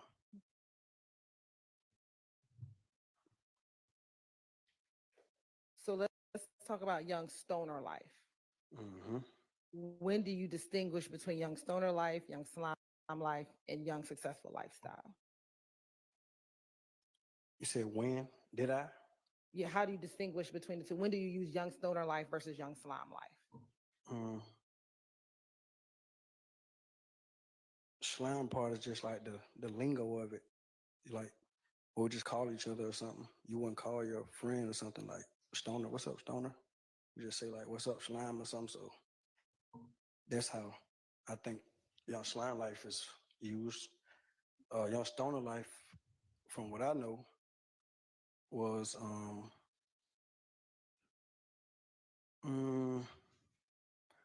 I'm just say like a way of life as far as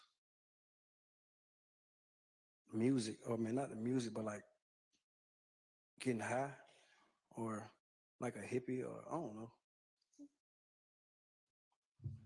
And outside of the music is YSL a gang?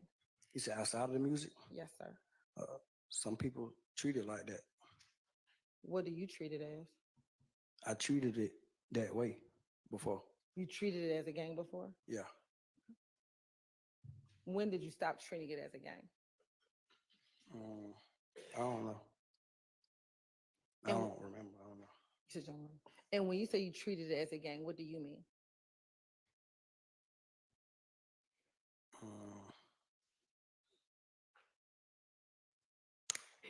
I don't really know. I never thought about that.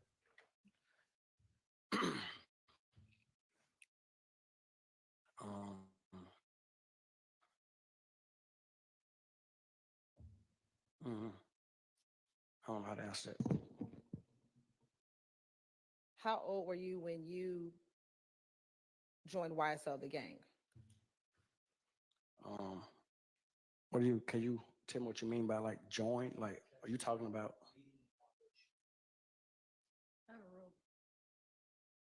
What would you consider joining? I'm saying like, do you mean join like, cause you know like to get in the gang, you join the gang, like you get beat up or something like that. How did you become a member of YSL? My music got popping and I became a known face in my neighborhood. And I started coming around and going to studios and stuff. So was that how you became a part of the gang YSL, or that's how you became affiliated with the music of YSL? I'm gonna say that's how I became affiliate of the music of YSL. But as far as joining a gang or something like that, I never like joined. We just all grew up together. There was no time to join or when I joined. We just all know each other from school and grew up together and stuff like that. But I mean, I came around like 20, I forgot, was 2019 or 18, one of those years, when I came around as far as like officially being YSL. How do you become officially YSL? Just coming around more and rapping.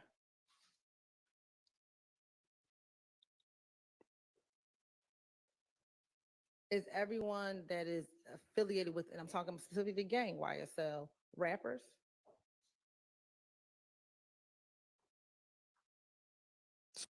Some people. So, but not everyone? Some people rap. A lot of people rap, but everybody doesn't take it serious. Some people just rap just because they want to rap, because they want to follow the trend. I definitely understand that, but I want to ask specifically, is everyone who's a part of YSL a gang trying to rap or rappers? Can you say it again? Sure. Is everyone who is a part of YSL the gang rapping or try to be rappers?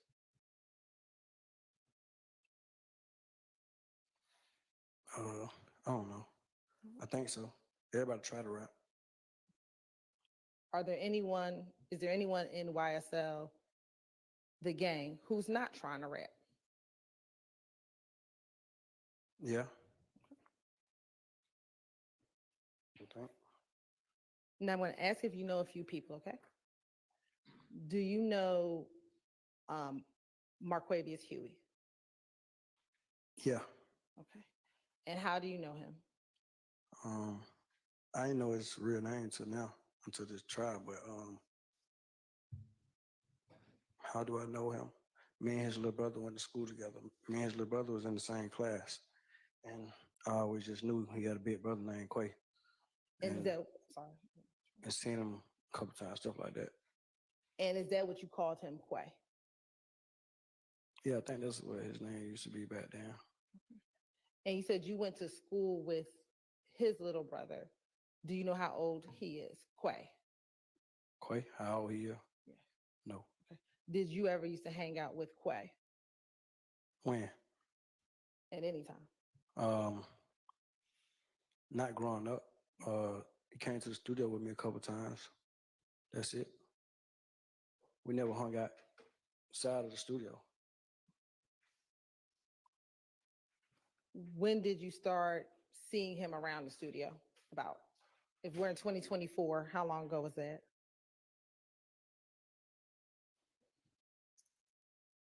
I don't know. I can't remember the exact date. And do you see him in the courtroom today? Yeah. Okay. If you get, just identify him by article of clothing he's wearing. You said identify what? But identify him by article of clothing he's wearing. He next to the lawyer with the brown. I think he got on brown too. Okay, thank you. Your Honor, let the record reflect that he's identified Mr. Huey. Do you know another individual by the name of Quamarvius Nichols? Yeah. Or another Quay? Mm-hmm. Is that yes? Yes. And how do you know, how long have you known Quay? I knew him longer, I think, since I was a kid. We didn't hang though, but I just knew who he was. I was younger than him though.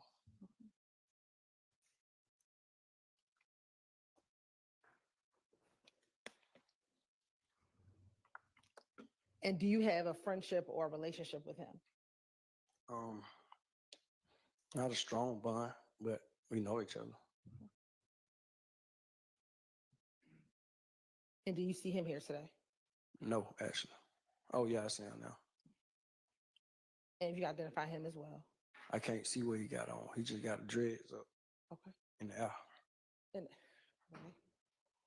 Is he towards the back of the room, the front of the room, or To the somewhere back. else? Is he sitting in between anyone? Yeah, I think his lawyer.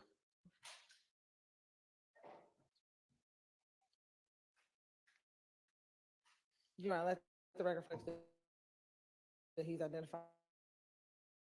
It's really not, that could be a couple of different people. It's and there's a lady next to him on the left side of him. It'll so reflect.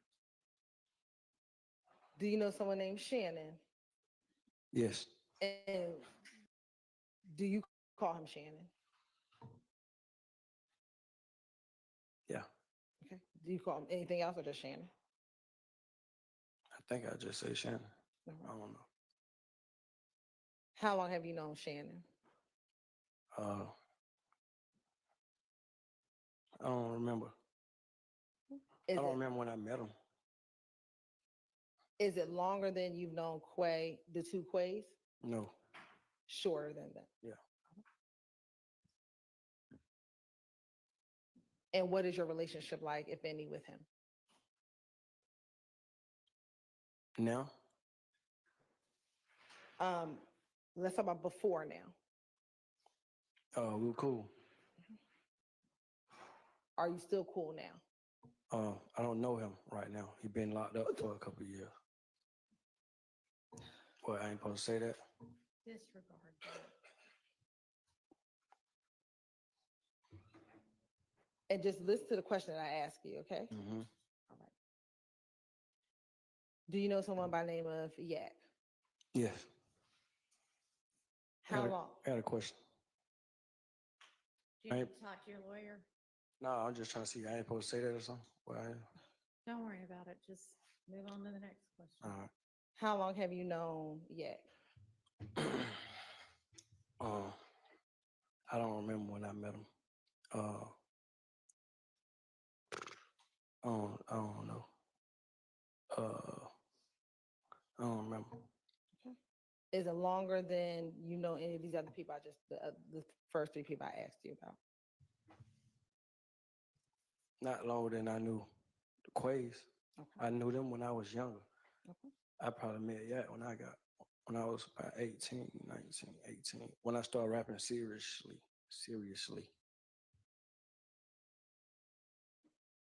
Next, Jeffrey Williams. How long have you known Mr. Williams? Like the same thing as Yak. Okay. And then Rodalius Ryan. I've known him since a kid. Are you older or younger than him? Older. Do you know how much older you are? Not exactly. A couple of years though. And do you have a nickname for him?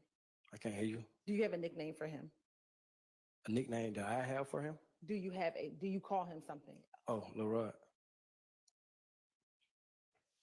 What is your relationship like with, just generally, what is your relationship like? Good, bad, indifferent? What is your relationship like with Little Rod? Right now. Just period. Oh, good relationship.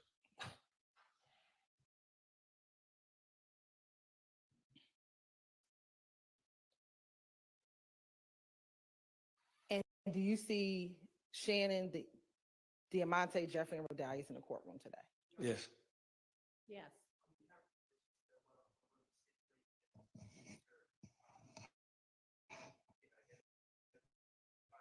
Okay. Appreciate that. I did too. All right. Do you see Diamante? Just describe him by the article clothing he's wearing. You said, do I see who? Yeah, or Diamante. Yeah. What is he wearing? Like a trench coat. Is he sitting next to A him? yellow, tan. I don't know what color that is, but a trench coat next to the lady. Y'all let the record reflect. Is he sitting between two ladies? Oh yeah. Okay. I didn't see the other lady right now. Y'all let the record reflect that he's identified Diamante Kendrick. Okay, the record will so reflect, and I don't know if jury, y'all been explained what a stipulation is. That just means everybody agrees, so you can accept that as a fact.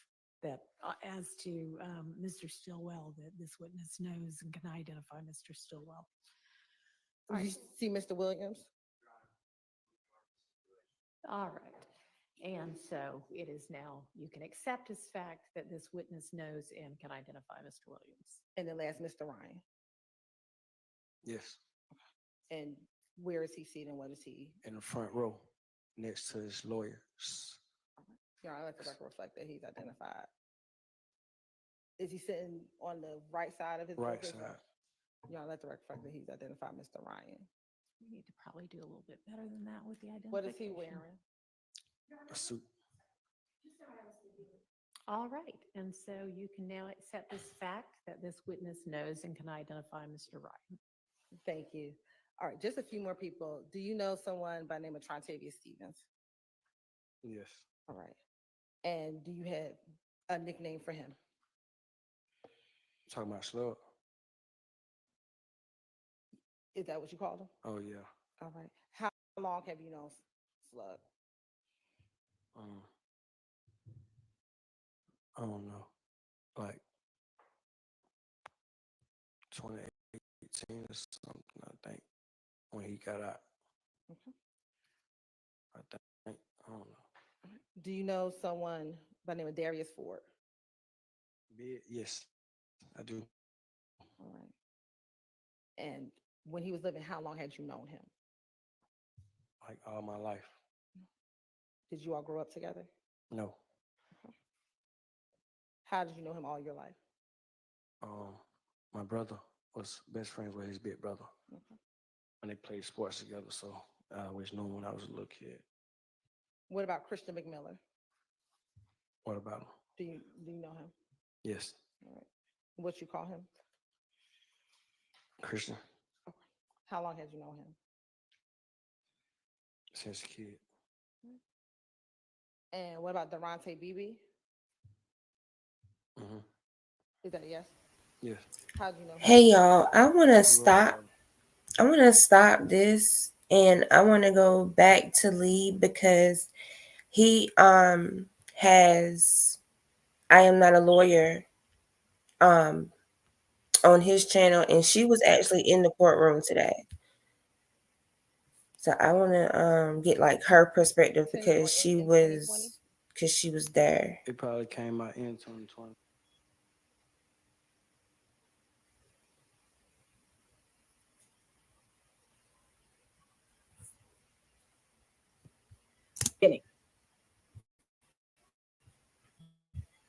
More people showed up. Wow. And now that you're saying All right. And so it is now you. Now, IG him. Short-ish version. big shout out to ZZXXZZ.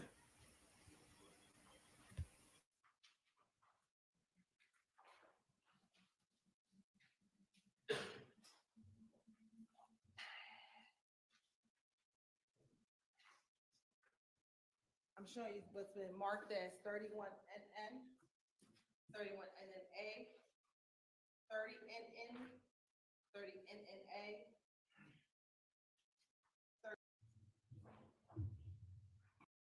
Real content creator, real heavyweight up here. Trying to be. Great to have you here. Thank you. Tell us about how you started getting involved in this case and your coverage and things like that. Just kind of give us some context. Yeah, I'll give you the short-ish version. I have generally just always been interested in trials and things like that. And what happened is I got laid off from my job and I started making TikToks and people seemed to like them. And so I had always been interested in this case anyway. I went to Spelman, so I was in Atlanta for some of what they're talking about. And so as the, jury selection was chaotic. And so as that was happening, I just started making videos and then I committed and haven't been able to stop. Awesome. Well, if y'all want to follow Mel, I have pinned her her YouTube channel to the top. So y'all go subscribe. She has been following this case. So talk to us. Were you in the courtroom today? Kind of what kind of tell us what happened today in the courtroom? Let me tell you. Oh, yeah. Listen. Oh, yeah. So I actually came. Wait, before you do that, AV, can you get her cash app again? Because I don't think it was pinned. It's Melanie Goolsby. It's my first and last name together.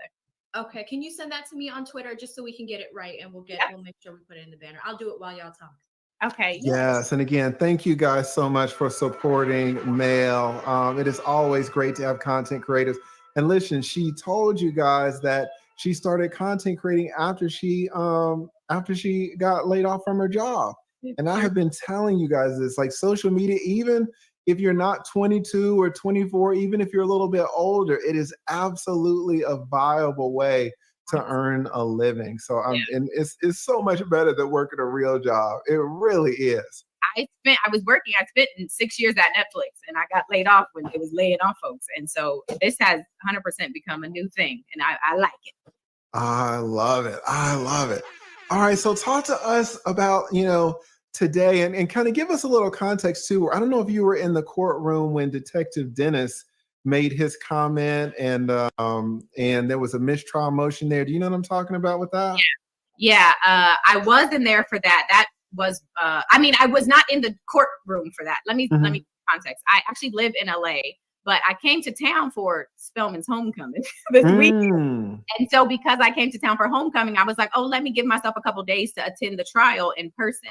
And so I got in early this morning and decided to go after lunch. I was like, I'm not going to make the early session, but I'll go after lunch. So all of that to say, I was not in the courtroom. I was watching when the situation with Dennis and Yak Gotti standing on that car and him saying he had been in and out of jail. So there was, that intense moment. Right.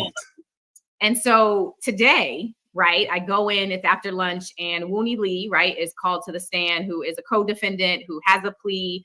And as far as I know, right, Hold on, let me interrupt you, just so I can get this straight.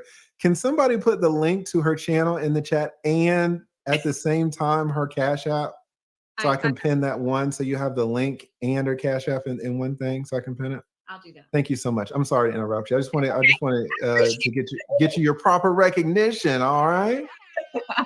Go ahead.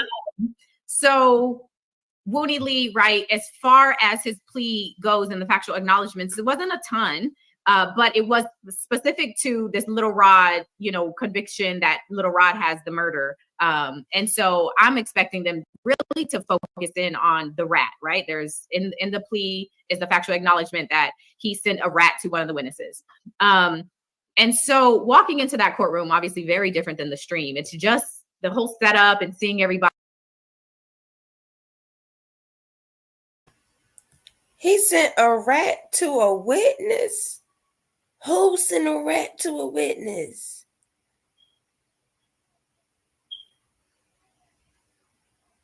Wait, Lil Rod sent a rat to a witness? Or Wooney Lee did? Either way, they are out of pocket. What are you talking about?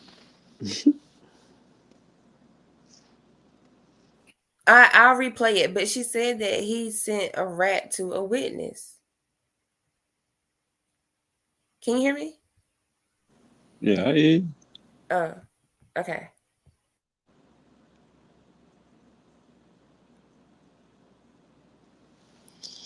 It's crazy.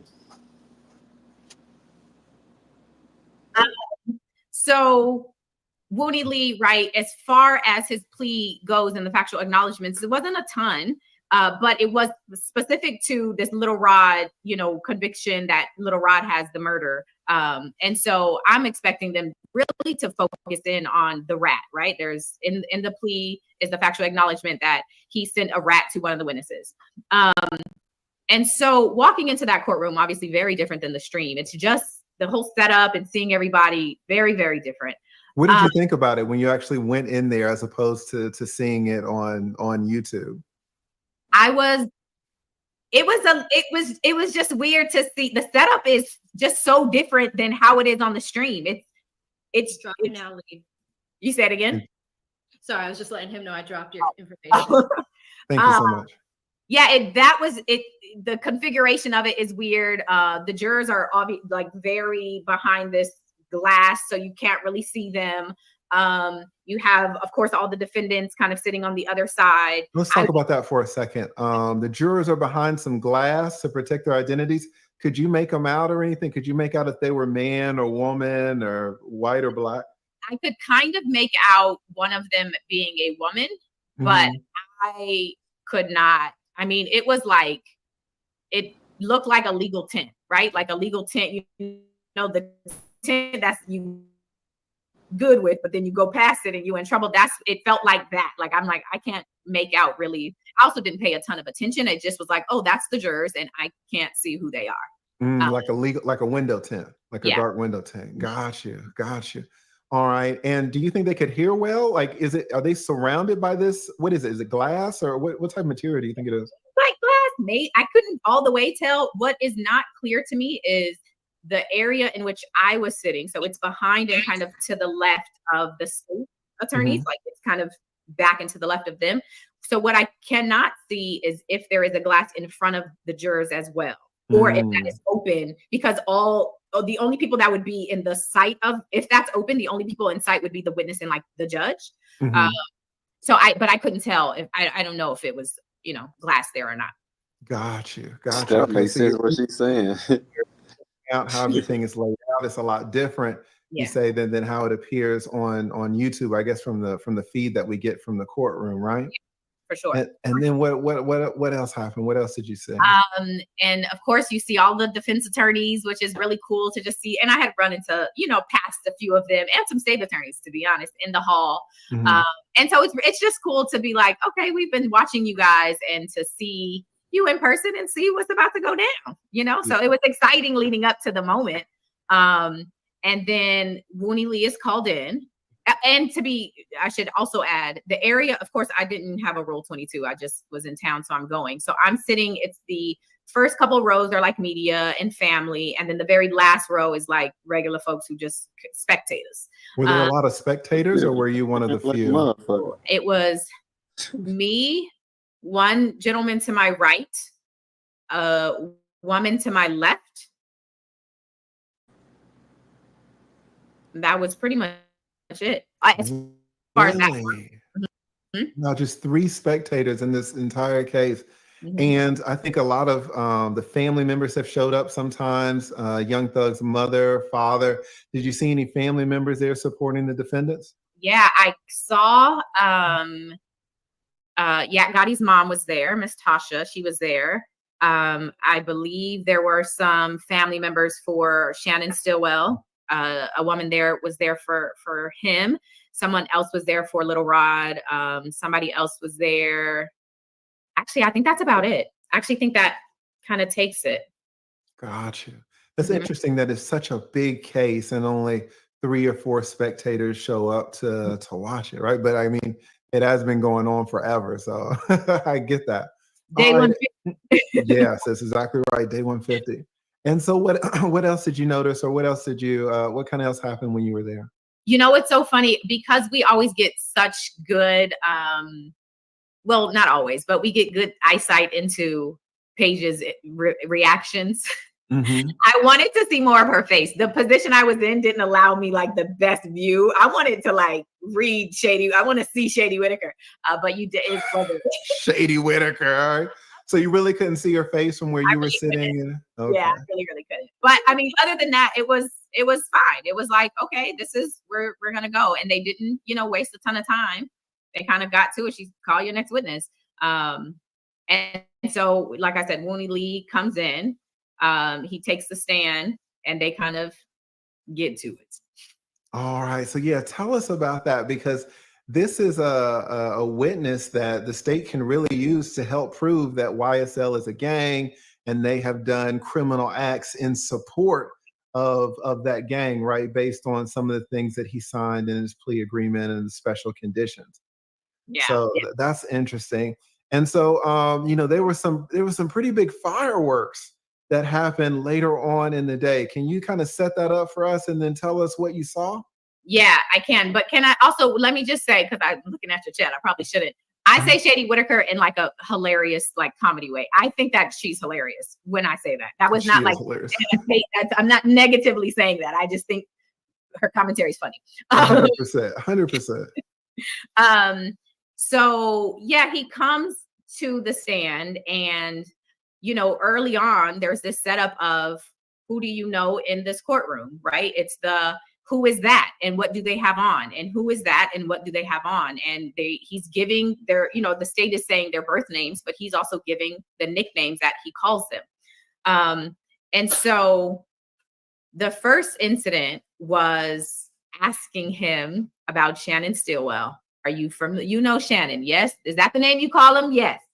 And then there's this, it felt surprising to me. I think everybody was genuinely surprised when Woonie Lee's reaction to her question of, what is your relationship now?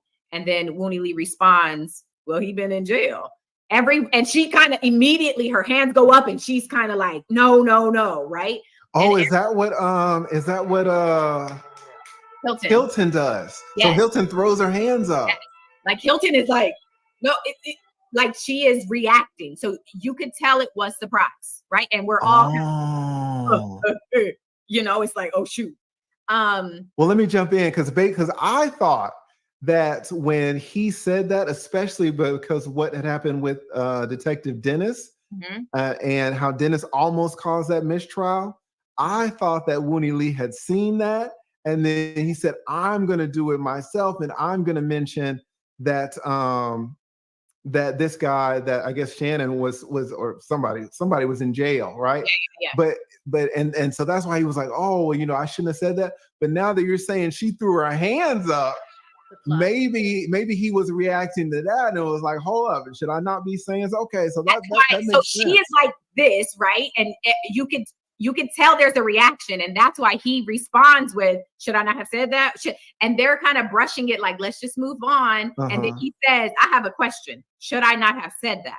And the judge, of course, Whitaker, is like, let's just move on. Don't worry about it.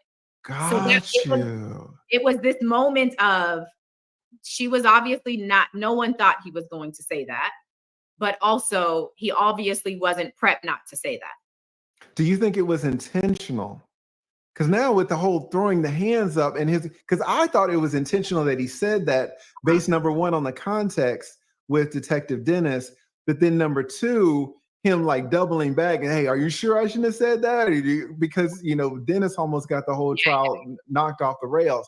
But now I can understand why he was really paused if Attorney Hilton is throwing her hands up and making a big deal about it. That makes sense to me. I personally didn't take it sorry if you hear this beeping.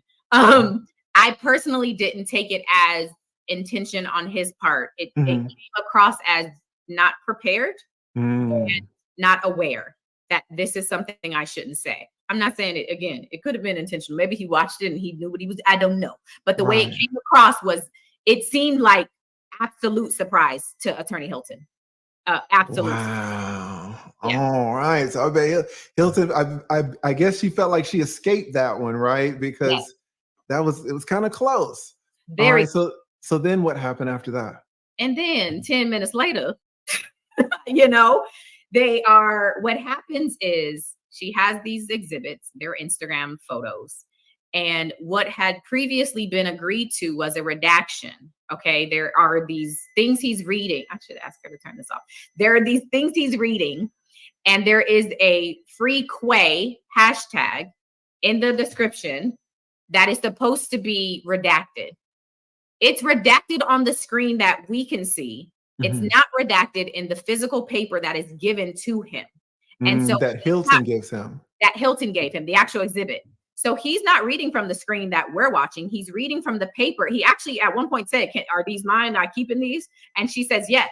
So he is reading from the document that you handed to him. So it wasn't redacted on the paper. And so there's the moment of her saying, sorry, can I just want to turn this beep off? Is that okay? Yeah, no problem. No problem. Listen, and shout out to Mel from I Am Not a Lawyer. But if you want to go subscribe to her, guys, her link is pinned to the top. And also, y'all have supported me so much, supported AV so much. If you want to support her as well, her Cash App is at the top. It's pinned to the top. And she is about to give us the real details about what happened today. She was actually in the courtroom when all of this went down. Yes. Go ahead. So she hands this, and it was so interesting because it was clear that he thought, it seemed, that he was only reading stuff related directly to him and that he wasn't supposed to read the whole, like everything on the paper. And she's like, okay. And then what does it say? And then what is the hashtag? And so he reads this hashtag, which again is not redacted on the document that he has, which is free Quay. And so, of course, then there's this motion. And I think what was so interesting that the Nicole Westmoreland pointed out is in that earlier questioning, Attorney Hilton made him go through everybody he recognized in that room and what he calls them. Right. And so when you are making him say, I call him Quay, I call him Quay, so at one point the state is trying to say, yeah, but we are going to introduce that there's another Quay. And sometimes when we say Quay, we don't mean these two Quays, we mean some other Quays. But Nicole Westmoreland is like, you made him say, those are the Quays. So how do you point that out and then make him read something that says free Quay? Right. Free Quay. That's terrible. Yeah. So it was. And so then Westmoreland made a motion for a mistrial based on the fact that he read that the free Quay and the jury was not supposed to know that. Is that right? Yep, exactly. All and right. I will say Hilton's face when he said that free Quay was again like really? You could tell in that moment she's like, we didn't effed up again. Right. Shout out to Attorney Hilton. They can't keep it together. And the judge herself was saying, this is so sloppy. Sloppy. This is so bad. And so we were watching the stream. You were in there live, and we were watching it. And so many times, you know, they'll cut the stream off, or they'll point to the seal on the wall, and we're just kind of there waiting. And so there was a motion for a mistrial. And then at some point they come back, and then the judge says, well, you know, this didn't rise to the level of a mistrial with prejudice to end the whole case forever. Right. But it could rise to a mistrial without prejudice, right? Did you hear that part? Were you in there for that? Absolutely. Talk to us about that. Yeah. So, you know, the Nicole Westmoreland is arguing that we feel like we are goaded into a mistrial. We feel like they are doing things intentional to make us have to do this. We don't want to do this. But, and again, to the point you're making, the judge calls it sloppy. But I think the point that's being raised is, when does sloppiness become more than that? When does a mistake become intentionality and become who you actually are? Like, how many times do we have to experience this? And I just want to say, because yeah, I watch the stream and make the recaps and do all of that. And as a person who watches, it felt different for me being in there, right? Because you are amongst people who love and care about these defendants. You are amongst people whose lives are actually impacted by this. Wow. And so calling someone sloppy or saying it's a mistake and dismissing that in a way that means that my loved one still has to be in jail. You don't hold these people responsible, and the impact is my people still got to be locked up. You are so right. When do they have consequences? Our people are suffering when do they have consequences? And so for me, I have to say, it was a moment of, wow, like, you know, again, it's content and whatever, but being in there, you really feel the impact of these decisions. Saying it's not being goaded means that these people could be tried again if you do a mistrial. You know? Yes. And Mel, real quick, sorry, it's hard to get a word in when there's three of us, right? I'm so happy to finally talk to you, because I know we've talked to each other for months in comments and things. So I'm really happy you were able to join us. This is not your first rodeo with this case, because your YouTube channel has been in some of these legal documents. Yes, and Has it really? Wow. Wow. That's my notebook in court today, my Exhibit F notebook. So I was hoping to see, like, you know, like, because obviously the state knows who you are as a creator, but I was really interested in hearing that, you know, like what that was like as well. Like, if Miss Love walked by, I was like, oh, there's that girl from the internet, you know? I will say that on my way in, I'm trying to find the courtroom. It's my first time. I'm like, I don't know where I'm going. And I see one of the prosecutors, and I see them, and I'm like, I'm going to follow them, because obviously they're going back to the courtroom. Which one was it? I'm not going to tell you. Okay. All right. Something good about having. Okay. We listening. As I'm walking in, the prosecutor says, I love your content. You're doing a really good job covering this. And I was surprised, because I do try to be neutral, but to hear a compliment from the prosecutors and then walk into the courtroom and hear compliments from family and loved ones of the defense as well, they were like, and so to hear that from both sides, it was rewarding for me, because I do, you know, try to be fair. I just want to tell you what happened. Right. And as I was leaving, that same prosecutor had another comment. They was like, do your recap, don't just be nice. You know? So yeah, it was evidence that they were familiar and apparently watched a couple recaps. So yeah, it was. That's amazing. Go ahead, Amy. Yeah, no, I just wanted to make sure, like, throughout this conversation that part came up, because I've seen you and your husband do really, really good work. Yeah. And, you know, there's not many, you know, channels that I would recommend covering this case, but yours is absolutely at the top of that list. So I'm so excited that we were able to get you. Like, I sent the DM and you were, you know, I was in the car like, yeah. That is amazing. Yes. And if y'all want to follow her channel, again, it is pinned to the top. And if y'all want to support her Cash App is pinned to the top as well. You know, you mentioned being in the courtroom and actually seeing the defendants, seeing the family, and it's a different feel. And, you know, you're more connected with them and their rights.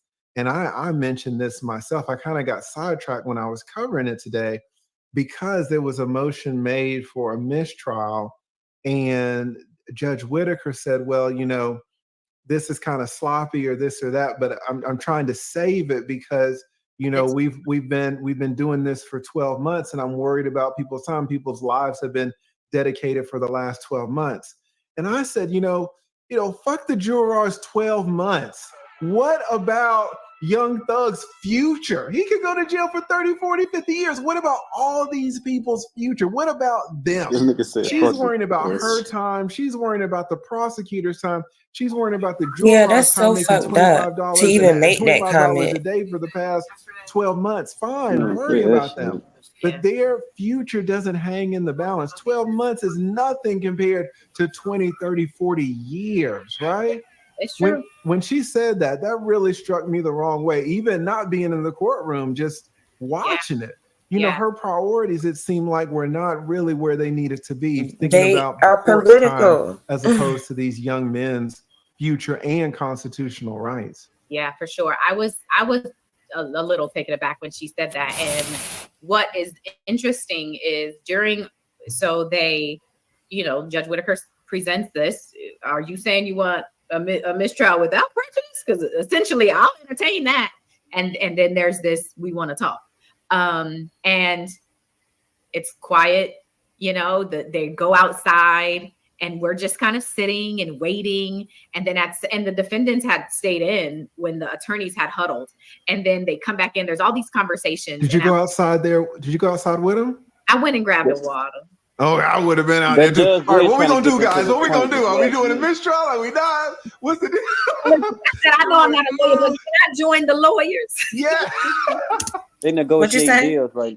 That judge being trying to get them to the point. Because you remember when she first came on, she was always alluding to, you know, if it, and y'all need to get together and see what y'all can come up with. She kept telling them to make it. She kept urging them to try to make a deal, Make a like deal. to plead out, and they don't want to plead. And well, see, they don't want to plead out at this point. At this point, it's kind of like all or nothing. That's what's going on. That's what's going on right now. That's what they said Yeah. back then when they did they huddle today. That's what they thought about. Hey, we can do a mistrial and probably have to sit and wait for to go back to trial with this here. But they was also probably the state was probably, you know, knowing that hey, we can't go back at this again. We're not gonna have the money to go back at this again. You know? So they probably like, hey, well, like, get us some let's work some deals to where these guys going home. Well, they are doing something because they, like I said, it was reported 30 minutes ago now that the defense attorneys are meeting and they are meeting in Fanny's office like right now. So somebody said they didn't pull Fanny away from her birthday. She actually is having a birthday celebration tonight. AV Fuck ran her it down. birthday.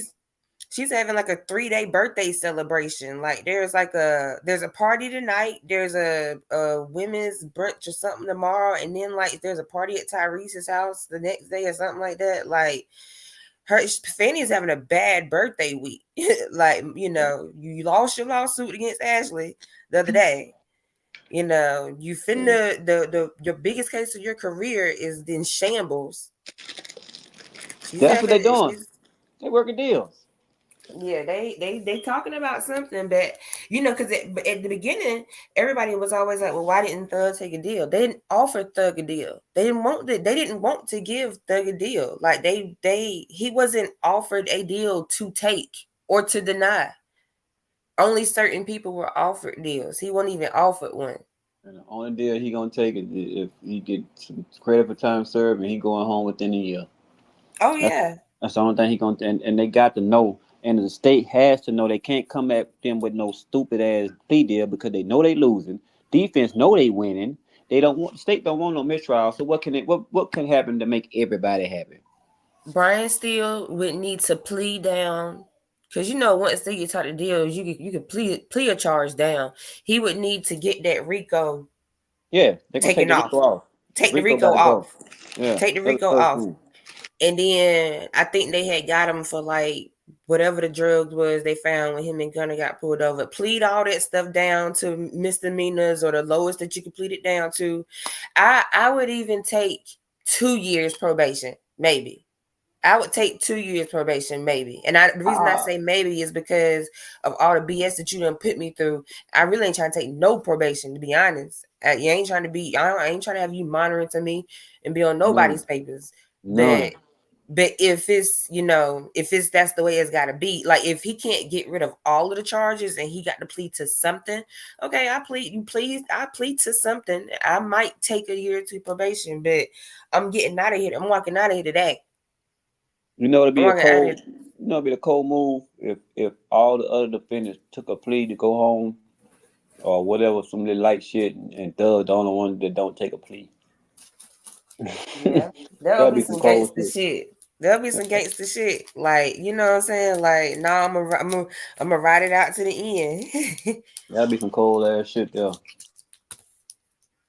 Oh, her birthday is okay, so her actual birthday is Sunday. The party at the Phillips Arena tonight. Okay, yeah. So yeah, it's like she having like a whole week-long celebration. Yeah, They done pulled her away from it because I think Lee said earlier Nathan was probably mid-stroke when Fanny got the phone call. Who said that?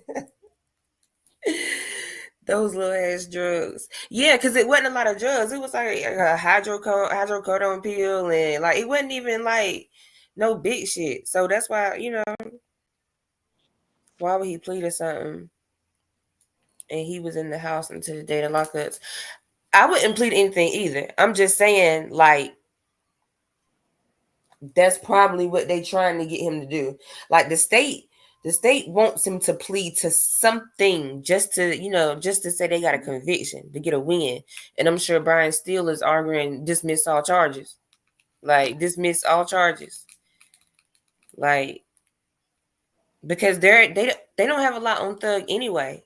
No. All they really got on Thug is that phone call is bad. That jail phone call where he was like, y'all ain't beat him up or nothing or something like that. That's bad. And then the drugs, but that's really the only thing they got on Thug. Oh, and the rental car, and hell, I'm sure the jury ain't studying that. Like the jury ain't studying that little rental car.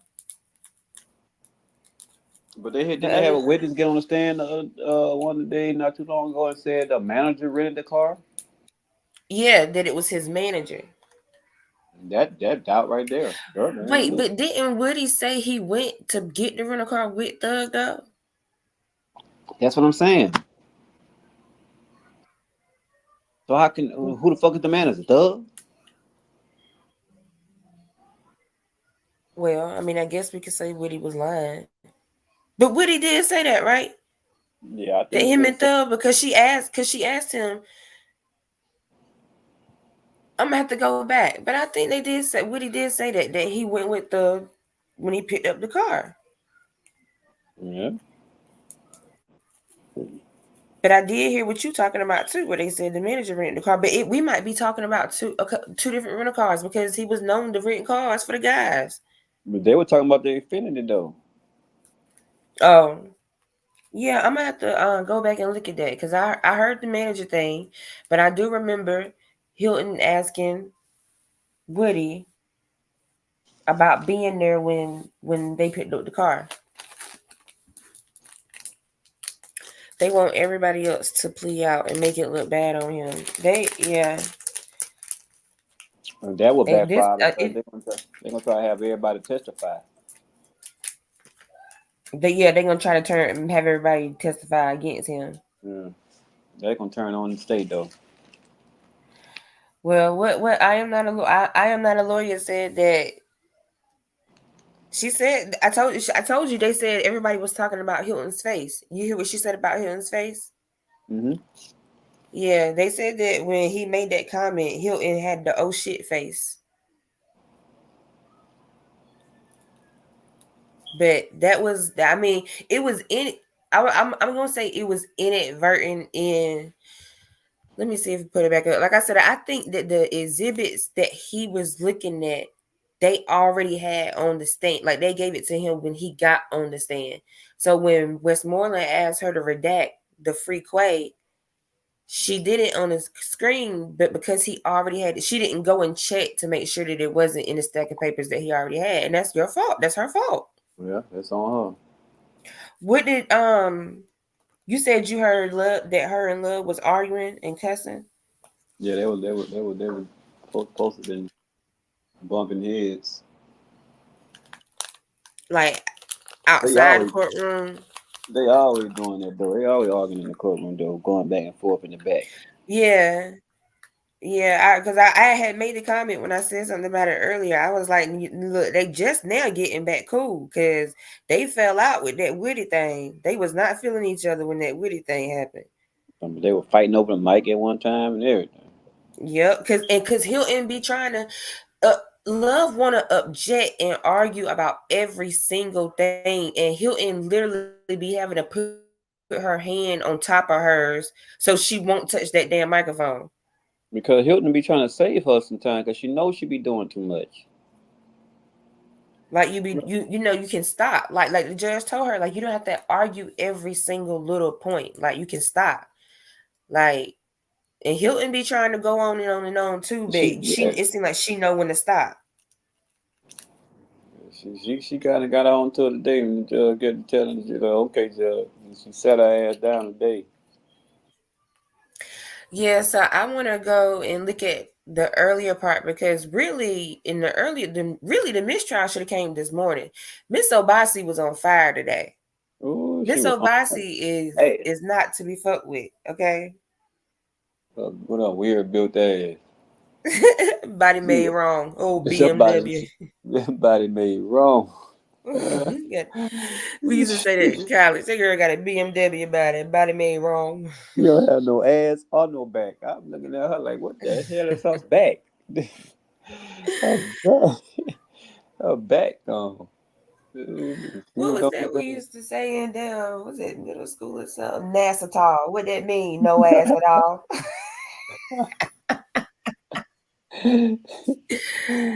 Yeah, she old school. She one of them old school. Never mind. I'm going to this board and when she did that because I was like, wait, did I get that part? Wait, did I get that part? I don't remember. But yeah, she was on fire. And I was like, what? You can tell her nerves are getting to her. You can tell this is probably like, obviously the biggest case she's had of this magnitude.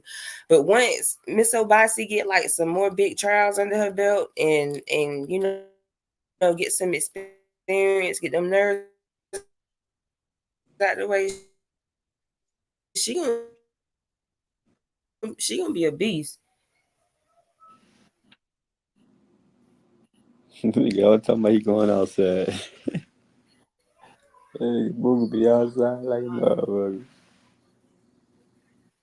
New shoes. Later. They're certainly doing that for I'm going outside now. I gotta catch some out, get these shoes. if I'm new shoes. New shoes. broader than Probably hit his new shoe dance. specifically as to those enumerated overdose. You probably been outside, Joe outside ass. If you, ladies and gentlemen. Oh no, Mookie, you been chatting. Based on my instructions that will come at the end of the case at the appropriate time, that one or more of the people on trial knowingly, willfully joined the conspiracy, and then go into something about then you may not use the guilty. He probably gone. He probably in ears. All right, I appreciate that, but I don't think that's necessary, and I don't think that misleads them into thinking anything at all wrong, really. Okay. And I still believe my original that the evidence should have come in at all. This whole argument right here. I'm struggling with the instruction. I was just, I understood what Steele was trying to say, but it was one of those situations where Steele just could have just the language. Look, if this trial gets to the point where the jury gets jury instructions, they're gonna be so motherfucking confused. Like, so I just feel like it was premature. Like, don't worry about it. Like, you we'll cross that bridge when we get there. Like, I can really see the jurors getting their instructions and being like, what? Determined by the evidence presented against him. Because it's going to be so confusing. Not by what happened with regard to a criminal prosecution against someone else. That's one version. The alternate version is you are not to consider the co-defendant's, whatever it is, conviction as evidence that any other defendant is guilty of committing any of the criminal acts alleged against them in this indictment. Each defendant is entitled to have the issue of his guilt determined solely on the basis of the evidence against him and not on whether another person has been convicted of, charges or something. I had record. This is all a surprise to me. This morning. That's what I wanted to see. Because I fell asleep on. Wait, am I on mute?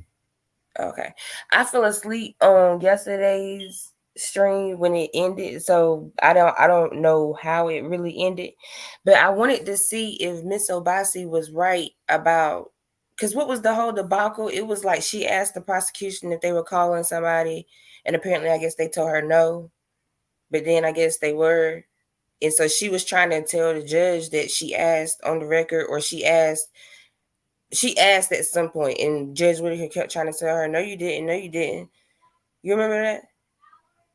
Yeah, she was trying to say something that she asked about who was going to be if he was going to testify. And I guess they told her no or something. Yeah. So what? It came up that because whoever it is incarcerated, right? Yeah.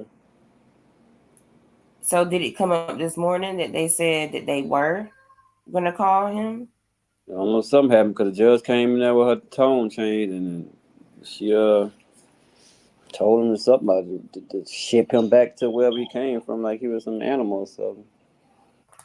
Damn. Yeah, if I remember, I'm gonna try to look to see if she said it yesterday, because the judge don't be trying to, like, okay, she might not like the fact that the trial is live streamed, but it's live streamed, okay? So you need to just use it to your advantage. So if somebody says something happened, just go back and watch to see if it happened. But she be trying to, like, she be wanting to believe what the state say over anybody.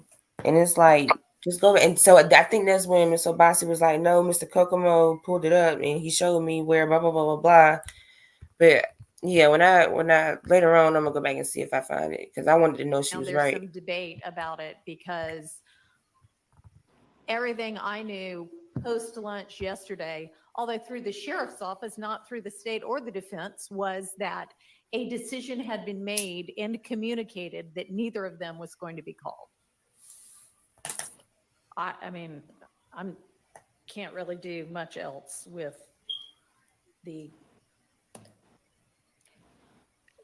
I don't see a basis for a mistrial. Yeah, I do. Stud them all there.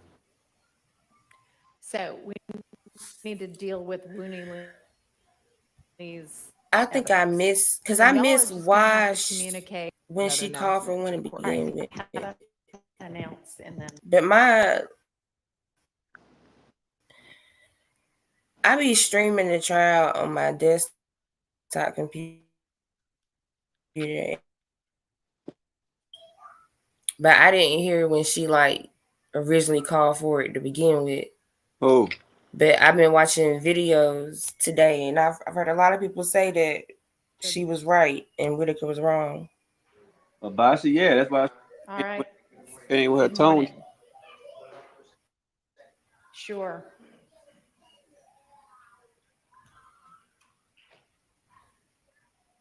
That's why she doubled back with that, what kind of mistrial you want, because she knows she was supposed to grant that mistrial earlier today with the Obasi. Mm-hmm. You're trying to save her own. Mm-hmm. Yeah. And really from yesterday, because that detective yesterday was out of pocket. Yeah. Yeah. Love's clone, she was out of pocket. So it's like at some point you got to side with the defense just because it's finna look like you colluding with the state too. Mm-hmm. How many witnesses you gonna have up there that fuck up? That you let slide.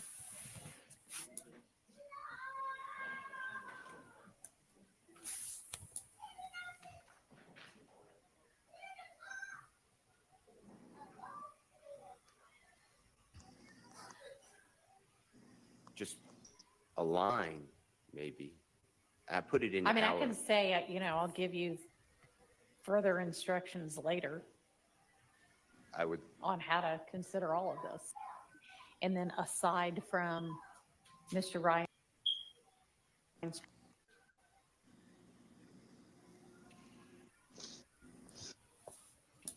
the court uses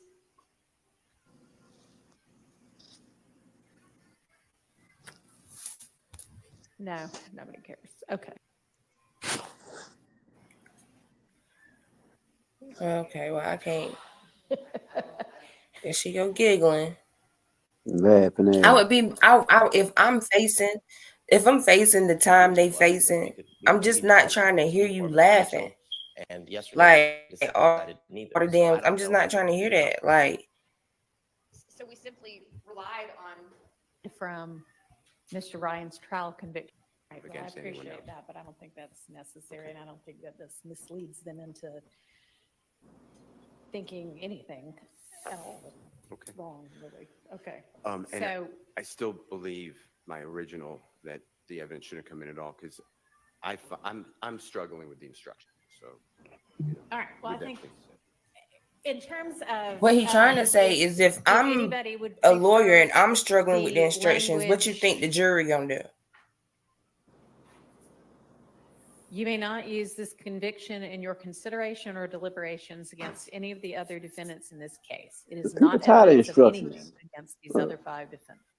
Each defendant has Every the day, right to have every his day guilt they or get innocence told to determined by disregard the evidence something. presented Disregard against something. them, not by what You're not gonna happened know with what the regard fuck to to a remember in criminal this case. prosecution against someone else. That's one version. Disregard Strike everything, the Your Honor. last, strike the not to witness's consider last the, sentence. Disregard this witness's whole testimony, and this co-defendants, witness has testified whatever 3 it is, times. conviction So, is which evidence testimony do you want us to that any other disregard? defendant is Which guilty one of you want me to committing disregard? criminal act God Oh, alleged just against this them. one. So he was Each right the other defendant 3 is times entitled he to have the testified, but issue of not his this guilt time. determined Like solely that's on the So strength of the they evidence so against they want me him to and go in not a on whether file in another my person brain has been and convicted take this out of my brain of, and tear it up. Come on. or something. I don't know. But what I the am word supposed is, to but remember what he any testified to preferences on which of January those two 24th at 3:23 p.m. No, the I'm court supposed to remember uses. that. No. Yeah, I probably remember that. Let me go into my file and make sure I take out the right information. That's not how the brain works. Well, Either one. I'm definitely going to give one or the other of And them this is because supposed if to I be an don't give one or expert. the So, like I other said, of so as an expert, those, why am I then it will be striking this reversible day of his error in the testimony, event but that I'm there ever is a believing the conviction other in this days of his case, which is testimony? fortunately a benefit to your clients to build in reversible error, but I would prefer not to do that because the court's job, to the extent I can, is to avoid any error at all, much less reversible error. If they don't do a I'm mistrial, going to give they gonna one or the recuse other version old boy's of that. statement, his Does testimony. anybody have a Yeah. preference as We're gonna have to another recused witness. which version of that language? Hell, the he only court been will on the use? stand Your Honor, 15 can we- minutes. Since I have a preference, I'm still maintaining, I don't think it's reversible error if you keep Slow talking This ass. whole the case, instances this of whole evidence. case That's is to my No, I don't reversible. think so either, but that's Oh yeah, also this case gonna be fair to the other overturned and appealed. side. I just don't want Can it to we get there just huddle for a minute? So because it's like we it takes so long I for the just need to appeal know process before to the conviction is long. go introduced, to go through. The maybe only sometime leg that they had to stand on is that the Georgia Supreme Court is already aware that this Yeah. case is fucked up. Yeah. So Huddling now, they once they're have finished they can huddling, stand we can on have that. another But announcement to the court. All right, But you how know about what's crazy? announce and They then never say we're ruled huddling? on that motion to dismiss though. That's still been filed. That was still lingering in the air. Everybody forgot about The that. They state does still intend had a to motion call for the motion, dismissal which one? that was still lingering that never got answered to. No, I'm saying about what? The motion to dismiss. He had sent it to the higher court. It never got answered to. Oh yeah, because he sent the contempt appeal, and then he did send the I'm talking about something he I sent. He see. I sent this thought. way before. He sent this way early on in the trial. It was a motion to dismiss Oh. that he sent way that I think Glanfield was supposed to speak on it at one time, but still sent that above his head, but it never got answered Oh. to. Never got answered to. And I think they holding on to that. That's why even Supreme Court, they all in cahoots. Shit, it's all one family. Sorry, my toddler was toddlering. I had to put you go on mute for a second.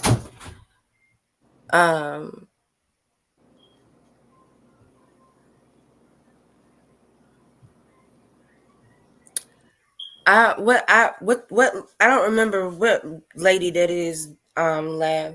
What about the lady that says she was an expert watching videos and stuff and still got her when he crossed her? Are you talking about the detective yesterday? Yeah, the judge The supposed one to who take with the the jury. short hair? Who? Yeah, she's supposed to. Yeah, whenever witness, like when Dennis was testimony was stricken, that she took their notes. Like when they struck Woody's, that part of Woody's testimony, she took their notes from when, so all their notes they had on Woody from before the ex parte, she took them. And I think she was either supposed to put them under seal or destroy them. And I don't think it ever came out which one she decided to do. I would want her to keep them. I think the defense said something like that. Like if she keep them, then when the trial's over, they can look at them or something like that, so you can see what the jurors were thinking.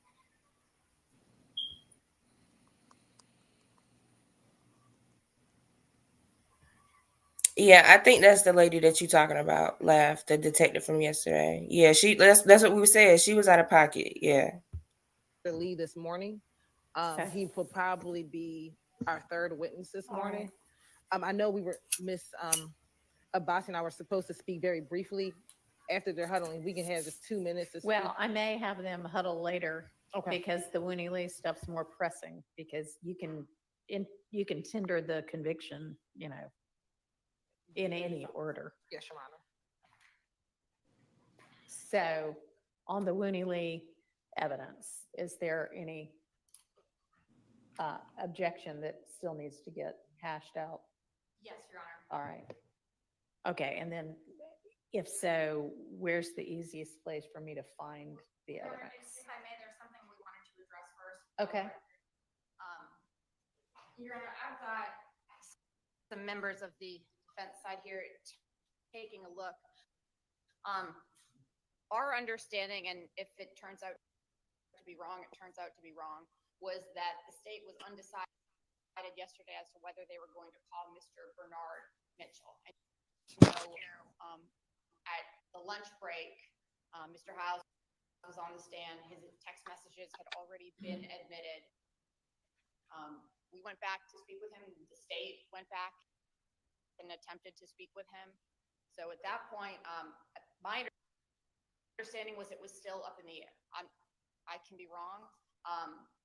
My understanding was it was still up in the air. Per Your Honor's request, we had discussed as many things ahead of time as possible. The discussions with the state were, and it was very clear for both sides that we were not going to be objecting and not asking this court to litigate Mr. Mitchell's Instagram records because the state was going to call him. Yes, with them coming in, there were portions that we intended to use with the understanding that that is what would come out in terms of evidence.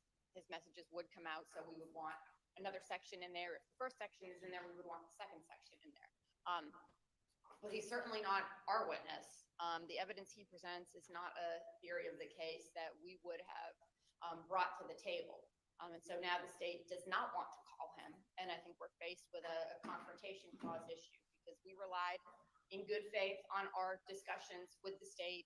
We didn't go through and take the court's time to say this is conditionally admitted based on this happening.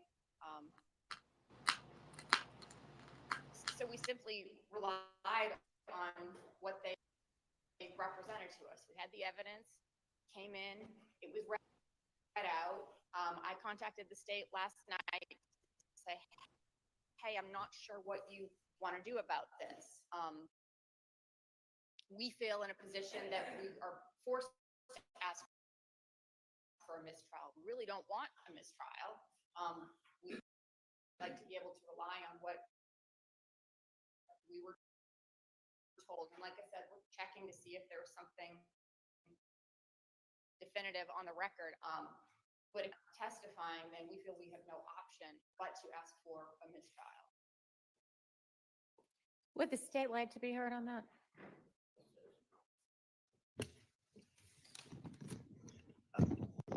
I guess the state's response, Your Honor, is that the state after Look at his the little lunch sharp hour, shouldered ass. indicated to Mike, pick one up, maybe. the state after the lunch hour. Sassy indicated Abate. to the court Sassy, That nigga Mr. too. Sassy. Look how pointed them shoulders be. That counsel, at nigga be least for standing so goddamn sweet. Mr. Ryan indicated that we were not going to call Mr. Mitchell, basically because he told not only the state but defense counsel that he wasn't going to say anything when he came onto the stand. That was told to us by Mr. Uden. And my recollection was that either or, the intention was, we were maybe call either Mr. Uden or Mr. Mitchell. And yesterday we decided neither. So I don't know how there could be a confrontation issue that's being claimed today. We decided to put Mr. Uden up yesterday. The rest will come the same. Importantly, before any message came in as it related to Mr. Mitchell, the state indicated to defense counsel that we were not calling Mr. Mitchell. We indicated that to the court as well. And I don't remember y'all indicating anything to the court until the end of the day, y'all. But what I was told by the deputies was that the state had very clearly said they can be transported back. We are not calling either of them. And that was at or right after the lunch hour that I was told that. I asked yesterday morning, is this an either or? And yesterday morning, the state was definitely indicated, you know, it might be one, it might be the other, it might be both. We don't know yet. We still need to talk with everybody. And then we just went on with the trial, and they didn't, you know, after lunch, they went back because y'all had made that determination, and you certainly communicated that to the deputies with regard to transport. And you are making the representation that you also let the defense know that. Did y'all disagree that the state let y'all know they didn't intend to call either witness? Look how she's saying transport now, but when she get mad, she say ship. Inquired to the court to, you know, discuss what's going to be the order tomorrow. And Right. I said, well, Mr. Mitchell, Mr. Uden, checking. Here's the thing, Paige. Here's the thing. If they didn't communicate to you that they were not calling them, what would make you think that they communicated to her? She sat there and said, y'all didn't tell me that. The deputies told me that. So they told the deputies, hey, we're not calling them. Y'all can send them back. But they didn't tell the judge. And Ms. Obasi is saying they didn't tell me that. And so it's like, how can you even question what she's saying if they didn't even tell you? Mm-hmm. And before lunch, what was represented to the court said, you know, who are we going to get to? And they said, we may not get to him today. So That was before lunch. that was before lunch. And then we came back in and everything was published. And everybody I mean, not everybody, but counsel for Mr. Ryan and counsel for the state spoke with, I guess, Uden and Mitchell over the lunch break. We went back. He didn't want to speak with us. That's fine. We went separately from the state. Right. We didn't discuss anything with the state about who would or wouldn't be called at the lunch. And my memory. The announcement before lunch was we may not reach him today. They spoke with him. Obviously, at the end of the day, I still thought they would be called. my recollection is after lunch, I was sitting there. Ms. Abbasi said, "Y'all are, so you're not calling Mitchell?" And I said, "No, we are not calling Mitchell." That's my recollection before Mr. Howes began testifying after lunch. And we didn't call Mitchell. And the messages came in unobjected or not objected to. And there's been no conditional admittance of evidence that's been There permitted has not. or agreed to by any of the parties during the trial of this case, at least the time that I've been here. So it's my indicator, be the state's opinion that any objection to the messages that came in are waived at this point. Your Honor, our response is, we have difference of memory. That's fine. It is what it is. If the state knows they're not going to call him going into it, I don't think it's fundamentally fair for them to publish and then say, haha, you missed it.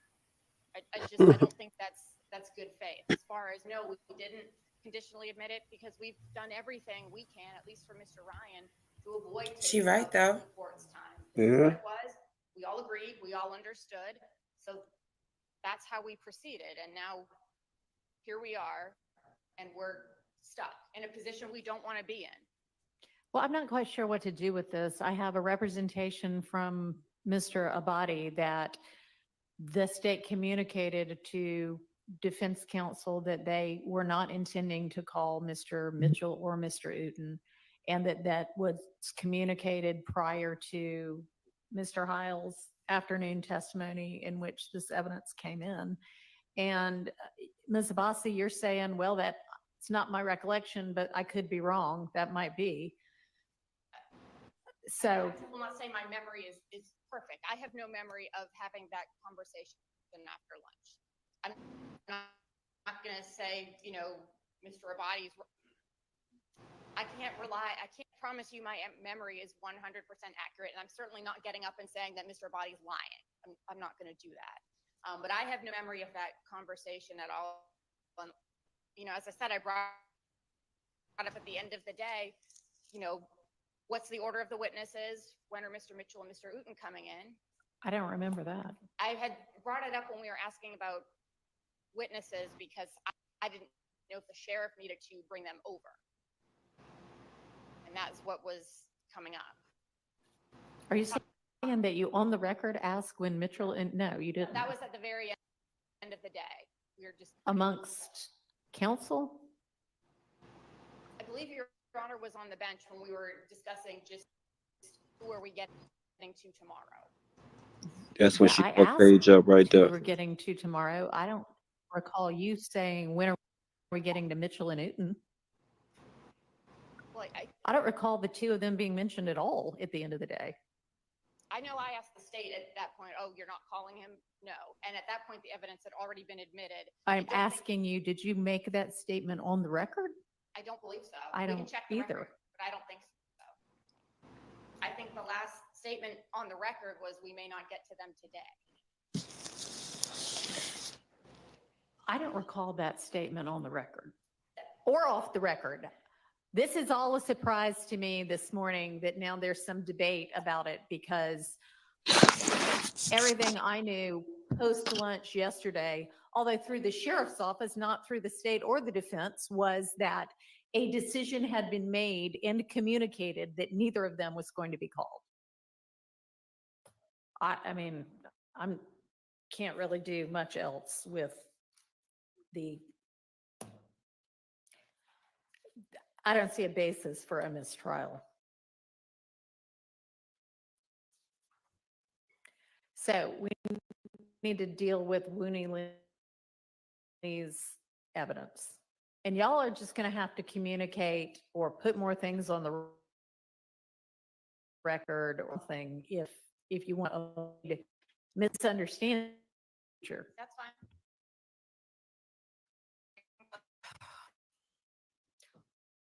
Or just put on your ending. Yes, Your Honor. Understanding was these will come in if Mitchell testifies, just say, we talked about all of this and we don't have any issue as to, X, Y, and Z. And these things we've agreed are going to come in if Mitchell testifies. And then there'll be a record of it and everybody will know what they're dealing with. I mean, I guess the state can make the suggestion. I mean, we can call him and the state will have no questions for him and then defense counsel can cross if that will solve the issue.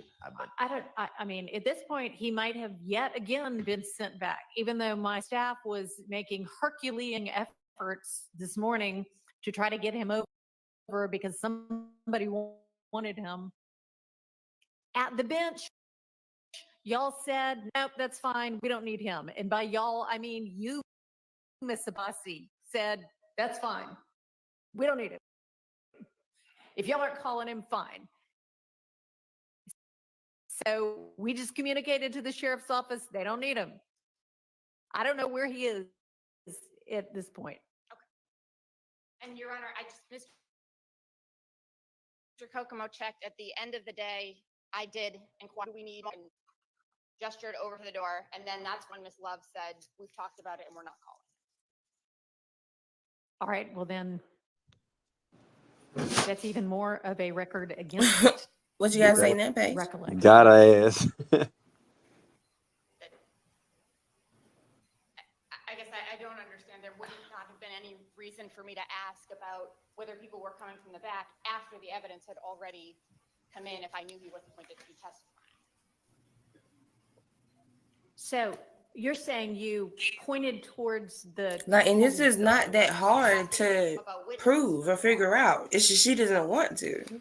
No, she's just trying to find a way out to save the state, not call a mistrial at that point. All right, well, that is no record upon which to grant a mistrial. So let's get to the Wooney Lee evidence. You should keep on leaning on record. That's crazy. Yeah. And so I've seen several people today say Abbasi was right. Yes, she was Paige right. was wrong. That's why she finished it with, well, I do not see it on record to grant a mistrial. Oh, but if it was on record, you would. Because at the very least, she should have excluded that evidence, because I think that's what the big deal was about it. They snuck some evidence in. So they admitted some messages because they said they were calling the person. And then they said that, and then so once it got admitted, or once she said that it was okay or something like that, that's when they said they won't call on the person. But the evidence is still admitted though. So it's like, if you're not gonna call, and I don't know what I'm at the, I guess, look back at that, because I don't know how you can admit evidence without the person being on the stand, or maybe they just agreed to it. I don't know, but it's something about some messages. That's the whole big deal about it. And so basically, the state backdoored it in. Mm-hmm. Because it's like, you said you were, you got what you wanted, and then you're not. That's crazy. I was like in the car, I think, this morning when all that was going on. So it was kind of, I didn't really know what was happening. But that's crazy though. Well, what do you think is going to be the outcome for tomorrow? I know they said that it's going to be an afternoon start time. No jury. And not a morning. Oh, they already said the jury not coming back tomorrow? Yeah, I believe so. Because why would they do all holding out and then come back and send everybody home for the day? Why would they do what? When they went negotiate the mistrial, and then when they came back, they went to the bench, and then the judge said we send everybody home for the day. That was weird. Yeah, I mean, I just figured that's because all the attorneys weren't agreeing. I mean, we can expect the state to be putting up, a hell of a fight, but from what I understand, all of the defendants don't want a mistrial. Like, I think Steele don't want a mistrial. Miss Abbasi don't want a mistrial. Like, all of them don't want a mistrial. I believe one of them stood up and said, just give it instruction or something like that.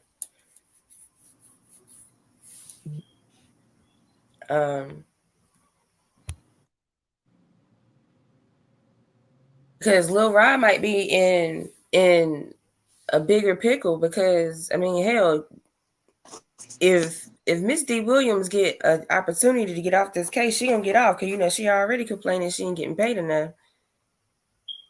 Because that's public defender, right? I think so. Mm-hmm.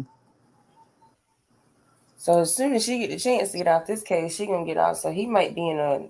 I mean, and they, from what I can tell, and maybe it's because they young and hungry and thirsty, but Miss Obasi and Miss D. Williams kind of actually seem to care about Lil Rod. Yeah. And he might fuck up and get a public defender that, really be public defender and doing nothing. So I don't know. Well, it's interesting to see what will happen. Are you gonna? Is Sylvia still doing her members only thing? Oh, probably. She's probably. I'm not a member. Yeah, babe. When people do members only stuff, the members go and get the info and then just spread it out to everybody else. Mm-hmm. Kayla is live right now.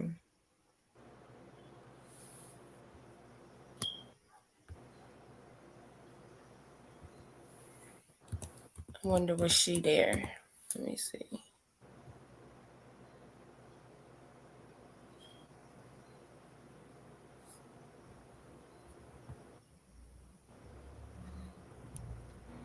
I think Kayla said, fuck being a lawyer. So keep going. Keep reading the rest of it. The rest of it is not my song.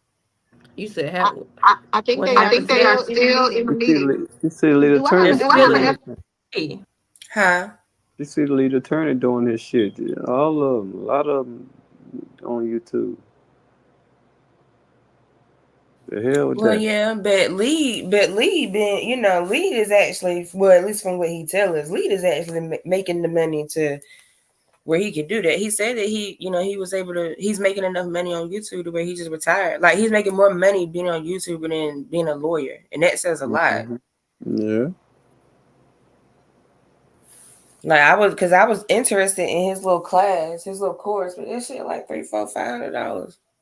It was on, because it was on sale when he covered the Fannie hearing with Nathan waiting with them. He did a sale on his class called the Fannie sale or some shit like that, but it was half off, like a whole 50% off. But even with 50% off, it was still like $350, some shit like that. And it's like really only about teaching you how to live stream instead of like everything. Where I assume he said it's a live streaming course, so he's only going to teach you how to live stream and not like just make videos, I guess. I don't know.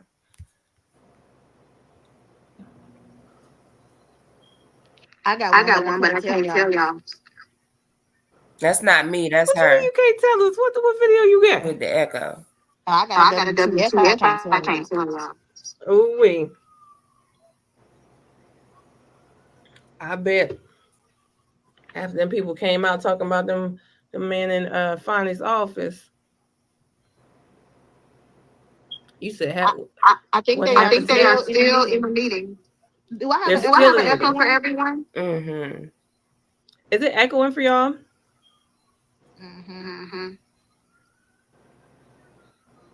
They saying the one day I didn't watch. Something about her makeup is not doing it for me. Okay, y'all. Let me see if I can find this. Hold on, give me 2 seconds. Okay, y'all. I hope I still have an echo. Go. Let me go.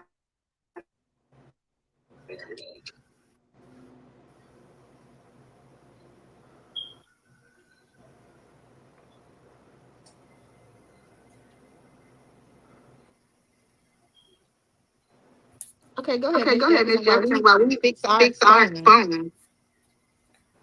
Okay, hold on. I was trying to see if she was just there today. That's all.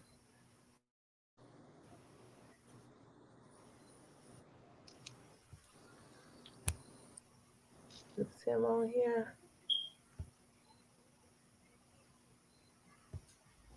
So the DA's office is under NDAs, and the way Ashley Merchant testified. Ashley. All right, y'all. I think I got it. I think. So in the meantime, in between time, before everything happened today, my whole little WTF moment was I watched the Ashley Merchant testify. Ashley Merchant testify. and she was testifying against Fonnie in her open records request. But my WTF moment was that she was saying that Fonnie got these people signing NDAs. So the DA's office is under NDAs, and the way Ashley Merchant knows they're under NDAs is because the people that want to have conversations with her Danny, wasn't we talking about what was that? going You're not on supposed to have public in the employees DA's not signing no office NDA. was scared about these NDAs that they had signed. So Ashley Merchant did an open records request for these NDAs so she could figure out if these people could actually talk to her about what was going on. And the NDA she got, 5 of them, wasn't in there. So she was like, I know they're withholding records because I got 5 people that are still unable to talk to me because when I requested the NDAs, you did not give me these people's NDAs. So that was part of the reason why Ashley Merchant won her situation against Fonnie this week, is because she had absolute proof that these people had not given her all the information. Which also brings us to the point of when we wonder, like, it's the whole DA's office. Why ain't nobody saying nothing? Why ain't nobody doing nothing? Well, if you're under NDA and you got to pick between taking care of your bills and your kids or staying on your soapbox and being right, which one you gonna pick? She came prepared, honey, didn't she? So what I'm going to do is I'll go ahead and present, but I know there's a bigger WTF that didn't happened since then. And I see so many people saying that they did not get to see what happened today. They always, oh, maybe we would talk about why Miss Love doesn't get to talk anymore. And was that a song that came out before 20? I don't remember. Okay. Yeah, I don't think I remember. That's fine. Of course, it goes for one moment. I thought that was the one. Isn't it? It must be next, y'all.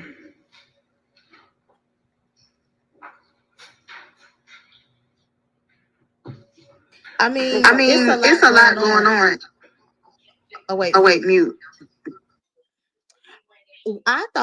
Let me tell you what I thought was going to happen today. I thought we were going to get on here and talk about Moon's revocation.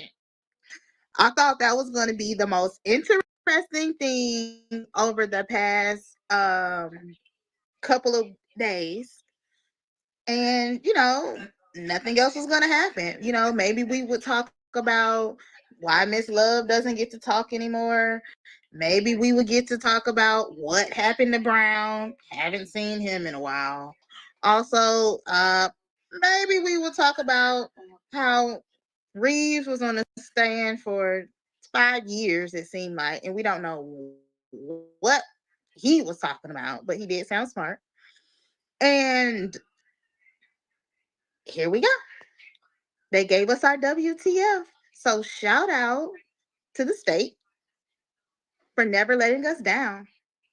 Ever. Ever. Kayla's so shady.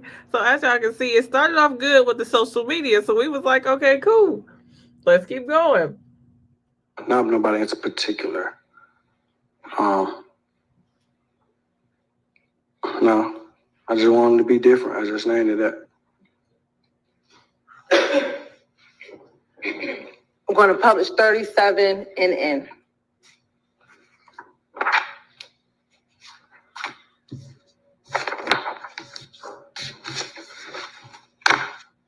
Who is in 37 NN? OG Boo. OG Boo. And who is that? Shannon. All right. And can you read for the jury the caption?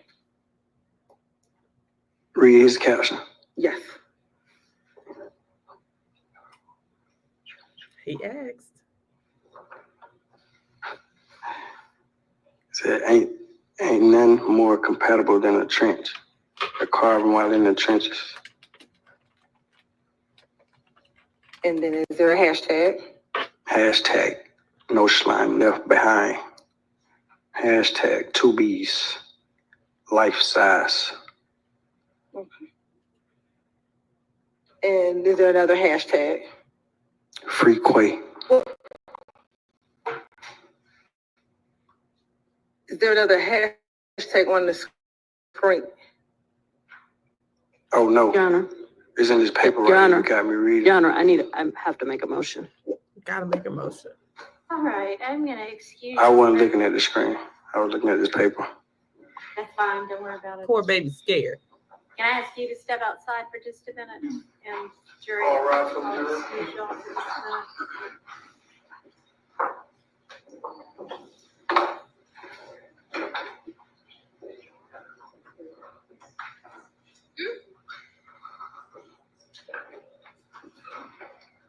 Mr. Lee, can you step outside for a minute for me, please? Thank you.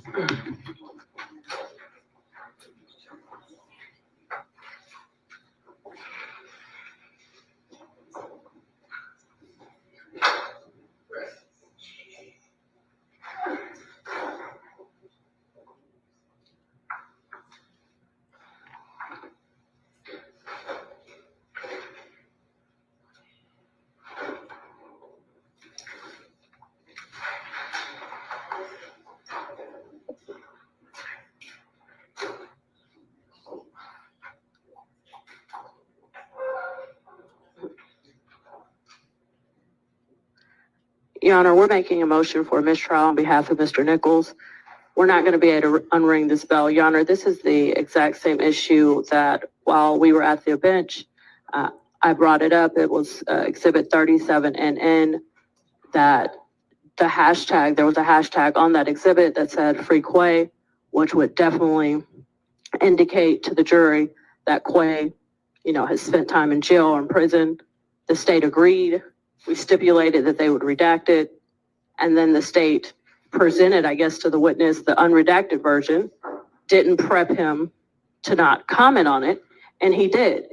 And Your Honor, before we had the opportunity for you to preside over us, this happened already again.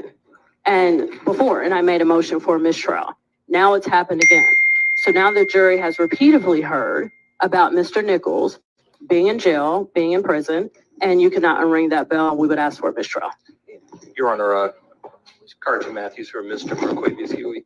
We join in that motion for mistrial. And what's important for this court to know is that 45 minutes ago, there had been a reference to a person being in jail. Now, this witness has identified Marquavius Huey and has also identified Marquavius Nichols. So all the state had to do was ask this honorable court for an opportunity to have this witness maybe step out of the courtroom and go over with that witness that, we don't need to say anything about someone in jail, what have you. That did not happen before he went on the stand, nor after that first slip up by this witness. There may have even been a document right there on the witness stand that should have been pulled from the state of Georgia from that witness stand so that this could have been avoided. So, Your Honor, we are joining in that motion as well. Oh, hang on. It's all right. You just didn't know, but we'll let you know when to come back in, okay? So we join in that motion, Your Honor. Your Honor, and I just want to briefly add that it is painfully obvious that the state is not witnesses. You can tell by the way when the witness spoke the first time and he said, oops, am I not supposed to say that? Like, oh, I had no idea, which makes it obvious that the state had not spoke to him, had not prepped them. And this has happened repeatedly. It's happening over and over again, Your Honor, and we're just not going to be able to unring 100 bells. And finally, Your Honor, Mr. Marquavius Huey, it's been established that that his nickname is Quay. Okay, isn't there going to be, we talked today about, isn't there going to be a stipulation that references to Quay, at least at some points, are not either Mr. Nichols or Mr. Huey? We did. Yes, Your Honor, and that's a few things. So one, Your Honor, it was not intentional because we clearly. Okay, but it was sloppy because I presume he's reading from the document that you handed him instead of reading from the screen. And we should have, instructed him to read from the screen. But or you should have presented him with a document that had that part redacted. It's just sloppy. The issue came while he was on the stand, Your Honor. So the issue did not come prior to. Ms. Westmoreland walked up to me while he was on the stand and said, "I'm going to have an issue with that. Can you redact it?" That is when the state became aware. Then it should have occurred to you, you know what? I'm handing him a hard copy of this document that is unredacted. But not if there's multiple quays, Your Honor. If I don't know which quay that. Hang on. Can we stop having people come in and out when I've asked the witness to step out and every time the door opens, they can hear what we're talking about? Please, just for a few seconds. I'm not asking anybody who's in here to leave. Huh? The state is in charge of the witness, and they're supposed to be guiding the witness to the wrong. Yeah, I mean, this is and so that is the point in which we learned of it is we redacted it on here. Ms. Westmoreland brought it up here. Yeah, and when I didn't read it, I mean, so the jury didn't see it, but now the jury has heard it. I don't think it is really that, much of a crisis because there is going to be this stipulation that Quay is not always either of these defendants. So, nor is it obvious to everybody that free whomever is such a quote about who knows, everything these days. And so it doesn't necessarily indicate that whomever Quay is, I pointed out that that's not true because in one of their many experts that they had come up and testify, they had them testify that free so-and-so is terminology that people use in the streets when somebody is in jail. Like that's already been testified to. I don't think Paige was there yet, but it's already in evidence, ma'am. Spent time in jail or in custody or in prison or anything. I mean, they say it about, Hollywood stars who are in a breakup. It's not so obviously, oh, this must mean this person was in. When have y'all ever heard free so-and-so? Get the fuck out of here. Prison. But also we were already saying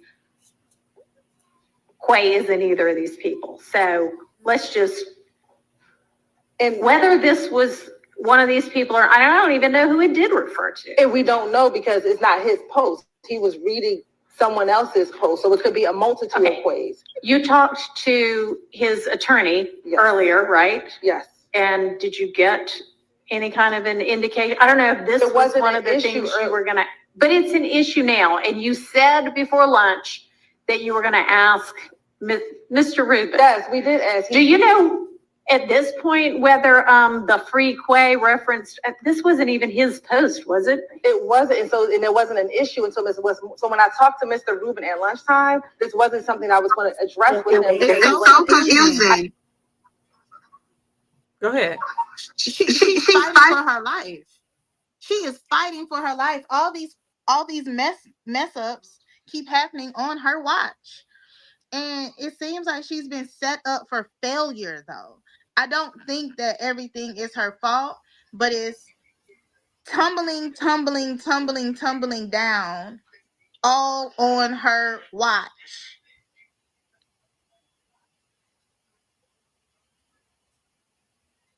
We said that in the beginning that Hilton was going to be the fall guy, that Love was going to step out the way and let everything land on her. And unfortunately, BBL Brown is not there to be called an attorney that can't try cases. So now everything is just falling on her, and now everything is her fault.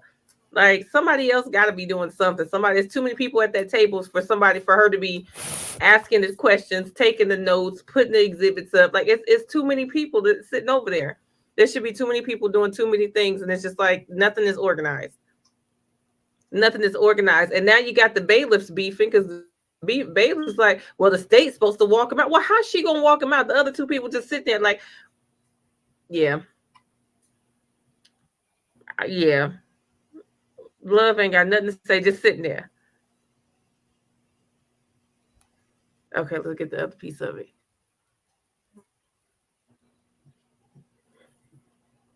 I did not realize it was an issue. Mr. Rubin found out for me that Slack Quay is not either of these two Quays. Okay, but this isn't Slack Quay. This is just Quay. Right. I know. So why doesn't everybody, well, they don't know how it's spelled. They only heard it. Why doesn't everybody just enter into some sort of a stipulation that the free Quay or the reference to Quay just now isn't either of these people? I don't know if it is, so it was. Whether it, okay, so.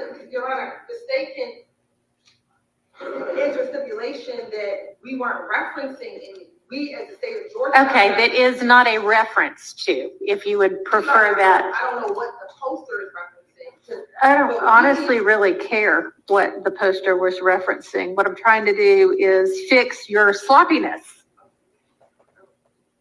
so that everybody won't have wasted,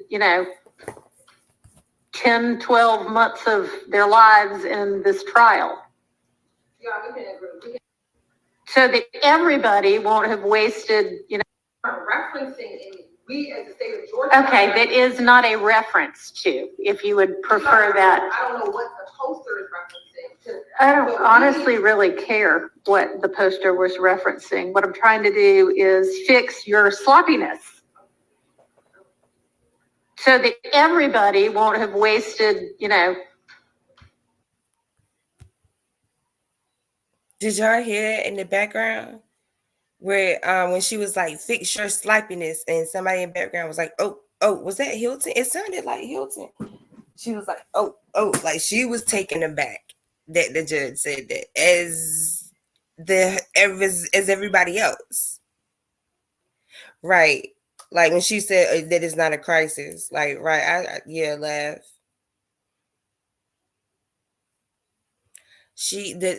I just don't like the way the judge with the state.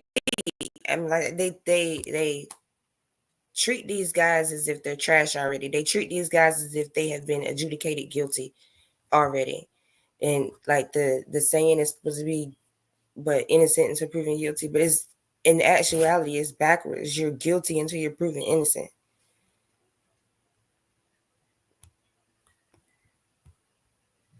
$10, 12 months of their lives in this trial.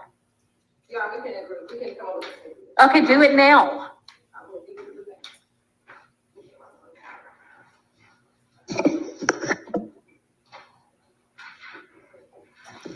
Y'all work on that. I'm going to take 5 minutes. So mad at the camera angle. Like, I'm so mad that the cameraman wasn't. All right, I'm mute. What y'all got? On the first person shot. Like, I wanted to see her face while she was begging for her life. That I'm trying to fix your sloppiness.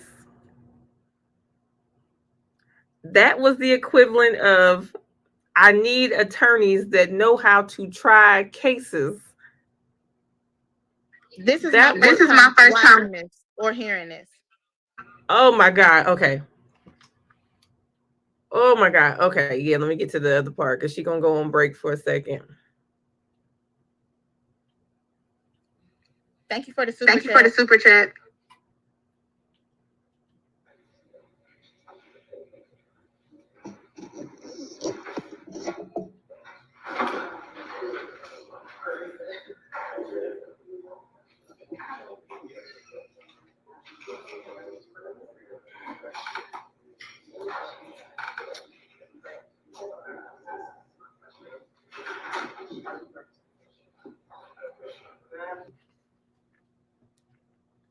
And I'm next on the shot. Listen.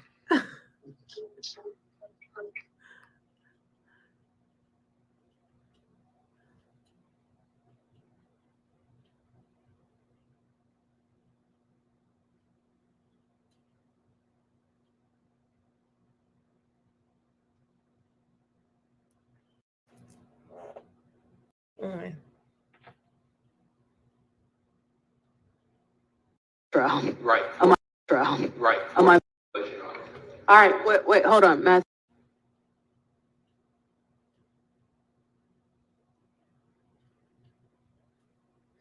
Oh, come on.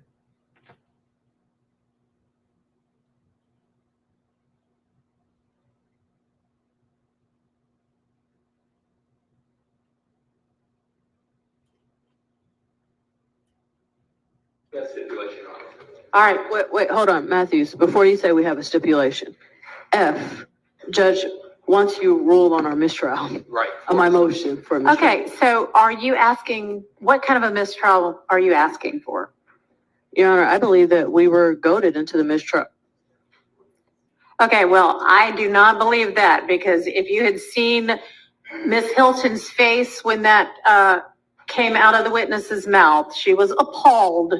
And I do not believe that they are purposefully trying to insert error into this trial to make y'all ask for a mistrial so that they can try this case again. I think it is continued, and I am sorry, y'all have, you know, this gigantic, ginormous universe of evidence that maybe if you narrowed down, you would not be making these kinds of mistakes. But I believe that to be a mistake.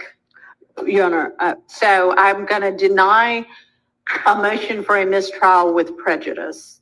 That one, I don't believe that the facts bear out. Would you like a mistrial without prejudice?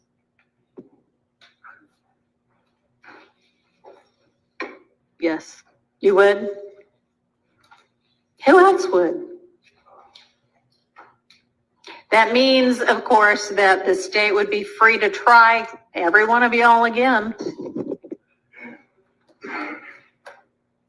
Just a moment. Sure.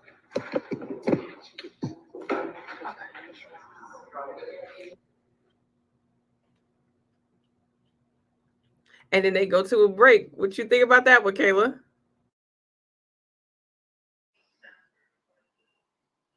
I can't say what I want to say.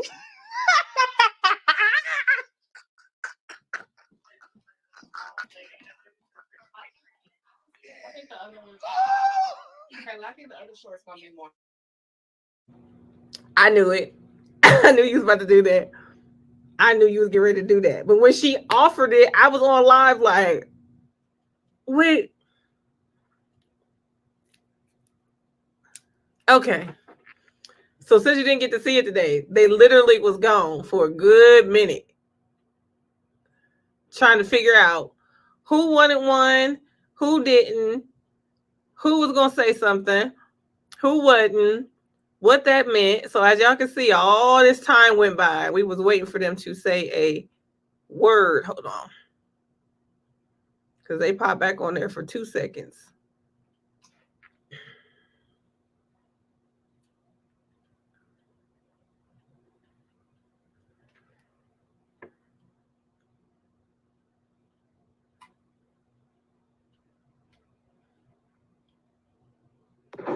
It's not over yet.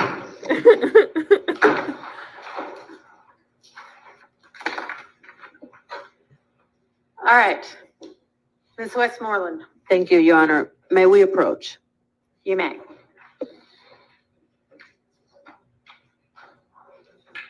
So then that's all we got. So hold on. So they approached and we were all left waiting.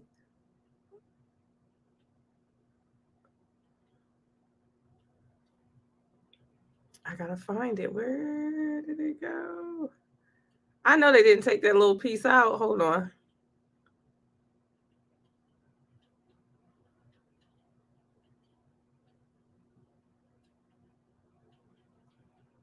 I'm gonna let it play for a second. But what ends up happening, and I don't, maybe they cut that little piece off. So what ends up happening is while we're waiting, we get notification from people who were in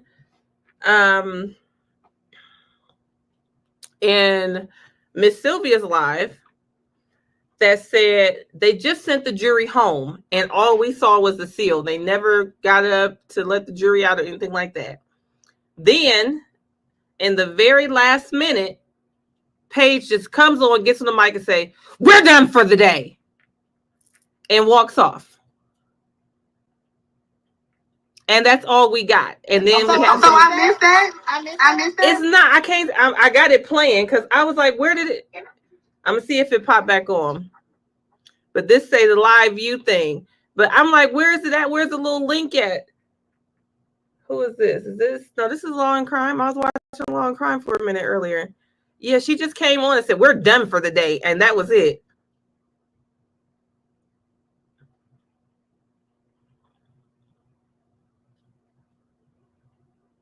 May we approach? That was You the may. May we approach. Okay, so that was 7:05. Yeah, it looked like they didn't cut it out, did they? I'm gonna let it play, see if it pop up. But all she said was, we're done for the day. Didn't say what time to come back or anything like that. And then the feed just cut. So there were people who were saying that we're getting information from Miss Sylvia, who was there, and they said that Simone and Miss Love were in a all-out argument, and that That's nothing new. And the attorneys were back at the bench. And so we never heard what was happening until later on this evening. If you turn your stream volume down. What happened?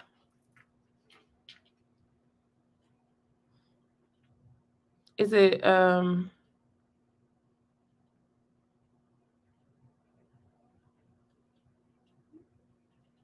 okay. So I know they said that Miss Sylvia was going to have a membership only where she dropped the tea about what was happening at the end of the day. But we ended up hearing from Thugger Daily that at some point this evening, they were all the defense attorneys were in Fonnie's office. And that was pretty much exactly what happened. That's all we got after. So from what I've heard, there's no court in the morning, no jury tomorrow. There's court. I heard there's jury tomorrow. They're going to have court with no jury, right? And they said at noon. Did you hear that too? Okay.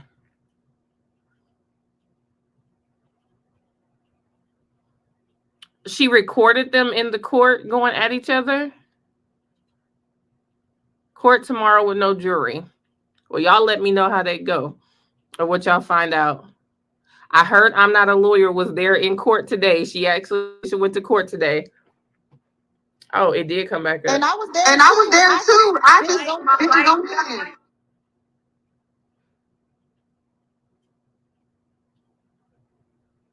You gotta mute Miss Jefferson. Okay. But yes, I know that they have court tomorrow. I don't know what time. And I was outside. I should have went in.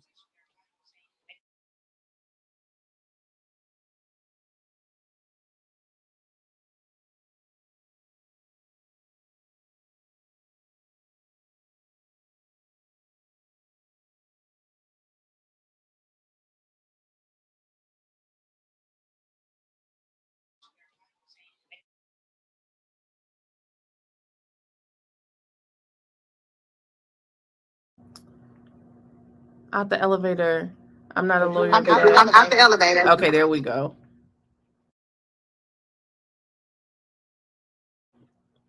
Okay, well, we'll be up. So I guess we're going to have to do some live spend the night in Atlanta. Where are you heading? You look to the cute. game. To the game. It's opening night for the Hawks. Lord Gates are going to get you.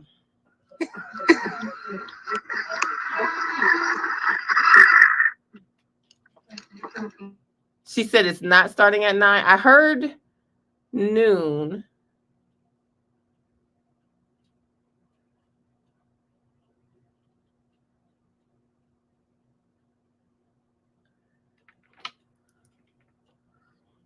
It's I'm on the way.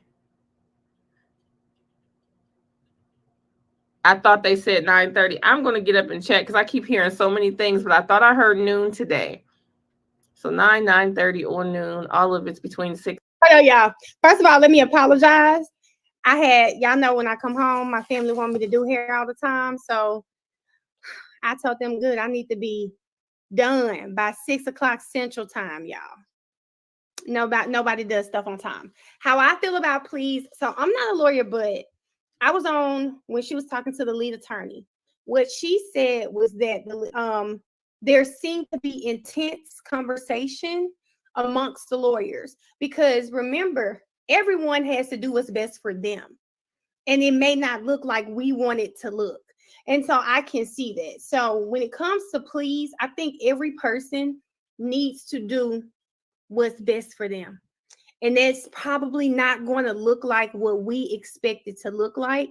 But there was a lawyer on there that also said they were at Fonnie Willis's office.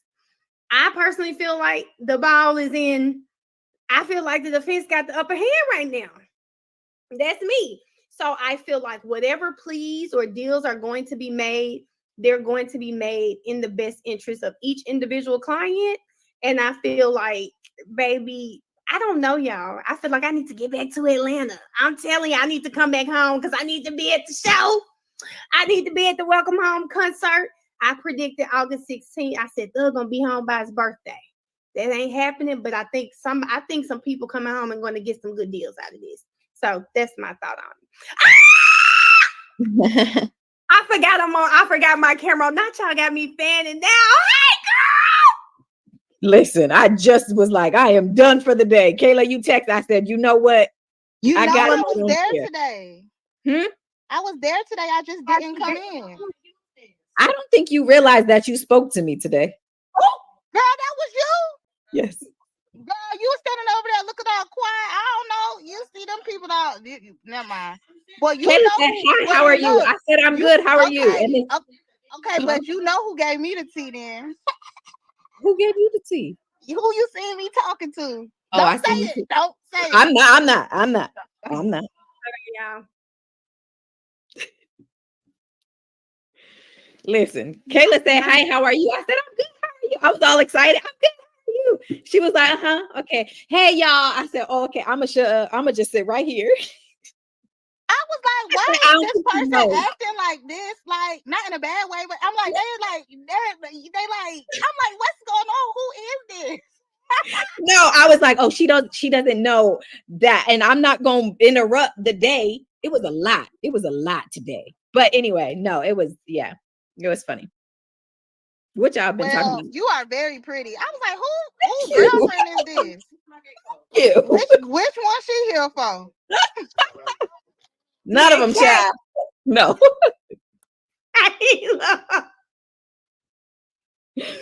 Hilarious. Oh, that's so funny. I really do want to know. I saw you on the lead attorney earlier.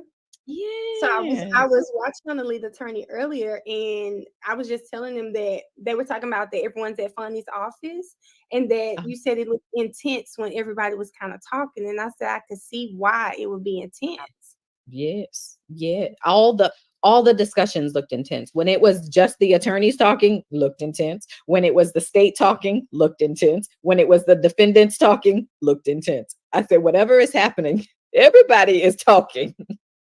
And I actually was happy that we adjourned, because I said, this feels so heavy. It feels like they shouldn't have to hurry up and come to a decision today. Like, this is big. It feels like a big, like pivotal moment. So I was happy is maybe not the best term, but I feel like they should be allotted the time that they need to figure out what is going to happen. Isaac T. Oh, you're muted. Oh, you're muted, Kate. Oh, I'm not. I'm listening. Oh. That's because you can't say what you want to say. That's because you can't say what you want to say. I was so happy about. I said that while I was on live. I had no idea you were in the courtroom, and I'm a fan.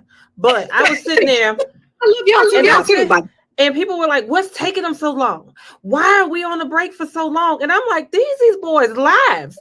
Still can't make this decision. Shark can't make this decision. This is Yak's decision. This is Thug's decision. This is Nichols' decision. This is their life. Yeah. So you can't get up there and make a decision for me. I got to talk about this. Like, there's no way. I couldn't imagine that. I was like, because somebody kept telling me about a week or something. They got 7 days. And I'm like, they need 7 days because I need to go sleep on this and somebody was like, oh no, there's court tomorrow. And I'm like, that decision, that decision is probably bigger than them picking their attorney. Like that decision right there is like, I could go home, but I'm gonna go home a felon when I walked in this with nothing. I've seen the evidence that they have. 150 days of it, almost a year of it. I've seen it. I did 2 years. I can do 2 more months. Like, you got to think about, but not everybody in the same situation. Some folks facing life, like you. So I can only imagine like that. Hold on. I said,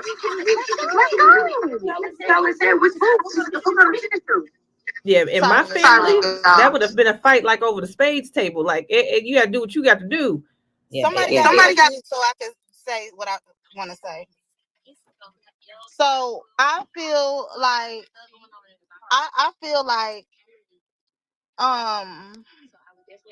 a jury trial is a jury trial, and it's still scary. Yes, we feel a certain way, but by the time you hear somebody name 100 times, 1,000,000 times, I don't know how the jury truly feels or what.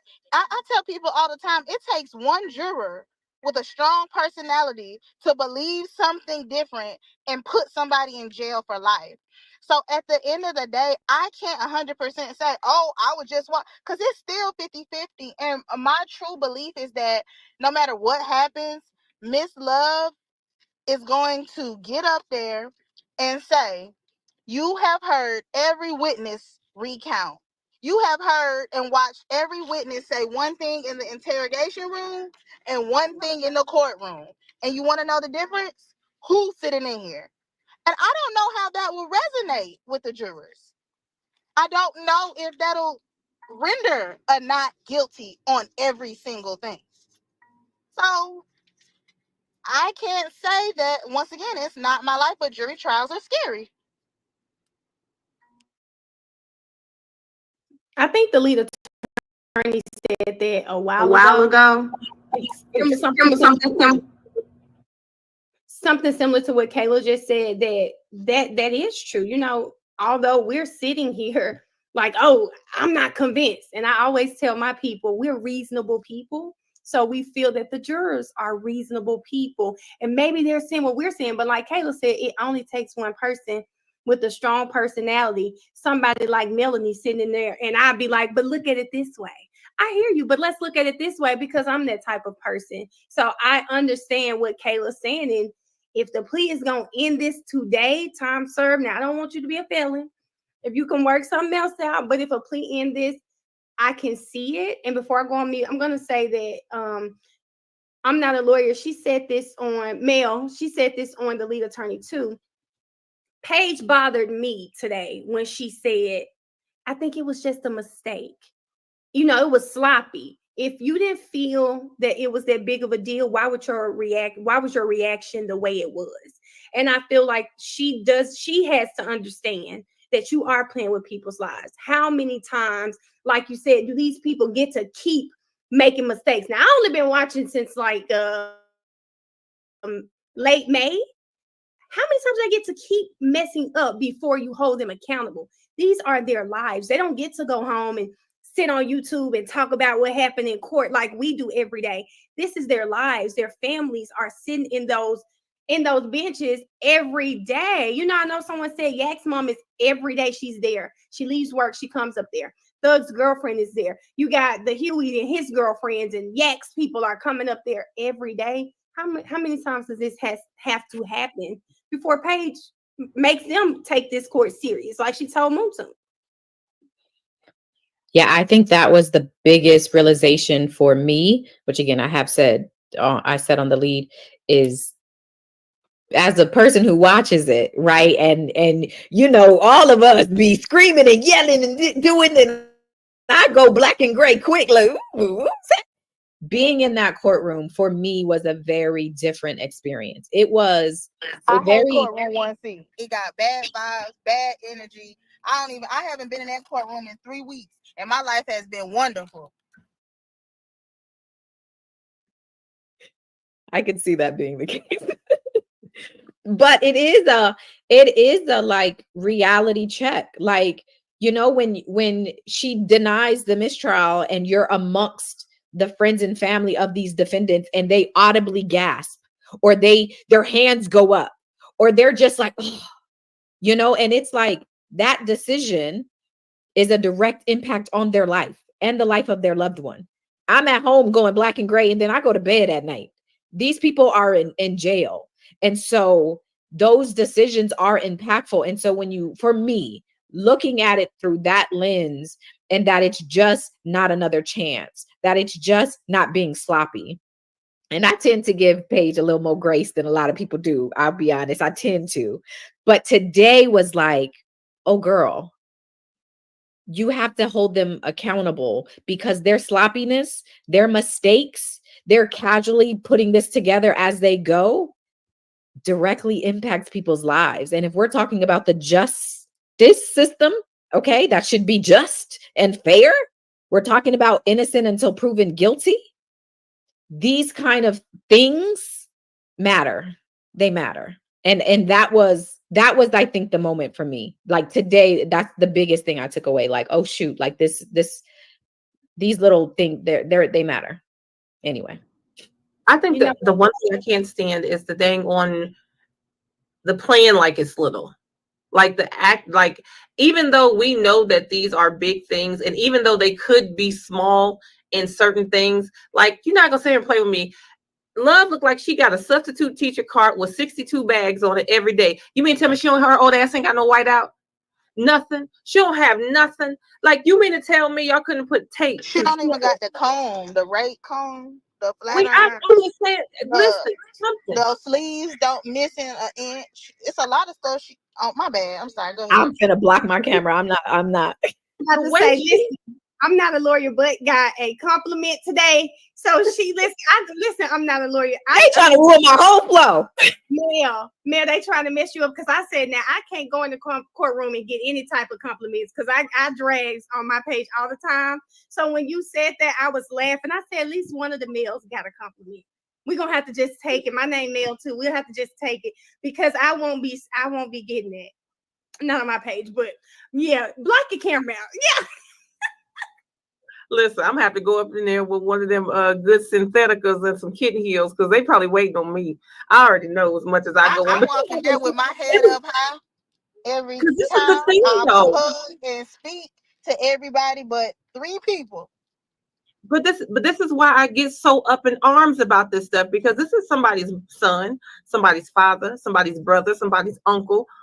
And it's just like 10 years ago, like I don't even self-incriminate. I don't even post some of my Facebook memories from 10 years ago because I was talking crazy. Like after 10 years, like this is not, oh, I forgot to seat you next to the right person. Or, oh, I forgot your socks today, so now you got to go in there with no socks on with your shoes.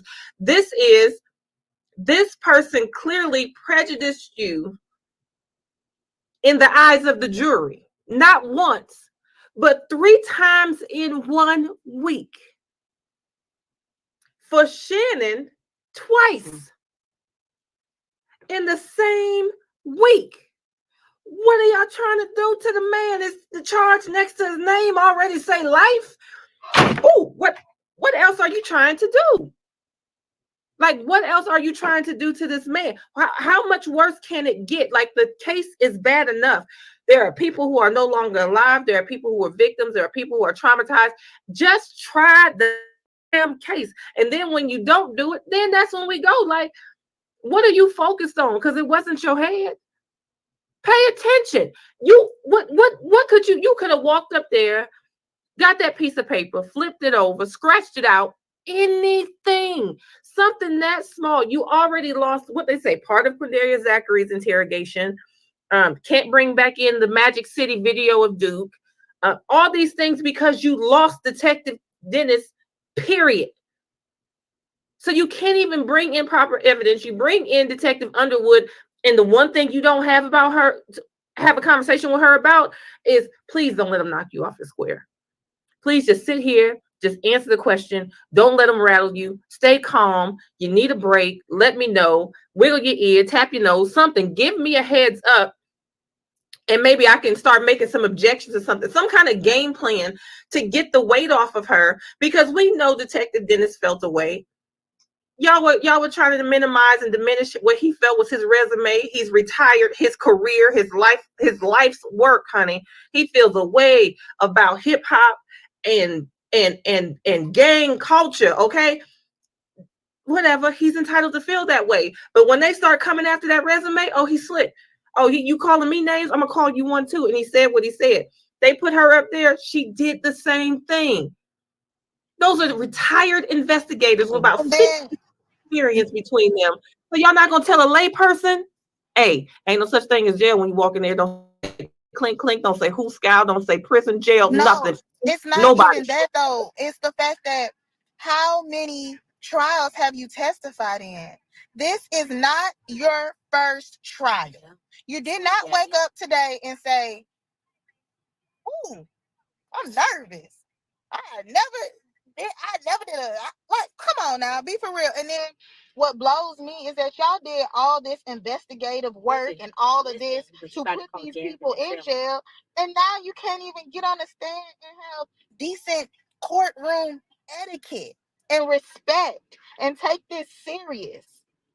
Now we gotta argue for 30 minutes about who's an expert and who's a music expert and who's a gang expert and who's a hand signal expert just for you to get up there and fumble over something ridiculous.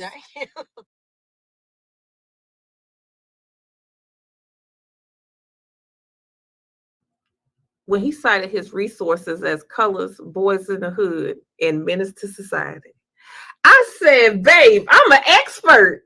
I'm an expert. Like, I couldn't believe but my thing is, those two should know better. But this poor baby today, you can tell the only preparation he had today was whatever he watched about Moontoon.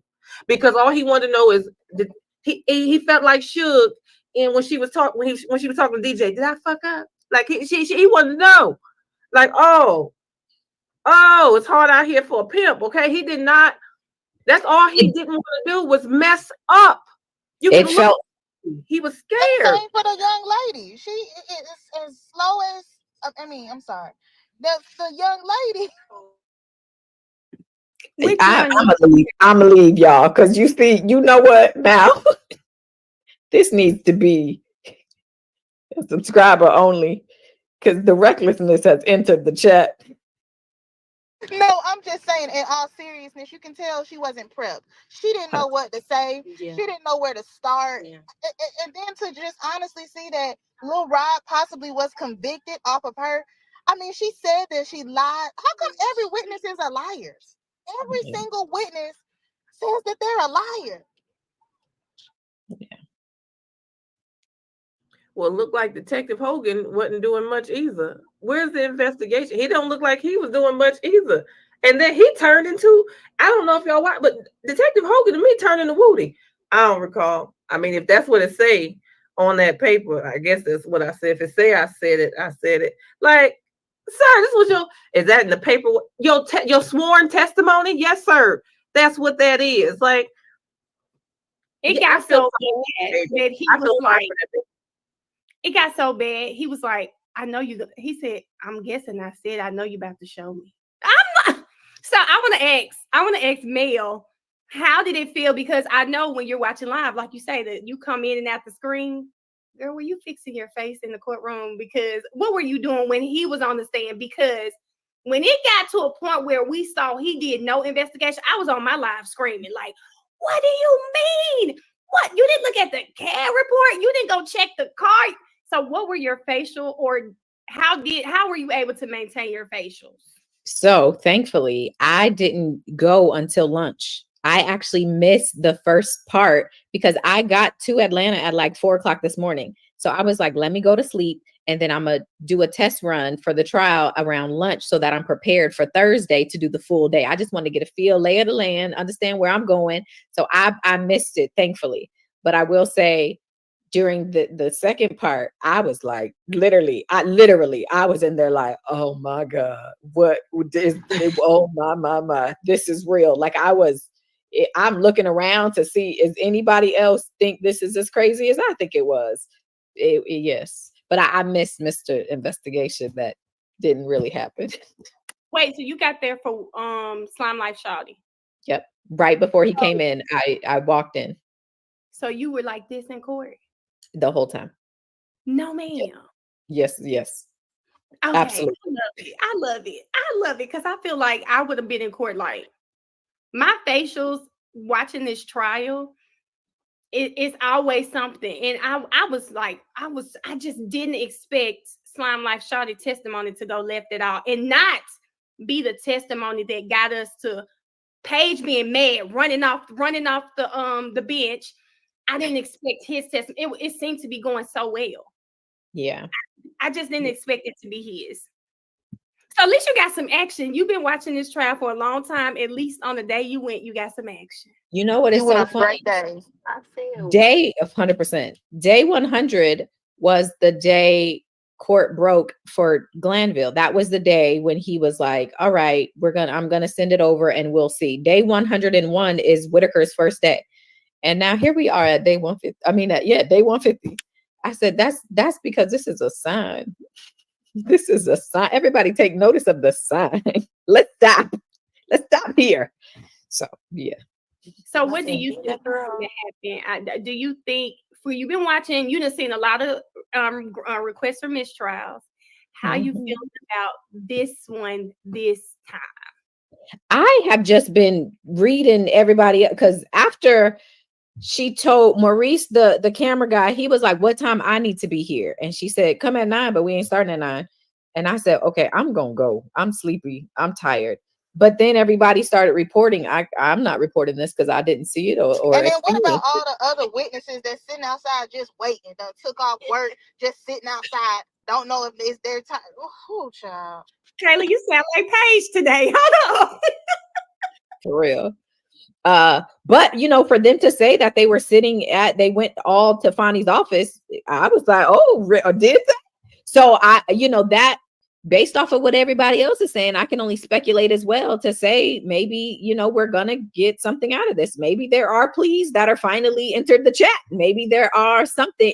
It definitely felt, when you look over and you see the defendants engaging and expressively and having conversations, right, about their futures, it starts to feel like everything is being weighed as heavily as it should. So I have no idea. I'm not making no predictions, but I am very curious as to what will be the outcome. Because then my next question for y'all would be that if it's not a mistrial, then what? I quit. Yeah, you give me you have given the training videos. We have had reprimands. You have told these people they are not attorneys. You didn't told the other side. I think you all these admonishments. You've rebuked them. You've taken away. You've already purged one of their witnesses, right? Technically, that's like a sanction. You've already taken away Dennis. You've taken away his evidence that would come with him. Like, what else is there to do? Like, I think what else do you have left in your back pocket to do? Then you put somebody in jail for 5 years. Sure did. That too. And it's just like, so Mook Took is the only person who should take their oath and solemnly swear serious. He's gonna be in jail longer than them. Wait, can't I just unmute to just throw something out there and then mute back? You put somebody in jail for 5 years, mute. He the only one, mute. And then did you see the girl on the stand, mute? Girl.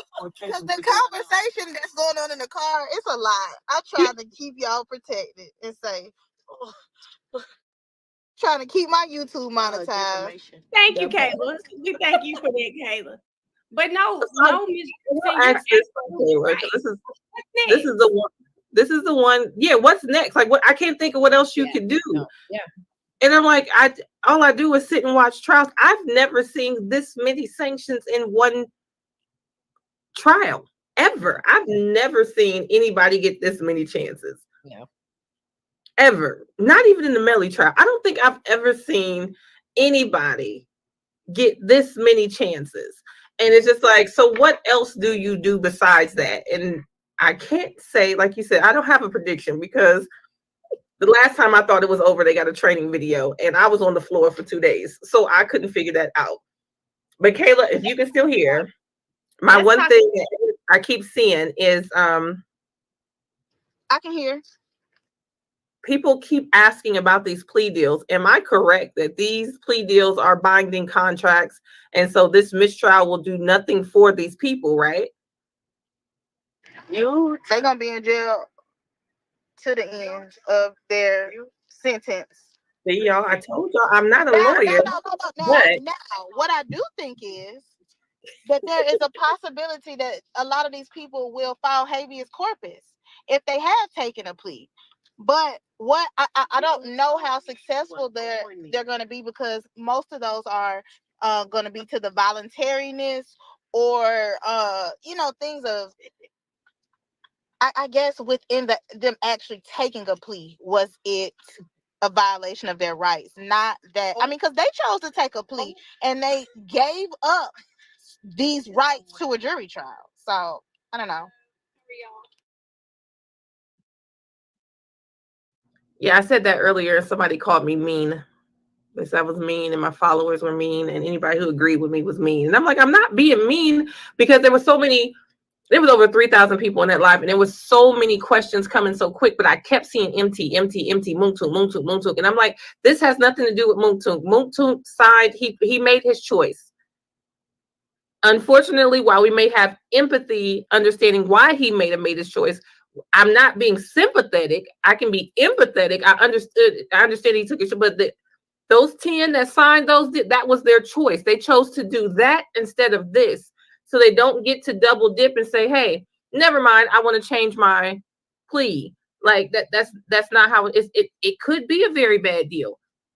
It could be a very bad deal, but they had the choice to take that very bad deal. Like, so if they've got a range of between like 10 years and 30 years on probation. I told y'all when we read them, that man his probation officer can be in kindergarten with my child right now. His next one, like, he could jaywalk going to see his grandbaby graduate and have a problem. Like that. I'm not being funny, but that was their choice. They chose that. That was what was best for them. Just like the guys today are weighing in on whether or not they want this mistrial. They have to choose what's best for them. They can't worry about the man to the left. They have to worry about what's going to work best for them. So it could get interesting. It could get interesting. But at this point, like I said, I can't think of any other remedy or sanction she could put together and package up, because I think she's given out all that she has. Because to purge this witness and say, oh, you don't get this testimony, you did that already. Like, what do you do? I don't know. I don't know, y'all. I'm with you. That's what I thought. I was just like, okay, what happens if we don't get a mistrial? Because she seems to be doing everything in her power to not grant it. She even seemed annoyed at the thought. Like, you could see her trying to figure out a way. Well, isn't this going to come in at some point? It's not that bad when you think about it. But I think she got annoyed with Miss Hilton trying to argue. Trying to argue with her for her incompetence. It was so easy. White it out, black it out. I think that's what made it worse. Her trying to go back and forth with Paige, right? And I think she just said, now, damn it, look. I think she was just like, okay, you know what? Let's do it. Because I think she's been trying to save them. Even with the Shannon, she was like, well, I mean, if in that case, it's not as bad as y'all are thinking, then why are you yelling, screaming? Why are you doing that? I think she's annoyed with them and how they prosecuted the case. Even when she mentioned, y'all have too much evidence. I think if you guys would have narrowed this evidence down, we wouldn't be here. And I agree with that. She did say that. Overload. She said that. It was overload. Yep. She did. I agree. Child, I will see. I don't know. We'll see what I'm just curious what the attorneys and the defendants come back with, because I agree. What other thing do you do? This camera Kayla is out on the town. Okay. Yeah, she going to the Hawks game. I'm in the Hawks game. But no, both y'all, okay. Y'all can carry on, but I think we could be done for tonight. We've been on for a long time. We've been on an hour and 15. For y'all to go to sleep. You cannot, bro. Okay, all right, y'all. I'm gonna go. Thank y'all so much. I can't Thank wait till y'all. tomorrow. I honestly think I'm gonna spend the night in Atlanta, and if I have on the same thing y'all had on today, What we'll time you call it pulling a up? day. I'm at 9 a.m. 8:25. Yeah, I'm out there calling it a night too. I'll be streaming. I'm gonna keep my eye out to see what's going on, and I'll stream. I'll stream in the morning whenever I see something going on. But other than that, y'all have a good night. Be safe. Don't do anything I wouldn't do.